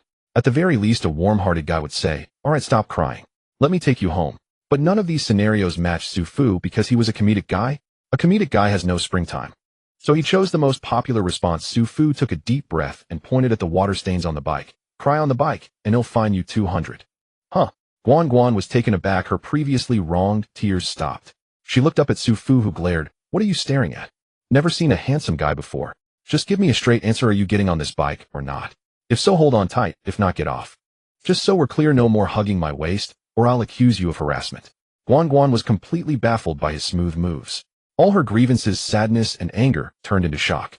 She wanted to angrily say, "I want ride," but was also deeply afraid that this bad guy would really just leave. She believed Su Fu could do such a thing. Moreover, if she let Su Fu go now, wouldn't that give him time to pursue that girl? Guan Guan definitely wouldn't allow that. So she could only choke out, "Fine, no ride. Why are you being so fierce? Then hurry up and sit tight." Su Fu turned back and squeezed a little yellow duck. "We're leaving." As soon as Liu Qing arrived home, Tao Wan, who was cooking in the kitchen, peeked her head out and asked, "Is Qing back?" Liu Qing coldly threw down that sentence and walked straight into her bed. Liu Qing coldly threw down that sentence and walked straight into her bedroom, slamming the door behind her. "This child." Tao Wan shook her head. It must be that she was throwing a tantrum with Su Fu again. They had just talked about it this morning. She wiped her hands and walked to Liu Qing's bedroom door, knocking. Qing opened the door for Mama. There was no response from inside. Tao Wan said again, "If you don't speak, Mama will just come in." Still no reaction. Tao Wan slowly opened the door and immediately saw Liu Qing lying on the bed, her head buried in the blanket. She walked softly to the bedside, sat down, and placed her hand on Liu Qing's back, gently saying, "What's wrong, my little darling? If something's bothering you, tell Mama." Liu Qing squirmed a bit, but did not shake off Tao Wan's hand. Tao Wan gently stroked Liu Qing's jade-like back, comforting her. All right, don't be angry. If you get too upset, Mama will be heartbroken." Liu Qing, no longer stubborn, slowly lifted her head, her eyes red, looking at Tao Wan. "Mom, I don't want to deal with Su Fu anymore. He's just a big jerk." Experience proves that timely relationship maintenance hinges not on how one maintains it, but on timeliness itself. At first, Su Fu reasoned that since the incident had already occurred, and his childhood sweetheart Liu Qingmei had stormed off, he couldn't just abandon Guan Guan. Could he truly discard her glaringly high affection score of 58 points so casually? So he chose to escort Guan Guan home first and soothe her emotions. After seeing Guan Guan off, night had fallen. Su Fu intended to return and explain himself to Liu Qingmei, but after pacing back and forth for a moment, he suddenly found himself at a loss for words. Disaster struck. He truly had become a heartless cad. Better wait, let his childhood sweetheart cool down first, then seize an appropriate moment to clarify everything. Yet the next morning, when Su Fu encountered Liu Qingmei outside, his heart lurched. Unlike before, her affection level had not rebounded. Before this, Su Fu had repeatedly driven Liu Qingmei's affection down to -60 or lower to unlock stage 2 rewards, and each time without exception it naturally recovered as her anger subsided. But this time, something felt profoundly different. Su Fu stared solemnly at the floating indicator above her head. Immortal Maiden Liu Qingmei, affection 78. Why hadn't this negative value diminished, even slightly? Had he somehow broken the system? Would Liu Qingmei's reward packages no longer refresh indefinitely? Nervously hopeful, Su Fu deliberately addressed her as Qingqing, a term of endearment meant to bridge their emotional distance. Even if it failed to draw her closer, at least it might elicit some reaction. Her expressionless face genuinely unsettled him, yet Liu Qingmei remained utterly unresponsive. Or rather, she did respond, but not in the way Su Fu hoped. She glanced at him as though he were merely a casual acquaintance met fleetingly on the street. With a slight courteous nod, she said, "Good morning, Su Fu." Her tone was polite, yet distant. Then without another word, she turned and walked away. Su Fu classmate. He froze. Watching her descend the stairs and recede into the distance, his legs felt rooted to the floor. In that instant, Su Fu had imagined countless possible reactions. Perhaps she'd turn away, feigning ignorance. Perhaps she'd glare with fury and unleash a torrent of accusations. Or even strike him. Or worse, she might once again resort to informing their parents, reporting him for early romance. All those outcomes he could accept, even mentally bracing himself to endure her tiny fists pounding. As long as her anger subsided, anything could be resolved. But this, being treated as a complete stranger, greeted with calm, detached civility, was unbearable. It was like walking down a street and suddenly witnessing a stranger erupt into inexplicable madness, singing wildly, defecating publicly, neither repelling nor attracting you, only prompting you to step back and watch bemused. Now to Liu Qing, Su Fu had become that very stranger. He couldn't name the feeling churning inside him, only that his entire body prickled as though swarming with ants. Agony. Would they henceforth drift apart as strangers? This, I absolutely forbid. Clenching his jaw, Su Fu strode after her. He finally intercepted Liu Qing at the garage entrance just as she was about to leave. She regarded him impassively and asked Su Fu, classmate, do you need something? Qing, yesterday's misunderstanding. You've got it all wrong. It wasn't what you thought. Su Fu pleaded earnestly. If you doubt me, I'll swear an oath. He raised 4 fingers skyward. May lightning strike me down 5 times. If even a single word I speak is false. Yet even as he uttered it, he paused, startled by its eerie familiarity. Where had he heard that line before? A classic trope of heartless lovers. No, brother, I never intended to be a cad. Su Fu silently berated himself. Still meeting her serene gaze, he pressed on, she's just my former seatmate. We were barely acquainted. I helped her a few times, that's all. His voice dwindled into inaudibility. Not because the situation was hopelessly muddied, like mud-staining trousers leaving guilt indelible, but because Liu Qing wasn't listening at all. Or rather, she heard nothing he said. She simply glanced at her wristwatch, then replied coolly once he fell silent, Su Fu, classmate, I'm running late. Please step aside. Her indifference triggered a chilling phrase in his mind, torturing your wife feels thrilling. For now, chasing her back burns like cremation. A bitter taste rose in his mouth. Wordlessly, he stepped aside, watching her stride away, knowing he'd missed his perfect chance. Had he chased after her the moment she began to walk away yesterday, perhaps redemption would still have been possible. Alas, there was no what if. Not unless he someday attained golden immortal cultivation and mastered time itself. Then, and only then, might he rewrite fate. Yet this raised another dilemma if he pursued Liu Qing wholeheartedly. Guan Guan, the other target of his affections, would surely slip away. Oh, is there no path that honors both Buddha and beloved? Su Fu loathed making choices, be it exams, games, or life itself. And now, more than ever, children choose. A Su Fu, soon to be an adult, would claim everything. Abandonment was unthinkable. He still had chances. Since Liu Qing had drawn such firm boundaries, so be it. He would unleash his full, unrestrained self. Su Fu resolved tonight he would meticulously craft his strategy. Reclaiming Liu Qing's affection was non-negotiable.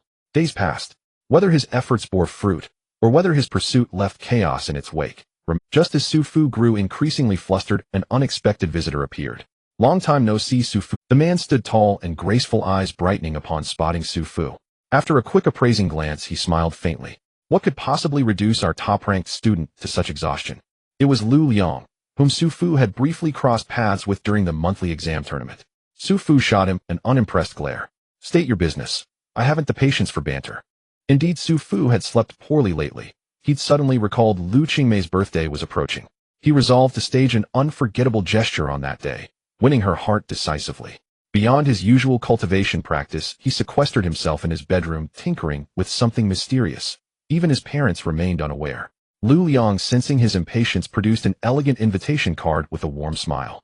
Here, take it. Su Fu opened it to read, you are cordially invited to attend Miss Liu Wanqing's birthday banquet on April 14th at 8:00 p.m. He vaguely remembered the event, but his mood now was utterly unlike before. What interest did he have in attending someone else's celebration? As for the auction rumored to accompany it, irrelevant. He nearly declined, then paused. Perhaps he thought he could draw inspiration from this noble scion's grand birthday gala to refine and elevate his own surprise for Liu Qing. Consider it done. I'll be there promptly. The venue for the Liu family's birthday banquet is a grand and luxurious manor. Su Fu has never been to this place before and relied on navigation to find his way here. The entrance is laid with a red carpet with 2 rows of greeters standing on either side. The men are tall and imposing while the women are dignified and graceful, all dressed in formal brocade robes embroidered with the character Liu, looking neat and tidy. Su Fu is not intimidated at all and strides confidently forward. Upon his arrival, a male greeter wearing white gloves steps forward and bows in greeting. Good evening, sir. Please present your invitation. There is no melodramatic scene of scorn or embarrassment. Su Fu merely showed him the invitation for a moment, and the greeter immediately responded respectfully, hello, Mr. Su, please this way. He followed the greeter straight into the reception hall of the manor. The banquet has not yet started. Please rest here for a moment, Mr. Su. The male greeter bowed again and respectfully retreated. Su Fu glanced around the hall and noticed that quite a few people had gathered inside. Looking out, the men were all dressed in suits while the women were adorned in luxurious dresses, clearly members of prestigious families and well-known figures. They were seated together engaging in lively conversation. Among them were several familiar faces to Su Fu. Unfortunately, while he recognized them, they did not know him. On both sides of the hall there were rows of tables neatly arranged with pastries, fruits, and snacks accompanied by various drinks and wines. Su Fu's eyes brightened, and he skillfully stepped forward to grab a plate and started to help himself. This action drew the attention of several people. However, most people only took a glance, saw a young lad, and turned their heads away, no longer paying him any mind. After all, everyone came to the banquet with their own agendas, and no one would focus their attention on an inconsequential person. Su Fu, however, did not care about others' gazes and happily indulged himself. Since mastering the 5-element stance, Su Fu could now control his appetite. Normally, he would eat conservatively to save money. But now that he had this opportunity, why not celebrate? Moreover, such exquisite and delicious food would be unattainable if it weren't for the Liu family's banquet. At this moment, how could it be a shame not to eat a few more bites? As he was happily indulging, Su Fu's ears suddenly perked up as he overheard 2 women talking nearby. "Sigh, I wonder when this beast riot will come to an end. My husband's business has been affected, and if this continues he might suffer a huge loss again. Who says otherwise? All the merchant caravans are trapped in the city and cannot leave, and the logistics companies are too afraid to take orders. My goods will probably be stuck on hand too." "Sister One, you jest. Who doesn't know your husband's talent for making money? He must have already planned a way out. There's no such extraordinary ability, it's merely luck." Su Fu chewed on a pastry, but his thoughts flew on. Beast riot. He remembers hearing this term from his parents. It was precisely because of the beast riot coupled with someone's ambush that his parents' logistics team lost their composure, resulting in lost goods and lives. Now more than half a month has passed, and the beast riot still hasn't subsided. Su Fu frowned. In the past, such riots around Rong City had occurred before. Most of the time it was due to the season, with beasts becoming restless during mating. Of course, there were also instances in autumn and winter where lacking food beasts attacked humans en masse, but such cases were rare. Regardless of the cause, the security forces of Rome City would immediately respond, organizing personnel to clear the surrounding beasts to prevent disruption to the city's trade. In the shortest span of 3 to 5 days, or at most a week, these beasts would vanish. Yet this time it has been nearly 20 days without resolution. Su Fu adjusted the non-existent glasses on his nose. "The crafty frog has been feeling your belly. There must be something fishy about this." With that thought, he took another bite of the pastry. When the sky falls, there will be someone tall to hold it up. There's no need for Su Fu to worry about it all. He is merely a weak, helpless, and pitiful apprentice martial artist who can still eat. In a snap, it was quick. The birthday banquet officially commenced. Guided by the attendants, everyone made their way to the central garden.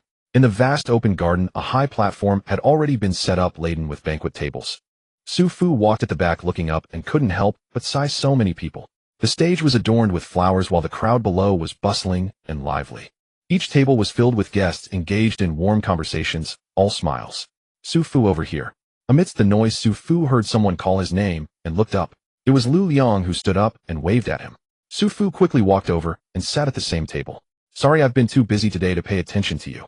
Liu Xiang wiped the sweat off his forehead with a handkerchief, looking apologetic. "It's fine, I can take care of myself." Su Fu casually waved his hand. With crumbs of pastries still hanging from his mouth, his eyes were already fixed on the dazzling array of food on the banquet table, and his saliva began to flow uncontrollably. Ignoring Su Fu's appearance of a starving ghost, Liu Xiang coughed and began introducing him. "This is our school's top student, Mr. Su Fu. His strength is remarkable. Among those of the same level, I'm not even sure I could match him." Su Fu replied with a smile, "Hello everyone, don't listen to this guy's bragging. I'm not that capable."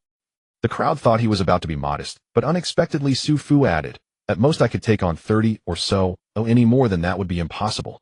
The crowd. This guy really knows how to brag. Many thought to themselves. Liu Yang sighed. "You really leave me no face at all." He paused and proceeded to introduce Su Fu to everyone.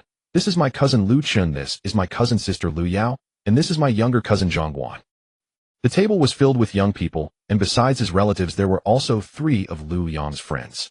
One of them was from the Southern City High School, whom Su Fu vaguely recognized. He seemed to have kicked him away during the monthly exam. The person looked slightly awkward upon seeing Su Fu, not knowing what to say, and could only nod in greeting. They exchanged a few words, and the atmosphere remained cordial. At this moment Su Fu heard someone call out, "It has begun." The surroundings gradually quieted down. Su Fu looked up.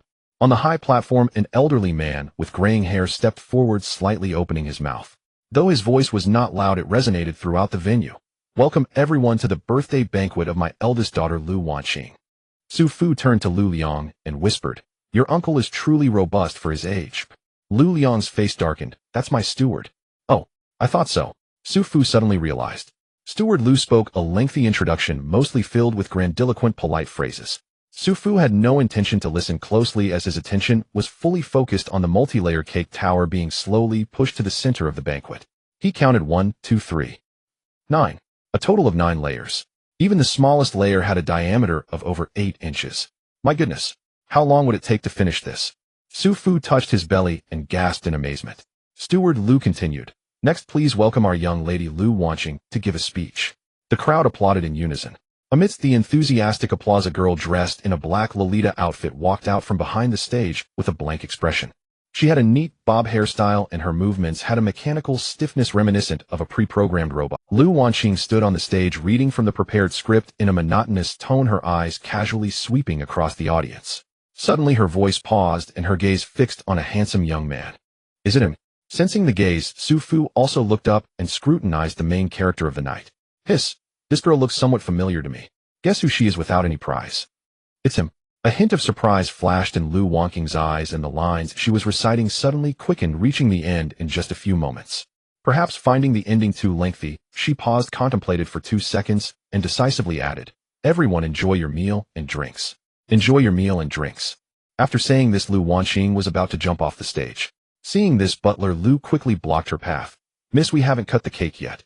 If she really jumped off the stage, it would be a disgrace to the Liu family, and who knows how furious the head of the family would be when he returns. Oh, so troublesome. Liu Qing's face was filled with impatience as she took the cake knife from the tray, and under butler Liu's urging quickly walked to the towering cake. Oh, so troublesome. Liu Qing's face was filled with impatience as she took the cake knife from the tray, and under butler Liu's urging quickly walked to the towering cake. Then raising the knife, she plunged it in with a thud. It didn't look like cutting a cake, it looked like dismembering. Everyone witnessing this couldn't help but twitch at the corners of their eyes. Someone awkwardly chuckled and whispered, "This Miss Liu is really something else. A heroine among women. A heroine among women." Fortunately, this was just a formality and didn't require Liu Qing to actually cut the massive cake. The moment she stabbed the knife in, colorful lights around the garden lit up with a whoosh, and countless fountains simultaneously shot up streams of water. The fine water droplets refracted the colorful lights into a dreamy brilliance. Crackle, crackle. Zoom. Around the estate, firecrackers went off and hundreds of fireworks soared into the sky, painting vibrant colors in the darkness. Boom. The fireworks exploded, bursting into dazzling brilliance. A line of large characters appeared in midair. "Happy birthday, Liu Qing." Next to it was a rabbit zodiac sign and a few decorative flowers. Su Fu stared at it in awe. "This is great. This is really great. I learned something." But soon his expression turned sour again. The fireworks indeed looked beautiful, and the fountains were quite impressive. But Su Fu didn't have the capability. Just as he was worrying, a surprised voice from Liu Liang came from the side. "Sister, how did you come over here?" Su Fu turned around to see Liu Qing standing in front of him with her hands on her hips, her eyes sparkling. "I remember you. You're that guy who heroically saved the beauty that day." "Heroically saved the beauty? When did I ever do such a good deed? I don't even remember." Su Fu was surprised and looked her over again. "Sister, who are you?" Liu Qing immediately expressed her dissatisfaction. "You guy actually forgot me. Last time you clearly made me look like that." Before Su Fu could respond, Liu Liang got anxious first. He quickly covered Liu Qing's mouth and smiled apologetically at everyone. "I'm sorry, my sister is like this, often talking nonsense. Sorry for the laughter." Liu Qing slapped Liu Liang's hand away, rolling her eyes. "Let go of me, who is talking nonsense. Everything I said is the truth." She was fixing her hair that Liu Liang had messed up, staring at Su Fu. "You really don't remember me?" Su Fu was about to say, "I don't have any impression of you." But he happened to catch a glimpse of Liu Qing's right ear, which she unintentionally revealed while fixing her hair. On it were 7 or 8 earrings glimmering in the light. In a flash of inspiration, Su Fu blurted out, "Oh, you're that earring girl." Seeing Su Fu recognize her, Liu Qing was a bit pleased, but immediately expressed her dissatisfaction. "What earring girl? That's so ugly. They all call me Sister Qing or boss. From now on you should call me that too." Liu Liang looked at Su Fu and then at Liu Qing, hesitating. "You guys know each other?" Su Fu felt a bit awkward and said, "We've met once." He couldn't say that he previously beat up his sister, could he? Liu Qing raised her head and declared, "That's right, we become acquainted through fighting. So this kid is your friend. What's his name?" Liu Liang quickly introduced, "He is the top student of our year, Su Fu." "Su Fu, this is my sister Liu." Hello. Lu Wanqing generously extended her hand. Su Fu, attending the birthday banquet, naturally couldn't be rude, so he shook her hand and replied, hello, hello. Unexpectedly, Lu Wanqing said to Liu Liang, I'm borrowing your friend for a bit, it'll come back for him after the banquet. Saying this, she tried to drag Su Fu away. However, not only did she fail to pull Su Fu, but she also stumbled herself. Edge. Lu Wanqing turned around to see Su Fu staring at the delicious food on the table, his bottom seemingly glued to the chair. Liu Liang helplessly said, sister, you can't. He opened his mouth to speak, hesitated, and finally managed to say a few words. It lacks the etiquette of our Liu family. Nonsense etiquette. Lu Wanqing scoffed. She rolled her eyes and leaned closer to Su Fu, whispering, hey, you're Su Fu, right? Hurry up and come with me. I have a lot of delicious food over there. It's 100 times more delicious than what's on this table. Su Fu turned back skeptical and asked, really? He was doubtful of what the earring girl said, his gaze inadvertently falling on Liu Liang. Lu Wanqing, as the star of the evening, was naturally the focus of everyone's attention. Seeing that all the guests' gazes were subtly gathering, Liu Liang quickly said, Su Fu, just go with my sister for now. I promise she won't do anything bad to you. Just don't let her embarrass herself here. He didn't say the words embarrassing out loud, but Su Fu understood his helplessness and stood up, saying, fine, I want to see what food is 100 times more delicious than this. Lu Wanqing was overjoyed, pulling Su Fu to leave. At that moment, a voice called out from afar, Wanqing, are you in such a hurry to leave? A tall and handsome young man walked over. Su Fu glanced at him and felt inexplicably familiar. He had pointed ears and coincidentally overheard someone discussing, isn't this Si Jia's young master Sima Hong? He actually came back. I heard he has been pursuing the eldest daughter of the Liu family, probably came back specifically for her birthday banquet. That's right, Sima Hong is quite a remarkable genius. It is said that he already had the strength of a formal warrior when he participated in the martial examination back then. Now 4 years have passed, and I wonder what level of strength he has attained. So that's why. Su Fu suddenly realized why he found him familiar. It turned out he looked somewhat like Sima Yun. He scanned the surroundings, but didn't see Sima Yun's figure, feeling a bit puzzled, but at that moment he could only suppress his thoughts. Sima Hong wore a gentle and elegant smile, looking at Lu Wanqing with deep affection. I haven't wished you a happy birthday yet. Saying this, he took out a beautifully wrapped gift box and a bouquet of jasmine from behind him, extending them towards Lu Wanqing. This is a birthday gift I specifically prepared for you. Before he could finish, Lu Wanqing took the gift box and casually tossed it behind her. Hold this for me. Liu Liang, helpless, hurriedly caught the things. I've received the gift, thank you for your kindness. Lu Wanqing completely ignored the jasmine in his hand, just nodded at him as a greeting. Immediately after, she pulled Su Fu and was about to leave. Sima Hong wanted to say something more, but was blocked by Liu Liang holding a wine cup in front of him. Brother Ma Hong, it's really hard for you to come all the way. Sit down and have a couple of drinks with the younger brothers. Thank you, Liang brother. Sima Hong gracefully took the wine cup and drank it all. However, his gaze remained fixated on Lu Wanqing's back and the hands tightly holding Su Fu's. Su Fu followed the earring girl through the garden and along the corridor, arriving at a study room. As the door closed, Lu Wanqing, who had maintained a dignified demeanor, immediately relaxed. She let out a sigh. Oh my, I am exhausted. All that makeup and dressing up. It's so annoying. Hearing this, Su Fu couldn't help but turn his face to examine Lu Wanqing. She was not unattractive, in fact, under her current adornment her appearance was on par with Guan Guan and Liu Qing. However, Su Fu found it hard to like her personality. Not only did he not like her, but even the inner face seemed to disapprove. There wasn't even a hint of affection displayed. Since she was not an objective for conquest, Su Fu naturally had no desire to entangle himself with her. He tugged at his arm and said, Hey, can you let go of me first? Lu Wanqing wrinkled her nose and rolled her eyes, saying, I am holding on to you because I think highly of you and you're still not happy about it. Yet she still released her grip. Su Fu shook his hand, and before he could speak, he saw Lu Wanqing kick off her black high-heeled shoes embellished with pearls, sending them flying to the left and right. He was taken aback. Her casual and skilled manner was far from that of a well-bred young lady. Su Fu had never been so reckless at home. As he noticed her hands searching for the zipper on her skirt, he quickly intervened. Hey, what are you doing? In a room with just a man and a woman, don't mess around. If things go wrong, I won't be able to explain. Lu Wanqing rolled her eyes. Who wants to mess around with you? Don't think too much. In the midst of speaking with a ripping sound, she had already pulled down her black skirt, revealing her red and yellow striped underwear. Lu Wanqing exhaled again, muttering, It's so hot. As she spoke, she walked barefoot on the carpet into the adjacent lounge, with Su Fu staring blankly. When Lu Wanqing reappeared, she had changed into another outfit. She wore a pair of cheap ripped jeans and a colorful off-shoulder t-shirt along with a pair of flat round-toed loafers. The vibe of a little delinquent suddenly emerged. The originally obedient bob hairstyle also became quite arrogant under this spirited outfit. She posed in front of a full-length mirror in the study, hands on her hips, satisfied, and said, not bad, this is comfortable to wear. Then she turned to Su Fu and spun around saying, what do you think? Are you charmed by my allure, Sister Qing? Su Fu, forget it as long as you're happy. He was too lazy to. Su Fu said, let's skip the small talk and quickly get to today's main topic. What do you actually want from me? Liu Qing clapped her hands and exclaimed, good. You're indeed direct. We of the Jinhua gang need someone like you. She turned and picked up a contract from the desk, waving it with a crackling sound. Come sign this, and become a member of my Jinhua gang. Su Fu replied, baffled, sister, let's be real, I am Su Fu, the top student of the 3rd year at Changnan High School. Why would I want to hang out with you? Facing his doubts, Liu Qing was equally straightforward. The sign-up fee is 1,000, and after joining the monthly salary is 8,000 with the option for 6 insurances and 2 golds plus 15 months salary per year. Su Fu's mouth dropped open. Not finished yet, Liu Qing continued. Our work hours are very flexible. You just need to join our group chat and clock in at the designated times. Your job is simply to respond when I call you. Show up if you can, and if not, just give a reason. As long as you show up, meal and travel expenses are covered.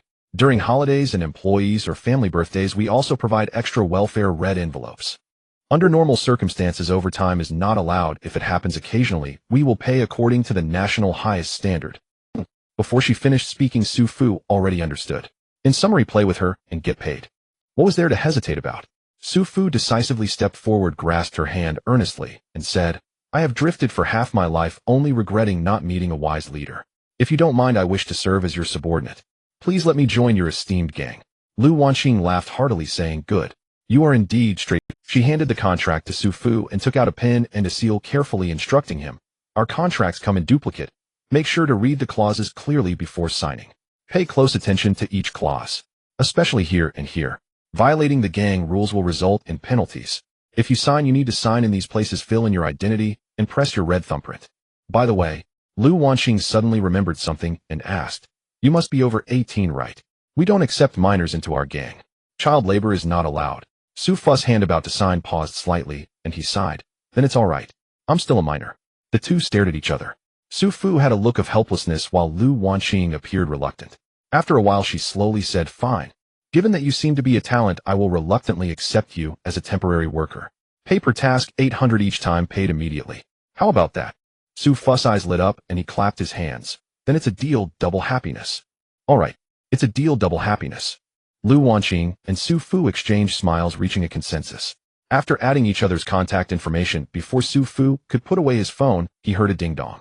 Liu Qing directly transferred 800 yuan to him. Sister Qing, what's this for?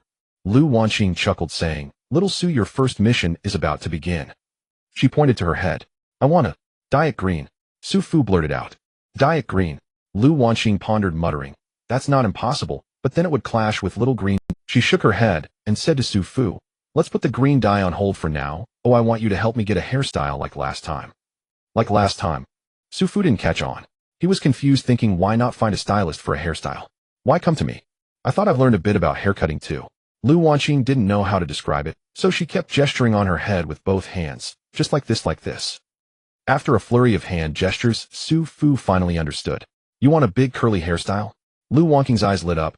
Yes, yes, yes, that's it. A big curly hairstyle. How fitting. I want that big curly hairstyle. After styling the eldest daughter of the Liu family with a big curly hairstyle, I won't end up being chased by the Liu family's butler, will I? Su Fu shivered at the thought. However, one cannot bite the hand that feeds them. This was his first mission after joining the Jinhua gang, and the money had already been received. Su Fu helplessly said, I can do the hairstyle, but... Liu Qing kept saying, no problem. The payment or other conditions are up to you. Up to me. Is this for real? Su Fu's heart stirred, but in the end he still shook his head cautiously, saying, no need for payment. Just don't throw me under the bus if you get into trouble after it's done. Seeking good reviews, likes, and support. Dear esteemed fathers, I beg you. Liu Qing's birthday banquet continued until 10 o'clock before it finally came to an end. Its conclusion signified that the true feast of the evening had just begun. The auction hosted by the Liu family officially commenced. When Liu Liang found Su Fu, he was still buried in his meal at the dining table. This was a feast meticulously prepared for him by the Liu family's kitchen, especially for Liu Qing. A grand spread of delicacies, both rare mountain and ocean treasures, was laid out.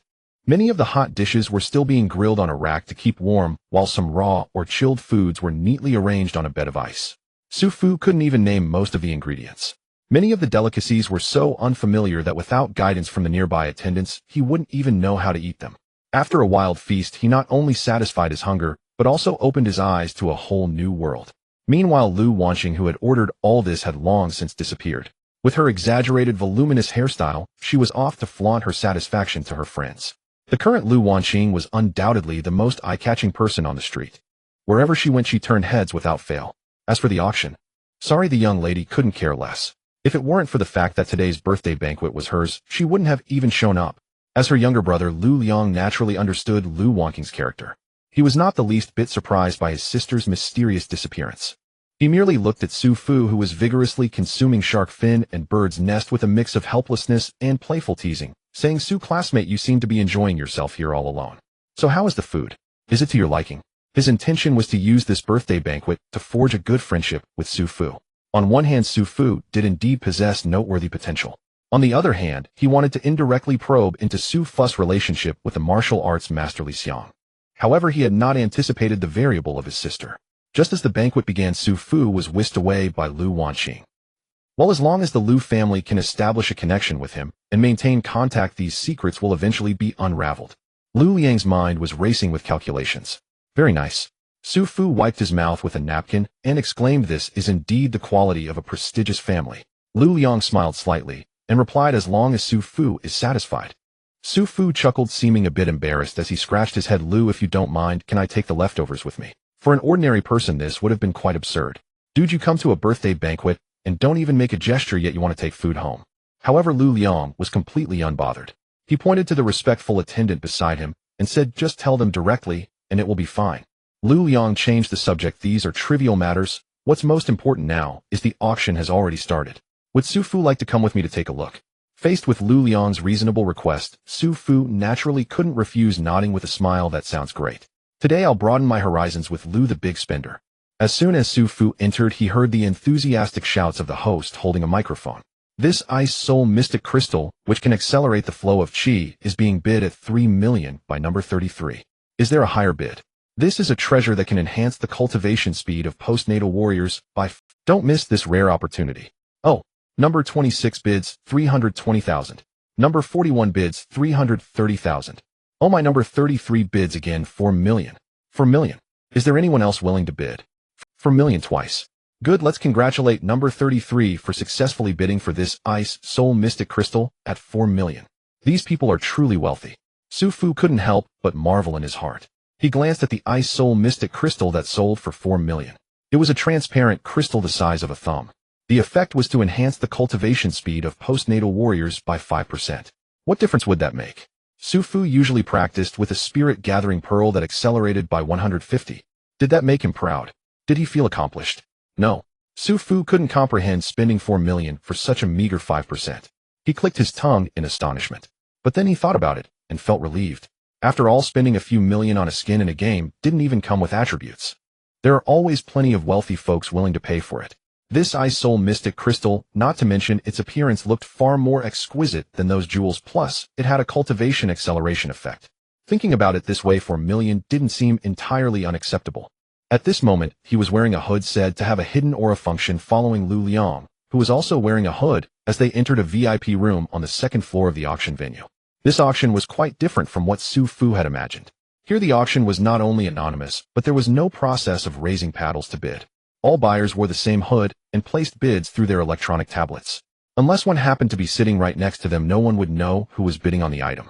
Even if you knew it was them with the hood on, you still couldn't distinguish who they were. This greatly protected the privacy and safety of the clients. So this hood is really amazing. It doesn't obstruct your view, is very comfortable to wear, and can hide your aura. It's truly a must-have for robbery, murder, and plunder. As Su Fu was lost in thought, Liu Liang handed him a small booklet. This is the list of all the items at today's auction. Take a look and see if anything interests you. Su Fu joked, "What? Liu, if I'm interested, will you give it to me?" Liu Liang tilted his head and replied, "Well, it's not that I can't give it to you, but it depends on how you show it." Su Fu shot him a sideways glance. The Liu family really isn't a family that doesn't enter the same door. The sister plays this game, and the brother does too. Without hesitation, he declared, "Really? Foster father. Foster father. Liu Xiang chuckled, pointing at Su Fu and laughing. That's too much, or just making a friend. Su Fu was amazed that his friends were so valuable. But after thinking it over, he shook his head. Forget it, I Su Fu have no habit of taking things for free from others. I can't afford to pay the price of several hundred million. This made Liu Xiang look at him with newfound respect, saying, let's take a look first, and then we'll talk. Su Fu nodded and opened the booklet. The first two items had already been auctioned off, and the third was the Ice Soul Mystic Crystal that had just been sold for 4 million. Following the Ice Soul Mystic Crystal was a gigantic peach, which was being prepared for auction below. Su Fu took a glance at the introduction and immediately lost interest. It turned out to be a 100-year-old peach picked from a secret realm. It was said that long-term consumption could cleanse the marrow and improve one's martial arts roots. To this, Su Fu merely scoffed, indicating his disdain. He had already ascended to immortality, who cared about martial arts qualifications. Moreover, did he really think that his thunder refining body technique was practiced for nothing? After half a month of enduring lightning, Su Fu's qualifications had already reached a level that ordinary people couldn't even aspire to. What 100-year-old peach, which required long-term consumption? It was a pile of garbage. He absolutely didn't need it. Ladies and gentlemen, the next item is the much-anticipated rare fruit. It is the 100-year-old peach wrist by the innate warrior team to pick from the Water Moon secret realm. I don't need to say much about its effects, right? Starting bid is 5 million and each bid must be at least 100,000. Now, let the auction begin. After the host's dramatic speech, the auction was cleanly announced to start. In the next moment, the price soared. 6 million, 7 million, 8 million. The host's mouth hardly stopped as the price for the 100-year-old peach shot up to 13 million in no time. At this point, the frenzy of the auction slowly began to calm down. Ultimately, the price of the 100-year-old peach was fixed at 14 million. What a ripoff. Over 10 million for a piece of fruit. Su Fu's jaw almost dropped to the floor. Before attending the auction today, the most expensive fruit in Su Fu's mind had always been the apple. Other fruits were sold by weight, but apples were sold individually, with one fetching over 10,000. However, now peaches have officially replaced apples in his heart. A centennial-aged peach can actually sell for over 10 million. The key is this is just the beginning. People are scrambling, eager for the medicinal effects that require long-term consumption to improve one's foundation. In other words, this thing is essentially a bottomless pit. If you truly wanted to take effect, 1 or 2 centennial peaches certainly won't suffice. The initial investment requires at least several small goals. The more you consume, the better the effect. What kind of family is this so extravagant? It's no different from burning money. Su Fu suddenly recalled that he once drew a cleansing pill from a gift package. At that time, in order to enhance his attributes, he had no hesitation in consuming the cleansing pill. Now it seems, how many small goals did Su Fu consume in that one bite? Hiss, he gasped. Seeing this, Liu Xiang thought Su Fu was shocked by the price and couldn't help but laugh, saying this is just the beginning. These things can only be considered appetizers. The real big items are yet to come. As soon as he finished speaking, a servant slowly walked forward with a tray, standing beside the host. These things can only be considered appetizers. The real big items are yet to come. As soon as he finished speaking, a servant slowly walked forward with a tray, heavenly strange stone Xian Shui heavy metal. It is rumored that weapons forged from this extraordinary treasure possess the marvelous characteristics of being both soft and hard, changing as one desires. Coupled with the true chi of innate martial artists, this characteristic can be brought to its utmost limit. Ordinary divine weapons can use just a thumb-sized piece of Xian Shui heavy metal, which is already remarkable. Now before you all, this piece of Xian Shui heavy metal about the size of a fist weighs a full 8 jin, 4 liang, and 3 qian. If forged into a weapon, its value is beyond estimation. The starting price is 10 million, with each bid increasing by no less than 500,000. Let the auction begin. Su Fu also flipped to the page about Xian Shui heavy metal, glancing over it. The introduction was quite lengthy. It first introduced the origin of Xian Shui heavy metal 500 years ago. As a comet streaked across the sky, countless meteorite fragments scattered across the surface. Among these extraterrestrial objects was this rare treasure, Xian Shui heavy metal. It then emphasized the characteristics of Xian Shui heavy metal, which are completely opposite to most metals. Under extremely high temperatures, it exhibits an incredibly hard state. Conversely, it gradually melts at low temperatures, completely turning into liquid when the temperature reaches over 100 degrees below zero. Therefore, to mix it with other metals to forge weapons, one must have some skills. However, once successfully mixed, the unique characteristic of Xian Shui heavy metal gradually disappears, instead gaining a marvelous function that changes with the flow of true qi. This ability will not alter the quality or volume of the metal itself, and it will quickly revert once the true qi support is lost. Yet weapons possessing this characteristic combined with some unique techniques can often catch opponents off guard at crucial moments and play a decisive role. Thus, this kind of extraterrestrial strange stone is greatly sought after and loved by many martial artists. But Su Fu felt rather uninterested. After all, he is a man with a celestial sword. This so-called extraterrestrial strange stone holds no attraction for him whatsoever. Changing it will. Go ahead. I can fly directly on my sword and take your life from 1,000 miles away. Meanwhile, the auction below reached a climax. People were eagerly bidding, quickly pushing the price of Xian Shui heavy metal to over 30 million. Compared to the starting price, it had more than tripled. This shows how fervently everyone in this high martial world pursues divine weapons. Just the forging materials alone can fetch such a price. Seeing this scene, Su Fu, who possessed a great treasure, became even more vigilant.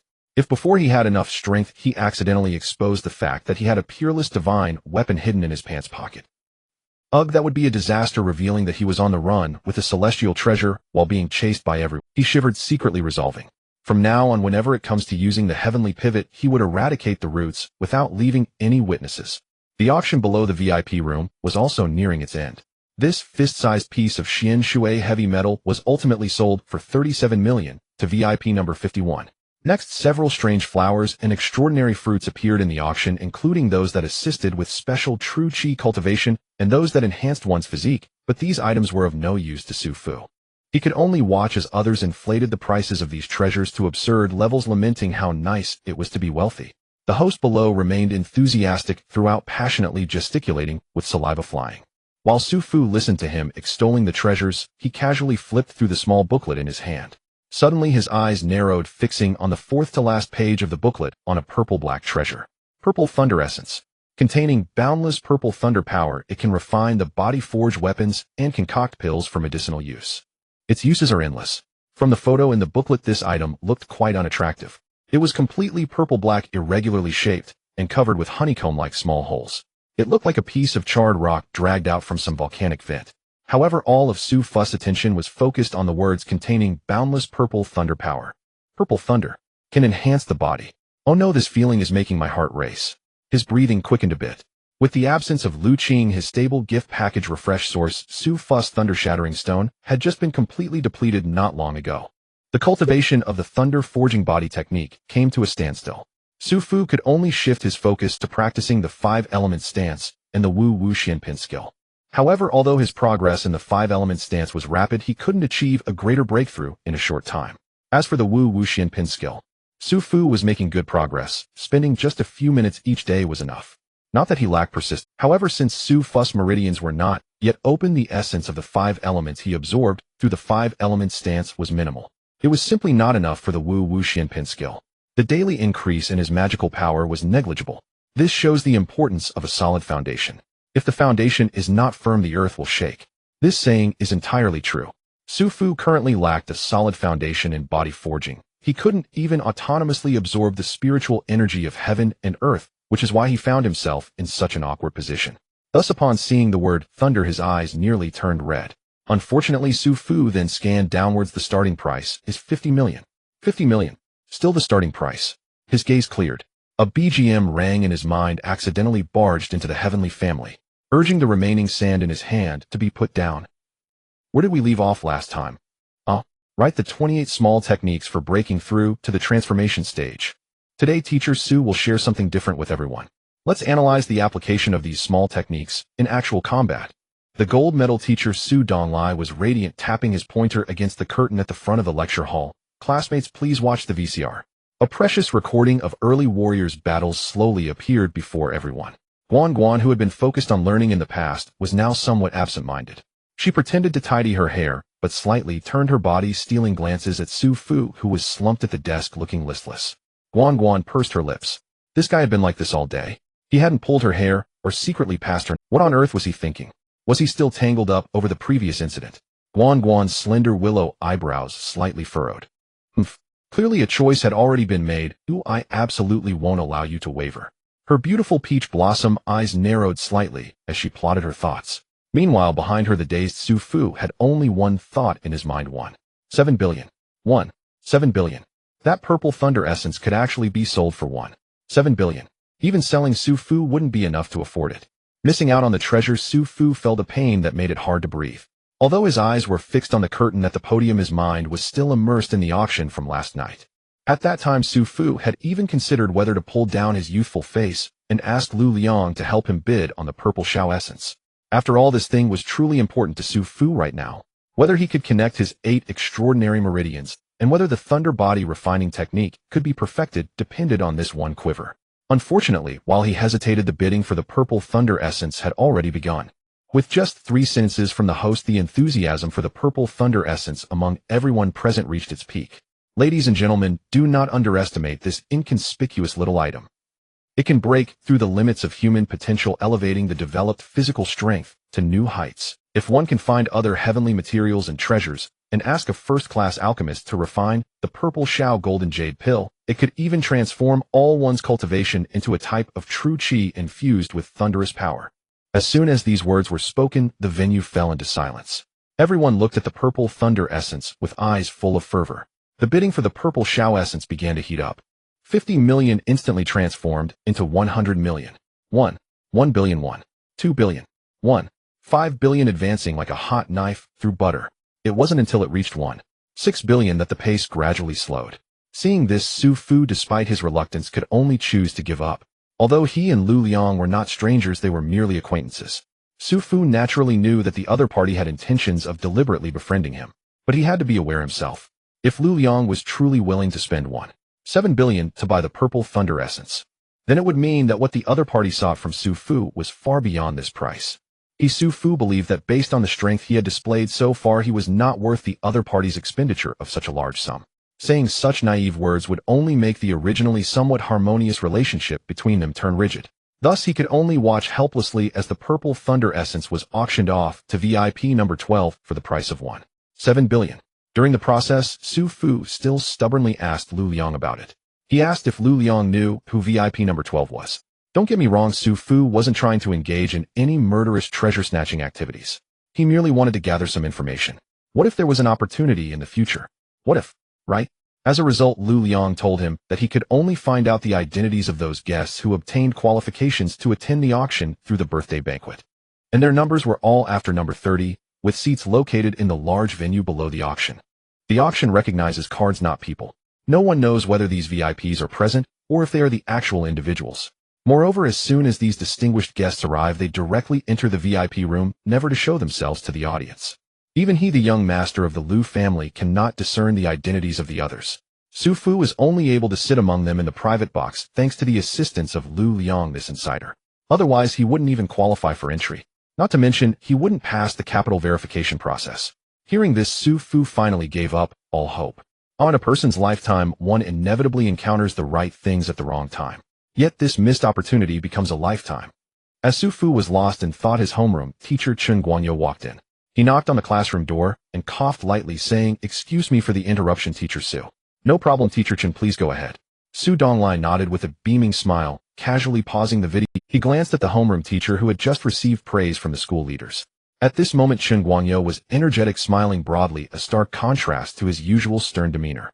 He also looked at Su Donglai, who was equally spirited. The two exchanged smiles, and everything was understood without words. Chen Guanyu coughed and said, "Well then, Su Fu, come out with me for a moment. The rest of you continue with the class. You're looking for me. Could it be that the subsidy I applied for has finally come through?" Su Fu stood up at the words and quickly walked out of the classroom. "Homeroom teacher, you called for me."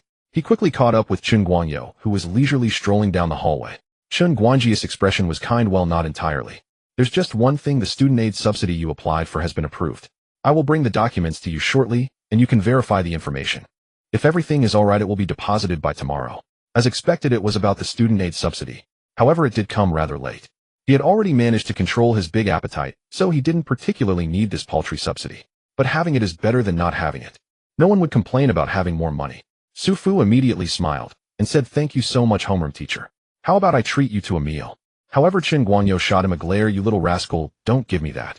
That's what you deserve. I'm not short on a meal from you." Hearing this, Su Fu could only scratch his head and chuckle awkwardly. Additionally, Chen Guanyu hesitated for a moment and said, "The grade director wants to transfer you to class 1 for better training. I'm here to ask for your opinion." Upon hearing this, Su Fu immediately shook his head. "No way. I've gotten used to class 7. I'm not considering moving to class 1 for now." He had already inquired about it. As a special class 1 has morning training that starts half an hour earlier than the parallel classes, and they also have an hour less for lunch to train. They finish school an hour later. This back and forth would waste at least a chunk of Su Fu's time every day. Moreover, the teachers in class 1 are increasingly strict and terrifying. Su Fu did not want to seek trouble for himself. With his current strength, the martial arts examination was no longer an insurmountable barrier. As long as he performed normally, even top martial arts schools like Kyoto University would be eager to accept him. So why would he want to subject himself to such hardship? Su Fu was not ill. Hearing this, Chun Guanyu breathed a sigh of relief, and his smile became more sincere. He made an effort to maintain the dignity of a homeroom teacher, and said, if you don't want to go, I won't force you, but you still need to pay more attention to your influence. Don't be too reckless, especially regarding early relationships. In principle, teachers do not support early relationships. With your current strength, it doesn't really matter, but you should consider the feelings of others. They still have room for improvement. What I hope to see is mutual encouragement, helping each other and progressing together rather than. Chun Guanyu casually pointed out a few things to Su Fu. Su Fu did not argue and nodded in agreement. Seeing this, the homeroom teacher finally nodded in satisfaction and took out a box from his pocket. By the way, this is a reward for you ranking first in the grade. It was personally prepared by Principal Li as training materials, and he also asked me to convey a message to you. He said to train well and prepare for the intercollegiate martial arts competition next week. You must not let down her good intentions. Principal Li gave me something. Su Fu blinked and extended his hands to receive the box. Alright, that's all. Hurry back to class. Chun Guanyu turned his head, his hands clasped behind his back, and walked away unsteadily.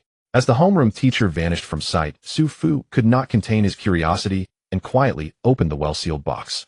Crackle! A flash of purple light flickered. Snap! Su Fu immediately closed the box tightly, his heart racing. Searching for him for 1,000 times, turning back suddenly, that person was there amidst the dim lights. What was contained in this box, if not the purple thunder essence? A flash of understanding crossed Su Fu's mind. So the VIP number 12 is my most beloved immortal master. This is quite extravagant. Regarding my ranking first in the grade, Principal Li giving me 1.7e. Su Fu expressed that while he could not understand, he was greatly shocked. He tightly grasped the box in his hands, unable to hide his excitement. The favor of Lady Li Xiang, Su Fu truly has no way to repay. I can only. Cough cough. The intercollegiate martial arts competition, right? I'll take care of this. This championship, Su Fu will surely secure it. Not even Jesus could take it away from me. I mean it. Liu Qing's recent state of cultivation cannot be described as fully focused. Rather, she is like a madwoman consumed by her fervor. Her relentless pursuit of the Tao has left even the top students and zealots in her class feeling alarmed and hesitant to meet her gaze, wishing they could simply walk the other way. Even the stern, harsh, and seemingly heartless teachers could not help but privately advise Liu Qing to balance hard work with rest and to progress steadily. Since that day, it felt as though a heavy rain had fallen in Liu Qing's world. After the rain, the sky cleared, and it seemed that everything about that person had vanished from her life. Liu Qing's life improved. The teachers showed concern, classmates were more considerate, and her cultivation level advanced to a new height. Her normally carefree mother became exceptionally caring, even giving Liu Qing more pocket money than usual and preparing her favorite dishes for several consecutive days. Seeing her mother's cautious demeanor, Liu Qing felt a slight urge to laugh, yet for some reason, she could not bring herself to do so. Liu Qing's heart seemed perpetually empty, as if nothing remained to bring her joy. To fill this void, Liu Qing could only pour all her energy into her cultivation, maintaining a strict routine of early rising and late returning. On this day, her life finally showed a slight change. At that moment, Liu Qing was deeply engrossed in studying the human anatomy diagrams in her martial arts theory books, when she suddenly heard someone call from the class, "Classmate Liu Qing, someone is looking for you." Looking for me? A ripple of emotion stirred within Liu Qing. Is it that person? Her expression grew colder as she lightly stood up and swiftly left the classroom like a gust of wind. Upon reaching the doorway, however, she saw no familiar figure.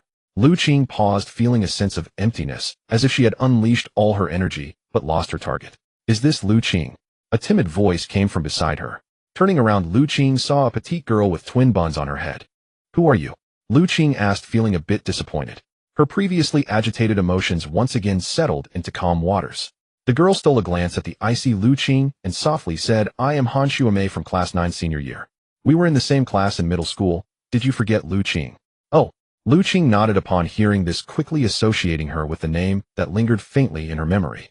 "What do you need from me, Xuemei?" For some reason, Liu Qing sensed that the other party was a bit afraid of her. Han Xuemei replied, "Do you remember Zhang Zhongzhong? She organized a gathering for our middle school classmates, but couldn't find your contact information, so she asked me to come and see if you want to attend.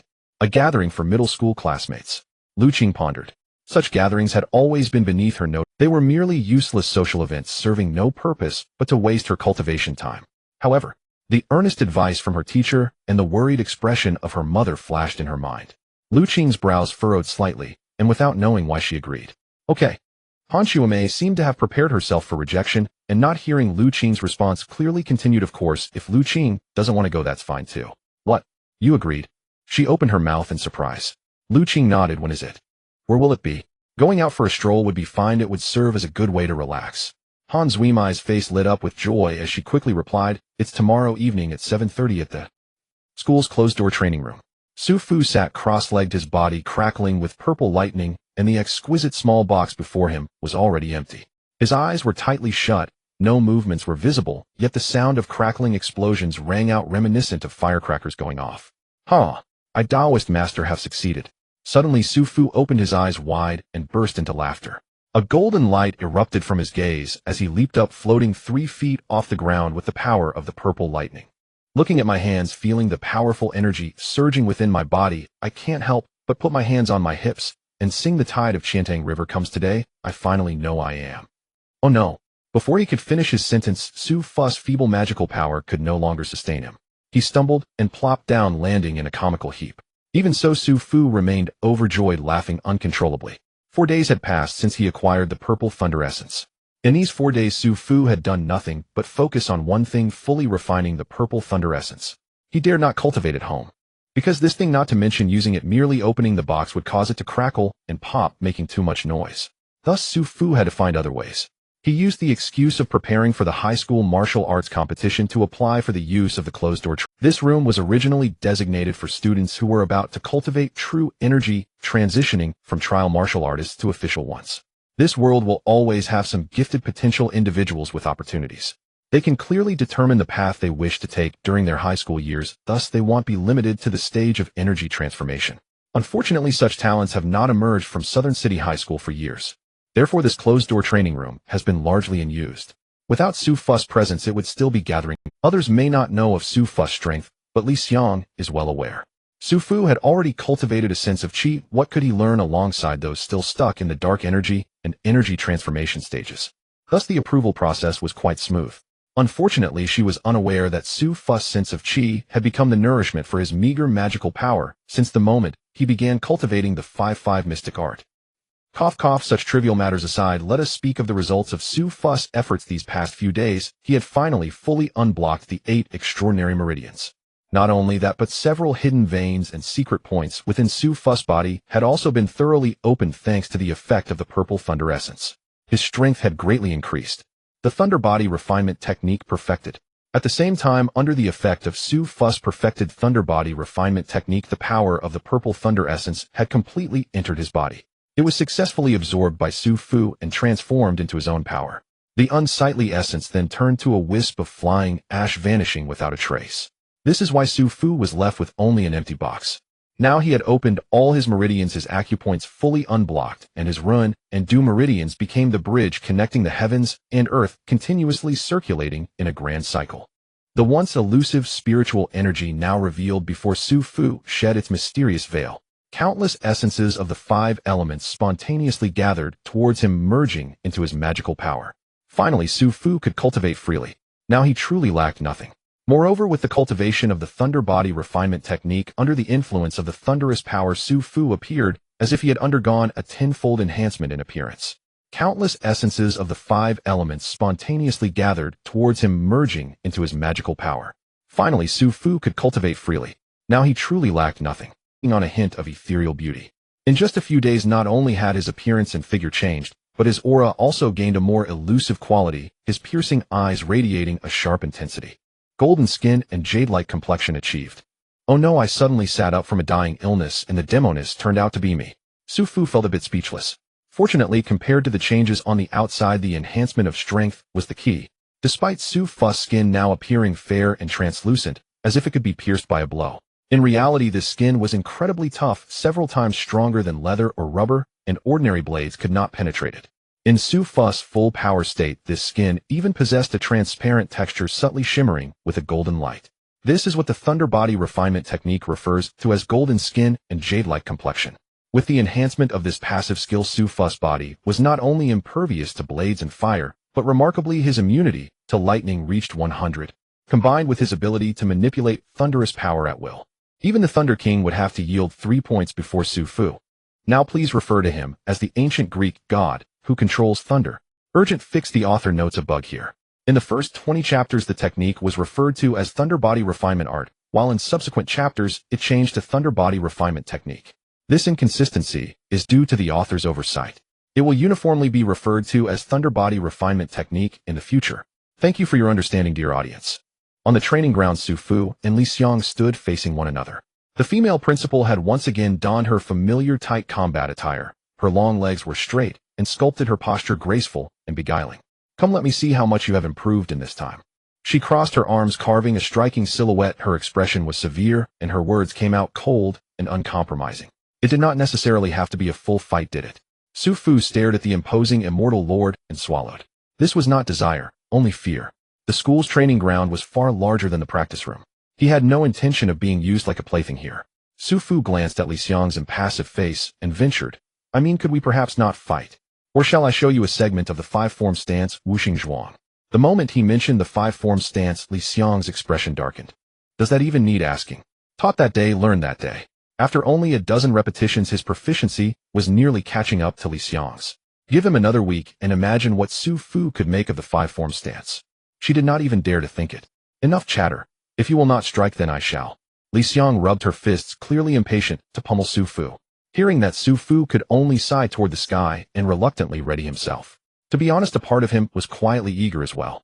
When his body tempering was incomplete and he lacked mystical power, Su Fu had been treated like a kicking ball by the principal. Even after his body was honed and nascent abilities first manifested, she still treated him the same way.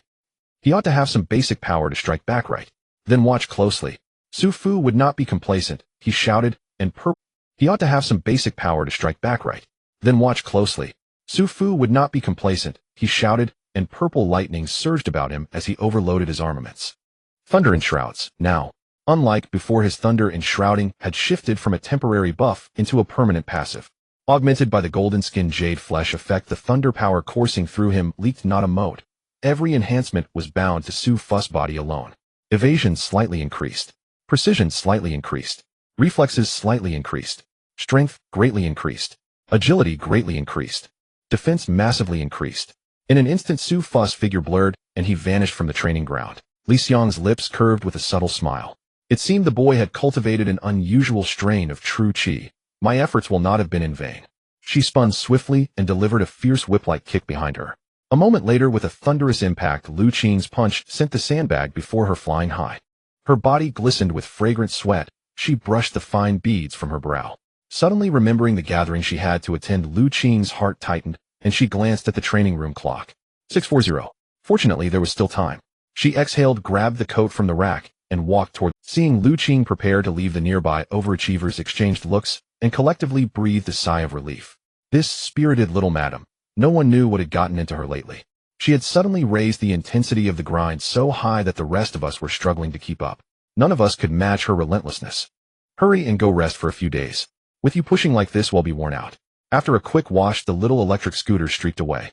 The meeting place was not far from Chengnan Middle School and was one of Rongcheng's well-known venues, the Quanhuang Grand Arena. It resembled today's Wada Square, a large urban lifestyle complex. It was called Quanhuang Grand Arena because it truly housed an immense fighting ring. For a typical class reunion, the first choice is naturally a restaurant. After eating and drinking their fill, they might arrange other entertainments, respectable diversions such as singing or surfing the net. Generally, girls leaned towards singing and boys toward the internet, but in this high martial world, everyone almost without exception chose to watch the boxing matches instead. Of course, a good meal came first. Their plan was simple: dine, while then go together to watch the long-running public boxing tournament. Among them, a few conspicuous show-offs were likely cracking their knuckles ready to sign up, secretly step onto the stage, and display their prowess before everyone. Liu Qing paid little mind to any of it. She parked her scooter outside the mall and walked slowly toward the restaurant Han Shuamei had told her about. Welcome. How many in your party?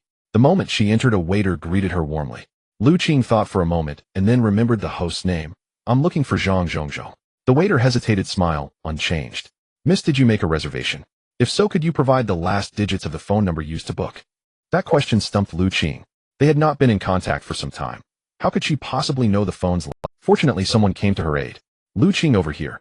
Han Xuemei, still with double buns, and wearing the Chengnan middle school uniform, stood in the corridor and called out. Petite, she looked as if a child had tried on an adult's clothes. The waiter quickly gestured and said, Miss, private room 2013 upstairs. This way, please. Liu Qing breathed out in relief, nodded politely to the waiter, and hurried up the stairs. A faint smile touched her lips as she thanked the smiling Han Xuemei. Liu Qing had expected Han Xuemei to be timid, but to her surprise, Han immediately looped her arm, through her cheeks flushed, as she said, Liu Qing, you finally came. I've been waiting so long for you. Unaccustomed to the sudden warmth, Liu Qing merely nodded.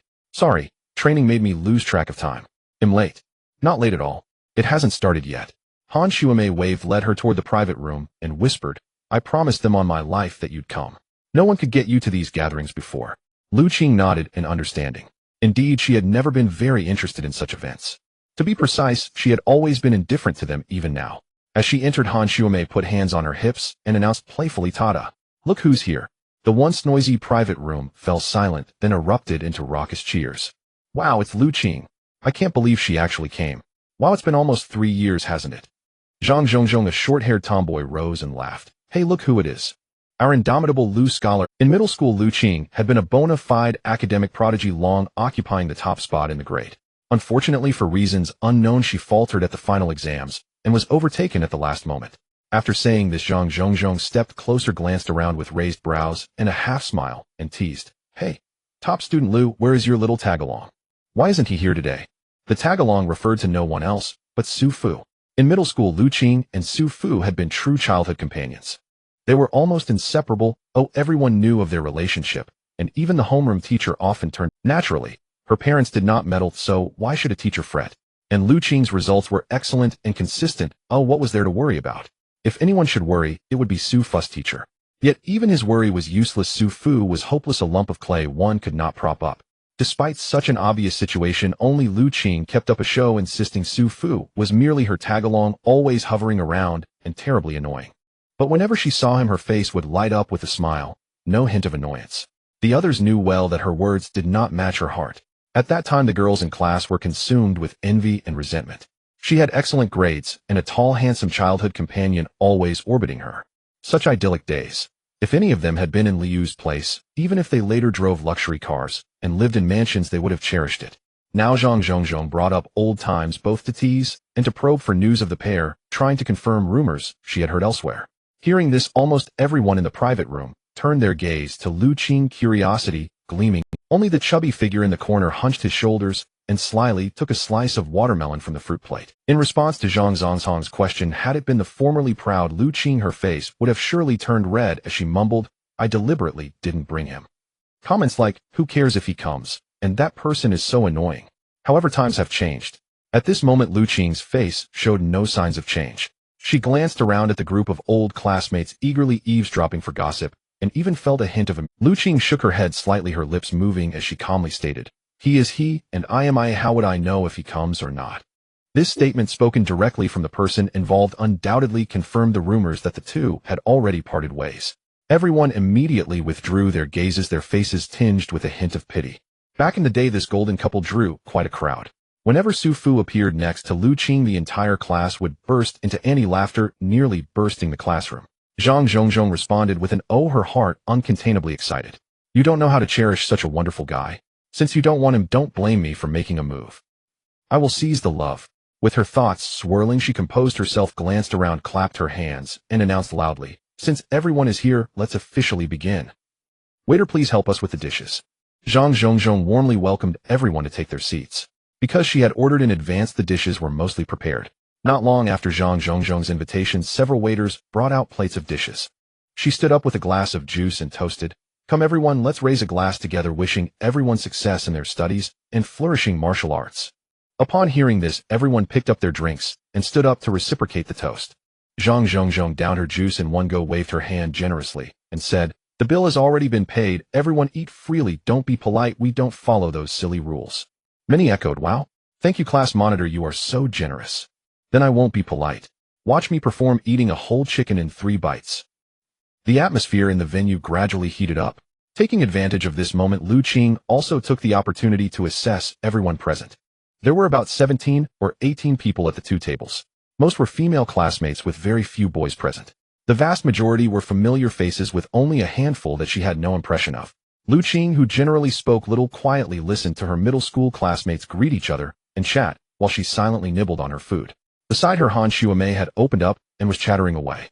Her little face flushed. She would tell Liu Qing that a certain dish was especially delicious, and she must try it. Then she would mention that someone did something amusing in a certain place. She was clearly acting like a little communicator. Liu Qing would occasionally nod in acknowledgement, only exchanging a few words about interesting food. Compared to other classmates who wanted to show off, Liu Qing seemed more like a transparent presence, the kind that wouldn't matter whether she came or not. That was how she saw herself. Unfortunately, others did not share the same view. Just as Liu Qing had taken a few bites, a flamboyantly dressed girl walked up to Liu Qing with a boy. "Hello, Liu Qing, do you remember me?" Liu Qing glanced over and hesitated. "You are Zhang Ji." The girl covered her mouth, her eyes crescent-shaped with a smile.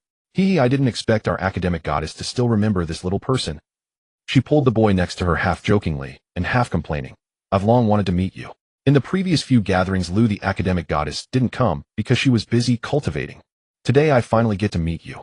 Liu Qing paused, glanced at Zhang Jiji, and then at the boy who appeared quite. She naturally knew Zhang Jiji. In the past, Liu Qing had often criticized her for being overly pretentious. As for this boy, she had no impression of him. He probably wasn't a classmate from middle school. "Is there something you need?"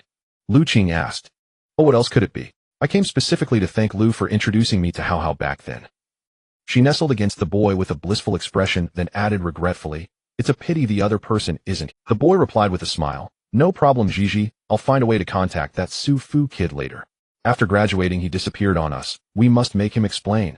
Liu Qing was left in confusion, unable to help but ask, "Introduce? What do you mean, classmate Zhang?" Zhang Jiji laughed. "The academic goddess truly has a forgetful mind. That love letter Hao wrote back, then you personally handed it to me." As she spoke, she blushed and playfully hit the boy. "This rascal wrote something so cheesy. I still remember those words to this day." The boy scratched his head, grinning foolishly, his face brimming with pride. The love letter given to Zhang. Liu Qing's mind buzzed. If she hadn't lost her memory, the only time she had ever passed a love letter to someone else was that one time. Liu Qing's heart raced chaotically. She forcefully suppressed the surging emotions within her, her voice trembling as she said, that love letter, I still have a memory of it. But wasn't it unsigned? How can you be sure that this boy wrote it, and not Su Fu? Zhang Jiji laughed. "Haha, this rascal was afraid of being caught by the teacher, so he intentionally left it in signed writing, an acrostic poem. Thankfully I'm clever and spotted the clues right away." As she spoke, she tugged at the boy's arm sweetly, saying, "Aren't I clever, Hao?" Hao chuckled. "Our Gigi is indeed exceptionally smart." Zhang Jiji pouted. "Who's yours?" How annoying. The joy on her face was undeniable as she had once a golden couple admired by all. Now they had gone their separate ways, and look how happy Zhang Jiji was now. No matter how well Liu Qing performed academically, what of it? Wasn't she still unloved and uncherished? This was the outcome that pride deserved. Han Xuemei, who was eavesdropping, was stuffed with dog food. She looked at the steaming dishes on the table and suddenly felt they were no longer appetizing. Liu Qing, however, paid no mind to the affectionate interaction between the two. At that moment, her emotions were in turmoil, and her face inevitably showed some changes. Back then, she had quarreled fiercely with Su Fu, and it escalated further, ultimately resulting in their cutting ties and severing relationships. The cause was this unsigned acrostic love letter. At that time, Liu Qing had merely glanced at it, not having the time to think carefully, and instinctively assumed it was written by Su Fu. Her mind went blank, and she felt dazed, not knowing how she ended up passing that note to Zhang Jiji. Later, Liu Qing finally came to her senses. Yet she did not immediately inquire about the love letter with Su Fu. Instead, she unhesitatingly sought out Su Fu's middle school homeroom teacher. She reported him for early dating and harassing female classmates.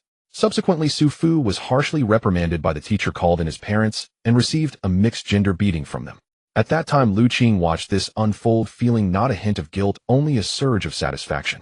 And now she was being told that from the very beginning it was her fault. Su Fu was completely enraged by this. The two had a fierce argument. Subsequently, Liu Qing also fell into a frenzy. She disclosed all the bad deeds that Su Fu had done to his parents. Seeing Su Fu unrepentant, instead wearing a look of grievance, Liu Qing's anger flared, and she hurled harsh words at him. Su Fu was completely enraged by this. The two had a fierce argument. Subsequently, Liu Qing also fell into a frenzy. She disclosed all the bad deeds that Su Fu had done to his parents. Then Su Fu was put under house arrest by his parents and cut off contact with his bad friends. All these past events flashed vividly in her mind. Liu Qing recalled that summer downstairs in the community. Holding scissors and the old clothes she had once worn with Su Fu, her face was filled with pride and stubbornness. Today Liu Qing will sever ties with you Su Fu and have no further contact. At that moment she decisively cut off half of her clothing, throwing the ragged piece to the ground, and went upstairs without looking back. The boy left behind stood there foolishly holding half of the torn garment, staring blankly for a long time under the scorching sun. Could it be that he is the one I betrayed first? Liu Qing's mind was in a haze, never expecting such an... Her lips trembled slightly, and a heart that had long been frozen suddenly split open with a crack. Some bittersweet emotions began to flow out. Her face suddenly turned pale, and her whole body began to tremble slightly. Han Shuamei was startled. She put down her chopsticks and quickly supported Liu Qing, quietly asking Liu Qing what's wrong. Everything seemed fine just a moment ago. Even being shown love by Zhang Zhizhi and her boyfriend shouldn't have caused such a huge reaction, right? In fact, Liu Qing herself didn't know what was wrong. She had clearly prepared herself for the loss of Su Fu. She had already shown a resolute attitude of severing all ties with him. Yet when the past was brought up, the truth of old secrets was revealed. Yet she, faced with Han Zuimai's inquiry, Liu Qing stubbornly shook her head. I'm fine. I really am fine. It was just a missed opportunity, not a death. What could possibly be wrong with me? Liu Qing tried hard to pretend to be indifferent, picking up her chopsticks to shakily put a piece of meat into her mouth. So bitter. She furrowed her delicate brows, struggling to chew and swallow the bitterness in her throat. This boiled meat was too spicy. It was so spicy that it was bitter. Who doesn't know that Liu Qing likes sweets and hates bitterness? I might as well not eat this meat. Liu Qing put down her chopsticks, her dazed gaze sweeping over the faces of those chatting and laughing. At this moment, the atmosphere in the private room was lively. Some girls held hands, chatting excitedly about the latest designer fashions and trendy outfits. There were boys joking and amusing those around them, causing bursts of laughter.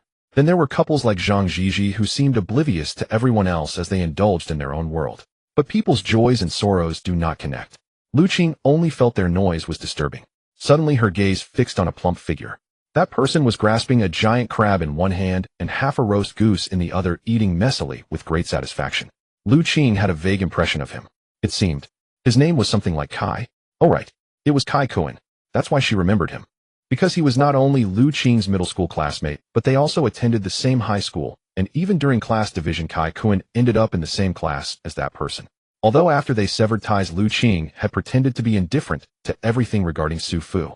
Yet these fragmented pieces of information always somehow reached her ears. Liu Qing clenched her fists, feeling a strange flutter in her heart. She suddenly wanted to know more about Su Fu. She wanted to know what his high school life had been like in the years without her. She wanted to know why that silly boy had suddenly undergone such a huge change. She wanted to know how he had ended up with... More importantly, she wanted to know what she meant to him. Liu Qing stood up, and under Han Zuimai's concerned and astonished gaze walked up to that plump figure. Hello, are you Kai Kuan? Hearing the voice, Kai Kuan, who was eating heartily, looked up in shock. Confronted by Liu Qing, who had appeared before him out of the blue, Kai Kuan felt an overwhelming sense of guilt. Could it be that I accidentally leaked information about her and Su Fu, and now she knows? Zhang Zhongzhong is really something. She clearly promised to keep it secret. Kai Kuan hastily pretended to choke, grabbing a cup of drink and gulping it down. During this time, he was also secretly observing Liu Qing's expression. Thankfully, Liu Qing, although still expressionless and icy in demeanor. However, she did not carry that imposing manner as if she was going to interrogate him. It seemed that the secret had not been exposed. Kai Kuan breathed a sigh of relief and steadied his thoughts, saying, Liu Qing, what can I do for you? Can we talk for a moment? Liu Qing softly asked. Kai Kuan was taken aback, reluctantly glancing at the roast goose and crab in his bowl, and ultimately chose to stand up obediently. Sure. The two moved to the corner of the private room. As soon as they sat down, Liu Qing directly asked, I want to know what your relationship with Su Fu is like. Su Fu. For some reason, upon hearing Liu Qing's question, a bead of sweat trickled down Kai Kuan's forehead, as if a red danger sign was flashing above his head. No, I was just innocently joining a meal gathering. Surely I won't get dragged into some inexplicable conflict. Kai Kuan hesitated for a long time, but decided to play it safe. Su Fu, am not very familiar with him. After a pause, he added, in fact, no one in class is very familiar with him. Oh. Liu Qing was a bit surprised and followed up with, why is that? Because he is too reclusive and doesn't fit in. Kai Kuan replied. Liu Qing's heart tightened again. She remembered that during middle school, although Su Fu's grades were average, he was enthusiastic and outgoing. He also had 3 or 5 friends in class, often gathering together to chat. For this, Liu Qing had even complained to Su Fu about his group of good-for-nothing friends. She never expected that he would change so drastically in high school. Liu Qing clenched her hands tightly, her nails almost digging into her flesh. She took a deep breath and asked, "What does he usually do?" Kai Kuan replied without thinking, what else could he do? When there's nothing going on, he just stares blankly at the maple trees outside the window. Maple trees. Liu Qing was momentarily lost in thought, suddenly recalling the scene of teaching him how to collect maple leaves to make bookmarks. The bitterness in her mouth grew more intense. Coming back to her senses, Liu Qing hesitated for a moment before finally asking, how did he end up with that person? Her words were left unfinished and unclear. Yet Kai Kuan seemed to understand. He shivered slightly and forced a smile. "Well, if I say I don't know, would you believe me?" Liu Qing said nothing, only quietly gazing at him. Kai Kuan's body slumped slightly as he sighed. "All right, but you mustn't tell anyone I told you. Actually, they only recently got together." "Dad, Mom, I'm back."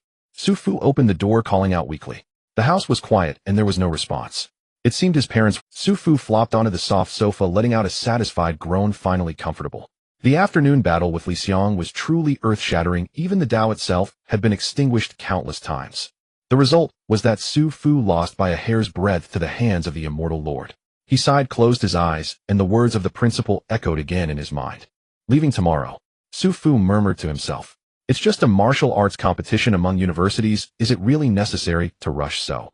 He calculated the time: 3 days for the preliminaries, 2 days for the finals, and 2 more days for the championship. Plus the time wasted traveling back and forth. Doesn't that take at least 10 days? "Oh no, I think I might miss Liu Qing's birthday." Not troubled for long, Su Fu slapped his forehead and suddenly had an idea. "Right, last time Sister Qing still owed me a favor. Perfect. To nurture troops for a day, to use them for an hour." Su Fu took out his phone. "Let me call her." "Dear viewers, guardians, and friends, you've made it this far. Isn't a 5-star rating not too much to ask?" After finishing her morning exercise, Liu Qing slowly made her way to the entrance of Class 7. She clenched her fists tightly, constantly trying to bolster her own confidence. "Come on, Liu Qing, you can do it. Just like when Su Fu called for you before, just shout his name as soon as you enter." Yesterday, after hearing Kai Kuan's words, she fell into a state of despair. How could she still be in the mood to attend any class reunion? Liu Qing quickly made up an excuse and rushed home. All night long she tossed and turned in bed.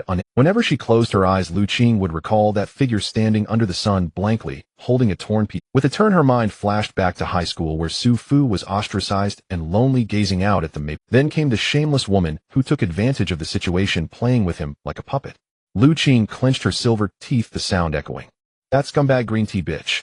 Others might be deceived by Guan Guan's appearance, but as a girl who heard the inside story, how could Liu Qing not know her true nature? Recalling the scene where she was provoked into leaving in anger by Guan Guan, Liu Qing felt something was amiss. Once the misunderstanding was cleared, all the details she had overlooked started to emerge. She remembered how Su Fu had come to explain his unspoken feelings to her. She recalled every time they met at school, it always seemed to coincide with that woman being by Su Fu's side. She remembered that seemingly innocent and pure look, which actually carried mockery and playfulness. She recalled Su Fu's shock and tense body when Guan Guan suddenly hugged him. Liu Qing gradually solidified her suspicions. She and Su Fu were definitely being schemed against by this woman. What a malicious intent. The original sadness, grievance, and pain of betrayal all transformed into fury, igniting Liu Qing's fighting spirit. "I absolutely won't give up like this." She decided to take the initiative. Find Su Fu, clear the misunderstanding from years ago, sincerely apologize, and then reconcile. Then they would be as inseparable and close as before. Liu Qing's cheeks flushed slightly, her heart racing, but her steps grew more resolute. Taking a deep breath, she stepped into Class 7. The students in Class 7 suddenly noticed a stranger entering the classroom, and many turned their gazes. Upon seeing her, they exclaimed, "Wow! Incredible! She's actually a stunning beauty." Someone recognized her and shouted, "Isn't that Liu Qing from Class 1? Who are you looking for?" Hearing this, the classmates who had been joking around stopped playing and curiously looked at Liu Qing. As the beauty of Class 1, Liu Qing's reputation in school was quite significant. Even people outside the school had heard of her name, let alone students from the same grade. No wonder Su Fu had always called her the school beauty. Under everyone's scrutiny, Liu Qing felt an overwhelming pressure. "I'm looking for Su Fu." She wanted to appear calm, but her voice inevitably stuttered. Everyone suddenly understood. Another one looking for Su Fu. Even Liu Qing can't escape the allure. Is looks really that important these days? I mean, that guy is just average looking, not much different from me. Many people averted their gazes, grumbling in their hearts. There was no way. Su Fu had emerged as a dark horse, ranking first in the grade, and being handsome and compelling naturally attracted many admirers. Some boldly confessed to Su Fu, while others discreetly wrote love letters. There were even those who inquired about his contact information, secretly adding him as a friend preparing for an online romance. Most were girls, but there were also boys, and even a few who were cross-dressing. In the past 2 weeks, the students of Class 7 had grown accustomed to this situation. But some onlookers turned their gazes towards the empty desk. Ahead, Guan Guan's seat. Ah, the childhood friend has arrived. Guan Guan sat there confidently, but her eyes had already narrowed. The moment Liu Qing appeared, she entered a state of battle. If it were other flirty girls, she wouldn't bother with them. But this one had an unusual background, and Guan Guan had, as the saying goes, knowing oneself and one's enemy leads to victory in every battle. Knowing that Su Fu had a connection with Liu Qing, Guan Guan deployed her capable aide, Lady Wang Fang. She thoroughly investigated their past. If you ask her where she got the information, ahem, a certain unnamed Kai Kuan stated, I know this matter well with the sound of chewing on marinated chicken leg. Gathering intelligence often comes so simply. Though Guan Guan didn't know how Liu Qing and Su Fu ended up falling out, they had indeed fallen out. Could a broken mirror be put back together? How could that be possible? With a half smirk on her face, she raised her voice. Oh, isn't this Liu from Class 1? What business do you have with our class's Su Fu? She emphasized the word our seemingly to highlight Liu Qing's outsider status. Following the source of the voice, Liu Qing spotted Guan Guan. At that moment, seeing the despicable and shameless green tea bitch appear before her again reignited the flames hidden in Liu Qing's eyes. Liu Qing felt like she was about to explode. Fortunately, she still retained her rationality and could distinguish the situation. She was here to find Su Fu, not to argue with this nasty woman. Clearing the misunderstanding between the two was the top priority. So Liu Qing simply let out a cold snort. Who are you? Do I know you to casually talk to you? Then she shouted loudly, Su Fu, come out. I have something to say to you. As soon as this was said, the classroom fell silent. Liu Qing's words were quite blunt, comparable to pointing at Guan Guan's nose and accusing her of meddling. Oh, there's some juicy gossip. Everyone wished they could sit in neat rows ready for a show. Drinks peanuts, and hearing this, Guan Guan was not angry. She slowly stood up and said leisurely, stop shouting, he's not here. Liu Qing was taken aback. Not here? How could that be possible? Chengnan High School is not some third-rate school. How could they allow students to skip class? You still want to deceive me? Liu Qing ignored her, scanning the classroom again and again. But she still couldn't. Indeed, if Su Fu were here, he should have come to her immediately upon seeing her, just like before. Liu Qing felt dazed for a moment. Seeing her expression, Guan Guan couldn't help but chuckle. He went to the high school martial arts competition today. For this, Su Fu has been preparing for a week, and you didn't even know. TSK. Guan Guan shook her head, her gaze a mix of pity and mockery. Seeing her demeanor, the classmates all glanced at her. They had never seen a class flower with such strong attack power. And opposing her was also the genuine school beauty of Changnan High School. For the sake of a boy from our class, his could it be? This rivalry between the two women for the same man is about to unfold in our class. Well, that's great. Let them fight. Hurry and fight. The onlookers were in a frenzy. Oh my, what is going on? Is this a proper breakup showdown?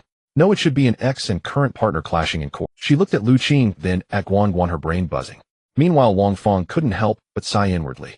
Guan Guan, you're in trouble. You're really in trouble. You initially said it was just for fun, but you actually got caught up in it. But, bring some band-aids. If necessary, Wang Fang will step in. The girl next to her happened to be Guan Guan's friend. At this moment, she gently poked Wang Fang's arm and whispered, Fang Fang, what do you think? What do you think? I can only watch with my eyes, of course. Just as everyone was eagerly anticipating the next development, a certain chubby fellow was currently sneaking towards the back door. I'm out of here. Kai Kuan would never fall here for just 2 meals. The high school martial arts competition. Liu Qing was taken aback for a moment. She was not unaware of this matter, she just never expected it to be so coincidental. Just when she learned the truth, Su Fu had left. Liu Qing bit her lower lip, her eyes filled with reluctance. Seeing her expression, Guan Guan's smile deepened as she pressed on. So if you have something important to say, feel free to tell me, perhaps. I can help convey it. Guan Guan was tall, but Liu Qing was not lacking either. If they stood together, they would be equally matched. However, when Guan Guan crossed her arms and said this, she inexplicably exuded an imposing aura. Guan Guan had a lot to say, but it boiled down to 2 words: authority. Yes, whether in presence or something else. Liu Qing frowned and couldn't help but let her gaze linger slightly on Guan Guan's chest. The way she flaunted her figure was truly disgusting. She was merely a high school student. Liu Qing felt a strange itch all over her body. I don't need your concern. She casually tossed this line and turned to leave. Since Su Fu wasn't there, she had no reason to linger. As for Guan Guan's offer to convey messages, what a joke. As if only you could contact Su Fu. If I can't find Su Fu, can't my parents find him? As his childhood friend, getting a contact number would be a piece of cake. You green tea, what do you have to compete with me? Saying a few more words would only make me lose face. Seeing that the two ultimately didn't end up fighting, Minnie felt disappointed. Guan Guan watched Liu Qing's figure disappear at the classroom door. Her previously tense expression relaxed slightly. Her heart raced, both nervous and excited. For Guan Guan, the act of competing for a man was still too thrilling. Liu Qing versus Guan Guan. In the first round, taking advantage of the home advantage, Guan Guan won slightly, while Liu Qing fled in disgrace. 3,200 words, satisfying to read. But no one is allowed to say anything bad about it. At 8 in the morning outside Rome City train station, Li Xiang wore a gray trench coat and sunglasses, her expression cold and stern. Since everyone is here, let's start with a brief introduction. She scanned the crowd and said indifferently, I am Li Xiang, the principal of South City Middle School. I am also the teacher responsible for escorting you to Kyoto City for the upcoming college martial arts competition. As she spoke, she pointed to the obedient-looking Su Fu standing behind her. This is our contestant from South City Middle School, Su Fu. Upon hearing her name, Su Fu eagerly raised his hand and nodded as if to greet everyone. The second to speak was an elderly man in a suit wearing gold-rimmed glasses, his hair meticulously combed. With a serious expression, he said, Hello, Principal Li Xiang, I am Zhang Jun. This is Zhao Yuquan, a student from our Danyang Noble School. Please take good care of him, Principal Li Xiang. To be honest, Su Fu glanced over and almost thought it was the butler of Liu Liang. Who would have guessed this person was actually a teacher from the Noble Academy? Regardless of his attire or demeanor, it was too similar.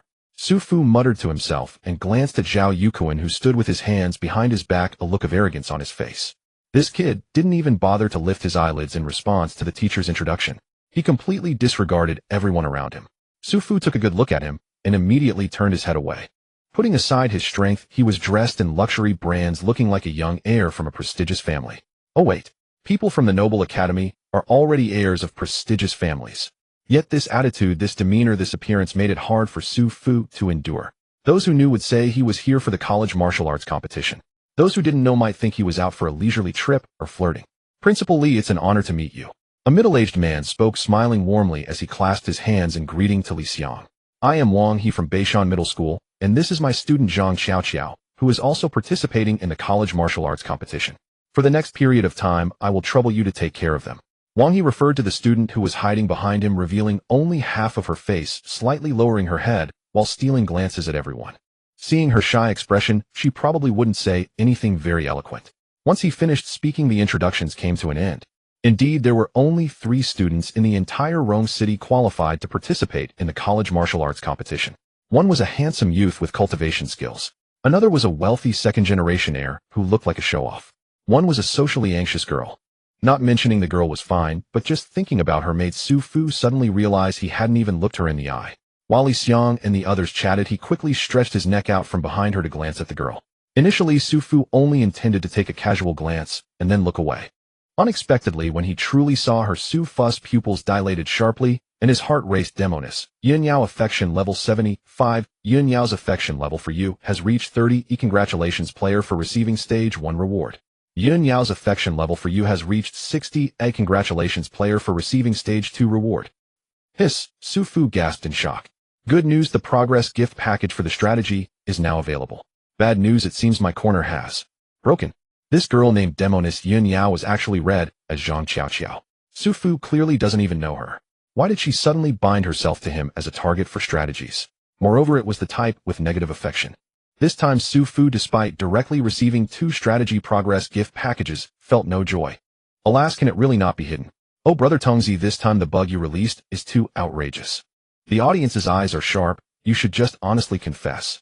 Don't worry, just tell the truth, I won't make fun of you. At most, I'll ask you for some compensation to fix the bugs.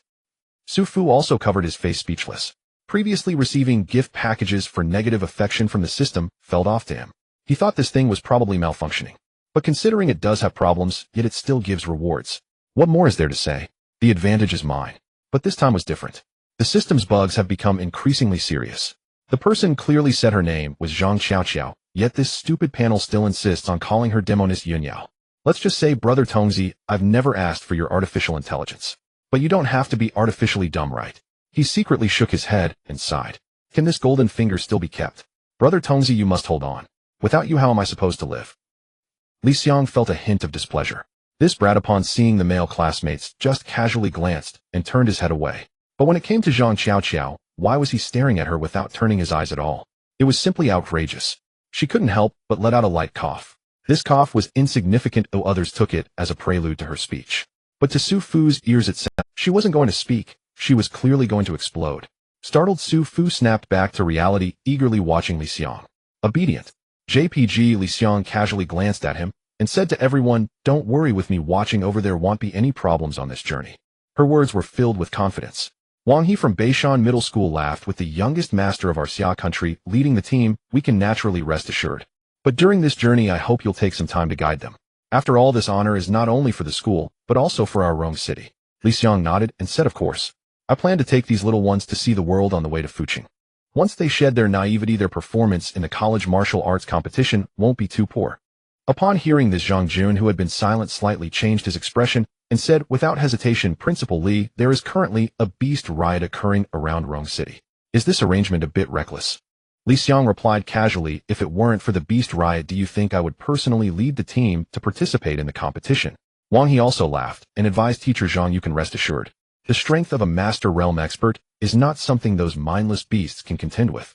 It's merely watching over a few students. It's a piece of cake for Principal Li." Zhang Jun hesitated repeatedly, finally saying, "I will report your plans to Principal Zhang honestly." Li Xiang said indifferently, "Without experiencing hardship, the school can only cultivate flowers in a greenhouse. Only by facing brutal battles can one truly grow into the talent needed by Xia country. This matter is not my private decision." They had already agreed during the three-school conference. Zhang Jun had nothing more to say. Meanwhile, Su Fu was left dumbfounded. Not to mention whether they agreed or not, I didn't agree yet. "Oh my good immortal master. Shouldn't you ask what you are discussing? Why do I feel like you are like that old general in the stands, full of banners behind your back?" To the audience in front of the screen, if you've seen this, please add to your bookshelf, and give good reviews. The automated voice said, "Sorry, the number you dialed is temporarily unavailable. Please try again later." Liu Qing put down her phone, her expression filled with irritation. "It's been a whole day, and I still can't get through. What is that Su Fu guy up to? Has he not reached a place with signal coverage yet?" In her heart, she had 1,000 words waiting to be told to Su Fu, yet she couldn't see him or get through on the phone. All her words were stuck in her throat, unable to be voiced or swallowed, much like a polar bear that had swallowed an eye. Liu Qing slammed her fist into the head of the teddy bear. So annoying. So annoying. In the vast wasteland, Su Fu cursed and poked his head out. The sky was gradually darkening. The afterglow of the sunset cast terrifying shadows of the branches onto the ground. Not far in front of Su Fu, 3 wasteland wolves were gnawing on decaying flesh. Su Fu lay quietly on a high slope at the downwind side, carefully observing the prey. The sentry wasteland wolf was large, evidently the leader of the pack. It held a dominant position until it was satiated. The other 2 wasteland wolves dared not approach. The slightly smaller one was the female wolf. Its body had a more gentle curve, and its neck fur was not as thick as the leader's. The smallest one appeared to be a cub. Even so, it had already surpassed all domesticated large dogs in size. Yet it kept circling around the female wolf, whining. Its lively and restless manner clearly marked it as an immature child. Therefore, Su Fu had reason to suspect that these 3 beasts were a family of 3. In truth, with his current strength, he need not be so cautious. With full firepower, these wasteland wolves would surely not be his match. Unfortunately, this was not a battle solely for Su Fu. His current role was merely that of a scout. This was all to fulfill the task assigned by the esteemed Immortal Lord. However, Su Fu dared not be the slightest bit careless. Wasteland wolves possessed keen senses with exceptionally developed hearing and smell. Even a slight commotion could alert them. He lowered his head, utilizing his homemade camouflage outfit, and quietly moved on the slope, stealthily exiting the area where the wasteland wolves were. 3 targets, 1 person for each, just right. But who knew if that young master could handle facing a single high-level beast alone? Su Fu murmured a couple of words in his heart. The levels of savage beasts were classified as ordinary, general, king, emperor, and imperial, corresponding to the ranks of martial artists. Under normal circumstances, a novice martial artist reaching the transformation stage would be sufficient to handle an ordinary-level savage beast. However, a general-level beast required one to master true energy and break through to the postnatal martial artist level to contend. Su Fu jogged back onto the road. There a tall off-road vehicle was parked. Li Xiang stood beside the vehicle, her clothes fluttering in the wild wind, exuding a masterful aura. Zhao Yuquan, leaning against the car, wore an impatient expression, continuously mumbling, "So troublesome. Just a few savage beasts. We could just go in and take them out." Meanwhile, Zhang Qiao sat quietly in a corner, her head lowered in silence. Su Fu removed the troublesome vines and weeds from his body and quickly walked up to the group. I found out there are 3 wasteland wolves ahead, 1 male, 1 female, and 1 cub. 2 are general level, and 1 is ordinary. Li Xiang nodded, saying, in that case you all go ahead. Quick combat resolve them, so we can continue our journey. It would have been better to do this earlier, wasting time. Zhao Yuquan snorted and charged out first, saying, leave the male wolf to me, the rest you handle as you wish. Hey, if you charge in like that, it'll probably be a 1v3, right? Think it through, bro. Su Fu pretended to reach out to stop him, saying, hey, twice, but seeing that he ignored him, he could only helplessly gesture to Li Xiang, as if to say, so can I go too? Li Xiang smirked coldly, saying, now you all are a team, why ask me what to do? Zhang Xiaoqiao silently stood up and rushed towards the wasteland wolves. Su Fu rolled his eyes and could only follow along. In reality, if it were up to Su Fu, he would have taken a little more time, letting the arrogant young master suffer a bit. After all, it was this guy who had provoked him right from the start. Su Fu recalled that first conversation with Zhao Yuquan after the 2 teachers had left. You must be Su Fu, right? Zhao Yuquan crossed his arms, looking at Su Fu with a detached expression. It felt as if he was looking at a stray dog. Although Su Fu disliked his superior attitude, he forced a smile, extending his hand and saying, hello, Zhao classmate, nice to meet you. Unexpectedly, Zhao Yuquan ignored Su Fu's outstretched hand completely, merely sizing him up with disdain, saying, you seem too happy too soon. I thought you were someone important, but it seems you are nothing much. Let me tell you, defeating that Sima Yun guy isn't a big deal at all. He is just a useless person who can't even get into a noble academy. Don't think you can be complacent just because you achieved a little success now. Real nobles are not the kind of people you can just encounter. Can you believe he said such things? It was utterly nonsensical and provocatively unreasonable. Su Fu couldn't tolerate this insult, and his expression instantly turned cold. He wished he could just send him a couple palm strikes to wake this idiot up. Unfortunately, Li Xiang had gone to the station to rent an off-road vehicle at the time. Before leaving, she had specifically instructed Su Fu to be more compliant. If he acted rashly, it would be too disrespectful to the Immortal Lord. Left with no choice, Su Fu had to keep his distance and temporarily avoid confronting this guy. However, he had already marked this grudge down. As Confucius said, a gentleman seeks revenge, even if it takes a long time. Just wait, you. When Su Fu and Zhang Xiaoqiao arrived at the battlefield, Zhao Yuquan had indeed already engaged all 3 wasteland wolves. It was to be expected. He barged into the territory of the savage beasts with such arrogance, it would have been strange if he hadn't started a fight. However, this arrogant, noble young man, despite his grand demeanor, had nearly no capacity to fight back against the coordinated attacks of the 3 savage beasts, and could only awkwardly dodge and flee. Yet he was indeed stubborn. Even in such a life-and-death situation, Zhao Yuquan gritted his teeth and did not utter a single cry for help. He clearly knew that his 2 companions were nearby. He clearly knew there was a master not far away. Yet he stubbornly held on, refusing to cave. Su Fu shook his head. The world is not over and you refuse to surrender, huh? Truly a noble with spirit. He had initially wanted to watch a little longer, but Zhang Xiaoqiao jumped down without making a sound. Seeing this, Su Fu could not delay any longer and quickly joined the battle. Zhang Xiaoqiao distracted the cub, while Su Fu repelled the female wolf. Seeing this, Su Fu could not delay any longer and quickly joined the battle. Zhang Xiaoqiao distracted the cub, while Su Fu, against a single wasteland wolf, Su Fu was simply in control of the situation. As the saying goes, iron head, steel bones, tofu waste. The flaws of these canine creatures were glaringly obvious. Su Fu only needed to wait for the female wolf to pounce, then utilize his exceptional speed to strike its waist and abdomen. With a single palm strike, he heard a duang sound, and his hand stung painfully, as if he had struck a piece of indestructible tungsten steel. Su Fu was taken aback, looking at the female wolf in astonishment. What a formidable savage beast. Just before Su Fu struck it, it used its innate ability, Steel Harden, to increase its defensive power dozens of times. Indeed impressive. Su Fu was not entirely ignorant of the ability Steel Harden. The moment he encountered the opponent, he had reviewed all the knowledge related to wasteland wolves in his mind. However, the literature only mentioned that once the Steel Harden ability was activated, the fur of the wasteland wolf would turn silvery gray, enhancing its overall defense. No one had told him that this ability could also concentrate on one area, significantly boosting the defense of a specific part of its body. Indeed, what is learned from books is always superficial. Su Fu's chaotic thoughts vanished in an instant. He decided to utilize his super brain to devise a strategy. With a clap, it was quick. Soon Su Fu's super brain arrived at the answer. It was time to use his super strength. Su Fu stepped onto the barren rocky ground, creating a small crack in the dry earth. His figure flickered and vanished, and the next moment he appeared behind the female wolf's left flank. The wind howled.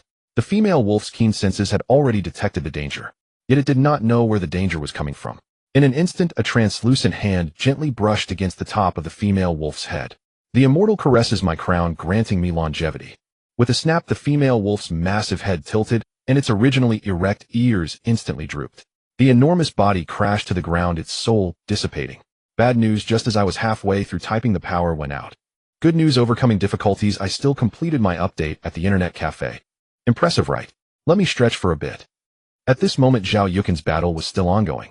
As expected from a genius student from a noble academy, his strength had evidently broken through to the realm of a postnatal warrior. No wonder he spoke so confidently. Unlike commoners, Zhao Yuqin, born into a prestigious family, did not need to consider his future cultivation path. His family had long prepared everything for him. All that was left was for him to reach the peak of the transformation realm, practice the family's secret stance, consume the elixirs, and take the medicinal baths. And naturally, he would cultivate a sense of qi and advance to become a postnatal warrior. But while he had the realm, the execution was lacking. Su Fu observed, and could only say he was still inexperienced and needed practice. He saw Zhao Yuqin's serious expression and flustered steps. Faced with the assault of the wild wolf, he had almost no means of defense, relying solely on the keen perception of a postnatal warrior to evade. However, the wild wolf was no pushover. Through long-term hunting and fighting, it had developed impressive skills. After a few exchanges, it had already figured out Zhao Yuqin's habitual movements. Thus the formal attack began. The wild wolf's blood-red eyes flashed with murderous intent as it ferociously lunged at Zhao Yuqin. The overwhelming momentum forced Zhao Yuqin to twist and turn. Cough, cough. All right, Su Fu could no longer beautify this. In reality, he was just rolling on the ground like a lazy donkey. It was quite a sight to behold. Meanwhile, the wild wolf lunged forward with its mouth open to bite. With a ripping sound, the fabric of Zhao Yuqin's shirt tore into shreds. He felt his clothing tighten, followed by a chill on his back, causing him to turn around in alarm. However, waiting for him was the wild wolf's third move, Iron Tail Sweep. In response to the attack, Zhao Yuqin instinctively extended his hands, channeling his true energy to block. Yet this wild wolf was quite cunning. Almost simultaneously, it empowered its tail with the innate ability Steel Toughness. The menacing wolf's tail appeared gray and was interspersed with silver light. Before Zhao Yuqin could react further, the wolf's tail struck his hands. The moment they made contact, Zhao Yuqin's face changed dramatically. Oh no, this was not a block against an attack at all.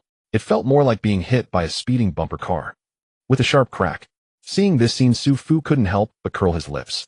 TSK. Real nobility is not something a person like you can just... Seeing this scene, Su Fu couldn't help but curl his lips. TSK. Real nobility is not something a person like you can just bump into. Look at your pitiful state. You're like a 50 yuan thermos being sold for 45. A water bottle at a 10% discount. This is your level. Do I still need to bump into something? If you had the ability, you wouldn't be pretending to hit a speed bump on the highway. At this point, having cleanly defeated Zhao Yuqin, the wild wolf did not immediately go for the finishing blow. Instead, it fixed its blood-red gaze on Su Fu. Because besides Su Fu, the female wolf had already collapsed, twitching, but had long ceased to breathe. A woo! The wild wolf let out a howl. Without hesitation, it crouched low and chose to turn and flee, thinking of escaping. That won't do. Su Fu wasted no time and transformed into a shadow, chasing after it. A family should be together. Wild wolf, don't struggle. Hurry up, your wife is waiting for you below. The wind howled as the shadow closed in. Su Fu approached the large, powerful wild beast with lightning speed. Seeing him close in, with a blink, the wild wolf showed no fear. Instead, a glint of cruel cunning flashed in its eyes.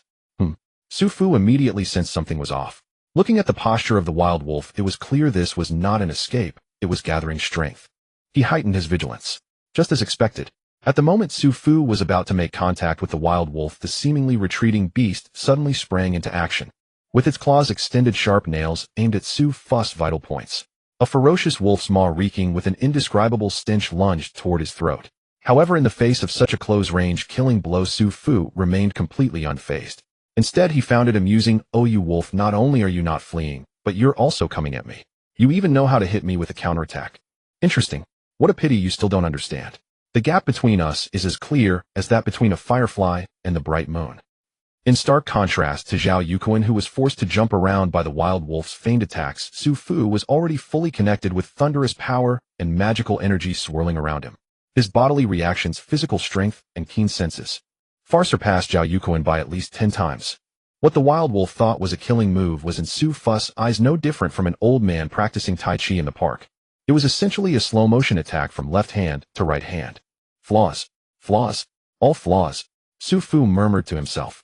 However, the wild wolf did not hear him at this moment, because just a breath later the man and the beast had already passed. The wild wolf fell to the ground with a thud, its previously fierce eyes gradually losing their luster. A trickle of blood oozed from its mouth, and thus its spirit departed. Su Fu turned around leisurely, brushing off non-existent dust from his hands. Job done. At this time Zhao Yuquan struggled to rise from the ground. His hair was disheveled, covered in dust, and his expensive attire was tattered, losing all semblance of his former noble appearance. At this moment he could only be described in 8 words: ragged clothing, a source of laughter. Oh, isn't this our noble young master? What happened? Why so disheveled? Su Fu crossed his arms, speaking in a sarcastic tone. He had no good feelings toward this boastful guy. He had to take the opportunity to hit him while he was down. He stepped closer and reached out to pat Zhao Yuquan's arm. Why is your hand drooping? Did you fracture something? How careless of you. Zhao Yuquan, in pain, was sweating, coldly glaring at Su Fu, wanting to curse. Are you doing this on purpose or just being careless? But in the face of Su Fu's smiling expression, he could only let out a cold snort and say, what are you so proud of? If I hadn't exhausted the wild wolf's extraordinary strength, do you think you could have broken through its steel toughness with just your bare hands? Hey, this little brat, even if thrown into a furnace, he'd still have a mouth left. Su Fu, uninterested in arguing, shrugged and spread his hands, if you say so. At this moment Zhang Qiao also approached. She lowered her head and softly said, sorry. That little wolf heard a howl and fled into the jungle. Zhao Yuquan said nothing, so Su Fu could only comfort her. It's all right, just a small issue. The big one, looking at the beautiful girl, Yun Yao, affection level 80. Thank you for your cooperation. The battle ended and Su Fu was named MVP. Li Xiang stepped down to offer her critique. She cast a brief glance at the 2 wolf carcasses and gave a slight approving nod. She assessed him as competent, then lifted Zhao Yuquan's arm. A dull crack accompanied his muffled groan. It was only a dislocation with some bruising, she said, and there was ointment in the car trunk to rub on it. Expressionless, Li Xiang set both of Zhao Yuquan's arms back in place. The pampered young man twitched with pain. Su Fu clicked his tongue in faint regret. So it was only a dislocation. From his looks one might have mistaken it for a comminuted fracture. The martial world has its own unreasonable rules. An ordinary person with a pulled muscle or a dislocation would typically need 10 days or more to recover. Yet Zhao Yuquan merely applied some ointment and circulated his true qi a few times, and he was as if nothing had happened. Li Xiang kicked the wolf carcass and said lightly that she was in a good mood. She would teach them a few tips about harvesting the high-value parts of wild beasts. It would prove useful on future travels, she added, then drew a military short dagger and plunged it into the first bleed and skin. A wild beast's hide is extraordinarily tough. A common blade without the aid of true qi will struggle to break it. To ensure a smooth and intact skinning, one usually starts from the wound. This wolf had been crushed to death by tremendous force from the outside inward, leaving no external wound. In such cases one must find the beast's natural weak point. As she explained, Li Xiang used a military shovel to dig a pit and suspended the carcass above it. Dark red blood poured down like a waterfall. Most wild beast blood is actually edible and highly nutritious, provided you can stomach its strange taste. Since their mission was not to harvest blood, and it was inconvenient to carry, they did not collect it this time. When the blood ran clear, Li Xiang followed the grain of the pelt and deftly removed an entire wolf hide. Next came disarticulation and extracting the teeth. For mammalian wild beasts, most of the value is concentrated in the bones, teeth, and hide. For many arthropod beasts, however, the viscera can be important. You must learn these differences well, she warned, or you might damage something valuable without realizing it. Li Xiang pulled on gloves and slid her gloved hand into the carcass to search, seeking the most valuable thing on a beast, the crystal core. Sadly, although this wolf had manifested a talent to wield anomalous force, it did not possess a valuable crystal core. In truth, the vast majority of low-grade wild beasts lack such cores. If you happen upon one with a core, count yourself lucky. The whole process was grisly, yet she remained composed and practiced, as if this were routine. With a crisp motion, she finished the demonstration and began to tidy up. Teeth and bones were sorted, and the intact hide folded neatly. Watching the entire process, each person showed a different expression. Su Fu frowned. This was far too troublesome. He wished someone would grant him a gathering technique. Zhao Yuquan remained nonchalant. To a wealthy heir like him, hides, blood, and claws meant little. With money one could buy whatever one needed. Zhang Xiaoqiao kept her head bowed, evidently unable to bear the bloodiness and unwilling to look. Somehow the favor rating had inexplicably risen again. Su Fu could not help but steal another glance at her. Then Li Xiang, having removed her gloves, regarded him with an unreadable face and cold almond-shaped eyes. She told him to skin the remaining wolf. The short dagger was planted in the ground. She produced a towel from somewhere and wiped the blood from her hands. As headmistress, I was patiently explaining wild beast basics, and you were not listening. Yet you peeked at a classmate. You must think you floated above the clouds, she scolded. Punishment, she decided, must be severe. The revered immortal felt a sudden itch to act, but decided she needed an excuse before striking.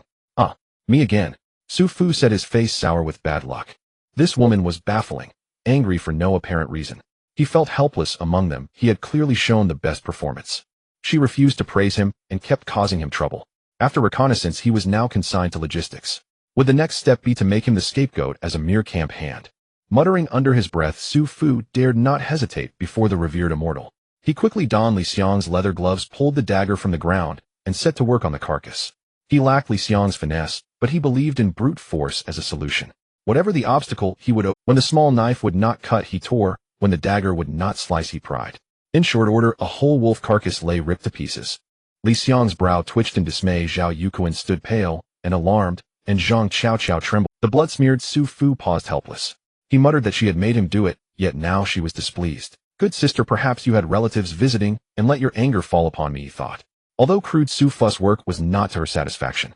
She said nothing more of his faults, and instead continued to explain the aftermath, burying residual bones, treating bloodstains, and eliminating odors. Most wild beasts have an acute sense of smell. If you do not want to invite serious trouble, be careful and Be careful, or you might risk your life, she warned, glancing deliberately at Su Fu in his stained clothes. Su Fu pretended not to notice. He thought her petty and vowed inwardly that one day he would repay her in every conceivable way. They filled the pit, scattered herbs, and erased the traces. When all was done, Li Xiang clapped her hands and checked the sky. The light had already dimmed, clouds gathered, and a cold wind howled. Nothing like April weather at all. She frowned and urged them to hurry back to the vehicle, aiming to reach the temporary resting point between Rongqing and Fuqing before nightfall. Otherwise, nocturnal wild beasts would make matters difficult. She told Su Fu that his bloodstained clothes were to be discarded and ordered him to change at once. She added that he should fetch clean water, wash thoroughly before returning to the vehicle, and not bring the scent inside, and to move quickly so they would not be kept waiting. Su Fu could only nod. After everyone departed, the bushes trembled, and in the dim light a furry head poked out. A small wild wolf stared with greenish eyes, its nose twitching as it slipped from the thicket. It circled the dirt mound over and over, whimpering like a child. Then the pup turned toward the off-road vehicle, its gaze flashing with deep, burning hatred. At that moment, a clear male voice suddenly came from behind the pup, remarking that he had felt as if he had forgotten something, and his heart kept fluttering with unease. Turns out they had cut the grass, but forgotten to pull out the roots, the voice said. Startled, the pup gave a tense shiver, howled, and turned around. Su Fu looked at the trembling pup and forced on a falsely kind smile. He murmured that it should not be afraid, and that soon it would be reunited with its parents. Family should be kept together and orderly. The light of righteousness shines upon the earth. Su Fu dug into the soil with a shovel, burying the prematurely departed souls completely. But that was not enough. He wiped the sweat from his brow, planted the shovel into the ground, and jumped on top of the mound, stamping down 4 or 5 times until the soil was firmly packed. Su Fu clapped his hands and nodded in satisfaction. I hope your family of 3 can ascend to paradise, soon reincarnating as wolves. Ba, well done, well done. May there be no slaughter in heaven, amen. After a pretense of prayer, Su Fu opened the panel. Inside the package lay 3 progress gift packs, patiently waiting for their turn. The first to appear was the progress gift pack for Li Xiang. There was no way around it. It wasn't that the Immortal Lord lacked prestige, but Su Fu simply had no cards this time. In total, there were 3 packs, 2 of which were first draws. There had to be a cushion. Don't you agree, Immortal Lord? Without further ado, let's open it out of respect. Whoosh. A rich and brilliant light burst forth from the gift pack. Congratulations, player, you have obtained a first-tier pill chi dispelling powder, 99 Su Fu. Oh wow. This wave is definitely a cushion taking off. Indeed, the Immortal Lord's gift pack should not be used as a metaphysical cushion. However, it was not a big issue. Although this was an untimely explosion, it still greatly enhanced Su Fu. Needless to say, how could it not be significant? 99 chi dispelling powders piled together could almost match the size of the grave mound for that family of 3. Without hesitation, Su Fu grabbed them all and immediately refined them. Burp. He wiped his mouth. 99 bags of chi dispelling powder entered his belly, seemingly triggering a chain reaction. Su Fu's magic power surged within him, circulating spontaneously through his limbs and organs. With each circulation of a complete cycle, his magic power doubled. After 5 complete cycles, his power had expanded several times. What was once a trickle had now transformed into a magnificent river, continuously surging thick and powerful. Su Fu's body trembled again and again. Everything felt utterly bland. Good, it's done, he has broken through. Characters: Su Fu cultivation level in spirit realm secret technique thunder refining body technique mystical grade perfected 5 mystic in technique heavenly grade entry 25 magic equipment immortal sword Tian Shu techniques palm thunder yellow grade evaluation a newly paved road is just flat. There are no stones strength, oh little brother. The panel's evaluation was still as sharp-tongued as ever. However, Su Fu had already gotten used to let it speak as it wishes. Ew, I have a full breath of true energy. Feels good. Although Su Fu's panel seemed a bit distorted. Clearly his technique level was low, yet his cultivation had already reached the Yin spirit realm. If others didn't know, they might think he had been passed down teachings by some ancient ancestor of the nascent soul. But a Yin spirit realm is still a Yin spirit realm. No matter how weak, it's still a Yin spirit realm. This is a completely new level, entirely different from the previous Qi refinement. During the Qi refinement period, his combat style still largely relied on techniques and physical strength with thunder power as a supplement. But the Yin spirit realm is different. His divine sense can break free from the body. This not only means Su Fu can fly with his sword. At the same time, it also means he can finally unleash those detached spells equipped with GPS tracking. Su Fu has finally become a noble spell master. He was moved to tears. Without hesitation, he equipped the flying sword that had been gathering dust in the package for a whole 60 chapters onto his panel. The panel flickered, updating the data, and Su Fu indeed found a brand new name in the magic equipment section, Flying Sword Qing Feng, second tier mount. Yes, the flying sword had been classified as a mount. Moreover, it was a special mount that could only be used after reaching the Yin spirit realm and possessing divine sense. With the super awesome red rabbit horse sword form, Su Fu's distance increased by 10086. He felt completely secure. From now on, in times of battle, Su Fu could safely remain in the rear, standing with his hands behind his back. If he encountered a strong enemy, he could simply chant incantations and take their lives from 100 meters away. But for those who tried to escape, Su Fu could fly his sword into the air, rendering their efforts futile. Ahem, to put it simply, when he encounters enemies in the future, Su Fu can safely hide in the back and deal damage. If someone breaks through the defense and approaches him, Su Fu can also swiftly draw the flying sword and shoot into the sky with a whoosh. Hee, surprise. I can fly. That's about the gist of it. Su Fu was eager to try out his mount and experience the feeling of flying with the sword, but after a moment of thought he gave up. Time was tight, and the task was heavy. Su Fu still had 2 progress gift packs waiting for him to open. Let's open the second one, which was labeled Demoness Guan Guan. Without further ado, he decisively chose to open it. Wow, a golden legend. The first draw must be gold, and is still in effect. Without a doubt, Su Fu pulled out a treasure. Congratulations, player, you have obtained equipment Purple Robe of the Immortal. Purple Robe of the Immortal, crafted from purple aura and refined from the evening glow. It can ward off disasters and calamities, dispel evil and delusions, and accelerate cultivation. Alright, so you give me experience pills, and then equip me right. Quite splendid, quite splendid. Su Fu couldn't contain his joy. Seizing the momentum, he boldly took out the third gift pack. Demoness Guan Guan open. Congratulations, player, you have obtained a mystical grade spell 5 Thunder Rites. 5 Thunder Rites command the 5 thunders to subdue strong enemies, requires Palm Thunder as a prerequisite to learn. A long segment of complex incantations and hand seals flooded into Su Fu's mind, along with matching Qi routes, footwork, talismans, and so on. He felt dizzy and overwhelmed. It seems that being a spell master is not as easy as imagined. Su Fu shook his head. It was too troublesome. Once again announcing to heaven and earth to command the thunder god. Trouble. It's still more comfortable for me to directly control the thunder. Of course, this is based on the premise that Su Fu has practiced the thunder refining body technique. Without this secret technique, commanding thunder would be extremely difficult. In conclusion, if Su Fu were to focus on studying thunder techniques, improvement would definitely be expected. But right now he hasn't even really used Palm Thunder, mainly due to lack of opportunity, let alone this advanced version of 5 Thunder Rites. Let's put it aside to gather dust. With everything settled, Su Fu looked at the sky and couldn't help but feel a jolt. First he needed to wash up and change clothes, then send the wolf family to reunite, and finally open the progress gift packs. After all this fuss, the time he spent was considerable. At this time the sky was already overcast. Moreover, there was even worse news. With a gust of wind, a vast expanse of dark clouds was spreading towards him.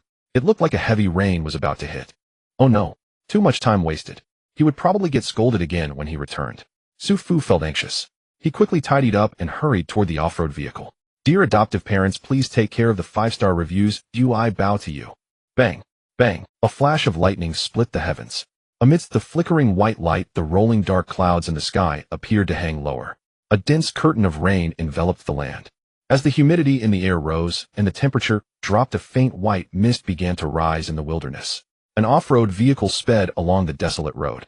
In this cursed weather, the high beams could only illuminate 10 meters ahead. Large raindrops pounded against the car windows, creating a crackling sound. Even with the wipers desperately swinging, the visibility through the windows remained limited. The road was continuously rising, and murky rainwater flowed down the steep slope, carrying with it soil, stones, and leaves. In such conditions, even an off-road vehicle was prone to skidding. Li Xiang was fully concentrated. She needed to maintain a speed of at least 80 miles per hour. With her master-level perception and reflexes, Li Xiang was capable of doing this. Yet it was not easy. She dared not slow down, nor could she afford to stop. In this remote wilderness, encountering any natural disaster would be less dire than facing the feral beasts that roamed at night, especially in such torrential rain. In this weather, the feral beasts that still ventured out to hunt were usually no ordinary creatures. They were either colossal beasts that required constant hunting to sustain their massive consumption, or they could be the cunning amphibious beasts like snakes and toads. Li Xiang was not afraid of the former, but they were troublesome to deal with.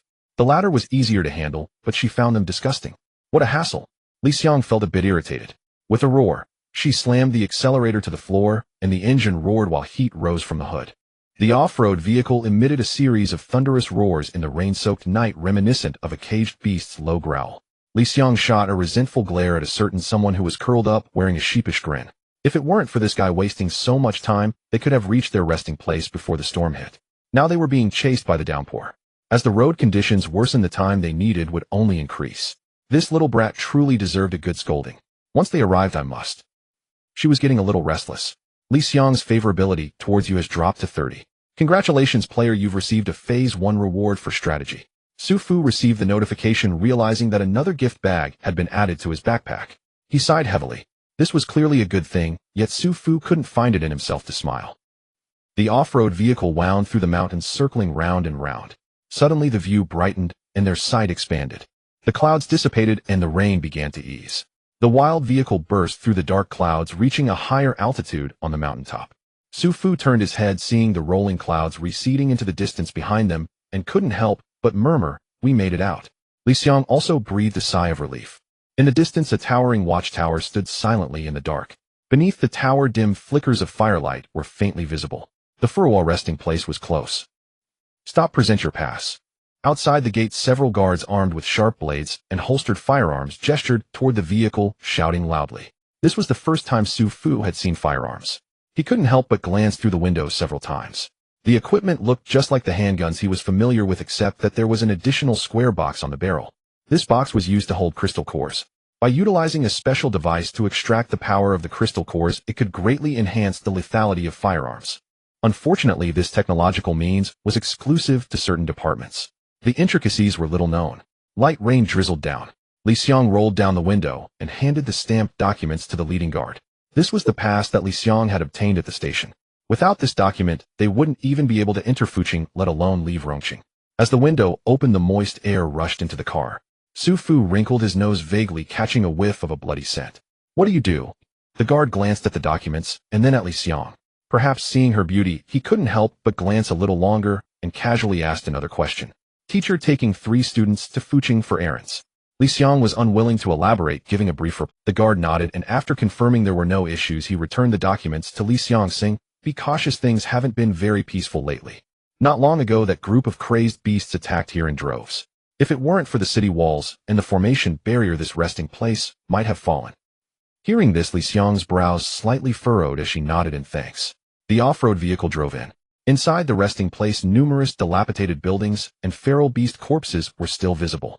Some people were cleaning the area, clearing away debris and handling the corpses.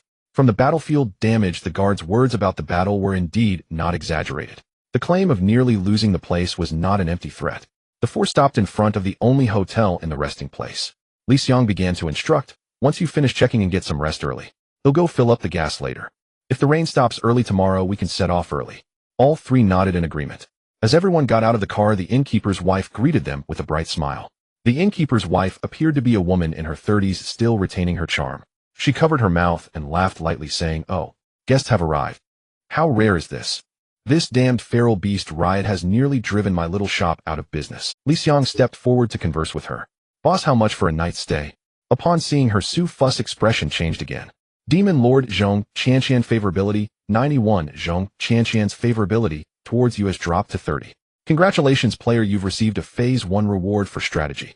Zhong Qianqian's favorability towards you has dropped to 60.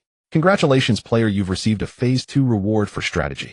Zhong Qianqian's favorability towards you has dropped to 90. Congratulations player, you've received a Phase 3 reward for strategy. Su Fu felt a surge of frustration. In just one encounter, 3 gift bags. This joke was not funny at all. He felt utterly defeated. Su Fu had suspected that Zhang Qiao was not right. However, their time together had been too short for him to catch her flaws. And now Su Fu had tangible evidence. If Zhang Qiao was an accident, then what was going on with Zhong Qian? Could he truly stumble upon the same bug twice in this corner? Su Fu was unconvinced. At this moment, Li Xiang had already negotiated the price with the innkeeper and turned back to the 3 saying, "You all follow the boss upstairs to check the rooms. He'll just go get gas, so I won't head up yet." Su Fu stepped forward without hesitation saying, "Principal, I want to go with you to get gas." How could he stay there? With 3 people around him. One was a boiling pot, another had a favorability of over -80, and the last one over -90. Then I must tightly cling to the beautiful leg of the Immortal Lord. This shabby room is not worth seeing. Li Xiang looked at him in surprise. Just when she was pondering how to deal with him, this brat had to throw himself into danger, right? "All right, you can come with me." Li Xiang readily agreed. The 2 then left the inn. On the way to the gas station, Su Fu in the passenger seat pondered and felt something was off.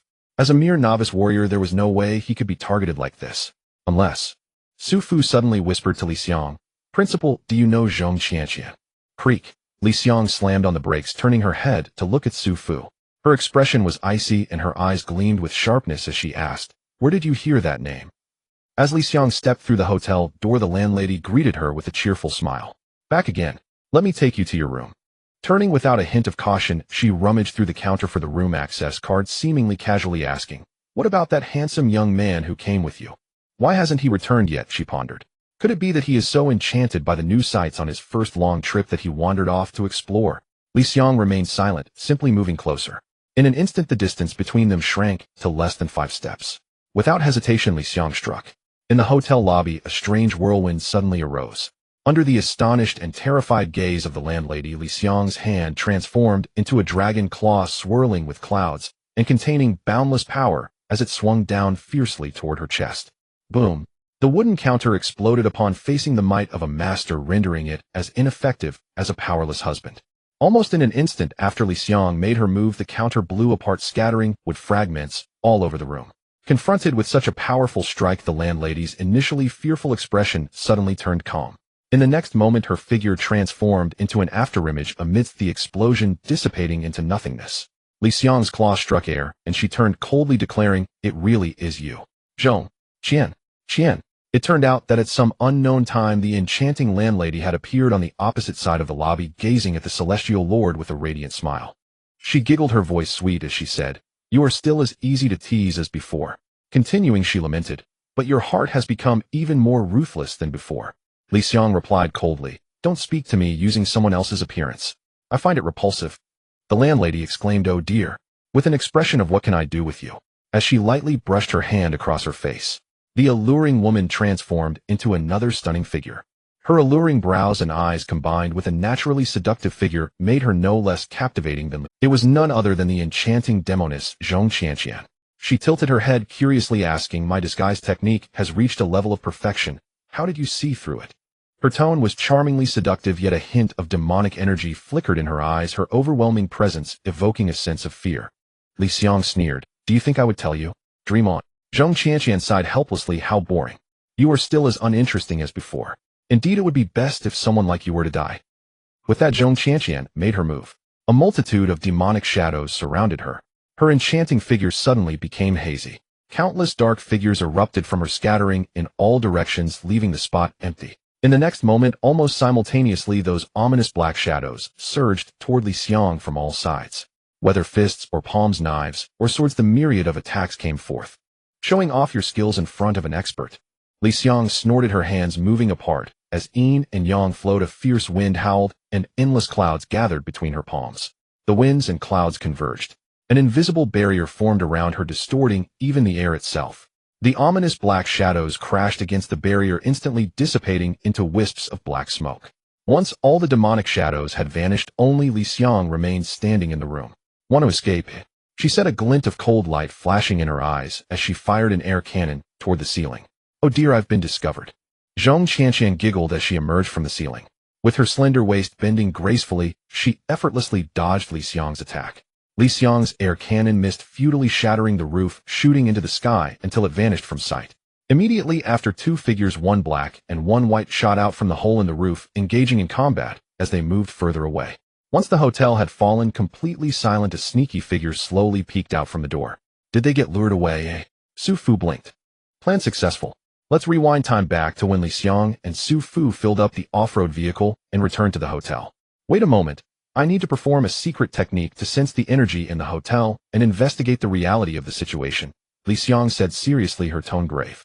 To be honest, it was the first time Su Fu had seen such a cautious expression on the principal's face. His brows furrowed in confusion, and he hesitated to speak. Well, I mean, can't we just take the risk and drive the off-road vehicle out of the habitat? Su Fu's left cheek displayed reluctance, while his right cheek showed unwillingness. Clearly, he had repeatedly warned Li Xiang before coming. Don't take unnecessary risks. We have a mole among us. Su Fu did not reveal who the mole was. Li Xiang would have to guess. If she guessed correctly, that would be best. If not, it didn't matter. Ideally, she would guess both. Then neither would need to be worried about. There was no choice. Su Fu truly found himself at a loss for words. He simply couldn't provide Li Xiang with a reasonable explanation regarding Zhong Qianqian and Yun Yao. Should he tell Li Xiang, actually, I have a special ability. Do you know the fiery eye? I can instantly discern loyalty and treachery, seeing through friend and foe. Or should he say, I'm revealing my true self now, am the protagonist. I have a powerful ally protecting me. I've always treated you all as my reward-giving beauties. He was going mad. He was risking his life. Even if Su Fu had the wildest imagination, he could never expose his bottom line to Li Xiang. Therefore, this situation could only be described as he just couldn't bring himself to let her know. Music. Fortunately, after Li Xiang calmed down, she did not ask many questions about Su Fu's secret. She didn't ask, and naturally Su Fu didn't dare to say more. Soon after, in the rear compartment, Li Xiang completed her secret technique and gradually concluded her work. She exhaled a breath of turbid air, her eyes bright, as she said, Zhao Yuquan and Zhang Xiaoqiao are both on the second floor. They should be in a coma, but there's no immediate danger to their lives. That demon should intend to use their lives to force me to surrender. Li Xiang sneered, glancing at Su Fu. I've checked. Aside from that woman, there are no other ambushers in the entire hotel. I will draw her away, and you can take the opportunity to rescue them. Huh? Why is it always me? Su Fu's expression immediately darkened. Do you see a third person in this vehicle, eh? Li Xiang glanced at him, her face emotionless. Perhaps sensing Su Fu's slight dissatisfaction, she paused, her expression softening slightly as she gently spoke to him. At the time of departure, the opponent's master personally handed the people over to me. Since that's the case, I naturally have to return them safely. I believe you can understand my reasoning, right? Su Fu remained unmoved. No, sister. Understanding is one thing. I won't stop you from taking them, but why do you have to make me do it? I never said anything at the beginning. The flag was planted by you alone. Unfortunately, no matter how unwilling Su Fu was, he could not resist Li Xiang. In the end, he reluctantly agreed to Li Xiang's request. One reason was her persistent and persuasive arguments appealing to reason and emotions. She said her situation was difficult and she couldn't focus. She had to ask Su Fu for help, promising great rewards in the future. Then she said these two were of ordinary strength and posed no threat to Su Fu. Given Su Fu's abilities, even if they tried to stir up trouble, he only needed to exert a little effort to suppress them easily. Another reason was that she was his top sister. Su Fu's current cultivation level was indeed greatly aided by Li Xiang's support. Now that she needed his help, it was hard for Su Fu to remain unaffected. Yes, that's right. Mainly because I value loyalty. Su Fu touched the lump on his forehead, nodding in affirmation. As the two departed, he emerged from his concealed corner and swiftly headed toward the second floor of the hotel. Being entrusted by others, he felt a sense of loyalty. This much integrity Su Fu still possessed. However, agreeing and complaining were two different matters. He could be heard muttering, I told you this hotel is definitely a den of tigers and wolves, yet you still have to send me to save people. What a hassle. What's the point of saving a traitor and a fool? Are you trying to drag me down with you? If I weren't unable to defeat you. He rambled on with a lot of nonsense, yet his movements showed no signs of slowing down. In fact, he even moved as swiftly as the wind. Su Fu had no idea how long Zhong Qianqian could be lured away. He didn't dare to delay. What if he couldn't rescue his own people and ended up captured instead? Wouldn't that be awkward? Fortunately, the hotel was not large and its structure was simple. Su Fu kicked open each door and quickly found Zhao Yuquan and Zhang Xiaoqiao, who lay unconscious on the floor. They were in two adjacent rooms separated only by a wall. Perhaps to prevent them from struggling, they were both tied up securely with ropes. This actually made it easier for Su Fu. He grabbed the knot of Zhang Qiaoqiu's ropes with one hand and dragged Zhao Yuqin's left leg with the other, striding briskly toward the hotel exit. After coming down from the second floor of the hotel, there were a total of 23 steps. Don't ask how Su Fu knew this. Because he heard 23 crisp sounds. It's nice to hear, that's a good start. After going down the stairs, Su Fu was carrying someone's feet and couldn't help but exclaim, "Youth is great. The quality of sleep is just superb." Not even waking up. He dared not delay and headed straight for the parking lot. After taking less than 20 steps, Su Fu felt a tightening in his scalp, stopping in his tracks, silently cursing that something bad was about to happen. As expected, a light rain drizzled. The voice of Zhong Qianqian echoed from all directions, "Oh, this handsome little guy, where are you rushing off to? Why not stay and play with your sister a bit longer?" The voice came and went. It was as if an extraordinary beauty stood far away, softly calling him. It was also like that pink beauty leaned close, whispering sweetly. Charming, gentle, teasing, and enticing. Su Fu couldn't help but feel his heart stir, only to regain his senses with a shiver. This demon lord is powerful. He hurriedly pulled Zhao Yuqin behind him, shielding Zhang Qiaoqiao in front, shouting loudly, "Sister, if you have something to discuss, go to Principal Li. We have no grievances, so please don't come after me." Zhong Qianqian, upon hearing this, burst into laughter. Her laughter was crisp, melodious, like the sound of bells, with an added hint of bewitching allure. "What a clever little rascal. You're calling out so loudly. Are you trying to attract that woman Li Xiang's attention?" "It's useless, little guy. She's too preoccupied right now." Just as she spoke, Zhong Qianqian finally revealed herself. A stunning woman walked gracefully around the street corner. The drizzle fell softly. She had empty hands, showing no signs of shielding against the rain. But the rainwater stayed far from her. She walked on, strolling through the rain. Moving gently, her posture was elegant, her expression calm. It was none other than the demon lord Zhong Qianqian. This was the first time Su Fu had seen the target who had contributed the first three-stage gift pack upon her arrival. Her eyebrows resembled willow leaves, her face akin to a peach blossom, and her fox-like eyes casually gazed at Su Fu. In her eyes, ripples of water seemed to dance, slightly stirring. Her long, lustrous black hair was styled in an elegant updo, and her alluring crimson lips resembled a twilight glow. She was not as tall as the Immortal Lord, but she bore luscious fruits on slender branches, swaying gently with each step she took. Her delicate A4 waist was dainty, and her curves were captivating. Her rounded, peachy backside swayed slightly with her steps, creating an enchanting rhythm. Even more dangerously, Zhong Qianqian had changed into a light veil. Beneath the black veil, her thin inner layer was faintly visible, complemented by her snow-white skin and flowing long sleeves. One could say she possessed extraordinary charm. The allure was so immense that even Newton would be perplexed trying to calculate it. Su Fu gulped audibly. "Look at you. If you're going to fight, just fight. Why change clothes for this? Little brother, what's so good about that old woman? Why not come follow your sister? I can help you unlock many interesting postures here." Zhong Qianqian covered her lips with her jade-like hand, her eyes crescent-shaped, smiling with delight. But Su Fu glanced at the top of her head. Demon Lord Zhong Qianqian, favorability 92. It even increased a bit. "Huh, I believe you a ghost. You old hag. No, you demon cult vixen, you're quite the troublemaker. If I really go over there, my life might be in danger." Su Fu's resolve was firm. He remained unmoved and shouted sternly, "Don't come any closer. If you come any closer, I'll scream." Zhong Qianqian smiled seductively. "Go ahead and scream. The more you scream, the more excited I become." As she spoke, she took a leisurely step forward. In an instant, she was miles away. With that step, the distance between Zhong Qianqian and Su Fu magically shrank by several meters. And that wasn't the end. Suddenly, her figure blurred, and a perfect clone appeared out of thin air. The same alluring smile, the same enchanting gaze. Su Fu gasped. Double the pleasure. No, it was more than that. Zhong Qianqian took another step, crossing several meters once more. Two figures began to blur. 2 became 4, 4 became 8. In the blink of an eye, Su Fu and his companions were surrounded by the Demon Lord's minions. Seeing this situation, Su Fu sighed silently. He knew he had no choice but to take action. He loosened his left hand, and Zhao Yuqin thudded onto the hard concrete ground. However, the kid only emitted a muffled groan, still not waking up. Having disposed of a burden, without hesitation, Su Fu finally had a free hand. He held his hand in front of him, feigning strength, and said, "Don't force me to take action. When I start, even I feel a..." Zhong Qianqian, however, was unfazed, only giggling. "Come on, little brother. Whatever skills you have, feel free to use them on your sister. Don't hold back." As she spoke, she playfully moved closer again. At this point, Su Fu was less than 10 meters away from her. For a warrior like Zhong Qianqian, that distance was merely a blink away. The timing was ripe. Zhong Qianqian thought. It wasn't surprising she was so cautious. mainly because this kid had been using Yun Yao as a shield in front of him, whether it was selfishness or if he sensed something. What a great opportunity, now is the time.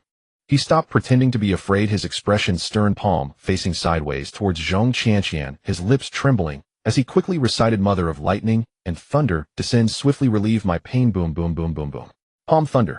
This lightning technique from the realm of cultivation made its debut in this high martial world. At that moment there was a sound of crackling, and a blinding white light burst forth.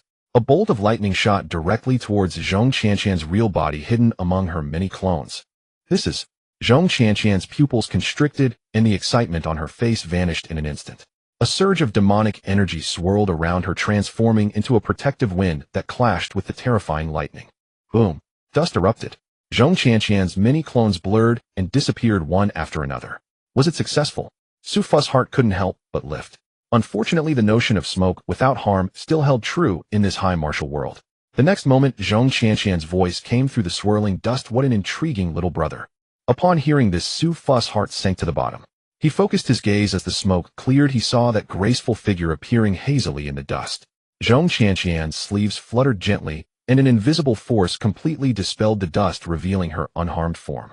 This time she did not smile. Her beautiful eyes were fixed intently on Su Fu, sparkling with intense interest. She said softly, "Little brother, can you help me solve a mystery? How did you discern my true form?" Su Fu merely glanced at the top of Zhong Qianqian's head, remaining silent. The rain had soaked his shirt, making him feel cold. Demon Lord Zhong Qianqian, favorability 95. Li Xiang, "Oh Li Xiang, you foul woman, where are you?"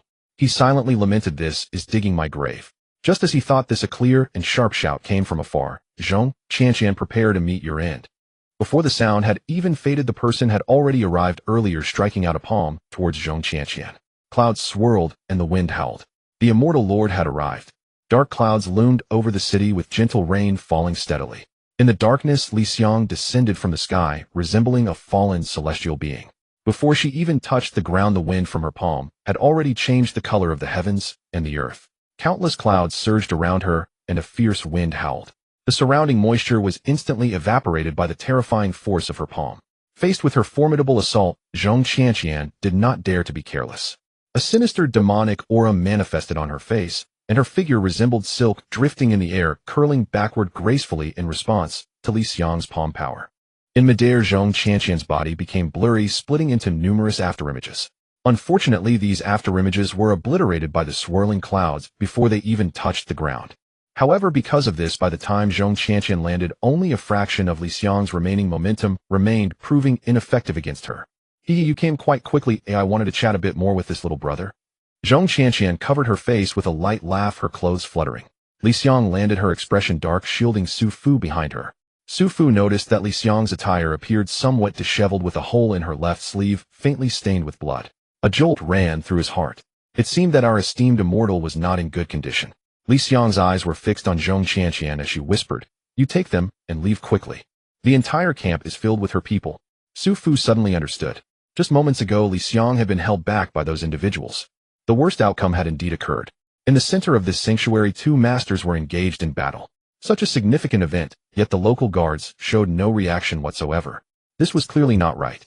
Su Fu recalled seeing those people cleaning up corpses and the faint scent of blood lingering in the camp when they entered. He also remembered how the guard at the entrance had looked at Li Xiang a few extra times after receiving their credentials. At the time, Su Fu thought he was simply captivated by Li Xiang's appearance. Now it was clear that he was confirming the target information. The other party's words were laden with profound meaning. "What do you mean by the sanctuary being nearly lost?" "It was already lost." "Oh no." Su Fu forced a smile, saying, "Leave. Where can I go?" Those people, due to the might of the masters, did not dare to approach the battlefield recklessly. If Su Fu jumped out himself, who knows how many innate and acquired martial artists were itching to take their shot. If he was alone, Su Fu would have definitely leaped away on his sword. After all, Li Xiang was not someone he needed to worry about. Even amidst 1,000 troops, a master with a mind to leave could not be held back. But now he was burdened. Could he handle those pursuers? Flying with the sword while carrying someone. Don't make me laugh. Su Fu couldn't even fly well himself, let alone carry someone. It was likely he would crash mid-flight. Moreover, this sword flight technique was not that simple. An ordinary mortal with blocked meridians and unpurified qi lacked any magical power. Once on the flying sword, it would be no lighter than Mount Tai. Did you really expect Su Fu, a practitioner of the Yin spirit realm, to carry a mountain? With that ability, he could blow a breath and handle this group. Why would he need to run away? Li Xiang understood Su Fu's concerns and said firmly, "You take them to the car first, I'll deal with this demon afterward." Su Fu was speechless. "Sister, you need to think a bit. You promised me in less than 100 exchanges we will definitely capture it. Now it's become wait for me to defeat this demon. Is the next step going to be, I am evenly matched with this demon, you come quickly to assist me?" A woman's words are like a ghost deception. Su Fu could not trust her one bit. But in this critical moment, he didn't want to cause internal strife, so he could only comply for now and take these two burdens away first. Zhong Qianqian certainly took everything in her sights and said with a smile, "Want to leave? It won't be that easy. Let's play a little longer with sister."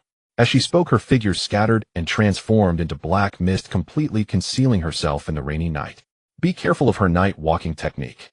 Li Xiang cautioned, her jade hand waving repeatedly, causing countless clouds to spread, covering an area of several dozen meters.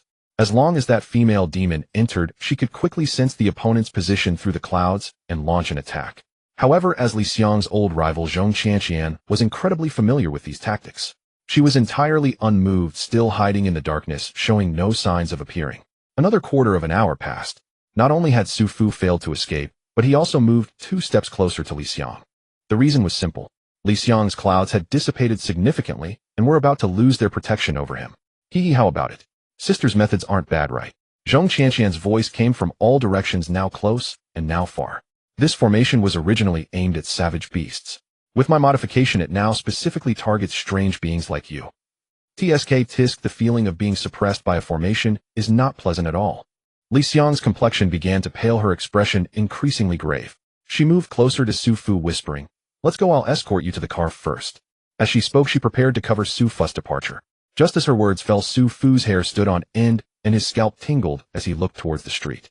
The sky above was swirling with dark clouds and a thunderous roar erupted. Lightning illuminated the street in an instant. Su Fu's pupils constricted. A pitch-black crescent-shaped blade of energy silently sliced through the night sky, heading straight for him. Zhong Qianqian's attack had finally arrived. "It's coming." Li Xiang naturally sensed the threat. Her arms shook, clouds swirling to form a massive protective barrier, enveloping everyone. Bang! A crisp sound of shattering echoed. The cloud barrier broke apart. The demonic crescent strike vanished without a trace. However, this was merely the beginning. A mysterious figure appeared silently behind Su Fu. Whoosh! A sharp blade cut through the air. The heavenly demon slash, imbued with intense killing intent, was aimed at Zhang Qiaoqiao in Su Fu's arms. "Be careful." Without hesitation, Li Xiang pushed Su Fu aside, snatching Zhang Qiaoqiao and shielding her behind herself. The clouds surged, forcing Zhong Qianqian back once more. However, before she could catch her breath, Su Fu's hoarse voice rang out, "Be careful." Li Xiang was stunned, unable to react in time, as a blade pierced through her back. You." A look of disbelief crossed Li Xiang's face. Her delicate body shook as the turbulent clouds attempted to send the attacker flying. Yet this person was incredibly ruthless, willing to endure the master's furious strike to pull the blade from Li Xiang's body. From this blow, Zhang Qiaoqiao let out a cry, her body flying backward. Even before she hit the ground, she spewed forth blood mingling with the dense rain. Crash! A gaping wound appeared on Li Xiang's abdomen, her internal organs visible, slowly writhing. Blood poured out like a waterfall, instantly soaking the hem of her attire and forming a pool of blood at her feet. Fortunately, at that moment, countless clouds surged over, instinctively protecting her innards, sealing the wound and stopping the bleeding. Su Fu, both shocked and furious, quickly stepped forward to support Li Xiang's swaying body. "You?" He initially wanted to ask, "Are you all right?" But upon seeing the terrifying injury that pierced through her entire delicate body, Su Fu swallowed the unnecessary words. He felt regretful. He truly hadn't expected that after his deliberate warning, Li Xiang would still fall for it. And she was a master. A foolish pig would be more fitting. Had he known, even at the risk of exposure, he should have directly revealed that demoness' true identity. Su Fu wanted to scold this foolish woman, but seeing her state, only heartache and pity remained. At this moment, Zhang Qiaoqiao crashed to the ground like a broken sack. However, the next moment, she stood up in an extremely bizarre posture, as if she had no bones. "Your weapon." Zhang Qiaoqiao respectfully bent down, presenting the other heavenly demon blade above her head. Zhong Qianqian emerged from the shadows, softly praising her as she took the weapon. "Not bad, you did well." She flicked away the bloodstains on the blade, her beautiful expression becoming more solemn. She said lightly, "Yin Yao, you are severely injured. Come out now. The mission is completed. There's no need to retain this skin anymore." "Yes." Zhang Qiaoqiao replied respectfully, lowering her head as she reached for her face. With a tearing sound, a pure white figure with skin as delicate as jade emerged from the skin. It was Yun Yao completely naked. Her long white hair cascaded down the scales on her body, faintly visible, and her pair of sky-blue vertical pupils resembled those of a cold-blooded animal devoid of any emotion. This is a talent-shedding skin. Seeing this scene, a hint of realization flashed in Li Xiang's. She straightened her back, her originally pale face miraculously flushing with color. You actually dared to collude with savage beasts. Oh ho ho ho ho. Upon hearing this, Zhong Qianqian laughed as if she had heard the greatest joke, bending over in amusement. Wiping away tears from her eyes, she playfully pointed at Li Xiang, saying, "Oh, you. Is this your first day knowing me? Didn't you say back then that I would stop at nothing, and had already fallen into the demonic path? How about it? Is this to your liking now? Did I forget to ask the audience for likes, bookshelves, and urges for updates? Dear foster parents, please give 5-star reviews. I bow to you all." Bang, bang, bang. The howling wind roared and dark clouds loomed low. The rain fell heavier and heavier. The entire mountain peak seemed shrouded in layers of thunderclouds, with flashes of incandescent lightning occasionally streaking across the sky. Li Xiang and Zhong Qianqian faced each other, exchanging silent glances. Given the situation, it seemed that the esteemed Immortal Lord could not be relied upon. I must think of a way to stall for time and delay the spell. Su Fu looked at the raging thunder in the sky, murmuring to himself. Li Xiang was seriously injured. Moreover, the barrier was hindering her ability to exert her strength, and the longer this lasted, the more disadvantages she would face. Li Xiang was aware of this as well. She took a deep breath, a vast aura awakening from within her. It was as if a terrifying, ferocious beast was slowly opening its eyes. Finally willing to make a real move, Zhong Qianqian gazed at the suddenly revitalized Li Xiang and sighed. Unfortunately, it's already too late. She shook her head, her jade fingers pointing into the void. Listen. Boom. Su Fu's expression. At first he thought the faint rumbling was the sound of thunder after a lightning strike. It wasn't until Zhong Qianqian deliberately mentioned it that Su Fu realized something was amiss. This sound didn't quite resemble thunder, but rather felt like the vibrations of thousands of galloping horses. Li Xiang exclaimed angrily, "Zhong Qianqian, what on earth have you done?" "What have I done?" she replied. "You can find out for yourself." Facing Li Xiang's onslaught, Zhong Qianqian merely smiled, mischievously wielding the twin blades of the celestial demon to disperse the energy. Riding the momentum, she gracefully landed on the eaves of the house across the street with the silent Yun Yao. Zhong Qianqian murmured, "It's already here." She spread her arms, suddenly raising her voice with an excited tone tinged with a hint of mania. "Do you know? I've been preparing for this day for a full month. Speaking of which, I must thank this little hybrid girl." She wrapped her arms around Yun Yao's waist, laughing hard. "Without her abilities, controlling the wild beasts would have been quite a challenging task for me." As she laughed, her voice suddenly dropped. "Forget it, let's not talk about that. This perfect funeral should be experienced by you personally. Farewell, Li." With a wave of her sleeve, Zhong Qianqian enveloped the two in dark energy. In the blink of an eye, the demon lord vanished along with the Demoness. Once their auras completely disappeared, Li Xiang's figure slumped down. She pressed her hand on several acupoints on her body, and the terrifying aura abruptly stilled. It was as if the fierce beast that had just awakened was half opened and then forced back into a slumber. Having lost this power, Li Xiang's swaying body could no longer maintain its balance. Fortunately, just as she was about to fall, Su Fu timely caught her. "Hey, are you okay?" Su Fu frowned warily, observing the surroundings, fearing that Zhong Qianqian would return with Yun Yao for a surprise attack. However, his worries were unfounded. Around them, apart from the dense rain, there was only the increasingly loud. As the rumbling grew closer, the earth began to tremble. Even the puddles formed by the rain began to ripple. Li Xiang suddenly grabbed Su Fu's hand, her voice unusually weak. "You can actually leave, right?" Su Fu looked at her, his eyes clear, and did not speak. Not refuting meant he tacitly agreed. "I knew it." Li Xiang smiled. "From the very beginning until now, although you seem flustered, that hint of calmness in your eyes cannot be hidden. If it weren't for me, you would have definitely run away the moment you sensed something was wrong." She breathed a little more quickly and gave Su Fu a deep look. "I have dragged you down. It seems that all of this was destined." Li Xiang paused, turning her head towards the direction Zhong Qianqian had left, smirking. "Her scheme is bound to fail." Hearing this, Su Fu could no longer hold back. "I said, good sister, let's be straightforward. What are we still doing here? Waiting to die? We should hurry and retreat. As for the nonsense you were talking about, we can discuss it later when we have time. Right now, I really don't care at all."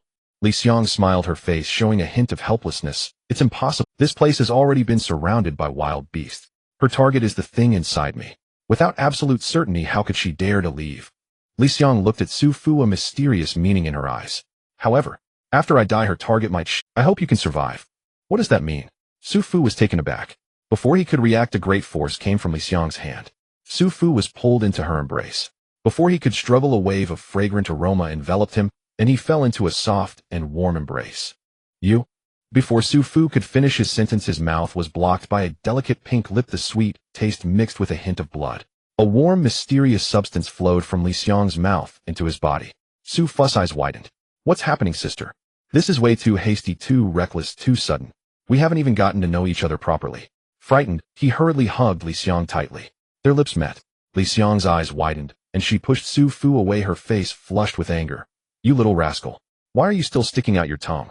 Are you taking advantage of a dying person? Li Xiang's favorability towards you has decreased by 30. Congratulations, player, for receiving the first stage of rewards. Su Fu looked innocent. But you kissed me first. He touched his lips and sighed. That was my first kiss. As if you haven't had your first kiss before. Li Xiang glared at him and retorted, if it weren't for the lack of time, I would definitely. She shook her fist. After snorting, Li Xiang said, forget about that guy on the ground. If you can leave, hurry up, and these wild beasts are targeting me. I will try my best to hold them off before I die. By the way, after you escape, go to Fengdu and find someone named Lu Mingyao. When you meet her, you will know everything. Saying this, she pushed Su Fu. But he did not budge. Su Fu was looking at her, his eyes flickering with a light that Li Xiang could not understand. What you mean is Zhong Qianqian and the others have definitely left, and now we only need to deal with the wild beasts, right? And these wild beasts are still on their way. He smiled, flipping his palm to reveal a small sword over a foot long. Then what are we waiting for? Watch as I put on a show. Li Xiang shouted angrily, what nonsense are you talking about? Hurry and leave. However, at this moment, Su Fu had already leaped into the air, his whole body floating in midair. The thunder cracked. A bolt of lightning struck down. Su Fu's eyes shone like electricity, taking advantage of the aerial view to finally see the source of the continuous rumbling. Sure enough, it was a tide of wild beasts.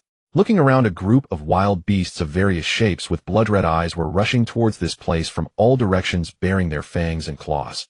There were Titan giant apes towering over 10 meters tall, rock bears resembling tanks, agile wind chasers, and golden-clawed eagles circling in the low sky.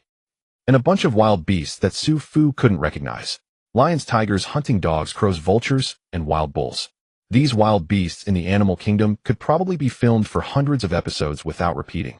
Su Fu trembled uncontrollably. This is simply amazing. My debut lacks an audience and supporting characters. How can that work? He formed a sword formula with one hand and wielded the celestial sword, chanting, 9 heavens, mystic art transform into divine thunder. The clear voice resonated in the night sky.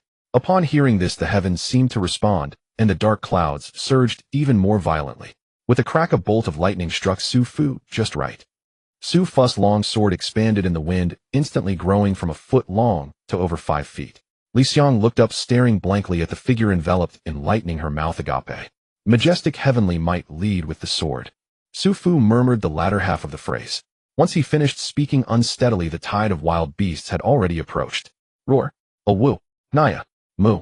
The roars of various wild beasts mixed with the sounds of buildings collapsing, growing ever closer.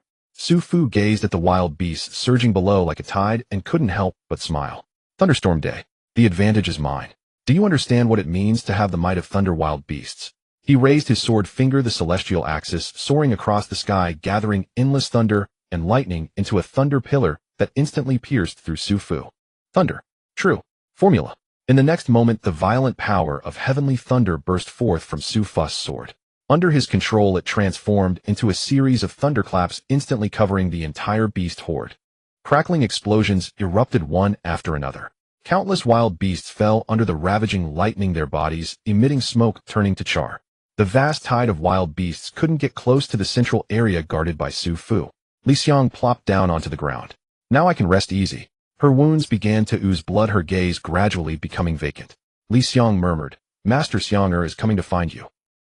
Rest assured there are no blades. The protagonist's welfare will not be lessened. So I woke up to find that the entire habitat was gone. You're telling me that all of this was the doing of a female demon named Zhong Qianqian. She is the mastermind behind the beast rampage in Rongqing, and the reason for this is to lure out the principal and ambush her here. Zhao Yuquan was completely dumbfounded, his eyes blank, his worldview shattered. Yes, that's right. Su Fu nodded affirmatively. Zhao Yuquan was skeptical.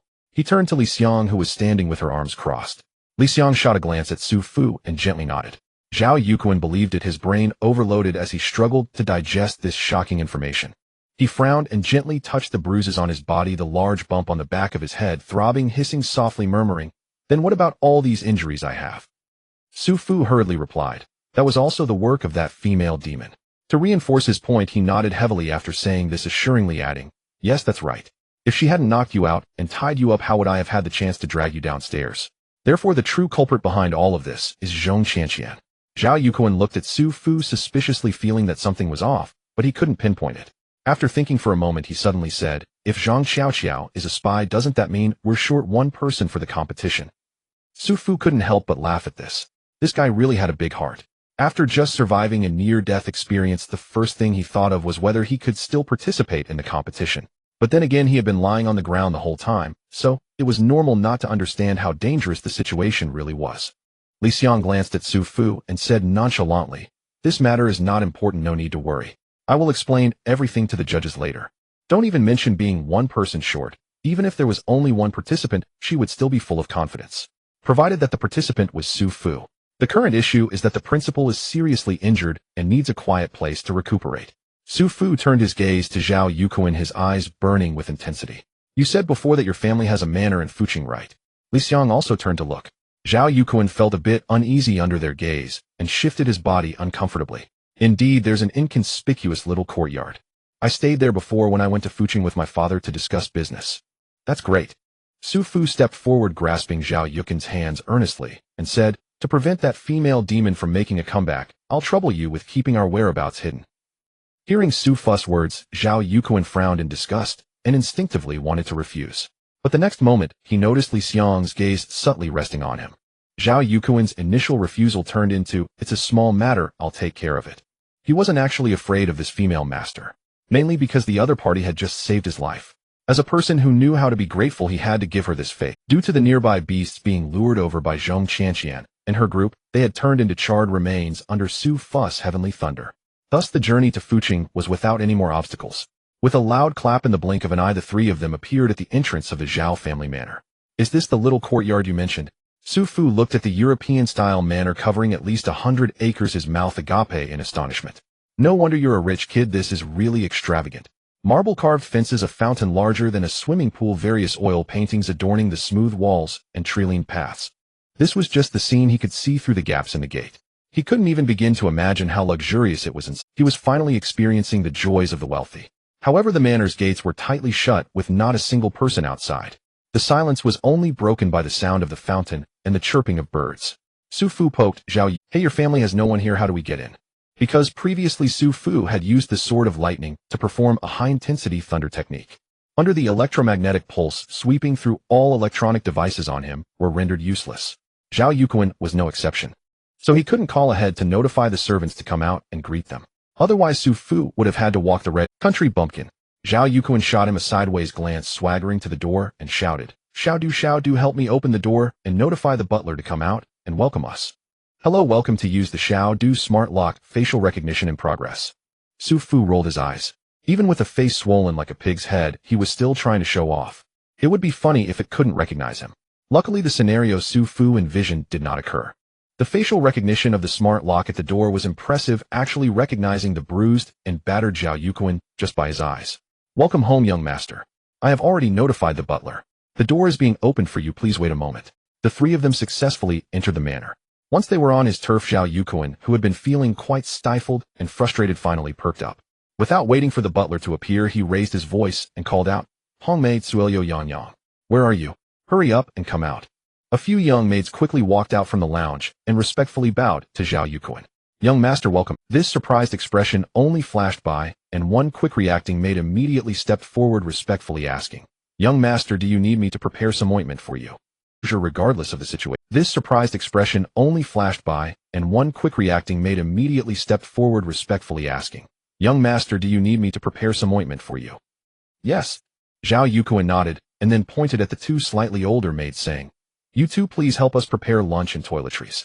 I've been traveling and living off the land for the past 2 days. It has exhausted me." "Understood." The three maids bowed and left.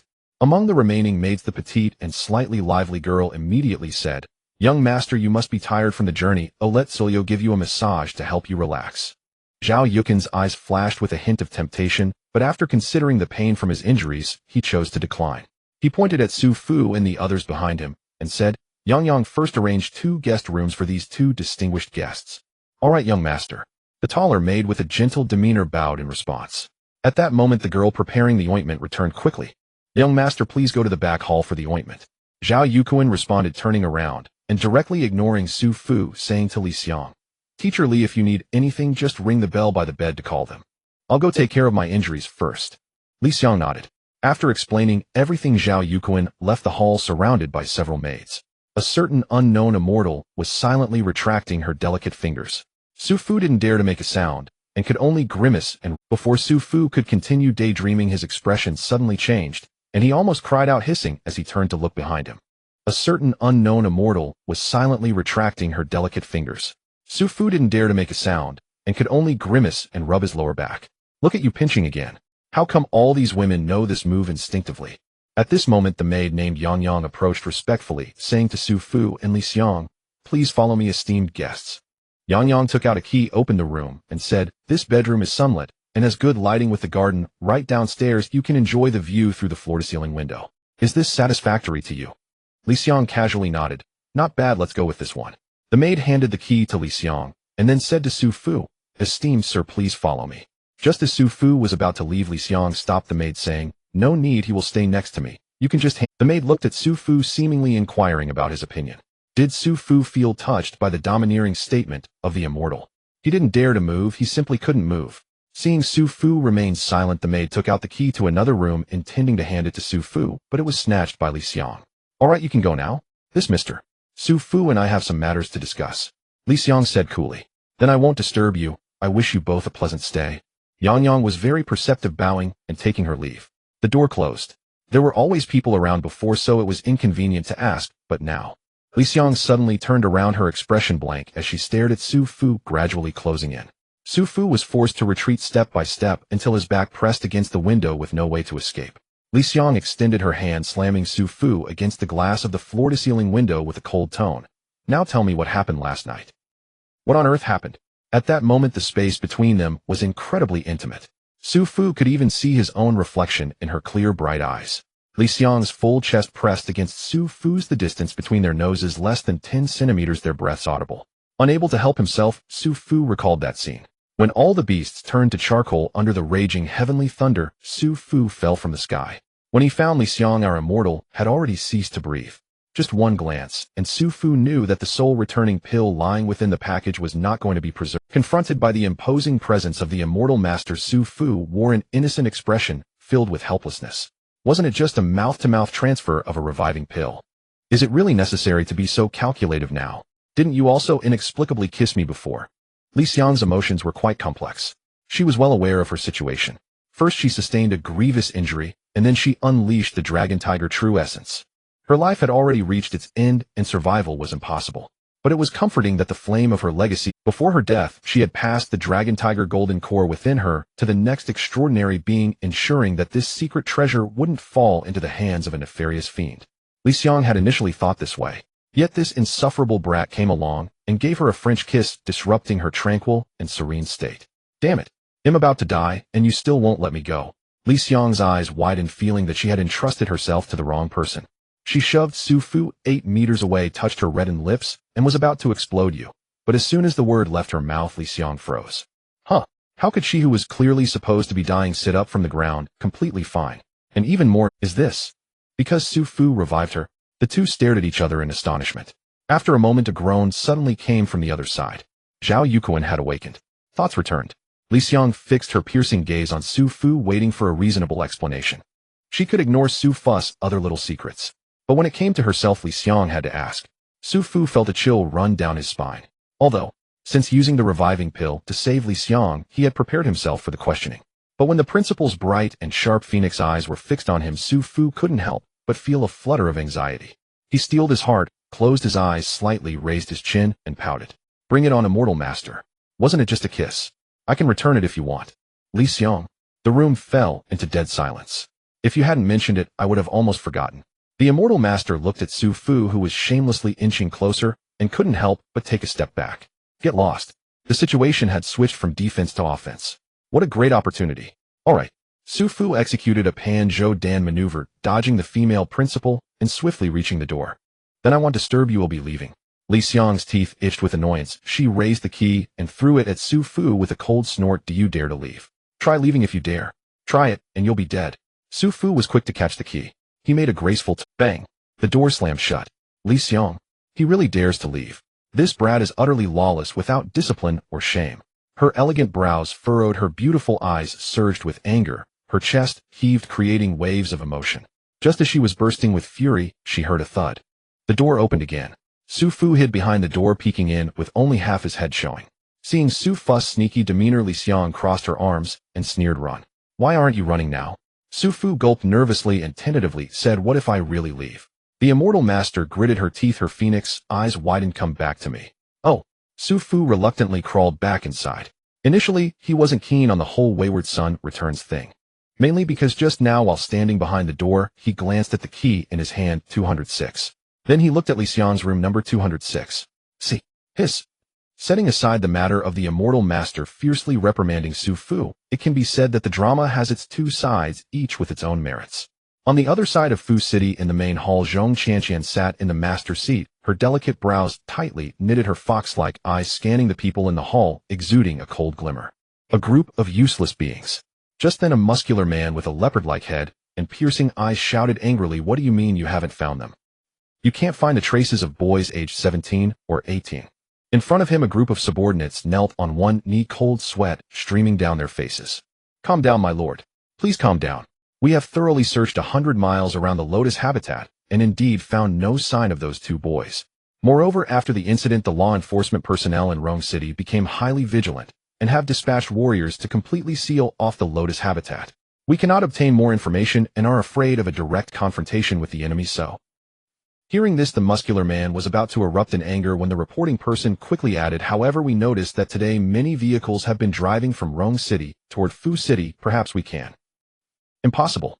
Zhong Qianqian interrupted coldly. "That wretched woman is dead and the two boys are underage. How could they drive away? Even if they could drive, wouldn't they be stopped by the city guards upon arriving in Fu City? They are definitely still outside the city." Hearing this, the man widened his eyes and shouted at those below, "Did you hear what the Lord said? Hurry up and increase the manpower search thoroughly. If you can't find them, expand the search area and keep looking. I don't believe it's such a big person. Can they even fly away?" Yes. The crowd dared not refute and could only lower their heads to accept the orders. After these people left, Yun Yao, who had been watching everything coldly, suddenly spoke up, "My lord, the matter I promised you earlier, Yun Yao has accomplished it. As for your promise to Yun Yao, I wonder when it will be. There is no rush for this matter." Zhong Qianqian's expression softened, and she interrupted Yun Yao's words with a smile. "That dragon tiger golden core has yet to be acquired. Even if I wanted to help you remove the human bloodline within you, I would be powerless. The demon lord had yet to finish her sentence. Besides, a hybrid like you, a beast and human mix, is truly a rare find in a century. Such excellent material, how could I let it slip by easily?" Upon hearing this, Yun Yao lowered her head, saying nothing. But the flicker of emotion in her eyes grew colder. At this moment, the two unfortunate boys who were unable to be found were sitting together with the immortal master in Zhao's manor, preparing to enjoy a lavish meal. Zhao Yuquan had applied ointment, and the bruises on his face had significantly faded, looking like he would recover completely in a couple of days. However, Su Fu inexplicably had a dark mark at the corner of his eye and a hint of green at the corner of his mouth. It looked like he had been severely beaten by some unknown immortal master, causing Zhao Yuquan to glance at him several times. "What are you staring at? Never seen a handsome guy before." Due to Su Fu's earlier unyielding to death stance in Li Xiang's room, his speech still carried a hint of colloquialism. "Handsome guy? Huh. I don't see that. Instead, I've seen a fool." He pointed at the marks on Su Fu's face, raising an eyebrow. "What are you doing? Did you fall because the stairs in my house are too high?" Before Su Fu could retort, Li Xiang spoke first. "It's just a minor injury. No need to worry about it. This is just a little mark I left during his special training." Zhao Yuquan looked at the calm female master and couldn't help but shiver. As expected, not offending this woman was the right choice. He looked at Su Fu with a mix of sympathy and a 99 cents of schadenfreude. "Hey, my ointment works pretty well. Do you want to try it?" Su Fu quickly waved his hands, mumbling, "No need to bother. It will be fine in a while." He possessed a considerable reserve of blood energy, and healing his injuries was merely a matter of minutes. However, the immortal master's residual energy had not dissipated, and Su Fu dared not unilaterally expel the true energy she left in him. A little pain for a while was fine. It's better than recovering only to be caught and beaten again. Seeing Su Fu being so sensible, Li Xiang lightly snorted and said, "Let's eat first." Right. Let's eat first." Zhao Yuquan hurriedly called the maid to serve the dishes. This time he had specially prepared a luxurious banquet from the three-color flag country. The dishes were a feast for the eyes, meticulously arranged. Since it was a long table typical of Western dining, Zhao Yuquan sat at one end, while Li Xiang and Su Fu sat on either side. In front of Zhao Yuquan were macaroni millefeuille confit duck, leg, creamy mushroom soup. In front of Li Xiang were macarons caramel pudding, truffle cheese, and foie gras. And in front of Su Fu, baked snails with shells, medium rare steaks dripping with blood, and baguettes that could withstand the might of the immortal sword's celestial pivot. Su Fu had a knife and fork set before him, but looking at the food he felt no appetite at all. Seeing him in action, Zhao Yuquan put on a standard gentleman's smile. Su Fu, you should eat too. Don't be polite now that you're here. Just treat it like your own home. Su Fu, seeing his fake smile, shot him a glare. Then you should leave. I'm not used to having outsiders in my home. Zhao Yuquan. After dinner, Su Fu closed the door, finally having time to summarize the battle and play the victory screen. Last night's fight was without a doubt Su Fu was the MVP. He not only infiltrated the enemy camp alone, perfectly executing the mission to rescue the captives, but also when the Celestial Master was delayed by minor foes, he exerted all his strength alongside the Demon Lord Zhou Xian until Li Xiang arrived to provide support. In the end, he turned the tide, unleashing a full-map ultimate attack, clearing the minion waves and defending his side's crystal. In this battle, Su Fu was truly deserving of his achievements. The title of MVP was well-earned. However, for Su Fu personally, this battle was a double-edged sword. He lost one resurrection pill and gained one heavenly fragrance jade dew bottle, a perfected skill true art of thunder control at max level, and 8 breaking calamity golden pills, originally 9, but one was used during the fight, 1 cleansing pill. The resurrection pill was undoubtedly to save the Celestial Master, who was a blissfully naive fool. Su Fu had clearly warned her of the ambush, yet she remained unguarded, ultimately leading to a surprise attack from a Demoness, causing Su Fu to lose a celestial pill. But it's fine. One reaps what one sows. Sooner or later, Su Fu would make that Celestial Master bring it back for him. Not just to retrieve it, but to make it an overwhelming success. As for the heavenly fragrance jade dew bottle, breaking calamity golden pills, and the perfected true art of thunder control, these 3 items came from the Demon Lord Zhong. Chan's progress rewards the first, second, and third gift packs. The cleansing pill, however, was generously sponsored by the Celestial Master Li Xiang. At this moment, it had already been consumed by Su Fu to enhance his attributes. Heavenly fragrance jade dew bottle gathers the spiritual energy of heaven and earth, and the essence of the sun and moon within the bottle, producing 1 drop of heavenly fragrance dew daily, capable of dispelling disasters, curing ailments, and restoring inner energy. In layman's terms, it has a built-in cooldown of 24 hours, generating a portion daily that can eliminate abnormal states and restore 30 HP and MP. Breaking calamity golden pill, formed through 4 transformations, it can benefit all living beings, increasing one's cultivation by a century within a stick of incense without harming one's foundation. To put it simply, consuming it greatly enhances combat power, but the duration is short-lasting, only for 1 stick of incense. Fortunately, it has no side effects and can be used continuously. Skill true art of thunder control max transforms into divine thunder from the 9 heavens, commanding heavenly might with a sword. By chanting, it summons divine thunder to descend upon the world, subduing powerful foes. The perfected true art of thunder control possesses the ability to ward off myriad evils and slay hordes of demons, with each additional thunder method practiced, increasing its power by 50%. After guiding the heavenly thunder, the attacks carry various effects such as electrifying, amplifying damage, paralyzing, transmitting, and splashing. Against demon beasts and evil spirits, it ignores 50 of their defenses and doubles the damage dealt. This shouldn't need much explanation, right?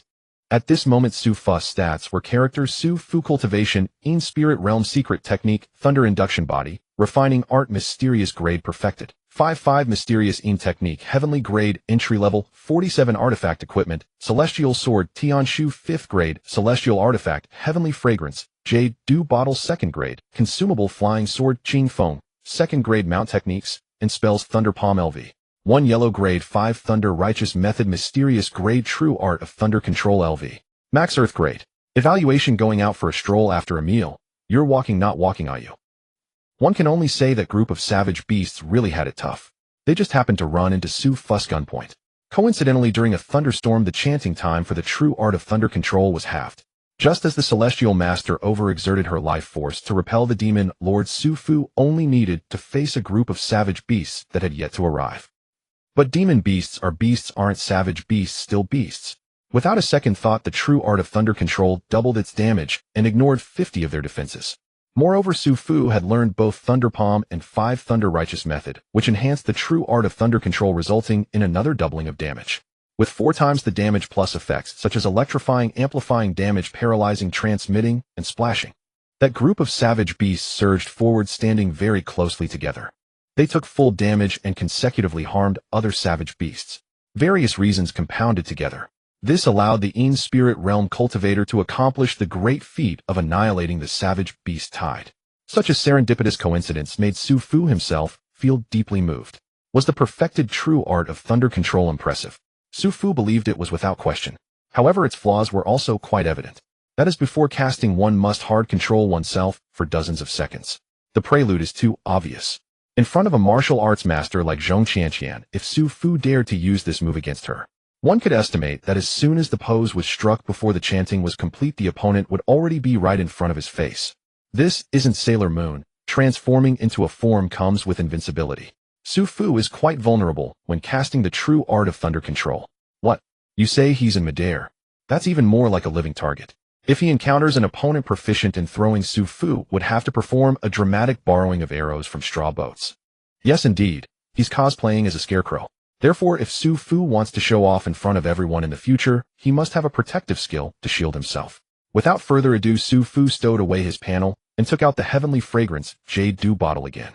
He shook it, and the sound of water was faintly audible inside. It seemed that the first portion of heavenly fragrance dew had already formed. To be honest, this item wasn't of much use to him, but it was better than nothing. After all, the golden skin and jade-like skin brought by the perfected thunder induction body refining art had given him a high resistance to most abnormal states. Plus, he still had stored vitality. Such restoration items rarely had the chance to come into play. But it couldn't be helped. The heavenly fragrance dew was not for Su Fu himself. It was just right for the celestial master, who was revived to full health after consuming the resurrection pill, but due to lost vitality fell into debuff and was in a severely weakened state. Afterward, a reader reminded me that Li Xiang was indeed at full health and mana, but due to losing the Longhu golden pill, she was afflicted with a permanent debuff. You say this is quite a coincidence, isn't it? To all the esteemed fathers and mothers you've seen this far, isn't it reasonable to ask for a 5-star rating? Likes, urging updates, and bookshelf matters are entrusted to everyone. Ooh, I bow down for everyone here. Bang, bang, bang. In room 206, our beloved immortal master was sitting cross-legged, cultivating to heal his injury. Under the effect of the resurrection pill, all her external wounds had healed completely, but the missing vitality and life force had not been fully replenished. As a result, Li Xiang's current strength was less than 30%. Faced with the lurking demon Lord Zhong Qianqian and others, she felt a sense of urgency and needed to quickly restore her peak condition. Li Xiang's innate true qi flowed persistently within her body. Stimulated by the vibrant true qi, her damaged vitality began to gradually strengthen. Knock, knock, knock. Suddenly, a series of knocks echoed from outside. Su Fu's clear and bright voice came through the door. Principal, lets me open the door quickly. For some reason, as soon as Li Xiang heard his voice, his cheeky little expression automatically surfaced in her mind. Then her thoughts became chaotic and her true qi could no longer circulate. This guy? Li Xiang opened her eyes, tidied her clothes, slightly cleared her throat, and tried to appear calm, saying, "Come in." Creak. The door was pushed open and Su Fu entered carefully, holding a slender white jade bottle. "Principal, I've brought you something good." Li Xiang glanced at him a couple of times, feeling that this guy was being mysterious. They had set off together, and although she didn't know exactly what he was carrying, she had some understanding. Aside from a few sets of clean clothes, that small backpack could only hold miscellaneous items like keys, chargers, identification cards, etc. Yet this guy had unexpectedly pulled out a blade over a foot long from his pocket yesterday, unsheathed, and now he was inexplicably holding a small bottle. It's hard not to be curious, right? I know you have many secrets, but at least don't be so blatant about it. This guy really doesn't care about keeping secrets, does he? Or maybe he only acts like this in front of me. Li Xiang's thoughts swirled her heart, stirred, unsure of what emotions were rising within her. What she didn't know was that Su Fu could see everything clearly. Immortal Master Li Xiang, favorability 47. Li Xiang's favorability towards you has reached 38. Congratulations, player, for receiving the first phase reward. Ever since Su Fu entered the door, Li Xiang's favorability inexplicably skyrocketed. In the blink of an eye, it doubled from just over 20 to 47. Wow, I just entered a door. How did I suddenly self-guide my way to success? Su Fu couldn't help but click his tongue. If I had known that gaining favorability was this easy, why did I bother to put in so much effort? He paused his steps, suddenly darted back outside, poking his head in. Principal, I'm coming in again. Li Xiang didn't understand what Su Fu was up to, and seeing this, her face darkened as she said, If you keep dragging it out, then don't come and just get lost. Oh, so it's a one-time use. Su Fu immediately lost interest. He obediently approached the Immortal Master with the heavenly fragrance jade dew bottle, directing the mouth of the bottle towards her rosy full lips. Here, drink it quickly, it will help your injuries heal faster. At this moment, Li Xiang was sitting cross-legged, while Su Fu stood in front of her holding the bottle directly at her mouth. If it were someone else, it would be hard not to provoke some wild thoughts. Unfortunately, he was Su Fu. Thus, neither party noticed anything odd. Su Fu looked eager, urging her with a sincere gaze. He was the one most eager for Li Xiang to recover. If the Immortal Master did not recover, where would his sense of security come from? Last night, after witnessing the clash between two masters, Su Fu's confidence, ignited by his achievement in cultivation, was completely extinguished. Cultivation itself wasn't weak. But now Su Fu was just a novice, and compared to these pinnacle masters, he was still lacking. Meanwhile, Li Xiang frowned slightly. Regarding this student, who shared life and death with her, and had some strange, inexplicable intimate interactions. Whenever she saw him, she always felt a bit uncomfortable. Especially when this guy was completely lacking in boundaries, provoking her at every turn, causing her anger to rise uncontrollably. But strangely, regarding what he said, Li Xiang now trusted him wholeheartedly, without a hint of hesitation. After all, her life was given by him. There was no reason to doubt him. Thinking of this, Li Xiang slightly parted. The mouth of the bottle was directly shoved into the Immortal Master's jade lips. So crude. Li Xiang pressed Su Fu's hand down, preparing to do it herself. But the next moment, a sweet, cool, fragrant, mysterious liquid flowed into the Immortal Master's mouth from the bottle. The Immortal Master was taken aback, involuntarily closing her eyes to savor it. A vibrant breath that could revive all things slowly flowed within Li Xiang's body. Her body was eagerly absorbing this hard-won, mysterious power like a parched land receiving rain. The withered life force surged instantly as the liquid drained away. With a pop, Su Fu withdrew the heavenly fragrance jade dew bottle. The Immortal Master opened her eyes, still wanting more. Is it all gone? Yes, it's all gone. Su Fu looked her up and down, asking, how are you feeling? Have you recovered? Li Xiang checked her condition and didn't answer directly, instead asking, this thing is very precious, right? A treasure that could directly heal injuries and restore vitality was not something Li Xiang had never heard of. But those were mostly peerless treasures from ancient secret realms. Their value could not be described as expensive. It was truly priceless. She didn't say this to probe Su Fu about his treasure, but rather wanted to ask him, is it worth using such a precious thing on herself? Su Fu hadn't thought too much. He pondered for a moment and replied vaguely, it's not expensive, but it's quite troublesome. You can only get one drop for free each day, which is quite annoying. But compared to your injuries, these are not important. Quickly tell me, how is your recovery now, eh? Li Xiang's expression softened significantly. She turned her head for the first time, not directly meeting Su Fu's gaze. Almost. Recovered. Almost means not fully healed. It seems I need to do this again. Su Fu frowned and said, then let's rest for another day. Anyway, with Zhao's family's strength, arranging for us to head to the capital is completely unproblematic. No way. Li Xiang shook her head, insisting, we have to leave tomorrow. I also want to take you to Fengdu to meet someone. Her teachings will tell you the secrets of the Longhu Golden Core and instruct you on its true uses. Su Fu was dissatisfied and said, hey, you're right here. Why not just tell me directly? Why go through so much? Li Xiang said seriously, when I received the inheritance from my master, I swore not to disclose the origins of this item to anyone.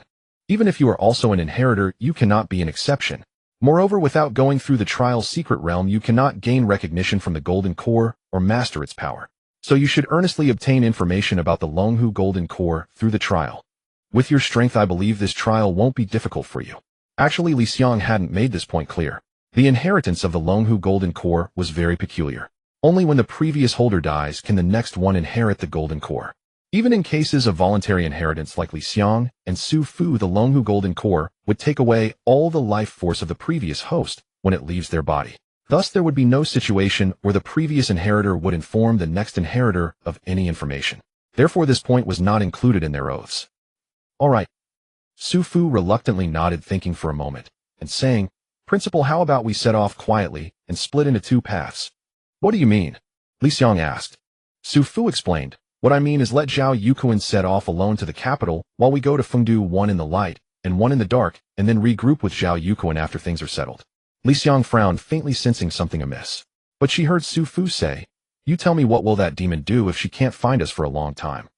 Li Xiang thought for a moment and said, she knows the location of the Longhu Golden Core's inheritance, and it's very possible she will set an ambush in Fengdu waiting for us to come. Exactly. Su Fu nodded. That demon definitely doesn't know the principal is still alive, so her target will certainly be on me and Zhao Yuquan. If we act together with Zhao Yuquan, the chances of exposure are just too high. This matter has nothing to do with Zhao Yuquan. Bringing him along will only drag him deeper into it. At this moment, Zhong Qianshan's focus is entirely on Fengdu. If he goes to the capital alone, as long as he keeps a low profile, it won't be so easy to encounter problems. Li Xiang's gaze shifted slightly, thinking for a while, and nodded in agreement with Su Fu's statement. Su Fu continued, "At that time, principal, you should hide first, and thus and so." After a round of scheming, Li Xiang's brows relaxed, and Su Fu chuckled. You wouldn't know they were concocting some kind of scheme.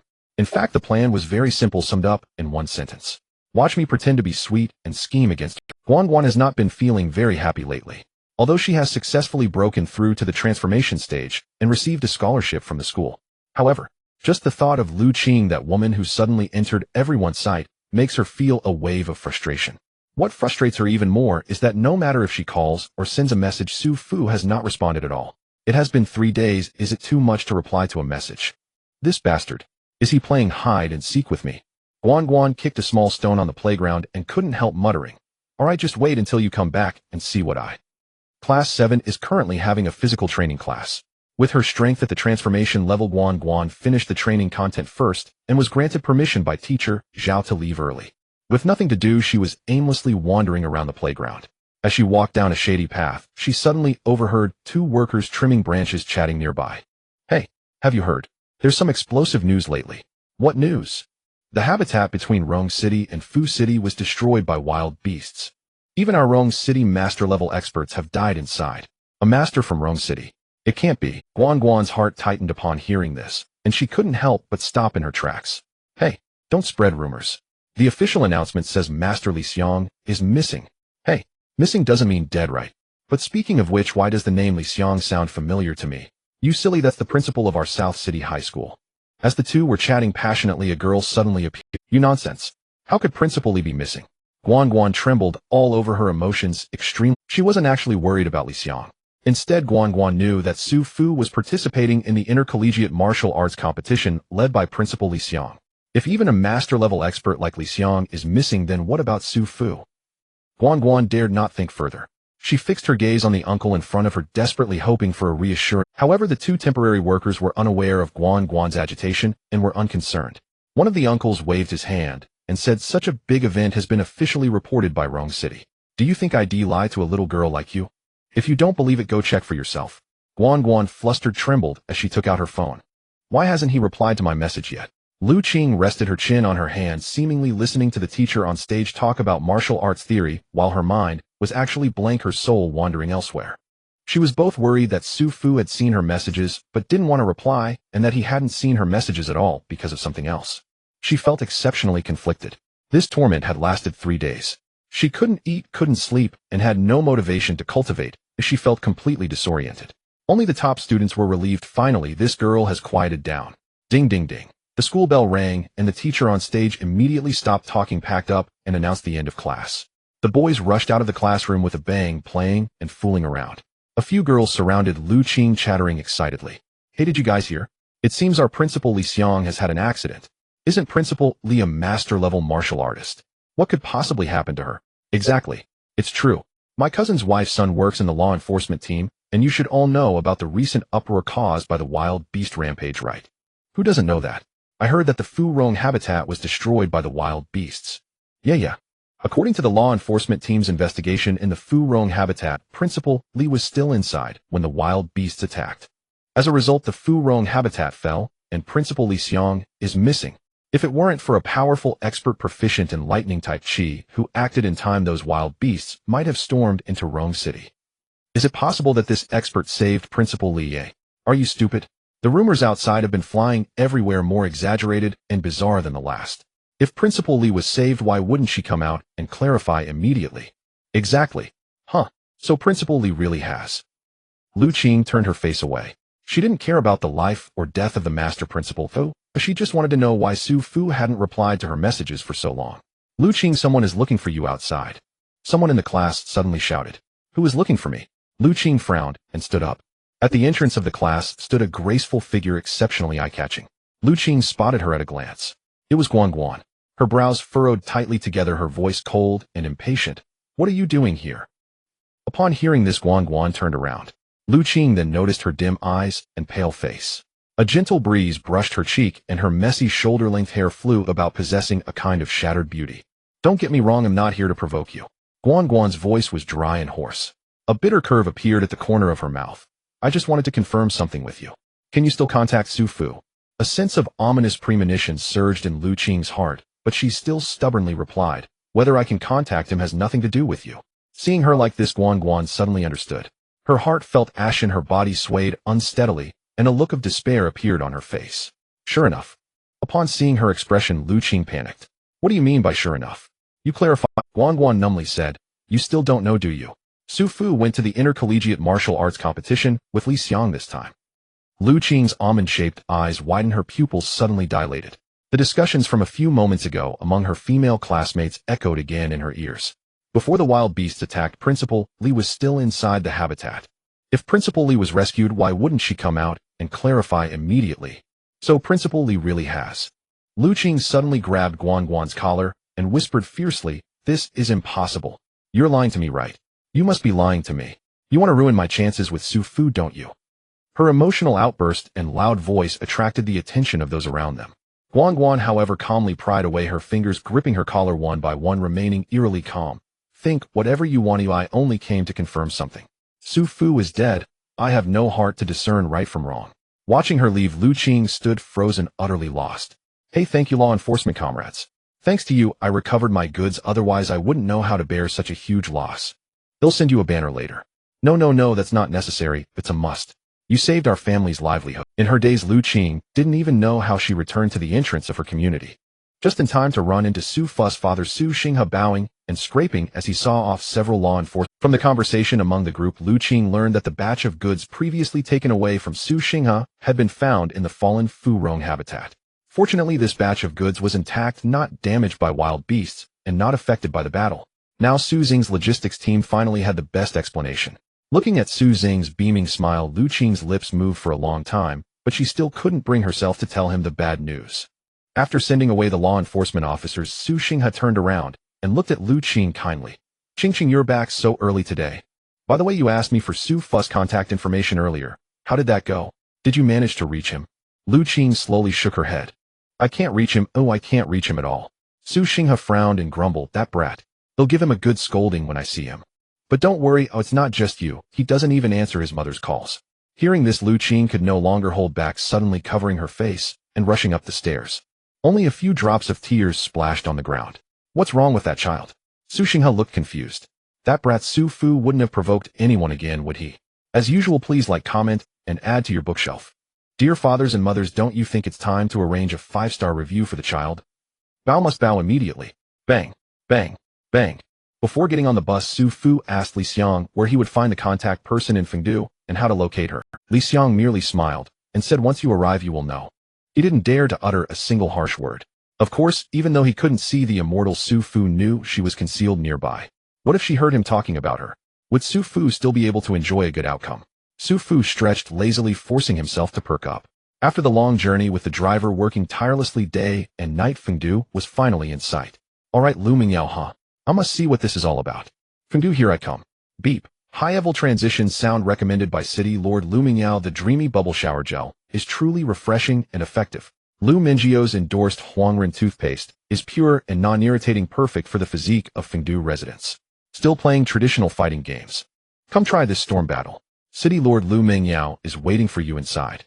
As soon as Su Fu got off the bus, various advertisements bombarded him.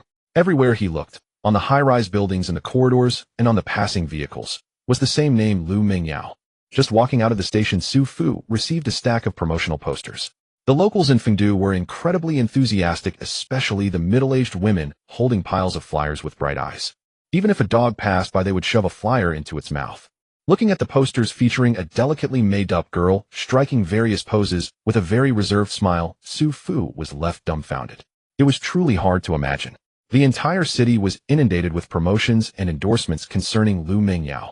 Goodness, this leaves no room for other stars at all. Is there really only one celebrity in Fengdu? This world of high martial arts was not devoid of celebrities. On the contrary, those who achieved fame here were all genuinely powerful figures. The combined fan base of all these celebrities wouldn't even match the strength they possessed themselves.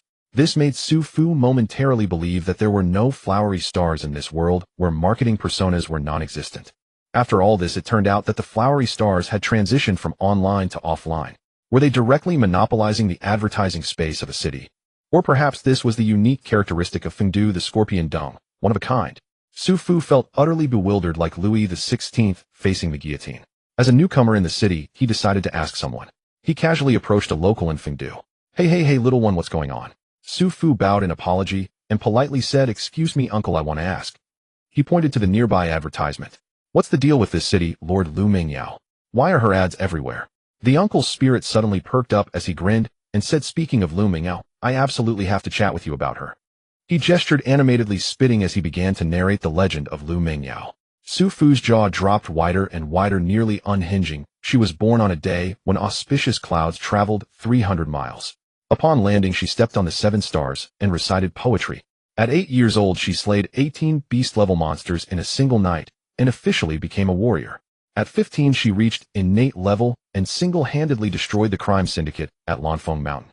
And she's only 24 this year, about to break through to the master level. Wow, is she even human?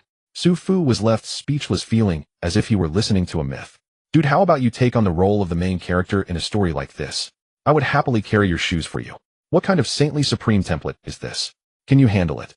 And what about the saying, in heaven and on earth I alone am supreme? This is simply outrageous. Su Fu felt that the artistic processing of Liu Xiang's persona was at least 30 stories high. He couldn't listen any longer and quickly interrupted him. "Uncle, I'm actually here to find Liu Xiang. Could you please tell me how to get in touch with her?" The uncle's expression instantly changed. He looked Su Fu up and down with a curious gaze that Su Fu couldn't decipher, then finally shook his head and sighed. Young people these days are always dreaming of soaring to great heights in one leap." The uncle pointed to the bustling wide avenue beside them and said, "Follow this road to the end to the east of the Imperial City Avenue. That's where the City Lord's residence is. If you want to meet Liu Xiang, you'll have to register and queue at the City Lord's residence. Wait for 3 to 5 years, and perhaps it'll be your turn." After saying this, the uncle glanced at Su Fu with a complicated expression and turned to leave. Su Fu. That person's gaze was quite strange. He couldn't tell if it was envy or jealousy. What does this mean? What's going on? Su Fu was even more confused. But fortunately, he had one good trait, which was his willingness to take action. Even though I don't understand, it won't hurt to go take a look. Su Fu had trained hard, so his stamina was exceptional. In just a quarter of an hour, he arrived at the so-called City Lord's residence in Fengdu. He remained calm and discreetly surveyed the surroundings. His confusion lessened considerably as he grasped the origins of the City Lord's residence and City Lord Liu Xiang. To be honest, it was 6202, and where would you find a mayor still calling themselves a city lord? Unfortunately, the Liu family was different. Their status was indeed hereditary, so calling themselves city lord was perfectly justified. The Liu family was of royal descent, a 1,000-year-old dynasty passed down through generations, emphasizing women's supremacy. Since 1,000 years ago, during the ruling dynasty, they had been assigned to this place as nobles. 1,000 years passed, and their status remained unshakable even now during the era of great unity. However, although the Liu family held absolute power in Fengdu, the ruling lady city lord was wise and managed well. Under her governance, the people of Fengdu lived in peace and prosperity, and naturally no one dared to voice dissent. No, perhaps there are some, but as soon as someone shows signs of it, they get checked for water meters. Su Fu silent. As for the uncle's cryptic words, Su Fu hadn't even asked yet when a well-meaning local from Fengdu offered to guide him. "Are you here to participate in the city lord's marriage recruitment event?" "Me? Wow, you're quite charming. Perhaps our city lord has a thing for this type." "Huh. Come, register over here. First get in line, take a photo, and introduce yourself. If the city lord takes a liking to you, then you'll be in luck." Hey. Just like that, Su Fu was inexplicably led into the city lord's marriage recruitment registration point, and inexplicably found himself standing on a high platform. He looked up and saw 3 judges sitting below and 5 attendants standing by. Outside, a crowd of onlookers gathered, scattering sunflower seed shells all around. The main judge in the center was a middle-aged woman. She looked Su Fu up and down, her eyes brightening slightly as she picked up her pen and asked the first question. "What's your name?" Su Fu looked bewildered. "Me? I don't have a name." Seeing Su Fu's looks, the main judge patiently knocked on the table and said, "I'm asking for your name." Su Fu. Su Fu. "No, it's Su Fu." The main judge said, "Oh," and extended her hand palm up. "All right, please showcase your talent." The female judge beside her whispered to her, but the basic information hasn't been asked yet. Yeah, he hasn't even introduced himself. Another male judge deliberately spoke loudly. If you ask me, this guy is just a pretty boy, there's no need to pamper him. The main judge glared and said, what are you shouting about? I'm the main judge here. The male judge was somewhat displeased, but still shrank back, not wanting to create a scene. After saying this, the main judge turned back to Su Fu. All right, then please begin your performance. Su Fu, if I say I'm here for the city lord for something, will they believe me? Looking at the eager crowd below, forget it, I'm here now. Su Fu began his impromptu performance. Hello people of Fengdu, I am Su Fu, a trainee warrior with 2.5 years of practice. I enjoy singing, dancing, rapping, and basketball music. Genitami, oh baby. Baby, tonight we hunt tigers. Let's dance the cha-cha of love. I always cram at the last minute. Cram. Su Fu's dance was bewitching, graceful, hypnotic, striking straight to the soul. Ni's voice celestial and pure lingered long after the final note faded, resonating like eternal chimes. The audience stood frozen, eyes burning as if seared by invisible fire. Even the male judge abandoned all pretense of critique. His mouth hung wide open, his expression utter. What in the world is this, eh? No, I can't bear it. Drag him off stage, now off. If the judges were already shrieking in hysteria, the crowd below was beyond redemption. My eyes, and these eyes are ruined, utterly, irreversibly ruined. Ah no, that demonic melody pierces the mind. Even with eyes closed, I cannot resist. Where is he? Where is he? Someone, anyone, intervene. A sharp crack, and just like that. Before Su Fu could finish his medley dance, several burly men seized him and hurled him out the gates of the city lord's mansion, their faces grim and unforgiving. Even as he tumbled onto the street, Su Fu shouted after them, "Hey, wait, I haven't even warmed up yet. Let me finish." No one answered. With no choice left, Su Fu sighed and declared, fine, then I'll tell you that. He planted his hands on his hips. No more pretense, no more disguise. I'm a connection. Actually, I'm not here for the marriage selection. I'm here because my master Li Xiang is an old friend of your city lord. I've come to see her on urgent business. None of the gate guards sneered. Every fool who tries to see the city lord says exactly that. Yesterday I tossed out a lunatic who claimed to be the city lord's uncle. Stay another second, and I'll kick you out. As he spoke, he failed to notice the man beside him staring, eyes wide, gaze unervingly fixed. Shock, disbelief, sudden clarity, then collapse. Wait, you newcomer. I only took a tiny break yesterday. How dare you stir up this chaos? Could it possibly be, that the so-called lunatic you threw out is actually the city lord's uncle? In Fengdu, who would dare impersonate the city lord's kin? They'd sign their own death warrant. Besides, everyone in Fengdu knows Old Sword Sovereign drinks like a river, yet his sobriety vanishes the moment wine touches his lips. He turns wild, untamable. Someone dared throw him out. I salute your courage. Yet the guard's expression darkened further. Already he was calculating how to survive the Old Sword Sovereign's inevitable wrath, once the wine wore off. Su Fu, oblivious, knew nothing of these inner tremors. Trapped outside the city lord's mansion by this stubborn thick-head guard, Su Fu had no recourse. With a sigh, he turned and walked away. He found shade beneath a tree near the mansion's gates. Can't get in. Fine, I'll wait. You will emerge. Like the farmer who waits for the hare. Fengdu's May sun blazed with early ferocity. By noon, heat rose like a furnace. But Su Fu, his body tempered through cultivation, skin like golden jade, spiritual energy flowing within, felt not a trace of discomfort. Yet endless waiting dulled his vigilance. Drowsiness crept in. Just as his head began nodding like a pecking chick, a figure approached silently. So, you claim your master Li Xiang is the city lord's friend? Su Fu's heart leapt. Here he comes. He jolted upright, every sense sharpened, every muscle alert. Who might you be? Su Fu looked up, to find a middle-aged man with a goatee scrutinizing him from head to toe, as if verifying his very identity. Allow me to introduce myself, the man said, smiling faintly. I am Hu Sanyang, steward of the outer residence of the city lord's mansion. Someone reported your attempt to enter today. It struck me as odd, so I came to inquire. Su Fu rose, hands back on his hips. Indeed, that was me. Hu Sanyang seemed satisfied, his doubts dispelled. After 2 brief questions, he said, truth is the city lord is not currently at the mansion. If you wish to meet her, follow me. Su Fu burst into joy. Why didn't you say so sooner? Take me to her. I have urgent matters to discuss. Hu Sanyang raised a hand, and instantly a sleek black sedan glided to a halt before them. Please board. He opened the rear door with a courteous gesture. Without hesitation, Hu Sanyang showed no intention of joining him. As soon as Su Fu entered, he simply waved, and the sedan surged forward. Hey, the steward hasn't gotten in yet, and he's still not aboard. Nsu Fu called out twice, but the driver remained silent, unmoved.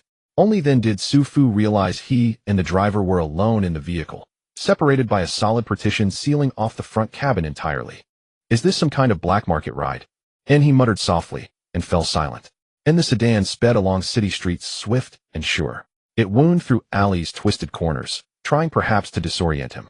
But it underestimated the power of a cultivator's divine sense. Nsu Fu was wide awake. Soon the sedan's true purpose revealed itself. In leaving the city, it veered sharply, heading straight for the outer gate. From a kilometer away, the gate's sentries swung the barrier wide open. The sedan shot through without pause. Clearly, this was no trip to kindergarten. Su Fu opened his mouth, but made no sound. Na Sharp's silent intake of breath. Will we win? Why does my heart race so wildly? Soon the sedan halted before a secluded manor. The door swung open from outside. A butler in white gloves bowed gracefully in. Mr. Su, your requested meeting awaits you within. Well now, no pretense left. Su Fu frowned. He hadn't told anyone his name. Then again, perhaps the butler had watched his performance. A new fan won. Nsu Fu strode confidently behind the butler into the manor, arriving shortly in the main hall. There standing before him was an undeniably captivating figure. City Lord Mr. Su has arrived. You may withdraw. Na languid resonant voice echoed. Yes. The butler retreated with perfect reverence. Bring tea. The figure turned. Her brows were bold, her gaze resolute, her aura transcendent. Yet her face was soft, oval-shaped skin like flawless white jade. Su Fu narrowed his eyes. You are City Lord Liu Qing. She nodded once. Nsu Fu pulled out a poster comparing it to her face, measuring angles, studying features, then clicked his tongue. Is this really you?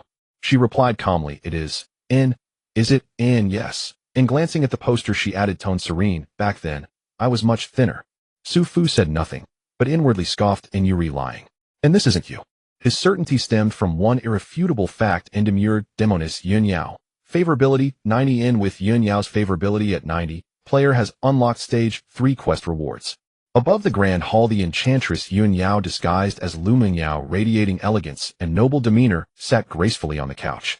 Her eyes swept over Su Fu, below her tone gentle and devoid of fluctuation as she said, the day before yesterday, Fengdu City received a brief message from Rong City stating that Master Li Xiang encountered a tide of wild beasts at the Lotus Sanctuary and is now missing. I just knew she must have run into trouble. Tell me, why did Li Xiang ask you to find me? What exactly happened? Su Fu lowered his head at her words. It was unbearable. Seeing her put on such a pretense nearly made him laugh out loud. He couldn't understand how those actors managed to keep a straight face while performing. No matter how much this false city lord pretended, Su Fu couldn't help but grin when he saw the words Guan Guan above her head. It was truly hard to maintain. But fortunately, he had his own clever tricks. Seizing the moment to bow his head, Su Fu casually wiped his eye with his finger as if he were cleaning something. His shoulders trembled as if he were desperately holding back something. Soon, with a soft plop, a tear fell onto the table. Then came 2 drops, 3 drops, forming a string. Master Li Xiang. When he looked up again, Su Fu's eyes were already red, brimming with tears. Master Li Xiang is dead, he exclaimed, his voice choked with emotion, his whole body shaking. No, I can't hold it together. This chili oil is just too stimulating. Su Fu repeatedly wiped his eyes with his sleeve, but the more he wiped, the redder they became. Guan Guan. This person seems to be overdoing it with their emotional display, doesn't it? However, she didn't suspect him further, assuming that Su Fu and Li Xiang had a deep bond. After all, it was she who personally delivered the deadly blow with the heaven demon slash. Severely injured, besieged by wild beasts, and suppressed by a barrier. In such a situation, even the usually cautious Zhong Qianqian concluded that Li Xiang had no chance of survival. Moreover, she had secretly observed the interactions between the two while disguised as Zhang Qiaoqiao. It didn't seem simple. It didn't resemble a typical teacher-student relationship. Thus, Su Fu's sorrow, although exaggerated, was somewhat understandable. Guan Guan feigned shock and said, "What? How could this be?" She didn't expect someone to disguise themselves as a student and deal her a heavy blow at a critical moment. Before dying, she instructed. She didn't expect someone to disguise themselves as a student and deal her a heavy blow at a critical moment. Before dying, she instructed me to find you and advise you to be wary of Zhong Qianqian.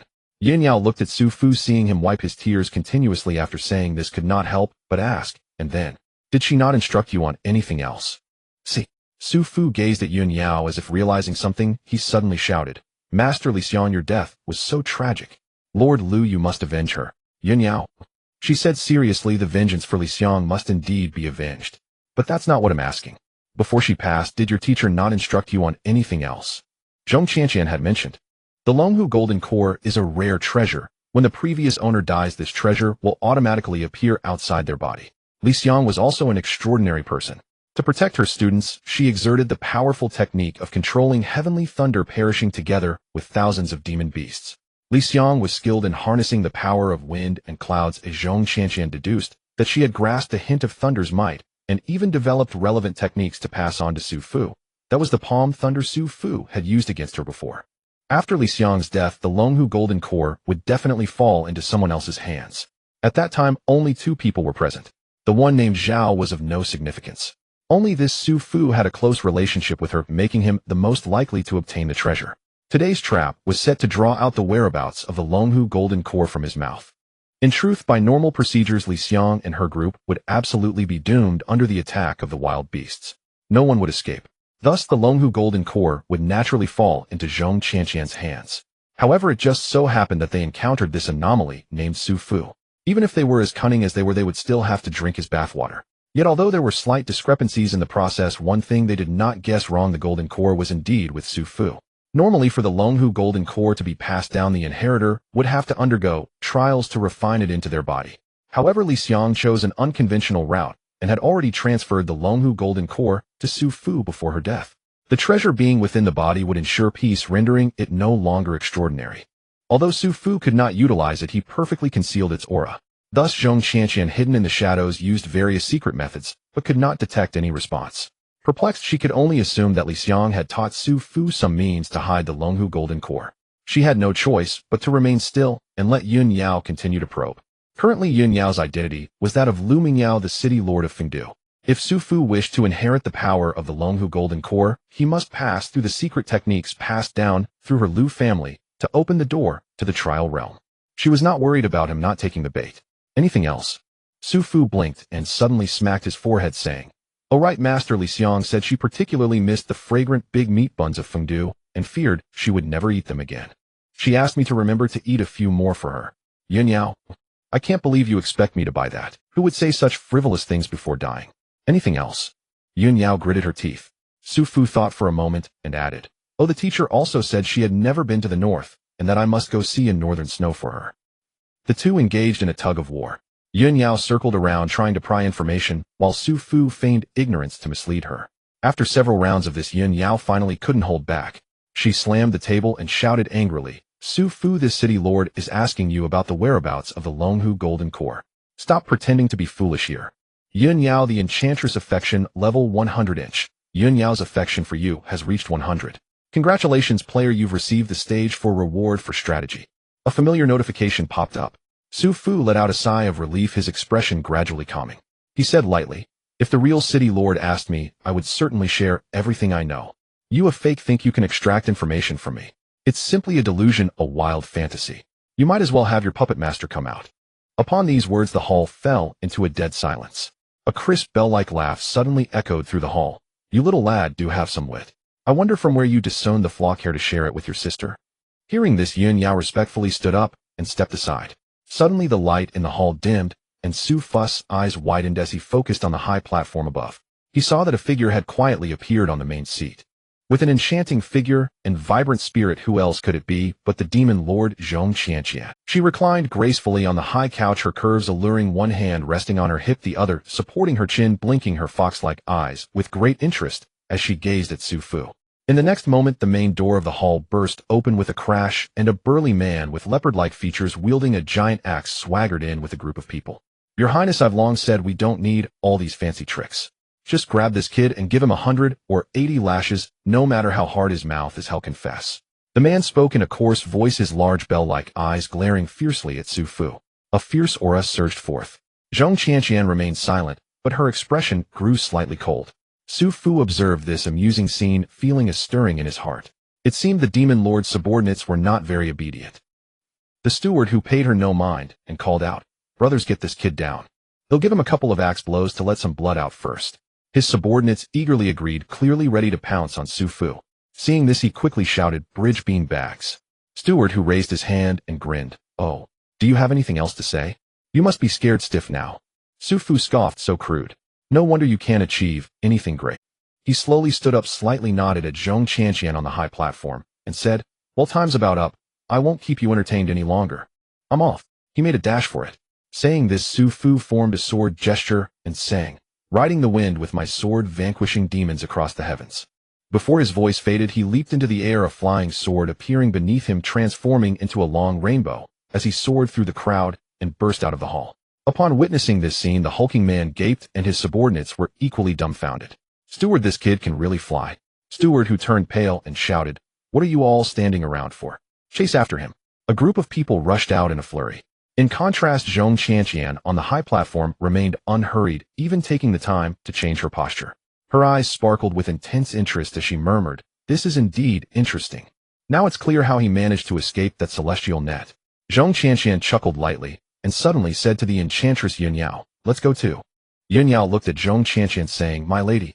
Zhong Qianqian replied gently, "If my guess is correct, if we don't leave now, we might just be too late." Yet Zhong Qianqian, for all her meticulous calculations, had only grasped half the truth. Indeed, if they delayed any longer, it would be too late. But departing now offered no guarantee of timely escape. As the two emerged at the manor's gate, they beheld a figure who had long awaited them. Long hair fluttered in the wind, a crimson that adorned her forehead, twin sword-like eyebrows radiated heroic vigor. Her phoenix eyes were elegantly narrow with subtly upturned outer corners, exuding an overwhelming aura. Her lips were lightly pressed together, yet their sharp, incisive contours paired with a straight, noble nose evoked the image of a drawn sword cleaving through demons and purging malevolence. This was none other than Liu Mingyao, Lord of Fengdu City. "Ah, so it is you, young Miss Liu. What then? Do you truly believe you alone can detain me?" Zhong Qianqian shook her head with a faint, knowing smile. "That falls rather short of sufficiency. Unless your uncle himself graces us with his presence." Liu Mingyao merely smiled softly. Before she could speak, a crisp, crystalline voice interjected. "If Lord Liu cannot match you, what of me? How do you fare, Li Xiang?" At that name, Zhong Qianqian's pupils contracted violently, astonishment and elation flickered across her face, only to harden into fury and bitter resentment. "You survived." Yun Yao instinctively lifted her gaze toward the source of the voice. There a tall, poised figure advanced. Each stride was unhurried. Yet with every step, she seemed to traverse dozens of meters. In mere moments, she stood before them all. It was Li Xiang, the sovereign-level martial cultivator. Tall and upright, movements precise and decisive, her aura fierce and unbroken. Utterly unscathed, radiating peak vitality. Impossible. Both Zhong Qianqian and Yun Yao recoiled, disbelief etched across their faces. Zhong Qianqian scrutinized Li Xiang from head to toe, as if verifying reality itself, then gasped in utter incredulity. "You are unharmed." Li Xiang let out a cold snort. "Even if you perished, I would remain untouched." She assumed a combat stance, voice calm and resolute. "Enough talk. Face my strike. This time I shall grant you no second chance." Liu Mingyao spoke at last. Her voice clear, serene, imbued with aristocratic grace. "Senior Sister Xiang told me how you trapped her within a formation.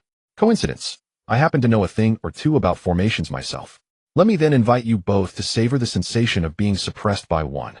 With a flick of her palm, a seal the size of a clenched fist materialized in her hand. Dense, true energies surged into it, then blazed forth with dazzling brilliance, unleashing invisible ripples that swept across the surroundings. Domain activated. Su Fu's acutely refined divine sense instantly perceived the eruption of battle at the manor. He guided his spirit sword into a slow aerial arc, halted midair, and closed his eyes to enter tranquil cultivation. After a long wait, the rabble finally charged forward with thunderous shouts. Seeing Su Fu hovering effortlessly in midair, the lead thug, a burly man with leopard-like features and glaring eyes, showed no fear.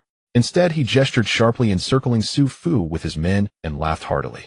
"Brat, you've kept Grandpa chasing you all this way. Run. Why stop running now? Or have your legs simply given out?" He glared, puffing out his beard. "You're completely surrounded. No wings could carry you away. And in this desolate wilderness, who on earth could save you?" Su Fu opened his eyes, then smiled faintly. "I believe you've misunderstood something entirely. It isn't you who have encircled me. Rather, it is I who have encircled you. Running. That was never the I was merely selecting an auspicious burial ground for you." Even as he spoke, he drew from his pocket a blade, exactly 1 chi in length. His sword traced a profound arcane trajectory through the air. Su Fu whispered, low chanting.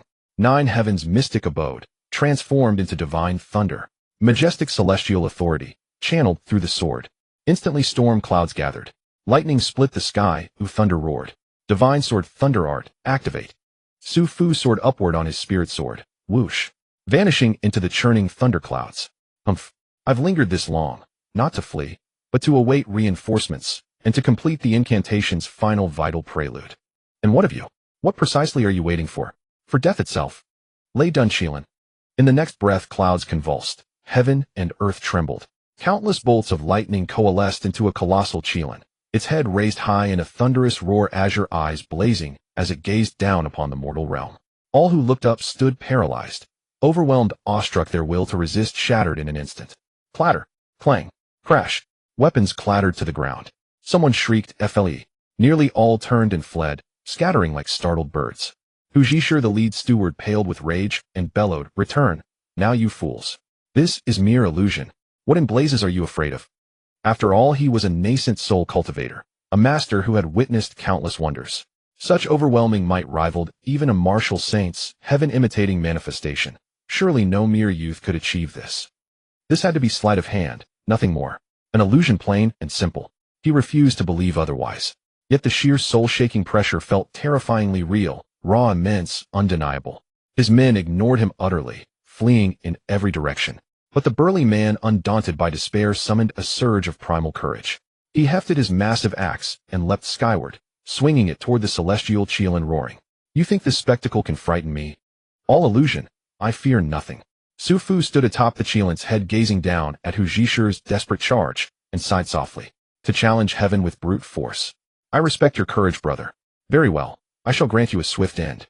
Boom. A blinding flash of white light erupted. When the smoke cleared, only the axe remained, ringing faintly as it struck the earth with a hollow clang. Its wielder had vanished without trace. Su Fu rode the Qilin, smiling benignly down upon the fleeing figures. "You pursued me so gleefully just moments ago. Now, shall I return the favor? Heh, heh. I chase you, and if I catch you I shall." Meanwhile, deep within Fengdu City, inside a rustic tavern, an elderly man drank deeply from his cup. He slammed the bottle onto the table, belched loudly, and slurred. "Barkeep, this lager lacks bite. Where's your master brewer? Fetch him immediately. Charge it to my niece's tab. She earns more than she'll ever spend." The innkeeper bowed profusely. "Yes, yes. Right away, sir. First bring me something flavorful, to cleanse my palate. This swill is insipid, utterly unworthy." "Right away." Suddenly the old man's brows twitched, his eyes snapped open, and lifted toward a distant horizon. Simultaneously, the ancient sword resting on the table began to hum with quiet resonance. "Whose child is causing such a commotion? Utterly irresponsible." He muttered under his breath, then patted the scabbard gently with his calloused hand, as if soothing the blade's restless spirit. There, I know you've hungered long in silence. We're still holding the line, aren't we? Just wait, just a little longer. In 2 years, I'll take you to the Yuan and unleash your fury." When Su Fu found our esteemed immortal master, the once magnificent manor had turned into a scene of devastation. Li Xiang's sleeves were torn, her clothes slightly soiled, and she appeared to have endured some hardships. Beside her stood a woman radiating formidable energy, strikingly similar to the city lord that Yun Yao had impersonated earlier. The two were engaged in conversation, while several teams of law enforcement from Fengdu were cleaning up the battlefield and searching for survivors in the distance. Su Fu landed on his sword, causing both women to turn their gaze towards him. "Is this the hidden escape technique you possess?" Li Xiang asked, curiously eyeing him. With Su Fu's feet touching the ground, the flying sword he had been standing on had naturally vanished. It was only natural for Li Xiang to be a bit curious about such a large sword disappearing into thin air. With his hands on his hips, Su Fu let out a sound of contemplation. He offered no explanation but scanned his surroundings and asked curiously, "What about that female demon named Zhong Qianqian? And what about the one impersonating Zhang Qiaoqiao?" Su Fu couldn't help but inquire about these two who had generously gifted him a stage 4 package.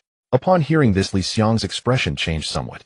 She looked at Su Fu awkwardly and whispered, "There are 2 pieces of news, one good and one bad. Which would you like to hear first?" Su Fu, startled, quickly scanned her from head to toe and said, "You don't look like you're about to spew blood and collapse dead, do you? To be clear, I only have 1 reviving pill and you've already used it, so there are no extras." Just as he finished speaking, Li Xiang delivered a swift chop to his head, leaving him speechless. "You little brat, can't you wish for my well-being for once?" Su Fu exclaimed, grimacing as he rubbed his head. "Wow, you're being quite harsh. If there's nothing wrong, then what's with the forceful hit? Are you trying to knock something out of me?" The esteemed immortal master rolled her eyes and impatiently said, "Hurry up and tell me, do you want to hear the bad news or the good news first?" Su Fu replied, "Then let's hear the bad news first." After all, you're fine. How bad could the news possibly be? Li Xiang's expression softened slightly upon hearing this. She shot Su Fu a glare and crossed her arms, stating, "The bad news is that the female demon has escaped with that humanoid beast. Not only that, but after this confrontation, she should have realized that the Longhu Golden Core is no longer in my possession." She continued, "In other words, she is likely to Su Fu responded, "What? Is this correct? Why am I the one suffering when you two are the ones fighting? Please don't drag this innocent by." Noticing Su Fu's unusual expression, Li Xiang immediately added, "However, the good news is after this battle, she is seriously injured, and for the next 2 years you won't have to worry about her causing trouble from behind." Moreover, this tactic of luring the snake out of its hole was very successful. The captured survivors have revealed the locations of other cities' hideouts during interrogation. As a result, the forces related to Zhong Qianqian have been nearly eradicated.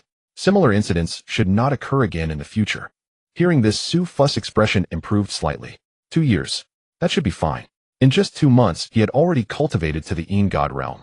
If he were to cultivate for 2 years, he couldn't even imagine how high his cultivation would rise. Nascent soul, Earth Immortal, or perhaps Celestial Immortal. That wouldn't depend on him. This depended on how well the benefits came through. With that thought, Su Fu looked at the esteemed Immortal Master with a gaze full of fervor. Immortal Master Li Xiang, affection level 53, just 7 more points. If I push a bit more, in new stage 2 package will be within reach. At that moment, Lu Mingyao linked her arm with Li Xiang's, looking at Su Fu with a playful smile. "Sister Xiang, is this the good student you've been talking about for half the day?" She glanced Su Fu up and down, her voice crisp as she commented, "As for strength, it's mediocre. His methods, however, are quite impressive. He looks passable too." Suddenly, Lu Mingyao leaned closer to Li Xiang and whispered, "Sister Xiang, you wouldn't happen to like this type, would you?" Li Xiang's face turned slightly unnatural as she took a step back and glared at Lu Mingyao, scolding, "You little brat, what nonsense are you spewing? I think you actually match him quite well. You're not too far apart in age, why don't consider some older man with a younger woman? A woman 3 years older than a man is worth a fortune. I'll let this brat hold 2 bricks of gold just right." Lu Mingyao chuckled and said, "You know my situation, so let's skip the men for now. As long as I can be with Sister Xiang for a lifetime, I'm already satisfied." Su Fu didn't mind Lu Mingyio's evaluation of his mediocre strength. After practicing the 5-form stance that Li Xiang had taught him, his internal energy had already stabilized significantly. Moreover, the martial arts inner energy he had cultivated had been nearly devoured by his magical power. He appeared just like a novice martial artist who had just broken through the transformation stage and entered the ranks of postnatal warriors. Being labeled as mediocre by Lu Mingyao was quite a lenient assessment. As for his methods, they naturally referred to his technique of flying on a sword. However, Lu Mingyao didn't seem particularly surprised. As a city lord and one of the extraordinary beings, she had seen plenty of strange abilities. Flying in the sky, swimming in the water, burrowing into the ground, shape-shifting. There was a wide variety. Su Fu's sword-flying technique at most was viewed as handsome in Lu Mingyio's eyes. It merely drew her attention a bit more, and that was about it. Of course, this also related to Su Fu's shallow cultivation and lack of skill. If he were to reach a profound level of cultivation, able to merge with the sword and traverse thousands of miles in an instant, then forget Lu Mingyao, even martial saints would have to call him senior. Su Fu didn't care about Lu Mingyio's evaluation, but he was concerned about something else. Princess Lu Mingyao, affection level 27. Just a single glance, and his entire demeanor changed. "What the heck, bro? Why is that? Why is my affection level dropping right off the bat? What did I do to deserve this?" Su Fu clearly remembered that he had looked at Lu Mingyao twice when he first landed. At that moment, there were no words floating above her head. How did she end up with a negative affection score after just a few words with Li Xiang? Su Fu really have such poor luck with strangers? He found it perplexing. But Su Fu remained silent, simply standing behind the Immortal Master and the city lord, listening to their conversation while pondering. It was during this pondering that Su Fu suddenly realized something. Lu Mingyio's words were clearly testing Li Xiang's attitude towards him. Moreover, given her intimate posture and affectionate words with the Immortal Master, Su Fu couldn't help but take a sharp breath as if he understood something. On the other side, Zhong Qianqian took Yun Yao far away to a safe hideout in the wilderness. As soon as they landed, Zhong Qianqian couldn't suppress her surging internal energy and spat out a mouthful of old blood. "My lady, are you alright?" Yun Yao quickly helped Zhong Qianqian. "I'm fine." Zhong Qianqian's face was pale, eliciting sympathy. She wiped her mouth, her plump, rosy lips twisting into a sickly smile. Zhong Qianqian's eyes gleamed with fervor as she murmured, "On the contrary, I've never felt such a wonderful beginning. She didn't kill me despite using such heavy-handed tactics, hee. Yun Yao, do you know what this means?" Without waiting for Yun Yao's response, Zhong Qianqian continued, "The Longhu Golden Core inside her is gone. If the golden core isn't in her body, where could it be? It's hard to guess. Outside the vast mountain valley, high mountains and flowing water. A winding stream flows gently, cascading from the cliff, transforming into a silver ribbon that plunges into a deep pool below, stirring up waves of mist. Beside the silver waterfall stands a pavilion where Su Fu, Li Xiang, and Lu Mingyao are gathered. Soon Mingyao will use a secret technique to open the trial door to the Longhu secret realm. Watch for the right moment to leap in and you will reach the trial's secret realm. Li Xiang repeatedly reminded. The so-called secret realm is a small world that drifts outside this realm. It harbors countless opportunities sought by martial artists along with unfathomable dangers. In ancient times, many powerful martial artists captured realms and refined them into secret realms for their own control. However, one day those who reached this level mysteriously disappeared. Only various secret realms scattered across this world remain, enticing future generations to adventure and seek treasure. After countless years of exploration, many secret realms have become places of inheritance for various factions. The Longhu secret realm is one of them. Once you enter the secret realm, you must head to Longhu Mountain to acquire the Qiankuan sword and the Yin Yang mirror. With the extraordinary power of these two treasures, you can subdue the Longhu golden core within you, making it recognize you as its master and serve you. During this process, how much you can comprehend depends on your own luck and enlightenment. Li Xiang stood tall and proudly declared, back in my day, I only took half a day to successfully subdue the golden core, comprehending a full 60% of its mysteries. That's how I attained the realm of master by the age of 30. As for you, Li Xiang glanced at Su Fu, curled her lips, and deliberately criticized. Your talent is mediocre, and your comprehension just passable. If you can grasp 3 or 4%, it won't embarrass me too much. Lu Mingyao then added, but remember, this trial only lasts for 2 days. When time is up, regardless of success or failure, you must return to the place where you entered the secret realm, and I will have a way to guide you out. If you miss the opportunity and the secret realm detaches from reality, you won't know how long you'll have to wait. And she warned, at the shortest it could be 10 days or half a month, at the longest 3 years or 5. Plus, time flows differently inside the secret realm compared to the outside world. At that time, not only will you miss this prestigious martial arts competition, but who knows, by the next time the secret realm opens, you might already be an old man. Li Xiang shot her a glance, speechless, and said, it's not that serious. It will indeed delay some time, but can't you just use the secret technique again? Hey, why are you sabotaging me? Lu Mingyao complained. You really have forgotten your old friends after gaining a disciple. New generations surpass the old. Li Xiang rolled her eyes. Listen to what you're saying. Can't you say a little less? Finally, unable to hold back, Su Fu interjected. He raised his hand and weakly said, Are we really obligated to go to this secret realm? What if I don't want to go? Li Xiang and Lu Mingyao turned their heads in unison to look at Su Fu, saying in unison, no way. Lu Mingyao added, every successor of the Longhu Golden Core must enter the Longhu secret realm to undergo the trial. That's the rule. Moreover, if you don't control the Longhu Golden Core and allow this extraordinary treasure to roam within you, aren't you worried it might cause you trouble someday? Li Xiang added, that which Zhong Qianqian is still lurking in the shadows, keeping a close watch. If you get caught by her, how will you extract the Longhu Golden Core from your body? Losing the golden core is minor, but your life could be in great danger. This situation is urgent. You must quickly subdue the Longhu Golden Core and enhance your own strength. Su Fu was speechless. Sisters, why don't you talk about why that which has her eyes on me? Isn't it you? But the Celestial Lord's phoenix eyes were already narrowed, with a cold glint flashing in her gaze the threat. Su Fu decisively gave up, struggling inside. All right, then I'll trouble Lord Liu to use the secret technique. That's more like it. Li Xiang nodded in satisfaction, quietly relaxing her clenched fist. She looked at the sky and said to Lu Mingyao, all right, it's about time to begin. Lu Mingyao expressed her feelings. I didn't expect that since I used this secret technique less than 10 years ago, I would have the chance to use it for the second time. She looked at Li Xiang with an inexplicable expression. I never expected you would have the chance to watch me use the secret technique for the second time. Last time Li Xiang watched as the one being inherited. Logically speaking, as the inheritor, Li Xiang should never survive, meaning she wouldn't see the second secret technique. But the situation was so bizarre.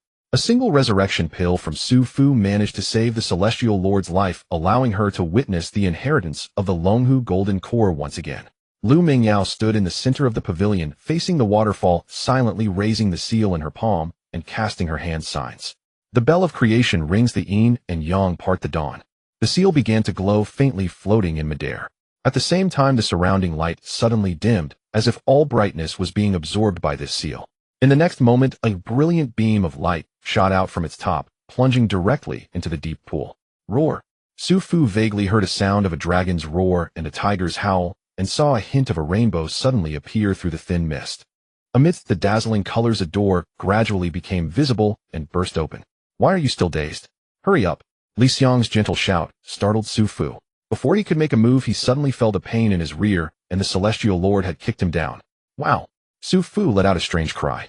Before he even had time to summon his flying sword, his body involuntarily generated an inexplicable pulling force rushing straight towards the door of the secret realm. The world spun chaotically, and when Su Fu regained his senses, he found himself at the foot of a mountain. The mountain towered high with swirling clouds and green pines visible halfway up. A moss-covered pebble path extended beneath his feet, winding upward. Ahead of Su Fu stood a crooked stone. The inscription was an ancient script. Although Su Fu did not understand it, he had heard the Celestial Lord mention it. It was called Longhu Mountain Shedding Armor Stone, symbolizing the necessity of shedding armor and discarding weapons to ascend Longhu Mountain. Su Fu looked around and saw that the surroundings were lush with no sign of human presence. Behind him was a thick mist, as if everything was swallowed by the invisible. This is the Longhu secret realm. Su Fu took a deep breath, his eyes shining brightly. The spiritual energy here is so rich. This intensity is at least 10 times that of reality. He immediately crossed his legs and assumed a posture of 5 hearts facing the sky. Why would I need to go after that Qian Kuan sword and Yin Yang mirror? Su Fu was unwilling to provoke unknown risks for no reason, so he directly began to cultivate at 10 times the speed. Pushing his levels up quickly is surely more enjoyable. As for the Longhu Golden Core, if all else fails, I'll just tell Li Xiang that I failed to subdue it, and will come again next time. Lush green waters and mountains, clusters of flowers in full bloom. The sunlight slants gently, and a soft breeze flows. Su Fu sits cross-legged on a piece of green stone, breathing deeply with his pores wide open.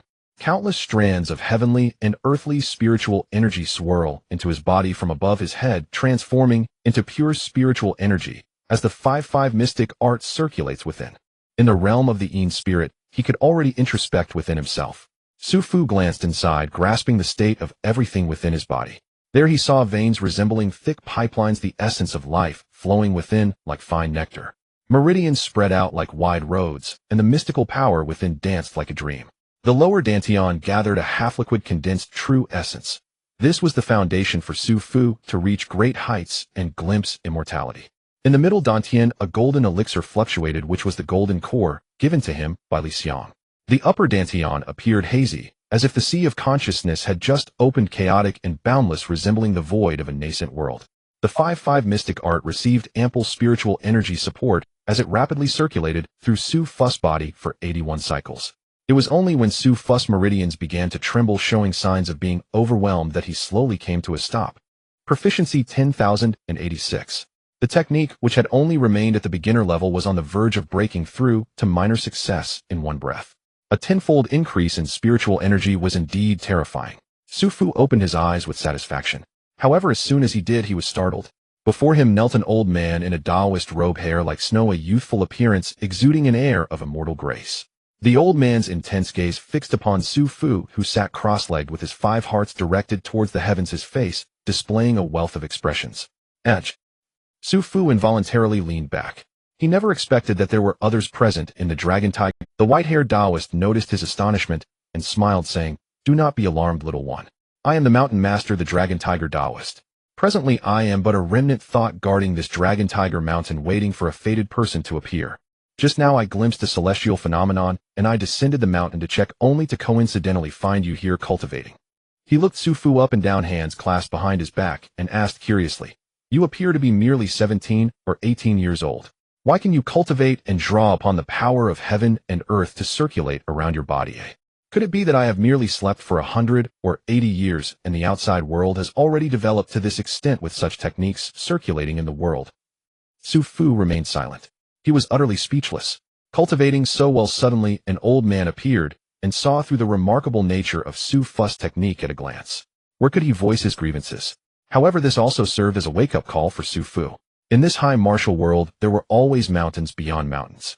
From now on, his cultivation could not be so casual. Fortunately, this fellow seemed to be a local in this secret realm, so he should not blab about his secrets everywhere. The Taoist, seeing that he did not respond, smiled again. "I see you have come for the golden core inheritance. Why do you linger at the foot of the mountain instead of ascending?" Su Fu confessed honestly.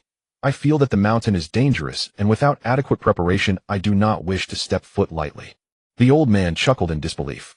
What risk is there? He said, the mountain merely has a few trials that I set up carelessly back in the day. The purpose is only to screen for talent and pass down the methods of my Dragon Tiger Mountain. He looked at Su Fu, his eyes filled with satisfaction. If I were still around back in the day and saw such a good seedling, I would have definitely taken you, as my closed-door disciple teaching you with care.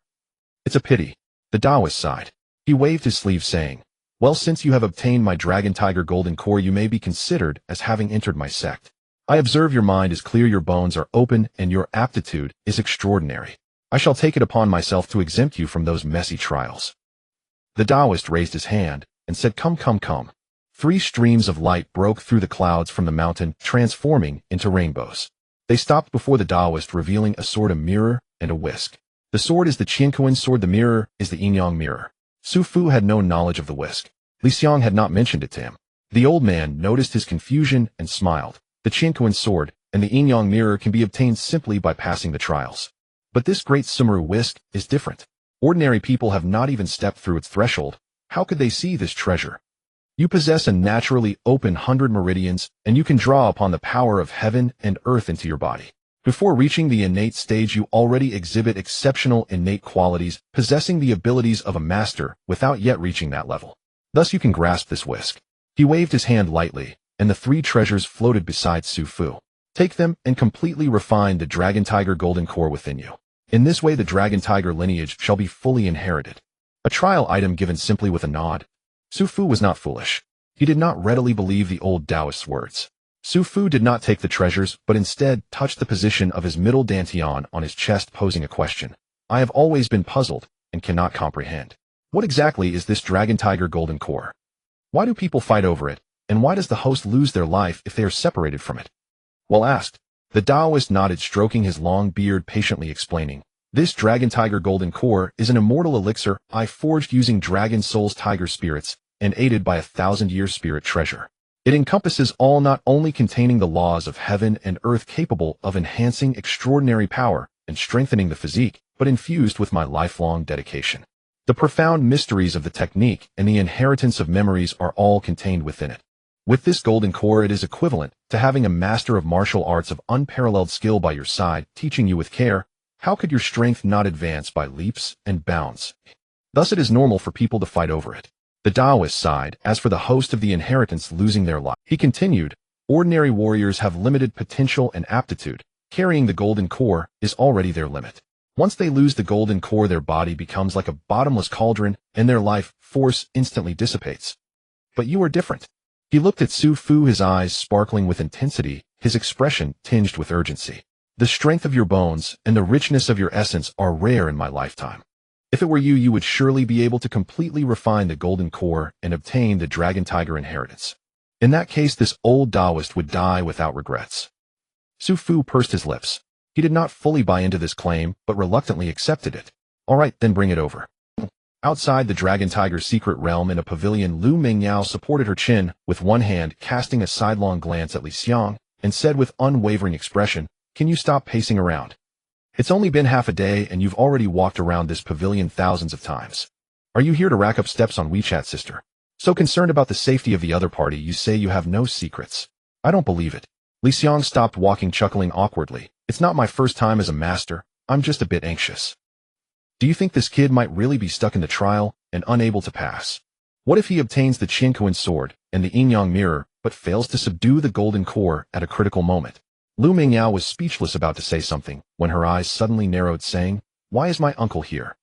Li Xiang turned around to see an unkempt old man with a long sword striding towards them. He appeared slightly drunk, swaying as he walked, but his pace did not slow down at all, and in just a few breaths he appeared before the 2 women. Oh, you are here too. Lu Changfeng glanced at Li Xiang in surprise. Without waiting for Li Xiang to respond, he walked straight up to Lu Mingyao and asked, did someone just enter the Dragon Tiger's secret realm? At this, both Li Xiang and Lu Mingyao were taken aback. Li Xiang immediately became anxious, saying, Senior, my disciple is inside. Is there a problem? Your disciple, eh? Lu Changfeng's expression changed slightly. Did he go in with the Dragon Tiger Golden Core? Li Xiang nodded, asking, what's wrong? Is there something amiss? Lu Changfeng said, the mountain master of the Dragon Tiger sect. When Liu Qing appeared outside the vast valley, the Taoist of the dragon and tiger also sensed it within the secret realm. He turned his head, a smile-like expression on his face, as if his gaze could pierce through the heavy mist, and directly observe the three individuals within the secret realm. "What's the matter?" Su Fu casually asked upon noticing the old man's unusual expression. "It's nothing, just reminded of an old friend." The Taoist of the dragon and tiger withdrew his gaze, chuckling, and said to Su Fu, "You can easily control the golden core within your body and refine it by following the steps I mentioned. I, the old Taoist, am weak in spirit and cannot stay here for long, so I'll take my leave first." As he spoke, his figure gradually faded away. With a gust of wind, he vanished without a trace. Su Fu looked left and right, calling out several times, but received no response. It seemed the old Taoist had truly left. Su Fu could only mutter to himself, "Why are you running so fast? There are still some things I don't understand." The Taoist of the dragon and tiger appeared to be easy to talk to, answering all of Su Fu's questions. However, his answers were always vague at critical moments. Listening to his words was akin to hearing a conversation that belonged to someone else. At this moment, Su Fu still harbored many confusions that remained unanswered. Moreover, he wasn't the kind of fool who believed everything others said, so naturally, he wouldn't heed all of the old man's words. However, since both the Yin-Yang mirror and the Qian-Kuan sword were in his hands, it seemed impolite not to accept them. Thus, Su Fu decided to follow the method taught by Li Xiang and first subdue the dragon and tiger golden core within him. As for the old Taoist's mention of using the great Sumeru dust to refine the dragon and tiger golden core, Su Fu felt it was unnecessary. For one, he didn't need it. Secondly, he didn't feel comfortable with it. Su Fu was always decisive. Having made up his mind, he would execute it. The sharp blade of the Qian-Kuan sword cut through Su Fu's fingertip. Blood flowed and dripped onto the surface of the Yin-Yang mirror. The mirror absorbed the blood, instantly rippling with layers of waves. Seeing this, Su Fu decisively pointed the tip of the Qian-Kuan sword downwards and thrust it into the mirror's surface. As the tip of the sword made contact with the surface of the Yin-Yang mirror, it was as if it touched the surface of water, immediately sinking in. In the next moment, a powerful force surged from the sword's hilt into Su Fu's outstretched hands.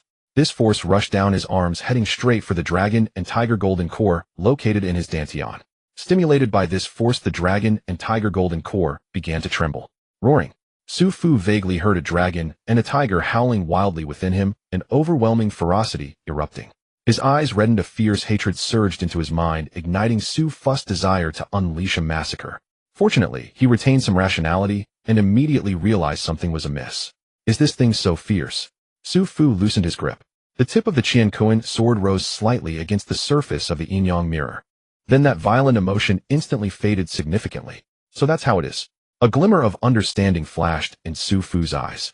The process of subduing the dragon and tiger golden core entails honing and tempering oneself amidst this overwhelming negative emotion until one can fully bear its power. Understood. Then let's begin. What do you mean this guy has lived for over 1,000 years? Li Xiang's pupils constricted, exclaiming in disbelief. No, it's not that he has lived for over 1,000 years. He has been in slumber for over 1,000 years. Liu Qing pulled out a wine gourd from somewhere, took a swig, and glanced at Li Xiang. Young people just lack composure, getting startled by the slightest thing. 1,000-year-old turtle, a 10,000-year-old tortoise. They are just a bunch of old fools who dare not face the heavenly Tao directly. Oh, what's there to be so surprised about? Li Xiang's face showed undeniable concern. It's easy for you to say, but my disciple Su Fu is still... Liu Qing sneered. If it weren't for your disciple blundering in and waking that old thing, I would have been able to retire in a few years. Now look, just when I thought I had escaped this mess, I run into this troublesome situation.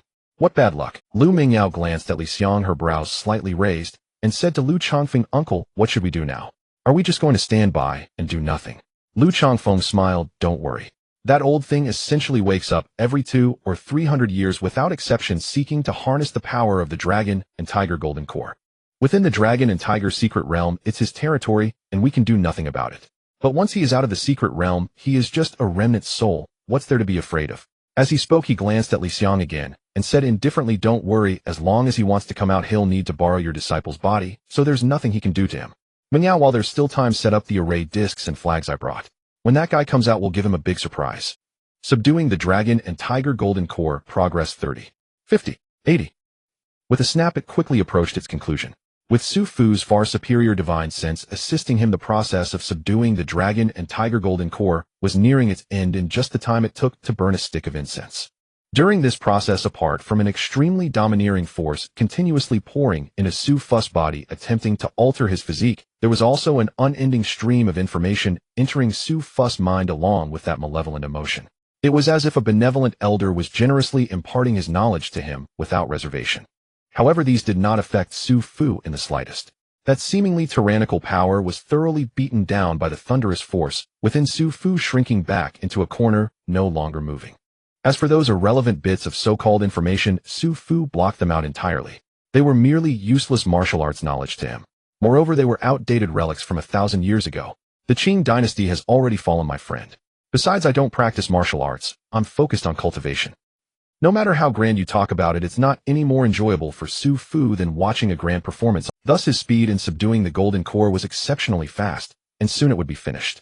At this moment, the entire blade of the Qianquan sword had submerged into the surface of the yin-yang mirror, leaving only the hilt exposed. The dragon and tiger golden core within Su Fu had completely settled down. It was curled up in Su Fu's dantian, unable to stir, much less move or rotate at all. Mainly because it had acted up earlier and was firmly smacked down by Su Fu's controlled magical power, leaving it utterly afraid to act. As the final subjugation process concluded, Su Fu had also mastered the method of using the dragon and tiger golden core. In Li Xiang's hands, it was essentially an amplifier of foreign powers, a paid one at that. It could absorb Li Xiang's vitality and amplify her foreign powers several times over, or even by several folds. Of course, different degrees of amplification came with different costs. But unfortunately, Su Fu was not an extraordinary person at all. He didn't possess any so-called foreign power to amplify with the dragon and tiger golden core. Well, that's not entirely true. Just as he was about to withdraw the Qianquan sword and end it all, an unexpected change occurred. The great Sumeru dust, which had been quietly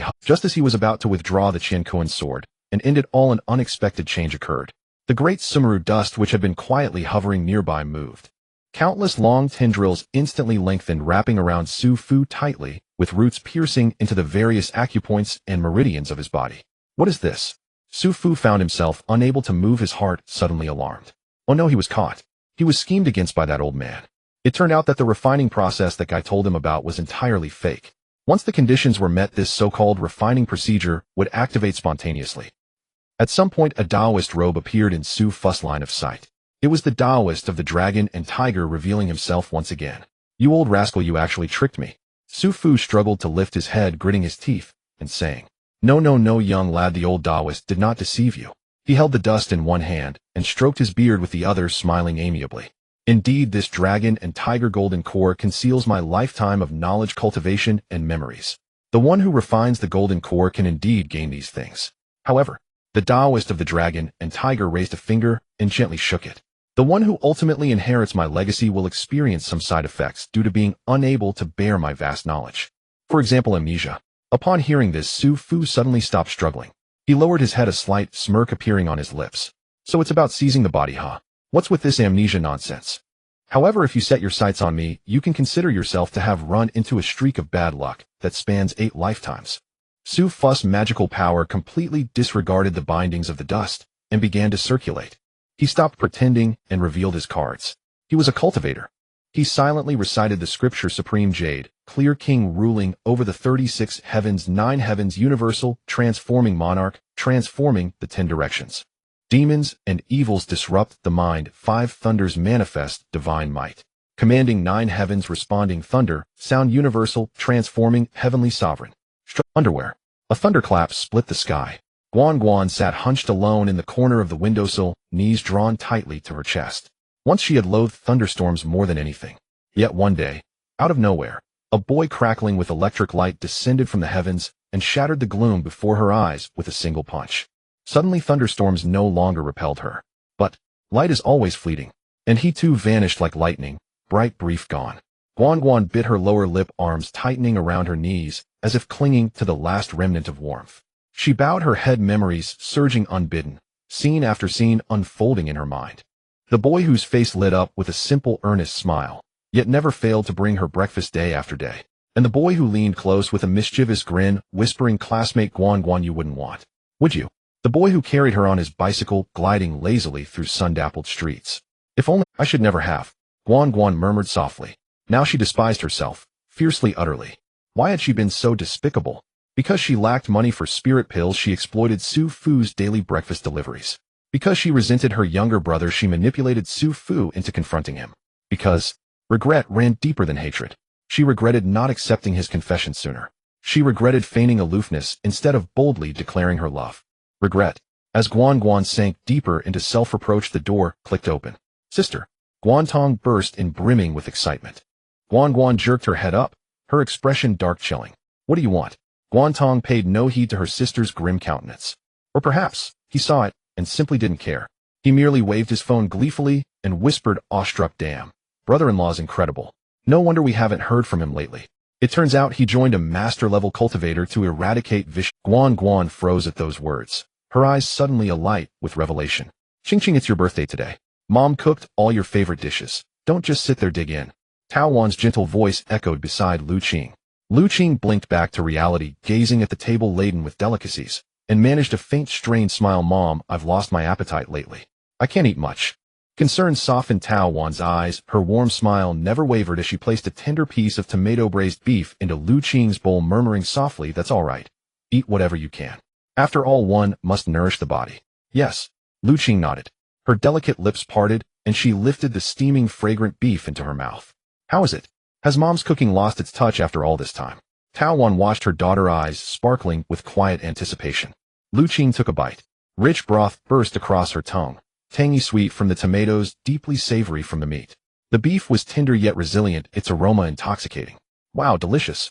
Her forced smile warmed genuine at last as she raised a thumb toward her mother. Your cooking is still my absolute favorite. So glad you like it. Relief flickered across Tao Wan's face, and she swiftly added another piece of sweet and sour pork ribs to Liu Qing's bowl. Try this one. Okay. Just as Liu Qing reached for the ribs, her phone rang sharply inside her bag. Hold on. I think it's a call. She set down her chopsticks and pulled out her phone, only to find an unknown number. Liu Qing never answered calls from strangers. Without hesitation, she declined the call. Almost instantly, no pause, no delay, the same number rang. Liu Qing frowned slightly at the unfamiliar digits, then rejected the call once more. Immediately it rang. The caller was relentless. Tao Wan chuckled. Could it be a friend who remembered it's your birthday and called to wish you well? Probably not. Liu Qing sounded uncertain. Logically, she'd never told anyone about her birthday. No one should know, not after 3 years, and certainly not when she'd never mentioned it before. Yet after long hesitation, she finally answered. Meanwhile, beneath Unit 3 of Fondo Garden Residential Complex, Liu Wanqing stood unusually polished. She wore a sleek black blazer over a gray plaid pencil skirt paired with gleaming black stilettos. Beneath the blazer, a crisp white shirt and sheer black stockings completed her look. Her usually unruly hair was swept back into a neat, disciplined chignon, clean, sharp, commanding. At first glance, she radiated the unmistakable aura of a formidable career woman. Beside her, several flamboyantly dressed girls leaned and listening intently to the ringtone blasting from Liu Wanqing's phone. After a few sharp beeps, a girl with vibrant green hair, dressed like a bold tomboy, hesitated. Boss, the sky looks ready to pour. And he's not picking up. Maybe we should just give up. Liu Wanqing shot her a fierce glare and snapped silent. This is a promise I gave, personally. A sister's word is iron, once spoken, never retracted. In truth, another thought lingered unspoken. If this mission failed, when that boy returned, how could she ever face him, begging for that explosive perm he'd promised? Losing that perm would wound her far more than death itself. The green-haired tomboy opened her mouth again, but the line connected. Seeing Liu Wanqing's piercing gaze, she shrank back and fell silent. Hello. Who is this? Liu Qing's cool, clear voice emerged from the receiver. Liu Wanqing cleared her throat, plastered on a radiant smile, and modulated her tone with practiced charm. Good day. May I speak with Miss Liu Qing? Liu Qing paused. Yes, speaking. And you are? I'm Liu, client manager at Chengnan 13 Golden Blossom Service Co. Ltd. Mr.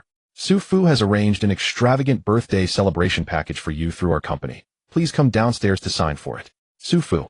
Hearing that name, Liu Qing slipped into silence, lost adrift. Long seconds passed. Only her soft, shallow breaths whispered faintly through the line.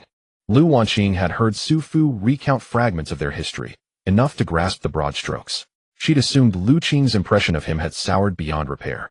She'd expected her to hang up the moment she heard his name. Liu Wanqing had even rehearsed dialing again, or switching numbers, to keep pressing forward. Instead, she met utter stillness. How quiet. How strange. After half a minute of silence, Liu Wanqing couldn't help but ask, Ms. Liu, are you still there? Ah, sorry. I drifted off. Please continue. Liu Qing's voice sounded distant, dreamlike. Liu Qing sighed inwardly and repeated, Mr. Su Fu has reserved a premium birthday celebration package for you through our company. Kindly descend to collect and sign for it. Oh yes, Liu Qing replied, just 2 words. Yet somehow Liu Qing heard gravity, solemnity, weight in that single syllable. Then came Liu Qing's muffled voice on the other end, hastily addressing someone nearby. I'll step out for a moment. I'll be right back. Got it, boss. Or sis. In a flash, the girls scattered, vanishing into the flower beds like Liu Qing snapped her foldable screen shut, straightened her posture, and commanded, move. Positions now. She's coming down any second. Got it, boss. Or sis.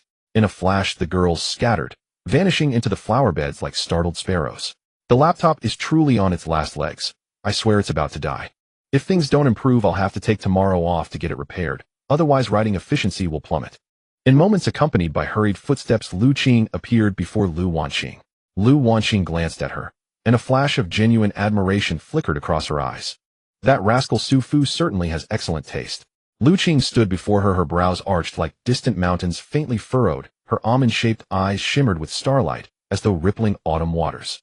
Her peach-blossom cheeks glowed with a delicate flush betraying mild haste, her vermilion lips pressed lightly together, lending an air of cool detachment. Altogether, she was a vision of ethereal grace, serene as freshly fallen snow, celestial as a drifting immortal. Alas, this peerless beauty bore signs of weariness. Her waist-length tresses were slightly disheveled, and her exquisite face carried traces of exhaustion, as if some unresolved sorrow weighed heavily upon her heart, refusing to loosen its grip. Hello, are you Manager Liu? Liu Qing asked. Liu Qing smiled warmly, her voice gentle and soothing, like a breeze carrying spring blossoms. Please follow me. She gestured gracefully, leading Liu Qing toward the central garden of the residential complex, where at that moment not a soul lingered. First, lightning split the sky and thunder rolled ominously, the storm's arrival imminent, so naturally no one remained outdoors. Second, Liu Qing had already deployed her formidable financial influence. She discreetly coordinated with property management, security guards, and even the neighborhood elders, those devoted practitioners of square dancing, evening strolls, and vigorous qigong routines. Though these venerable seniors appeared rigid and unyielding, convinced that missing even a single dance or walk might cost them years of life, they ultimately surrendered before Liu Qing's irresistible strategy. Baskets of fresh fruit, paired with beaming broadly, they swore solemn oaths, not only to stay away themselves, but also to intercept others lest anyone disturb the honored guest's special moment. The two stood motionless at the garden's center. Liu Qing could no longer contain her curiosity. Manager Liu, what exactly is happening here? Shoo. Liu Qing raised a finger to her lips. Say nothing. Still your heart, and watch closely. This is Master Su Fu's gift to you. Birthday celebration. Music. With a sudden upward sweep of both hands, resonant guitar chords swelled from hidden speakers nestled among the flower beds. Instantly, Su Fu's familiar, mischievously charming voice filled the air. Hey. Liu Qing, can you hear me? It's Su Fu. I sincerely apologize. I missed your 18th birthday due to unforeseen circumstances. But never fear, though I couldn't attend in person, your gift has been prepared well in advance. Now listen carefully to the next song. It's one I composed especially for you. A crisp strum echoed. Clearing his throat, Su Fu began to sing. Once I was the restless river of Anan, wandering through forests, stumbling unwittingly into your heart. No campsite plan, no quarrels left behind. Gone forever without return. Oh, Su Fu was no musical novice, quite the contrary. He possessed rare natural talent in melody and rhythm. Before his transmigration, he'd been legendary across karaoke parlors, a true king of the mic. Now, having mastered the refined art of chi manipulation, learning basic guitar techniques came effortlessly to him. And as for borrowing melodies, no profound musical expertise was required. He simply hummed Gua's haunting ballad, a desolate beauty, then deconstructed its chords, a task any capable hand could accomplish. In truth, it wasn't quite that simple. But with Liu Qing's team of elite audio engineers meticulously refining every note and polishing the final mix, perfection was assured. The effect was electrifying. Hearing that beloved voice pour forth such heartfelt devotion, Liu Qing froze, utterly transfixed. I've never seen level hills. How do I touch blooming marshes? Hey, when I find you, gaze deep into your eyes, embrace you with unwavering focus. That tenderness is all I have, and the very reason I love you. In this desolate beauty, she whispered the refrain, memories flooding back, scene after vivid scene. When the final note faded, Liu Qing clasped her chest, rooted to the spot, breathless and unmoored. What an extraordinary song. Liu Qing listened once more, and inwardly marveled. Though she'd heard it many times before, each repetition stirred her deeper. Only one regrets such a masterpiece used by that rogue Su Fu to woo a girl. What a waste. Watching Liu Qing sink deeper into reverie, Liu Wanqing nodded in quiet satisfaction. Mission accomplished. Time to press forward. Next, the fireworks spectacular. Raising her hand high in a triumphant V, Liu Wanqing signaled the concealed teenage assistants, who promptly produced lighters and flashed approving OK signs. Unit 1 ready. Unit 2 ready. Unit 3 ready. Liu Wanqing swept her gaze across the garden, confirming every signal, then gave a slow approving nod. Excellent. Full vitality. Then, her arms plunged downward in decisive command. Ignite and launch. At her signal, every assistant lit their fuses. Wicks burned down swiftly. Pew pew pew. A dazzling cascade of color pierced the brooding clouds, illuminating the heavens. Boom, boom, boom. Fireworks exploded in radiant profusion, brilliant, kaleidoscopic, breathtaking. From upstairs came startled cries. Wow, look! Who's setting off fireworks? So beautiful. Windows flew open, heads leaned out curiously. Liu Qing tilted her head upward, entranced by the celestial display. Firework after firework ascended, detonating high above. Petals of peach blossoms unfurling across the night sky, within which a nimble, endearing little mouse darted playfully, half concealed, half revealed. Beneath it, delicate script read, "Happy 18th birthday, Liu Qing. May joy be yours always." She murmured the words softly. Her chest surged with turbulent emotion, heart and mind utterly upended. She could no longer distinguish whether the overwhelming sensation was joy, sorrow, longing, or something else entirely. Wow, that's unbelievably romantic. If someone did this for me, I'd marry them on the spot. Faint murmurs drifted down from upstairs. Marry. A bitter smile touched Liu Qing's lips. Amidst the shimmering radiance, Liu Wanqing approached with a cheerful grin, clutching a document folder. Behind her trundled a green-haired tomboy, pushing a birthday cake already crowned with lit candles. Ms. Liu, this is your specially commissioned 18th birthday cake. Wishing you boundless happiness today. This concludes our company's premium birthday celebration package. Kindly sign for receipt. Should you find the experience satisfactory, please award us a 5-star review below. Thank you. Liu Wanqing's words snapped Liu Qing back to reality. Numbly, she accepted pen and paper, and with trembling hands inscribed her name upon the page. As she wrote, plop, a single drop burst across the paper. Then 2, 3, 4. Huh, is it raining? Liu Wanqing murmured, puzzled, and held out her palm, catching not a trace of rain. At last, Liu Qing could no longer contain the tempest within. She crumpled to her knees, wrapped her arms around her legs, buried her face, and wept unrestrained and raw. Liu Wanqing opened her mouth. Sister, a birthday celebration shouldn't provoke this much emotion, right? Staring at Liu Qing's cathartic tears, she stood frozen, awkward, uncertain, stranded between action and stillness. After a long pause, she cleared her throat and ventured gently, Ms. Liu, your birthday candles are nearly spent. Perhaps you'd like to make a wish first. Liu Qing slowly lifted her head. Her lovely face glistened with tears, eyes redrimmed, brows knotted with anguish and remorse. A wish. She shook her head, offering a hollow, broken laugh. I want nothing. I only want Su Fu, here with me, right now. But, is it still possible? Does it even matter anymore? Liu Wanqing blinked, speechless. She pulled out her phone and muttered, Su Fu just concluded a joint cross-city operation with Master Li Xiang in Fengdu, dismantling a major criminal syndicate. According to his itinerary, he'll next board Fengdu's unique aerial transport, the Griffin, for the National University Martial Arts Championship in Jingdu. So Ms. Liu, fulfilling that particular wish may prove rather difficult. Liu Qing's sobs ceased. What a... She turned, stunned, locking eyes with Liu Wanqing. Su Fu, he's alive. Crack. A thunderbolt tore the sky. The Longhu's secret realm erupted open. A figure shot forth from the warped, splintering space-time, and landed flat on his back, with a resounding thud. Su Fu wiped soot-blackened cheeks, scanned his surroundings, and exhaled deeply. Good, no one saw. Since I emerged earlier than expected, Master Li Xiang won't have anticipated it. I must inform them immediately. Rising, he planted his hands on his hips and let loose a piercing, resonant cry. Principal. Chong, Chong, Chong. I have successfully refined the Longhu Golden Core pill. Pill, pill, pill. His voice rang clear and powerful, surging across the entire valley with unstoppable force. Huh, that old man surfaced this quickly. Liu Chongfeng's expression shifted subtly. Wiping sweat from his brow, he scoffed. Fortunately, I foresaw this. I've already deployed the heaven-enshrouding, earth-obstructing formation. He formed intricate hand seals. Heaven-enshrouding, earth-obstructing formation. Activate. Instantly winds roared and skies darkened. The valley plunged into absolute darkness, pitch black, sightless. Su Fu jumped, who turned off the lights.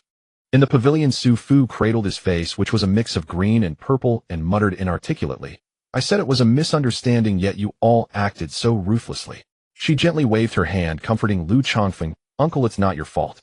Who could have guessed that this guy could actually turn the tables on the mountain master within the Dragon Tiger's secret realm?" Liu Qing felt a bit awkward. "Well, it was indeed my fault. I acted a bit rashly." Though Liu Mingio's expression was indifferent, her eyes flickered with excitement and satisfaction. She gently waved her hand, comforting Liu Qing. "Uncle, it's not your fault. Who could have guessed that this guy could actually turn the tables on the mountain master within the Dragon Tiger's secret realm? Right, Sister Xiang?" Li Xiang nodded, her expression quite peculiar. At that moment, she felt both astonished and angry, filled with concern for Su Fu. There was no mercy in their attacks. Because she carried a protective talisman, she moved freely within the barrier array, as if she were invisible. As for Su Fu, the targeted object, he was not only suppressed by the barrier, but also unable to see, or even in such circumstances, she and Liu Mingio's joint efforts could do nothing to him. This only strengthened their belief that Su Fu was possessed by that old monster. After dozens of exchanges, Liu Qing, having arranged everything, finally had a free hand. As a half-step martial saint with the title of Sword Sovereign, his move was naturally extraordinary. In an instant, he suppressed Su Fu. Then he realized he had made a blunder. Su Fu, with a look of frustration, exclaimed, "So you're saying it's my fault? Is it my fault that I suddenly became too strong and caused your misunderstanding?" To be honest, Su Fu also did not expect to become this strong. He originally thought he would just be passing through the Dragon Tiger's secret realm. Not only did he destroy the secret realm, but he also completely devoured that old monster who had survived for 1,000 years. All of this began with his invocation of the 9 heavens responding thunder god due to the abundant spiritual energy within the Dragon Tiger's secret realm. Su Fu's first attempt at using the 5 thunder righteous method to summon the thunder god was a great success. In an instant, he summoned the Eastern Azure Thunder, Southern Crimson Thunder, Western White Thunder, Northern Black Thunder, and Central Yellow Thunder. In almost a moment, he broke free from the Dragon Tiger Taoist restraints. However, that Taoist was no fool and did not simply watch Su Fu break free. As soon as he sensed something amiss, he hesitated not a moment and activated his backup plan. "You little brat, you really do have some skill. No wonder I chose your body." The mountain master laughed sinisterly, lunging forward along with 3 treasures, all rushing into Su Fu's body. In the next moment, the Dragon Tiger golden core, struck by a strong stimulus, shattered with a loud bang. Countless surging powers erupted from within like dragons and tigers, instantly occupying Su Fu's body, beginning to contest for control.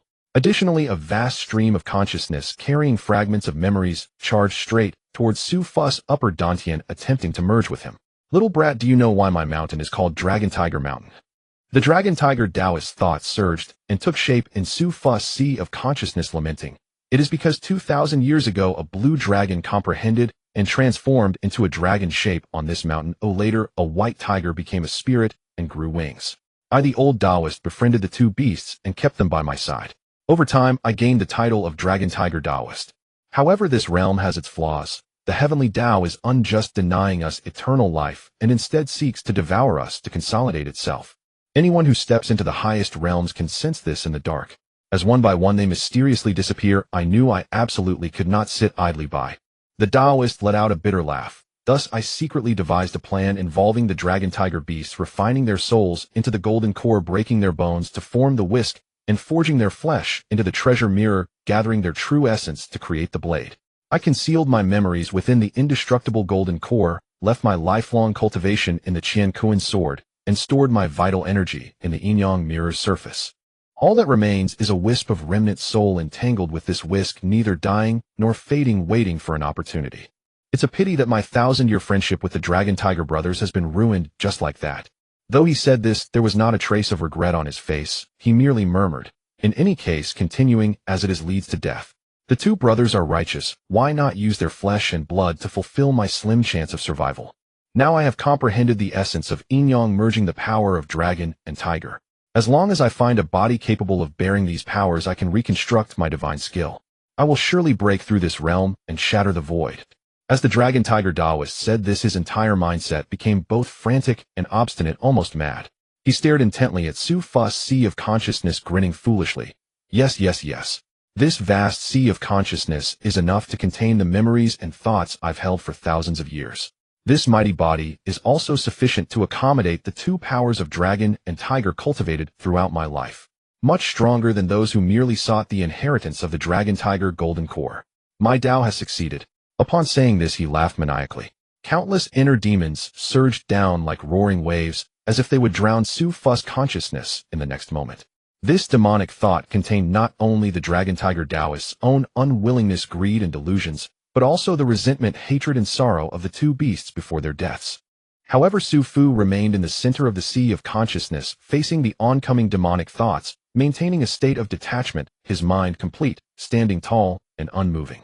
Surrounded by thunder, he resembled an immortal deity overlooking all beings. At this point, he finally understood the source of those negative emotions during the so-called trial of subduing the Dragon Tiger Golden Core. Su Fu shook his head and sighed. I thought I should call you senior. I didn't expect you to be a cowardly, paranoid, selfish madman living only in your delusions. How pathetic, lamentable, pitiable, and hateful. He continually changed his hand seals, and as his magical power flowed, he invoked the heavenly thunder method one after the other. Social thunder, dragon thunder, water thunder, divine thunder. The powers of the four thunders surrounded Su Fu, preventing any external evil from touching him. The Dragon Tiger Taoist, taking on the form of a transforming celestial demon, cried out and shrieked, "No, this is impossible." Su Fu replied flatly, "There's nothing impossible." He dared to train fearlessly and boldly in this Dragon Tiger's secret realm to subdue the so-called Dragon Tiger Golden Core, naturally, having made thorough preparations. Without mentioning what other trump cards, Su Fu had to say that the Dragon Tiger Taoist wanted to invade his body and seize reincarnation was purely a pipe dream. How could he, a dignified cultivator, allow someone like you, a martial artist, to bully him?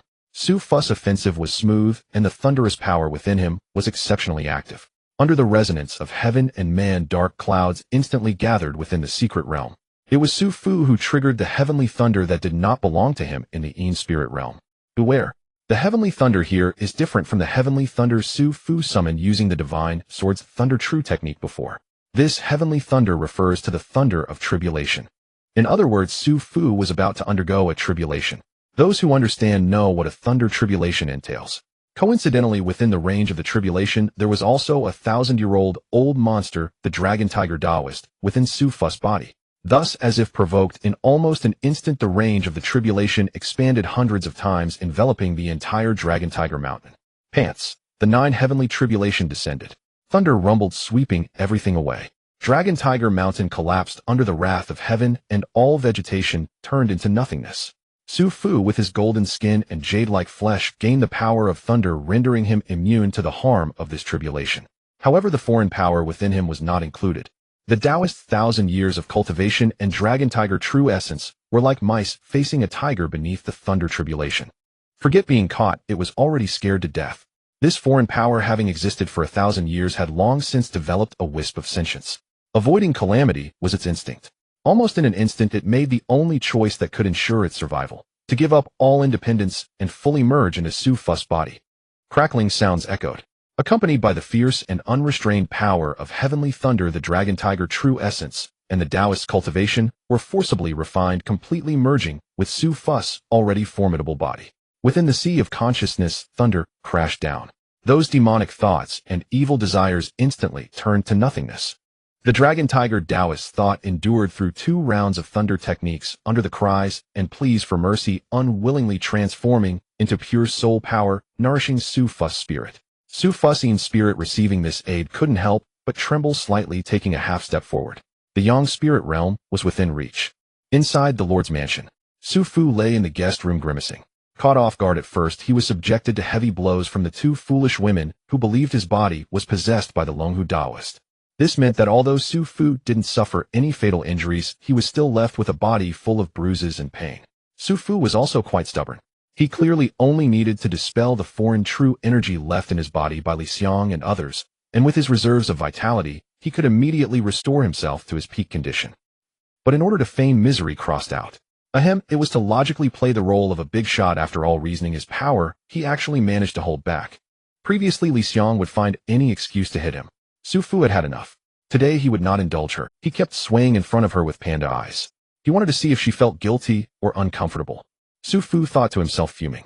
Perhaps it was because he had returned to his youth. He had to some extent picked up some youthful spirit.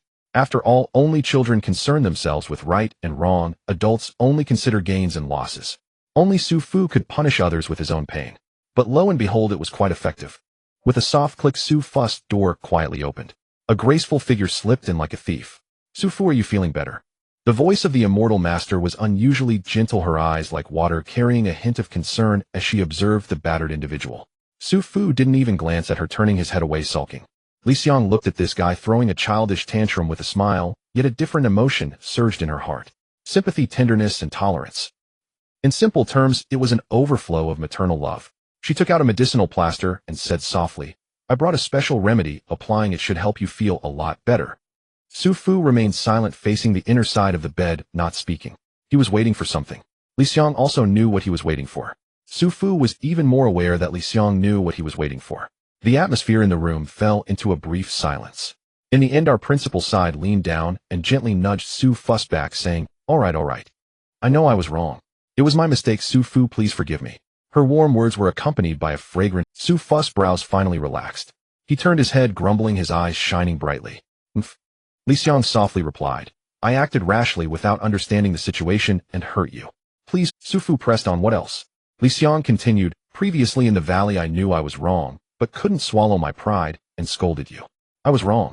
Su Fu felt a bit better, but still maintained a stern face as he said, continue. Li Xiang thought for a moment and tentatively said, Liu Mingyao also acted against you. As her friend, I apologize on her behalf, okay? She shouldn't have mentioned Liu Mingyao, but once she did, Su Fu couldn't help but get angry, huffing heavily. That dog lord had started with a negative impression. Now that Su Fu had exited the secret realm, she finally seized her chance. Before Li Xiang could even act, she had initiated the attack. They thought Su Fu was blinded in the barrier and couldn't distinguish the situation. Little did they know that the goodwill above their heads was as vivid and striking as fireflies even in the dark. Just because Su Fu said nothing, it didn't mean he didn't care. In fact, he had already noted it down. The female lord, huh? Just wait. You will definitely face the consequences. Su Fu muttered to himself while snorting, is just apologizing enough. Not sincere. Li Xiang leaned on the edge of the bed, bending over, showcasing her exquisite figure. Her rounded bosom quivered slightly, revealing a hint of fair skin. She looked down at Su Fu, half amused and half annoyed. Then tell me, what do I need to do to earn your forgiveness? Su Fu said nothing, but his gaze drifted toward the top of the principal's head. Immortal Master Li Xiang, Goodwill 63. After previously helping the principal heal and fighting against the evil forces where the demon lord resided, along with the subsequent blunder, Su Fu had successfully obtained the Stage 2 strategy gift pack for the Immortal Master's Goodwill. This was also the first strategy target for Su Fu to break through to Stage 2 Goodwill, and its significance goes without saying. Otherwise, why would Li Xiang come to apologize to Su Fu? Without the foundation of over 60 Goodwill points, it would be unthinkable. Looking at Li Xiang's beautiful face and her rosy, plump lips, Su Fu suddenly had a bold idea, and he decided to act on it directly, putting this idea into practice. Su Fu pointed to his mouth, pouted slightly, and said, I suffered such serious injuries, I need a beautiful, lattice, passionate kiss to heal. You handle it as you see fit. He said this after a moment of deep contemplation.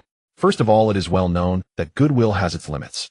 Especially with positive goodwill, it becomes increasingly difficult to increase as you go further. For the sake of future strategy gifts, Su Fu had to find a way to reduce the Immortal Master's goodwill. Ideally, he could keep it at over 50 points, making it easier for him to repeatedly grind for the Stage 2 gift pack. Secondly, this was also to test the limits of tolerance for over 60 positive goodwill of the strategy target. If over 60 goodwill could lead to flirtation, then wouldn't 70 or 80 goodwill mean? Oops. In any case, if it succeeded, Su Fu would profit immensely. If it failed, he wouldn't lose anything. Either way, it was a win. The advantage was on my side. You. Sure enough, upon hearing Su Fu's bold and outrageous request, Li Xiang's face showed a hint of anger. She straightened up, raised her palm, and was about to slap this dreaming little brat awake. But seeing Su Fu's bruised cheeks and his stubborn gaze, which was actually a show of shamelessness, Li Xiang hesitated. The raised palm hung in the air, not falling. This little rascal. The Immortal Master thought to herself, yet a ripple of emotion stirred within her. As a young, successful, and charming woman, Li Xiang certainly had no shortage of suitors. Previously, she and Liu Mingyao were known as the twin flowers of the Longhu sect, with countless admirers coming to profess their love. However, at that time, she was solely focused on martial arts, having no thoughts of romantic entanglements. Fortunately, with Liu Mingyao as her close friend, all those pesky admirers were driven away, allowing her training to go uninterrupted. Later, after accepting the Longhu Golden Core inheritance, she broke through to the Master Realm in just a few years. Perhaps it was the suppression brought by her strength. Those who felt inferior finally stopped bothering her. However, as the years passed, as a woman, she couldn't help but fantasize about a day when. The principal looked at Su Fu. Although he appeared somewhat disheveled with his bruised face, his eyes were bright and intense. He was robust, and his features could be considered handsome enough. Gifted with well-defined features and a fit physique, and his personality was decent mainly because it couldn't be bad. His fists weren't as strong as the principal's. He barely met her standards for a partner. Just that the age gap was a bit too much. But never mind, they had already shared kisses before. This guy had already thrown up twice, or what was there to be reserved about? Let's consider this a twisted fate. Li Xiang's hand fell, and Su Fu, startled, closed his eyes. But he felt a small hand grasping his chin. Li Xiang's cold voice said, "This is the only time. I don't expect it again. From now on, gather those strange thoughts and focus entirely on your training." Li Xiang swiftly exited Su Fu's room, gently closing the door with a soft click. As she turned her head, she was momentarily taken aback, only to find a graceful figure standing there, arms crossed, gazing at her with a wistful look. "Sister Xiang, what are you doing?" Meng Yao, how did you end up here?" Li Xiang's face showed surprise, a faint blush quickly flashing across her delicate features, but it was soon suppressed by her profound inner strength. Clearing her throat, she explained, "Su Fu was injured quite severely, so I brought him some ointment." Meng Yao's face was filled with skepticism. "You only brought ointment and didn't do anything else?" Li Xiang replied earnestly, "Of course." She glared at the city lord. "What ridiculous thoughts are running through that little head of yours?" Meng Yao fell silent, her bright phoenix eyes scrutinizing Li Xiang from head to toe again and again. Li Xiang felt uncomfortable under her suspicious gaze and quickly changed the subject. "By the way, how did you end up?" The reason Meng Yao appeared here was all because of the moon's mischief. It was simply too beautiful, too gentle. Meng Yao wanted to take advantage of tonight's moonlight to deepen her bond with Li Xiang. After all, it had almost been a year since they last met. Although they occasionally communicated over the phone, Li Xiang was truly lacking in romantic sensibility, often cutting their conversations short, claiming she had something to do. Over time, Meng Yao couldn't help but suspect that this girl might be hiding something from her. Fortunately, upon this meeting, after some subtle probing and intense questioning, Li Xiang showed no signs of abnormality. Only then did Meng Yao breathe a sigh of relief. But this was only temporary. A latent danger had already quietly emerged. Su Fu. This lad would surely become a great trouble. Though he referred to Li Xiang as his teacher, his usual demeanor showed no hint of respect for the teacher-student relationship. Not only did Li Xiang not stop his transgressions, but she also appeared quite accustomed to them. Worse still, as a student, he was often by her side. And although Meng Yao was a close friend, her position as city lord limited her meetings with Li Xiang. How could this continue? Meng Yao made up her mind. Tonight she would have a heart-to-heart talk with Li Xiang, sharing a bed to solidify her position in Li Xiang's heart. However, this search proved to be quite troublesome, as Li Xiang was nowhere to be found in her room. Meng Yao circled around the city lord's manor, but couldn't find her. Thus, she couldn't help but suspect that Li Xiang had sneaked into her disciple's room under the cover of darkness. Initially, Meng Yao had merely come with doubts. But coincidentally, she bumped into Li Xiang, who was sneaking away from her student's room. At the moment she saw the female principal exiting, her heart skipped a beat. Even Meng Yao, whose Dao heart was usually unwavering, felt as if something red had suddenly appeared on her nose. However, catching someone in the act required solid evidence. Until there was concrete proof, she still held on to her fantasies. Let her city lord give it one more shot. Meng Yao intentionally displayed an apologetic expression, shyly saying, "Earlier in the valley, I acted a bit too forcefully and accidentally hurt your disciple. Lying in bed at night, I felt guilty and came specifically to apologize to him." "You will still apologize?" What kind of expression would those suitors you knocked out with a single punch show upon hearing this? Li Xiang was speechless. She glanced at Meng Yao, feeling a sense of vigilance rise within her. "You little girl. You just came in wearing a nightgown. Is this how you express your apologies? Is it really an apology, or just a ruse? You should have some self-awareness." Li Xiang had no doubt about Su Fu's charm. He was young and vigorous with a robust aura, even surpassing her as a martial arts master. His talent and comprehension were exceptional, and his appearance was remarkable, truly a rare find. The key was that he was an innate, extraordinary being with powerful and unique abilities. This was simply the ideal type for the Liu family's son-in-law. Moreover, Li Xiang was well aware of the Liu family's way of handling matters. The head of the family must be female, and their methods were often wild and unrestrained. Normally, they would confess if they liked someone. If that failed, they would resort to force. If that didn't work, they would use drugs to ensure a situation arose. Just thinking about that scoundrel's nature. Instantly, several raunchy scenarios played out in Li Xiang's mind, each more explosive than the last. What a beast. He is still a child. Not even 18, still a minor. Li Xiang refused to acknowledge that she felt a hint of jealousy. She only felt heartbroken, unwilling to let the youth go astray. With this thought, Li Xiang couldn't help but say, "There's no need for that. I've already expressed my apologies to Su Fu on your behalf. He accepted it quite readily. Moreover, it's getting late, and we need to set off early tomorrow. Let's let him rest early. Seeing Li Xiang's protective demeanor, Lu Meng Yao immediately felt a chill. She forced a smile and said, "All right, I won't disturb him then. You should also get some rest." After saying this, Lu Meng Yao left in a daze. Li Xiang watched her retreating figure, a strange light flashing in her eyes. What's with my close friend? Why does she look like she's heartbroken? Is it because of Su Fu? It shouldn't be. After returning, Lu Meng Yao really couldn't fall asleep. She tossed and turned, thinking deeply, and ultimately sat up. 8 years of feelings, how could they be given up so easily? If it weren't for fearing you couldn't accept it, I would have long. Lu Meng Yao gritted her teeth. To lose to a brat, Lu Meng Yao truly feel unwilling. She turned over and got up, starting to get dressed. It's just a position of city lord. Lu Meng Yao can both take and let go. Starting today, I will bravely express my love and pursue my own happiness. As she spoke, Lu Meng Yao had already changed into formal attire and burst out of the room. She kicked open Liu Changfeng's door. That old drunkard was sound asleep, clutching a wine gourd. Lu Meng Yao didn't care about anything else shaking him awake. Uncle, something urgent is happening, get up quickly. Liu Changfeng was instantly startled awake. He shook off his previous drunken stupor, grabbed his sword, and his eyes shone with clarity. What's going on? Is the Imperial-level savage beast leading a beast tide attacking us? No.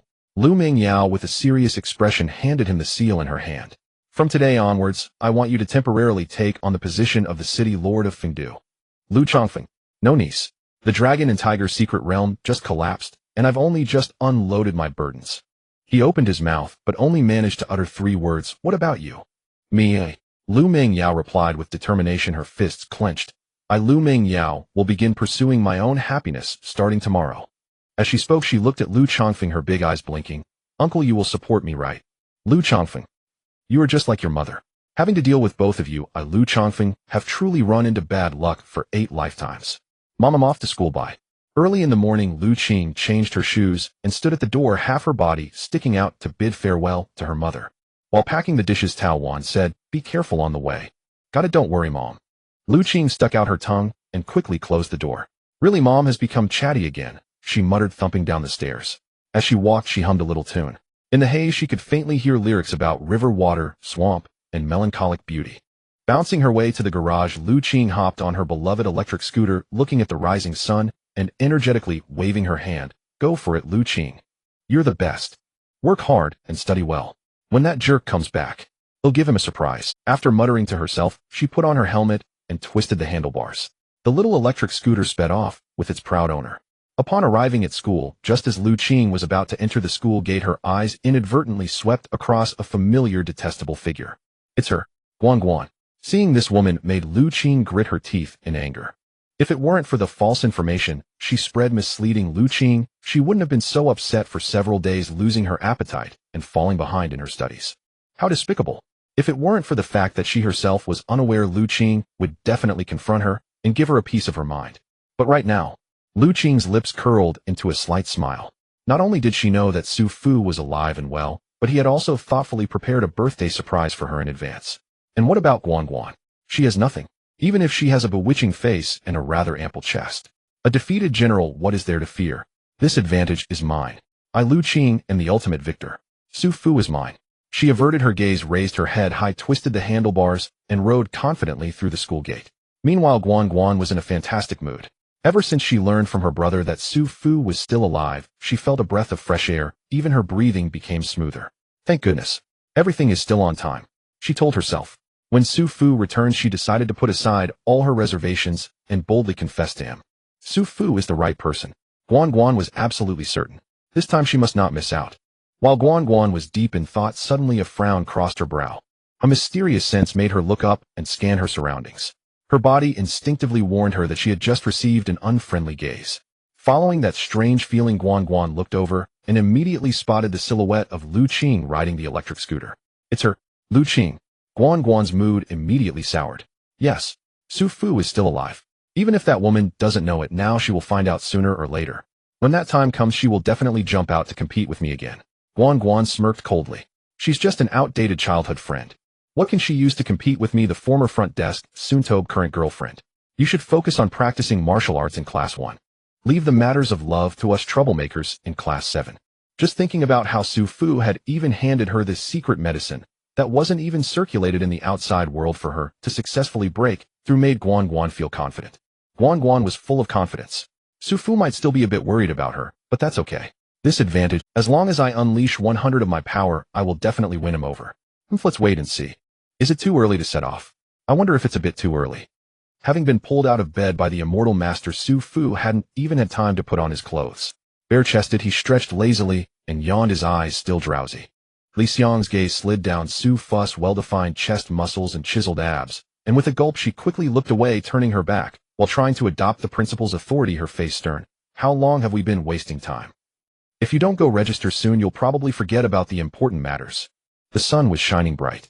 Su Fu noticed the gradual reddening of Li Xiang's ears and suddenly grinned. Taking advantage of his high favorability of 63 points, he suddenly leaned close to Li Xiang's ear and whispered, I might have indeed forgotten a bit. Maybe a good morning kiss from the principal would help jog my memory. Feeling the heat from behind and the ticklish sensation near her ear, Li Xiang's heart skipped a beat, and all the hairs on her body stood on end, a brand new sensation washing over her. Almost instinctively she turned around and pushed Su Fu away, cutting off the words he hadn't finished. What are you? The might of a master is not to be underestimated. With that slap, an unsuspecting Su Fu was sent flying. Bang! He landed with his limbs splayed against the wall, turning into a wall painting. Then he slowly collapsed onto the bed, lying still for a long time. Li Xiang was startled and hurried over to check on him. Are you okay? Seeing Su Fu breathing normally, just lying on the bed with a vacant stare, the immortal master instinctively reached out, but considering this guy's audacity, she held back. In the end, she just stood by the bed and said from a distance, Hey, if you're fine, get up quickly and stop playing dead. What could possibly be wrong with Su Fu? Li Xiang didn't even use any of her power. With Su Fu's physical strength, that slap was no different from a playful tease. His exaggerated performance afterwards was merely him going along with it, adding some drama. Seeing that the immortal master was unmoved, Su Fu could only slowly sit up, placing a hand on his chest, looking mournfully. I offered my heart to the bright moon, yet the moon only shines in the gutter. What could possibly be wrong with me? Just a lovesick, lonely soul. The immortal master, unable to bear it any longer, punched him on the head. Enough is enough. You need to know when to stop, kid. With a thud, Su Fu, who had already restored himself using stored energy from the night, suddenly had a big red bump appear on his head. He grinned, looking at Li Xiang's soft and tender little fists. His eyes instantly cleared. I've learned my lesson, please let me go. What do you mean you have to go to Kyoto with us? Outside Fengdu City, Li Xiang raised her voice several notches, staring wide-eyed at Lu Mingyao. Lu Mingyao smiled gently and said, Well, since we have successfully wiped out the large-scale hidden forces of the Huantian demon sect, and with the destruction of the Longhu secret realm, according to regulations, I need to personally report to the capital. Besides, I handed over the position of city lord to my uncle last night. Now I am free of any debts. As for my uncle, I can only let him suffer a little first. Saying this, she glanced towards the city lord's mansion, her face showing an indescribable expression. He should be in his office busy reviewing documents, right? This is good. It saves him from idling all day and becoming a drunkard who tarnishes the Liu family's reputation. Li Xiang had a ghostly expression. Don't tell me your reason for not becoming city lord is to help your uncle quit. Lu Mingyao laughed charmingly, stepping forward to grab Li Xiang's hand and act coyly. Oh, Xiang, sis, I just can't sit still. I've been stuck in this damn city lord position for 5 or 6 years, and I'm just fed up. Now that you're here, I just need an excuse to go out and relax. Li Xiang shot her a sideways glance. Just going out to relax? Don't think I don't know what you're planning. You're keeping an eye on that young student of mine, the one who's still growing, aren't you? Despite my repeated attempts to stop you, you still want to. Li Xiang was heartbroken. She glanced back at the honest-looking Su Fu and inwardly thought, this little brat better stand firm. Hold on, don't fall for my best friend's beauty. But can Su Fu do that? Clearly not.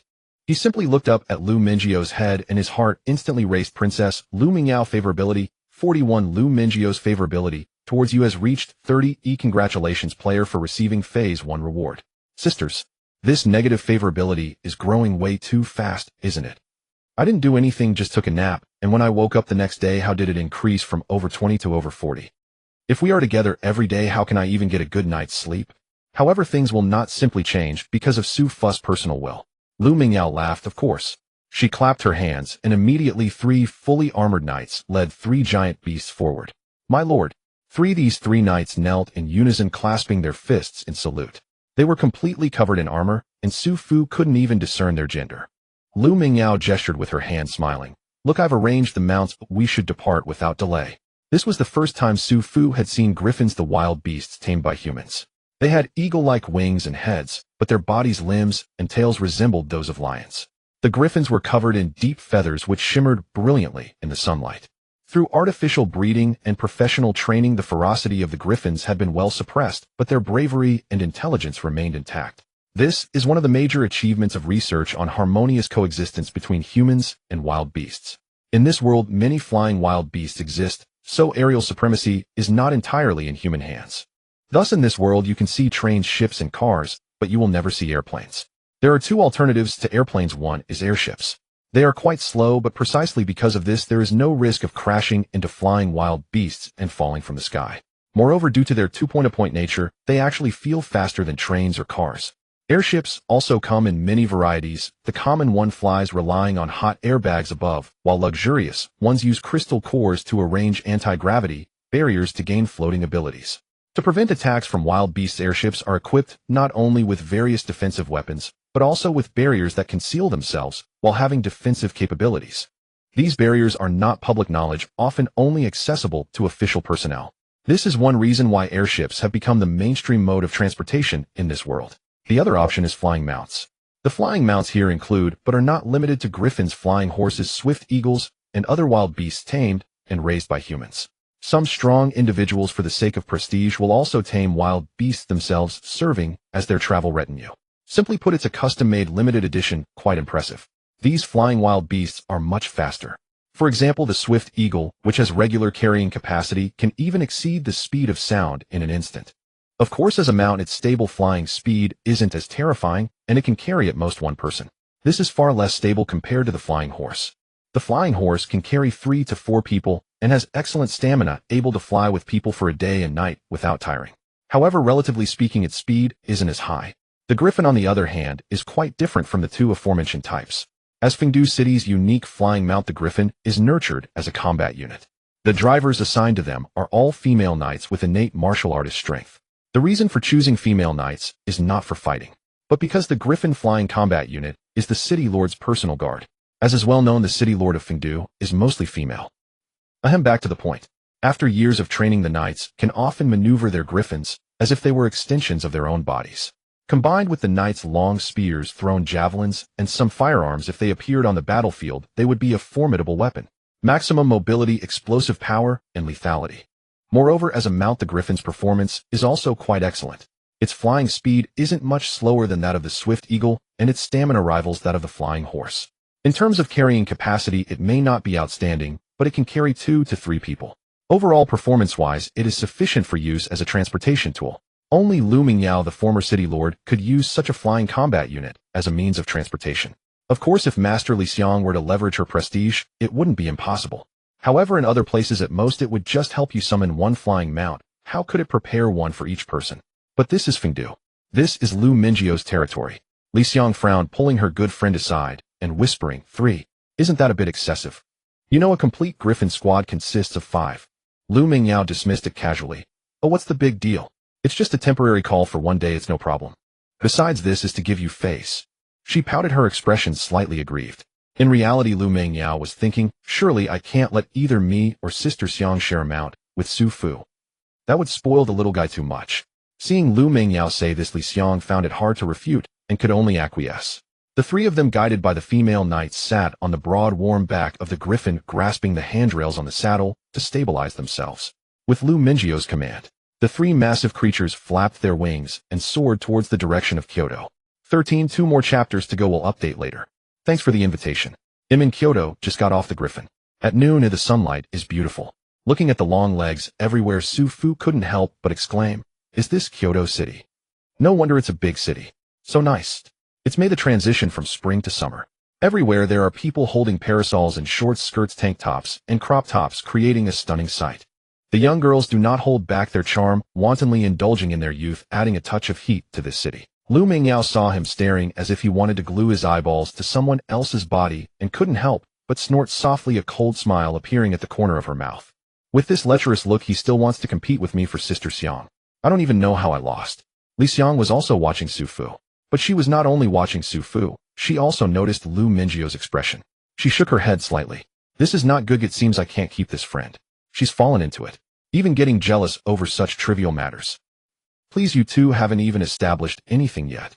Of course, she would never admit that seeing this scene made her feel a bit sour inside, uncomfortable. Li Xiang said solemnly, "All right, let's go eat first. After eating, we need to go to the registration point to meet Zhao Yuquan for the test.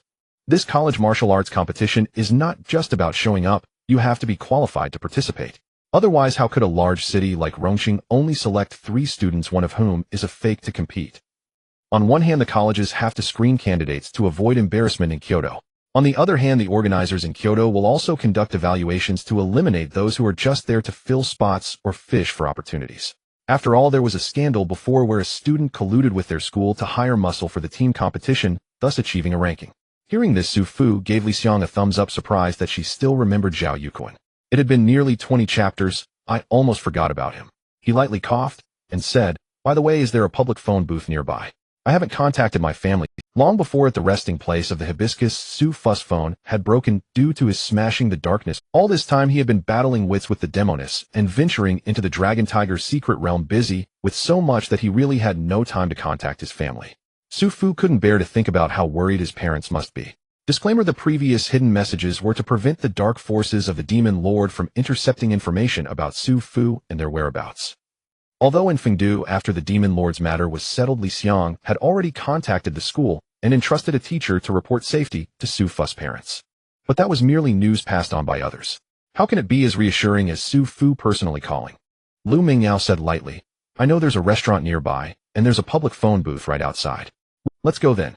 The 3 moved swiftly and soon arrived at the restaurant Lu Mingyao mentioned. "Is this the restaurant you were talking about?" Su Fu looked at the 5 flamboyant characters above, Jinghu Welcome Pavilion, and then glanced at the luxurious outer courtyard and the resplendent inner hall. Then he noticed the rows of smiling and attractive receptionists at the entrance. Su Fu swallowed hard. Truly, it was worthy of the city lord. Just casually finding a restaurant with some impression, and it turns out to be an ultra-high-spec hotel for receiving foreign guests. What the heck? Is this really a place I should be? Su Fu glanced around and vaguely saw a few golden-haired, blue-eyed figures in the hotel. This made him hesitate to step inside. After all, if they came up to chat with him rashly, aside from introducing himself, he could only repeat, "Nice to meet you. Good, I love rice, thank you." Those few phrases. If he had to say more, his vocabulary might not be very polite. In this setting, martial prowess is valued, so it's quite reasonable not to study English right. Li Xiang looked at his pitiful appearance and, feeling exasperated, said, "Don't be so easily surprised." However, Su Fu's demeanor pleased Lu Mingyao very much. "Yes, this is the effect I want to achieve. Sister Xiang, open your eyes and take a good look. Look at this useless. Can he even match up to you?" Lu Mingyao glanced at Su Fu and laughed. "It's just a meal, what's the big deal about coming? I've already reserved a table, and now I'll go order food with Sister Xiang. Don't you need to make a phone call? Look, the phone booth is right there. Hurry and go make the call. After you're done, come back, report my name, and someone will take you in." As she spoke, she tugged on Li Xiang and strode towards the hotel, appearing very domineering. Li Xiang was being pulled forward by Lu Mingyao, but couldn't help but glance back at Su Fu, feeling a hint of worry. Previously in Zhao's mansion, she had already noticed. This guy Su Fu has lived in Rongqing all his life and has never seen much of the world. Would he collapse under Minjio's rapid financial assault in such a setting? Su Fu didn't know what they were thinking. Seeing the two had already entered, he could only shrug and turn to the corner. Due to the interference from wild beasts, communication technology is not particularly advanced in this world. Though there are also networks and mobile phones, they can mostly only be used within the same city. If it's to cross cities, it's a different price. Su Fu put in a coin, added the area code for Rongqing according to the phone book, and finally dialed his father's mobile. He was eagerly anticipating his father's reaction when he answered, but all he heard was 2 beeps before his father. Su Fu. It should be because his father saw it was an out-of-town number and didn't answer. Undeterred, this time Su Xingha picked up. "Hello, who is it?" Su Xing's tone was a bit impatient. "Dad, it's me," Su Fu said cheerfully. "Oh, it's you, kid. Why are you calling me? You're not out of money, are you?" "If you're out of money, ask your mom." "Ooh, I've got a few bucks, as you know." Su Fu. What is this reaction? It's completely different from what I imagined. Shouldn't you be saying excitedly, "Son, how are you doing there? Are you okay?" and similar things. At this moment, Su Xingha suddenly exclaimed, "Wait. I'm busy." He hurriedly said into the phone, "All right, I have to go, I'll hang up now. Don't keep calling me if nothing is urgent, I really don't have time." As he spoke, Su Xingha abruptly hung up the phone. "Su Fu. This is not right, is it? Why is it so different from what I imagined?" Su Fu shook his head. "It must be that I approached this wrong. Yes, that's it. Dad is usually so carefree, his emotions are not delicate at all, so it's no wonder it turned out this way." Mom definitely wouldn't be like this. Su Fu, not believing in evil, dialed again, this time to call his mom. Li Xiang answered the phone quite quickly. Hello? Who are you looking for? Su Fu excitedly said, Mom, it's me. It's Su Fu. Hearing this, Li Xiang remained calm. Oh, aren't you going to compete? Why do you have time to call me? Don't your teachers take you for secret training before the competition? Su Fu, what is this talk? What is this talk? Secret training. Your son is the unreliable immortal, almost lost his life during the training. If I weren't handsome and dashing with profound skills and unfathomable abilities, you too would have turned gray-haired from worry. He held a belly full of grievances and sighed. This is a long story. Just as he was about to say a few more words, he heard someone on the other end shouting, 30,000. Li Xiang immediately joyfully said, Haha, I'm on a roll. She quickly said, since it's a long story, don't say it for now. I have things to do, so I'll talk to you later when you come back. I'm hanging up now, bye. Without waiting for Su Fu to say anything else, the line was already disconnected. Su Fu. I can't believe this. 23, there's still another chapter later. Su Fu rubbed his forehead, taking a while to recover from the blow of being disregarded by his parents as the child born from prepaid phone credits. Garlic bird, garlic bird. Whatever, the young master is still enjoying himself. He pouted and swaggered out of the phone booth. Just as Su Fu arrived at the entrance of the Mirror Lake Reception Center, he heard a hesitant voice from the side, Su Fu. He was taken aback and turned his head, seeing a tall and thin boy staring at him with wide eyes. Su Fu examined him from head to toe. A flash of recognition struck him, and he blurted out a curse. Wang Defa. This was not his usual way of cursing, mainly because this boy's name was indeed Wang Defa. It was said that when he was named, his mother hoped he would possess both virtue and talent. His grandfather, however, had no such thoughts, and simply wished for his grandson to become wealthy. The two could not reach a consensus, and each refused to back down. Consequently, his father had to take one character from each of their wishes, leading to the name Wang Defa. Wang Defa could be considered half a friend of Su Fu from childhood. Naturally, Su Fu was not unfamiliar with him. As for why only half, it was mainly because Wang Defa moved away with his family when Su Fu was 14. The bond between the two, not particularly deep, completely severed any contact from that point onward.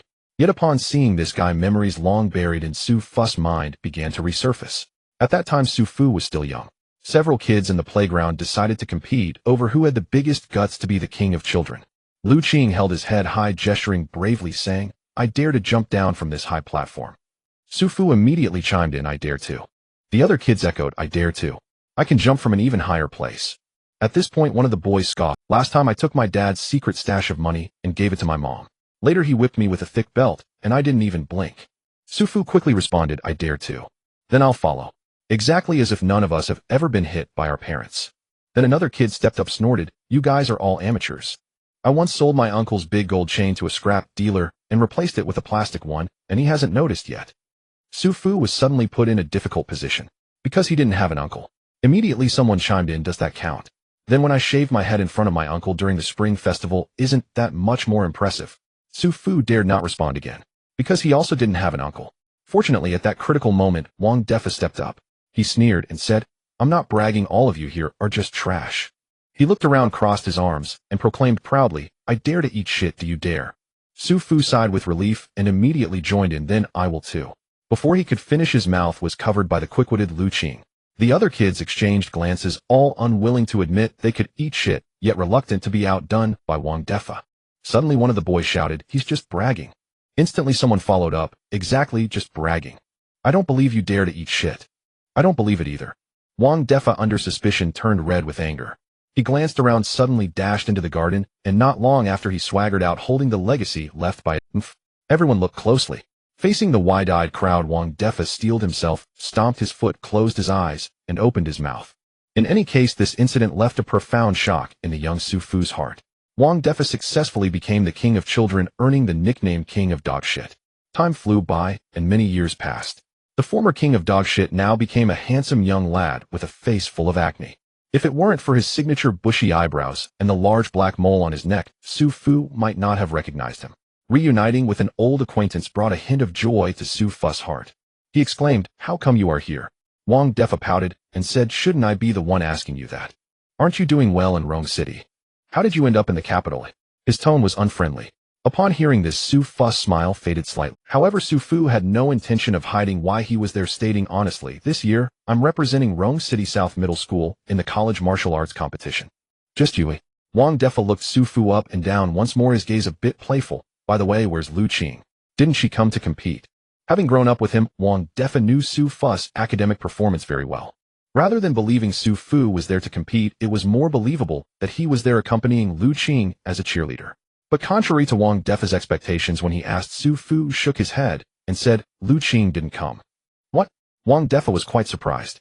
In fact, when he saw Su Fu, he had already suspected something. He thought Su Fu was mostly there to accompany Liu Qing in the competition. These two had always stuck together like the positive and negative poles of a yin-yang stone since childhood, and Wang Defa was almost jealous to death. He had been thinking that if he met Liu Qing at the competition, he would definitely let her see what he had accomplished over the years, to make her regret focusing solely on Su Fu back then. Yet unexpectedly, Liu Qing did not come to compete, while Su Fu instead qualified for the competition. However, this was fine too. Wang Defa suddenly smiled, slapping Su Fu's shoulder casually, and said enthusiastically, "Oh, I see. So have you signed up? A few of us are also signing up for the competition. Do you want to come along? I want to see what you're really made of." That's not necessary. I still want to go in and eat." Su Fu pointed to the Mirror Lake Reception Center next door, politely declining. Although he didn't know why this former companion gave him an uncomfortable feeling, he didn't want to delve into it. He only knew he was hungry now and wanted to eat something. "You? Going in there to eat?" Wang Defa nearly burst into laughter. He glanced at the sign of the Mirror Lake Reception Center, confirming he wasn't seeing things, then grabbed Su Fu and whispered, "Hey, do you know how much it costs to eat in there?" "No idea." Su Fu shook his head honestly. Wang Defa wiggled 5 fingers in front of Su Fu. "Look closely, it's not 50 nor 500 or 5,000. It's a 5-digit number. One meal starts at least at 5 digits. He glanced at Su Fu sideways and asked, "Now do you still want to go in and eat?" Su Fu smacked his lips. To be honest, he was even more curious. Who's treating him? What's there to be afraid of? Today Su Fu wanted to see what this 5-digit meal was all about. Seeing that Su Fu remained unmoved, Wang Defa became anxious instead. He had never entered such a high-end place in all his years in Kyoto. How dare this bumpkin Su Fu barge in here on his first trip to Kyoto? He grabbed Su Fu and glared, saying, "Su Fu, we are brothers. There's no need to put on airs for the sake of face. This will only make me look down on you even more. A boxed meal from the roadside only costs 20 bucks. Isn't that more appealing?" Su Fu helplessly explained, "I really am not putting on airs." As he began to speak, Su Fu suddenly choked up. He had intended to say that a friend had invited him to dine here, but then he thought Lu Mingyao couldn't be considered his friend. She even regarded him as a potential rival in love. If he said it was a friend, and she found out, causing a scene, wouldn't that be awkward? But if Su Fu mentioned that he was here with Li Xiang, what would that make him? A mentor? A friend? Or should he? After pondering, Su Fu shook his head and said, "Forget it, I don't want to explain myself to you. I'm really going in to eat." Wang Defa was furious, saying, "Su Fu, it's been years since we last met. How have you become so stubborn?" As the two were in a standoff, a middle-aged man in a suit who had gone gray early approached with a frown, saying, "Defa, what are you dawdling around for? Aren't you going to hurry up? Don't keep your teammates waiting at the registration point." Upon seeing this person, Wang Defa couldn't help but exclaim, "Dad, I was just trying to persuade Su Fu. This guy insists on entering the Jinghu Welcome Hotel just to show off. You should talk some sense into him." The newcomer was Wang Defa's father, Wang Xingdong. He had an arrogant demeanor, walking with his head held high, only paying attention to his son while ignoring Su Fu. Su Fu originally didn't want to talk to him, but Wang Defa dragged him into the conversation. He could only reluctantly greet, "Hello, Uncle Wang." Among the parents of his childhood friends, Su Fu disliked this person the most. They all lived in the same neighborhood and were familiar with each other, so it was impossible to hide family matters. Wang Xingdong was a frequent topic of discussion among them. He had never been hardworking and specialized in dupe. Though old and few in words, he had a measure of luck. At 28, when everyone thought he would never find a wife, his current wife appeared. It was said that she was a daughter from a powerful family. No one knew if she was bewitched or what, but she insisted on marrying him. At that time, Wang Xingdong couldn't even enter his father-in-law's door, yet the lady was already pregnant. With no other choice, the family had to reluctantly accept him. It was said that the incident caused quite a stir, and the lady nearly severed ties with her family. Only when Wang Def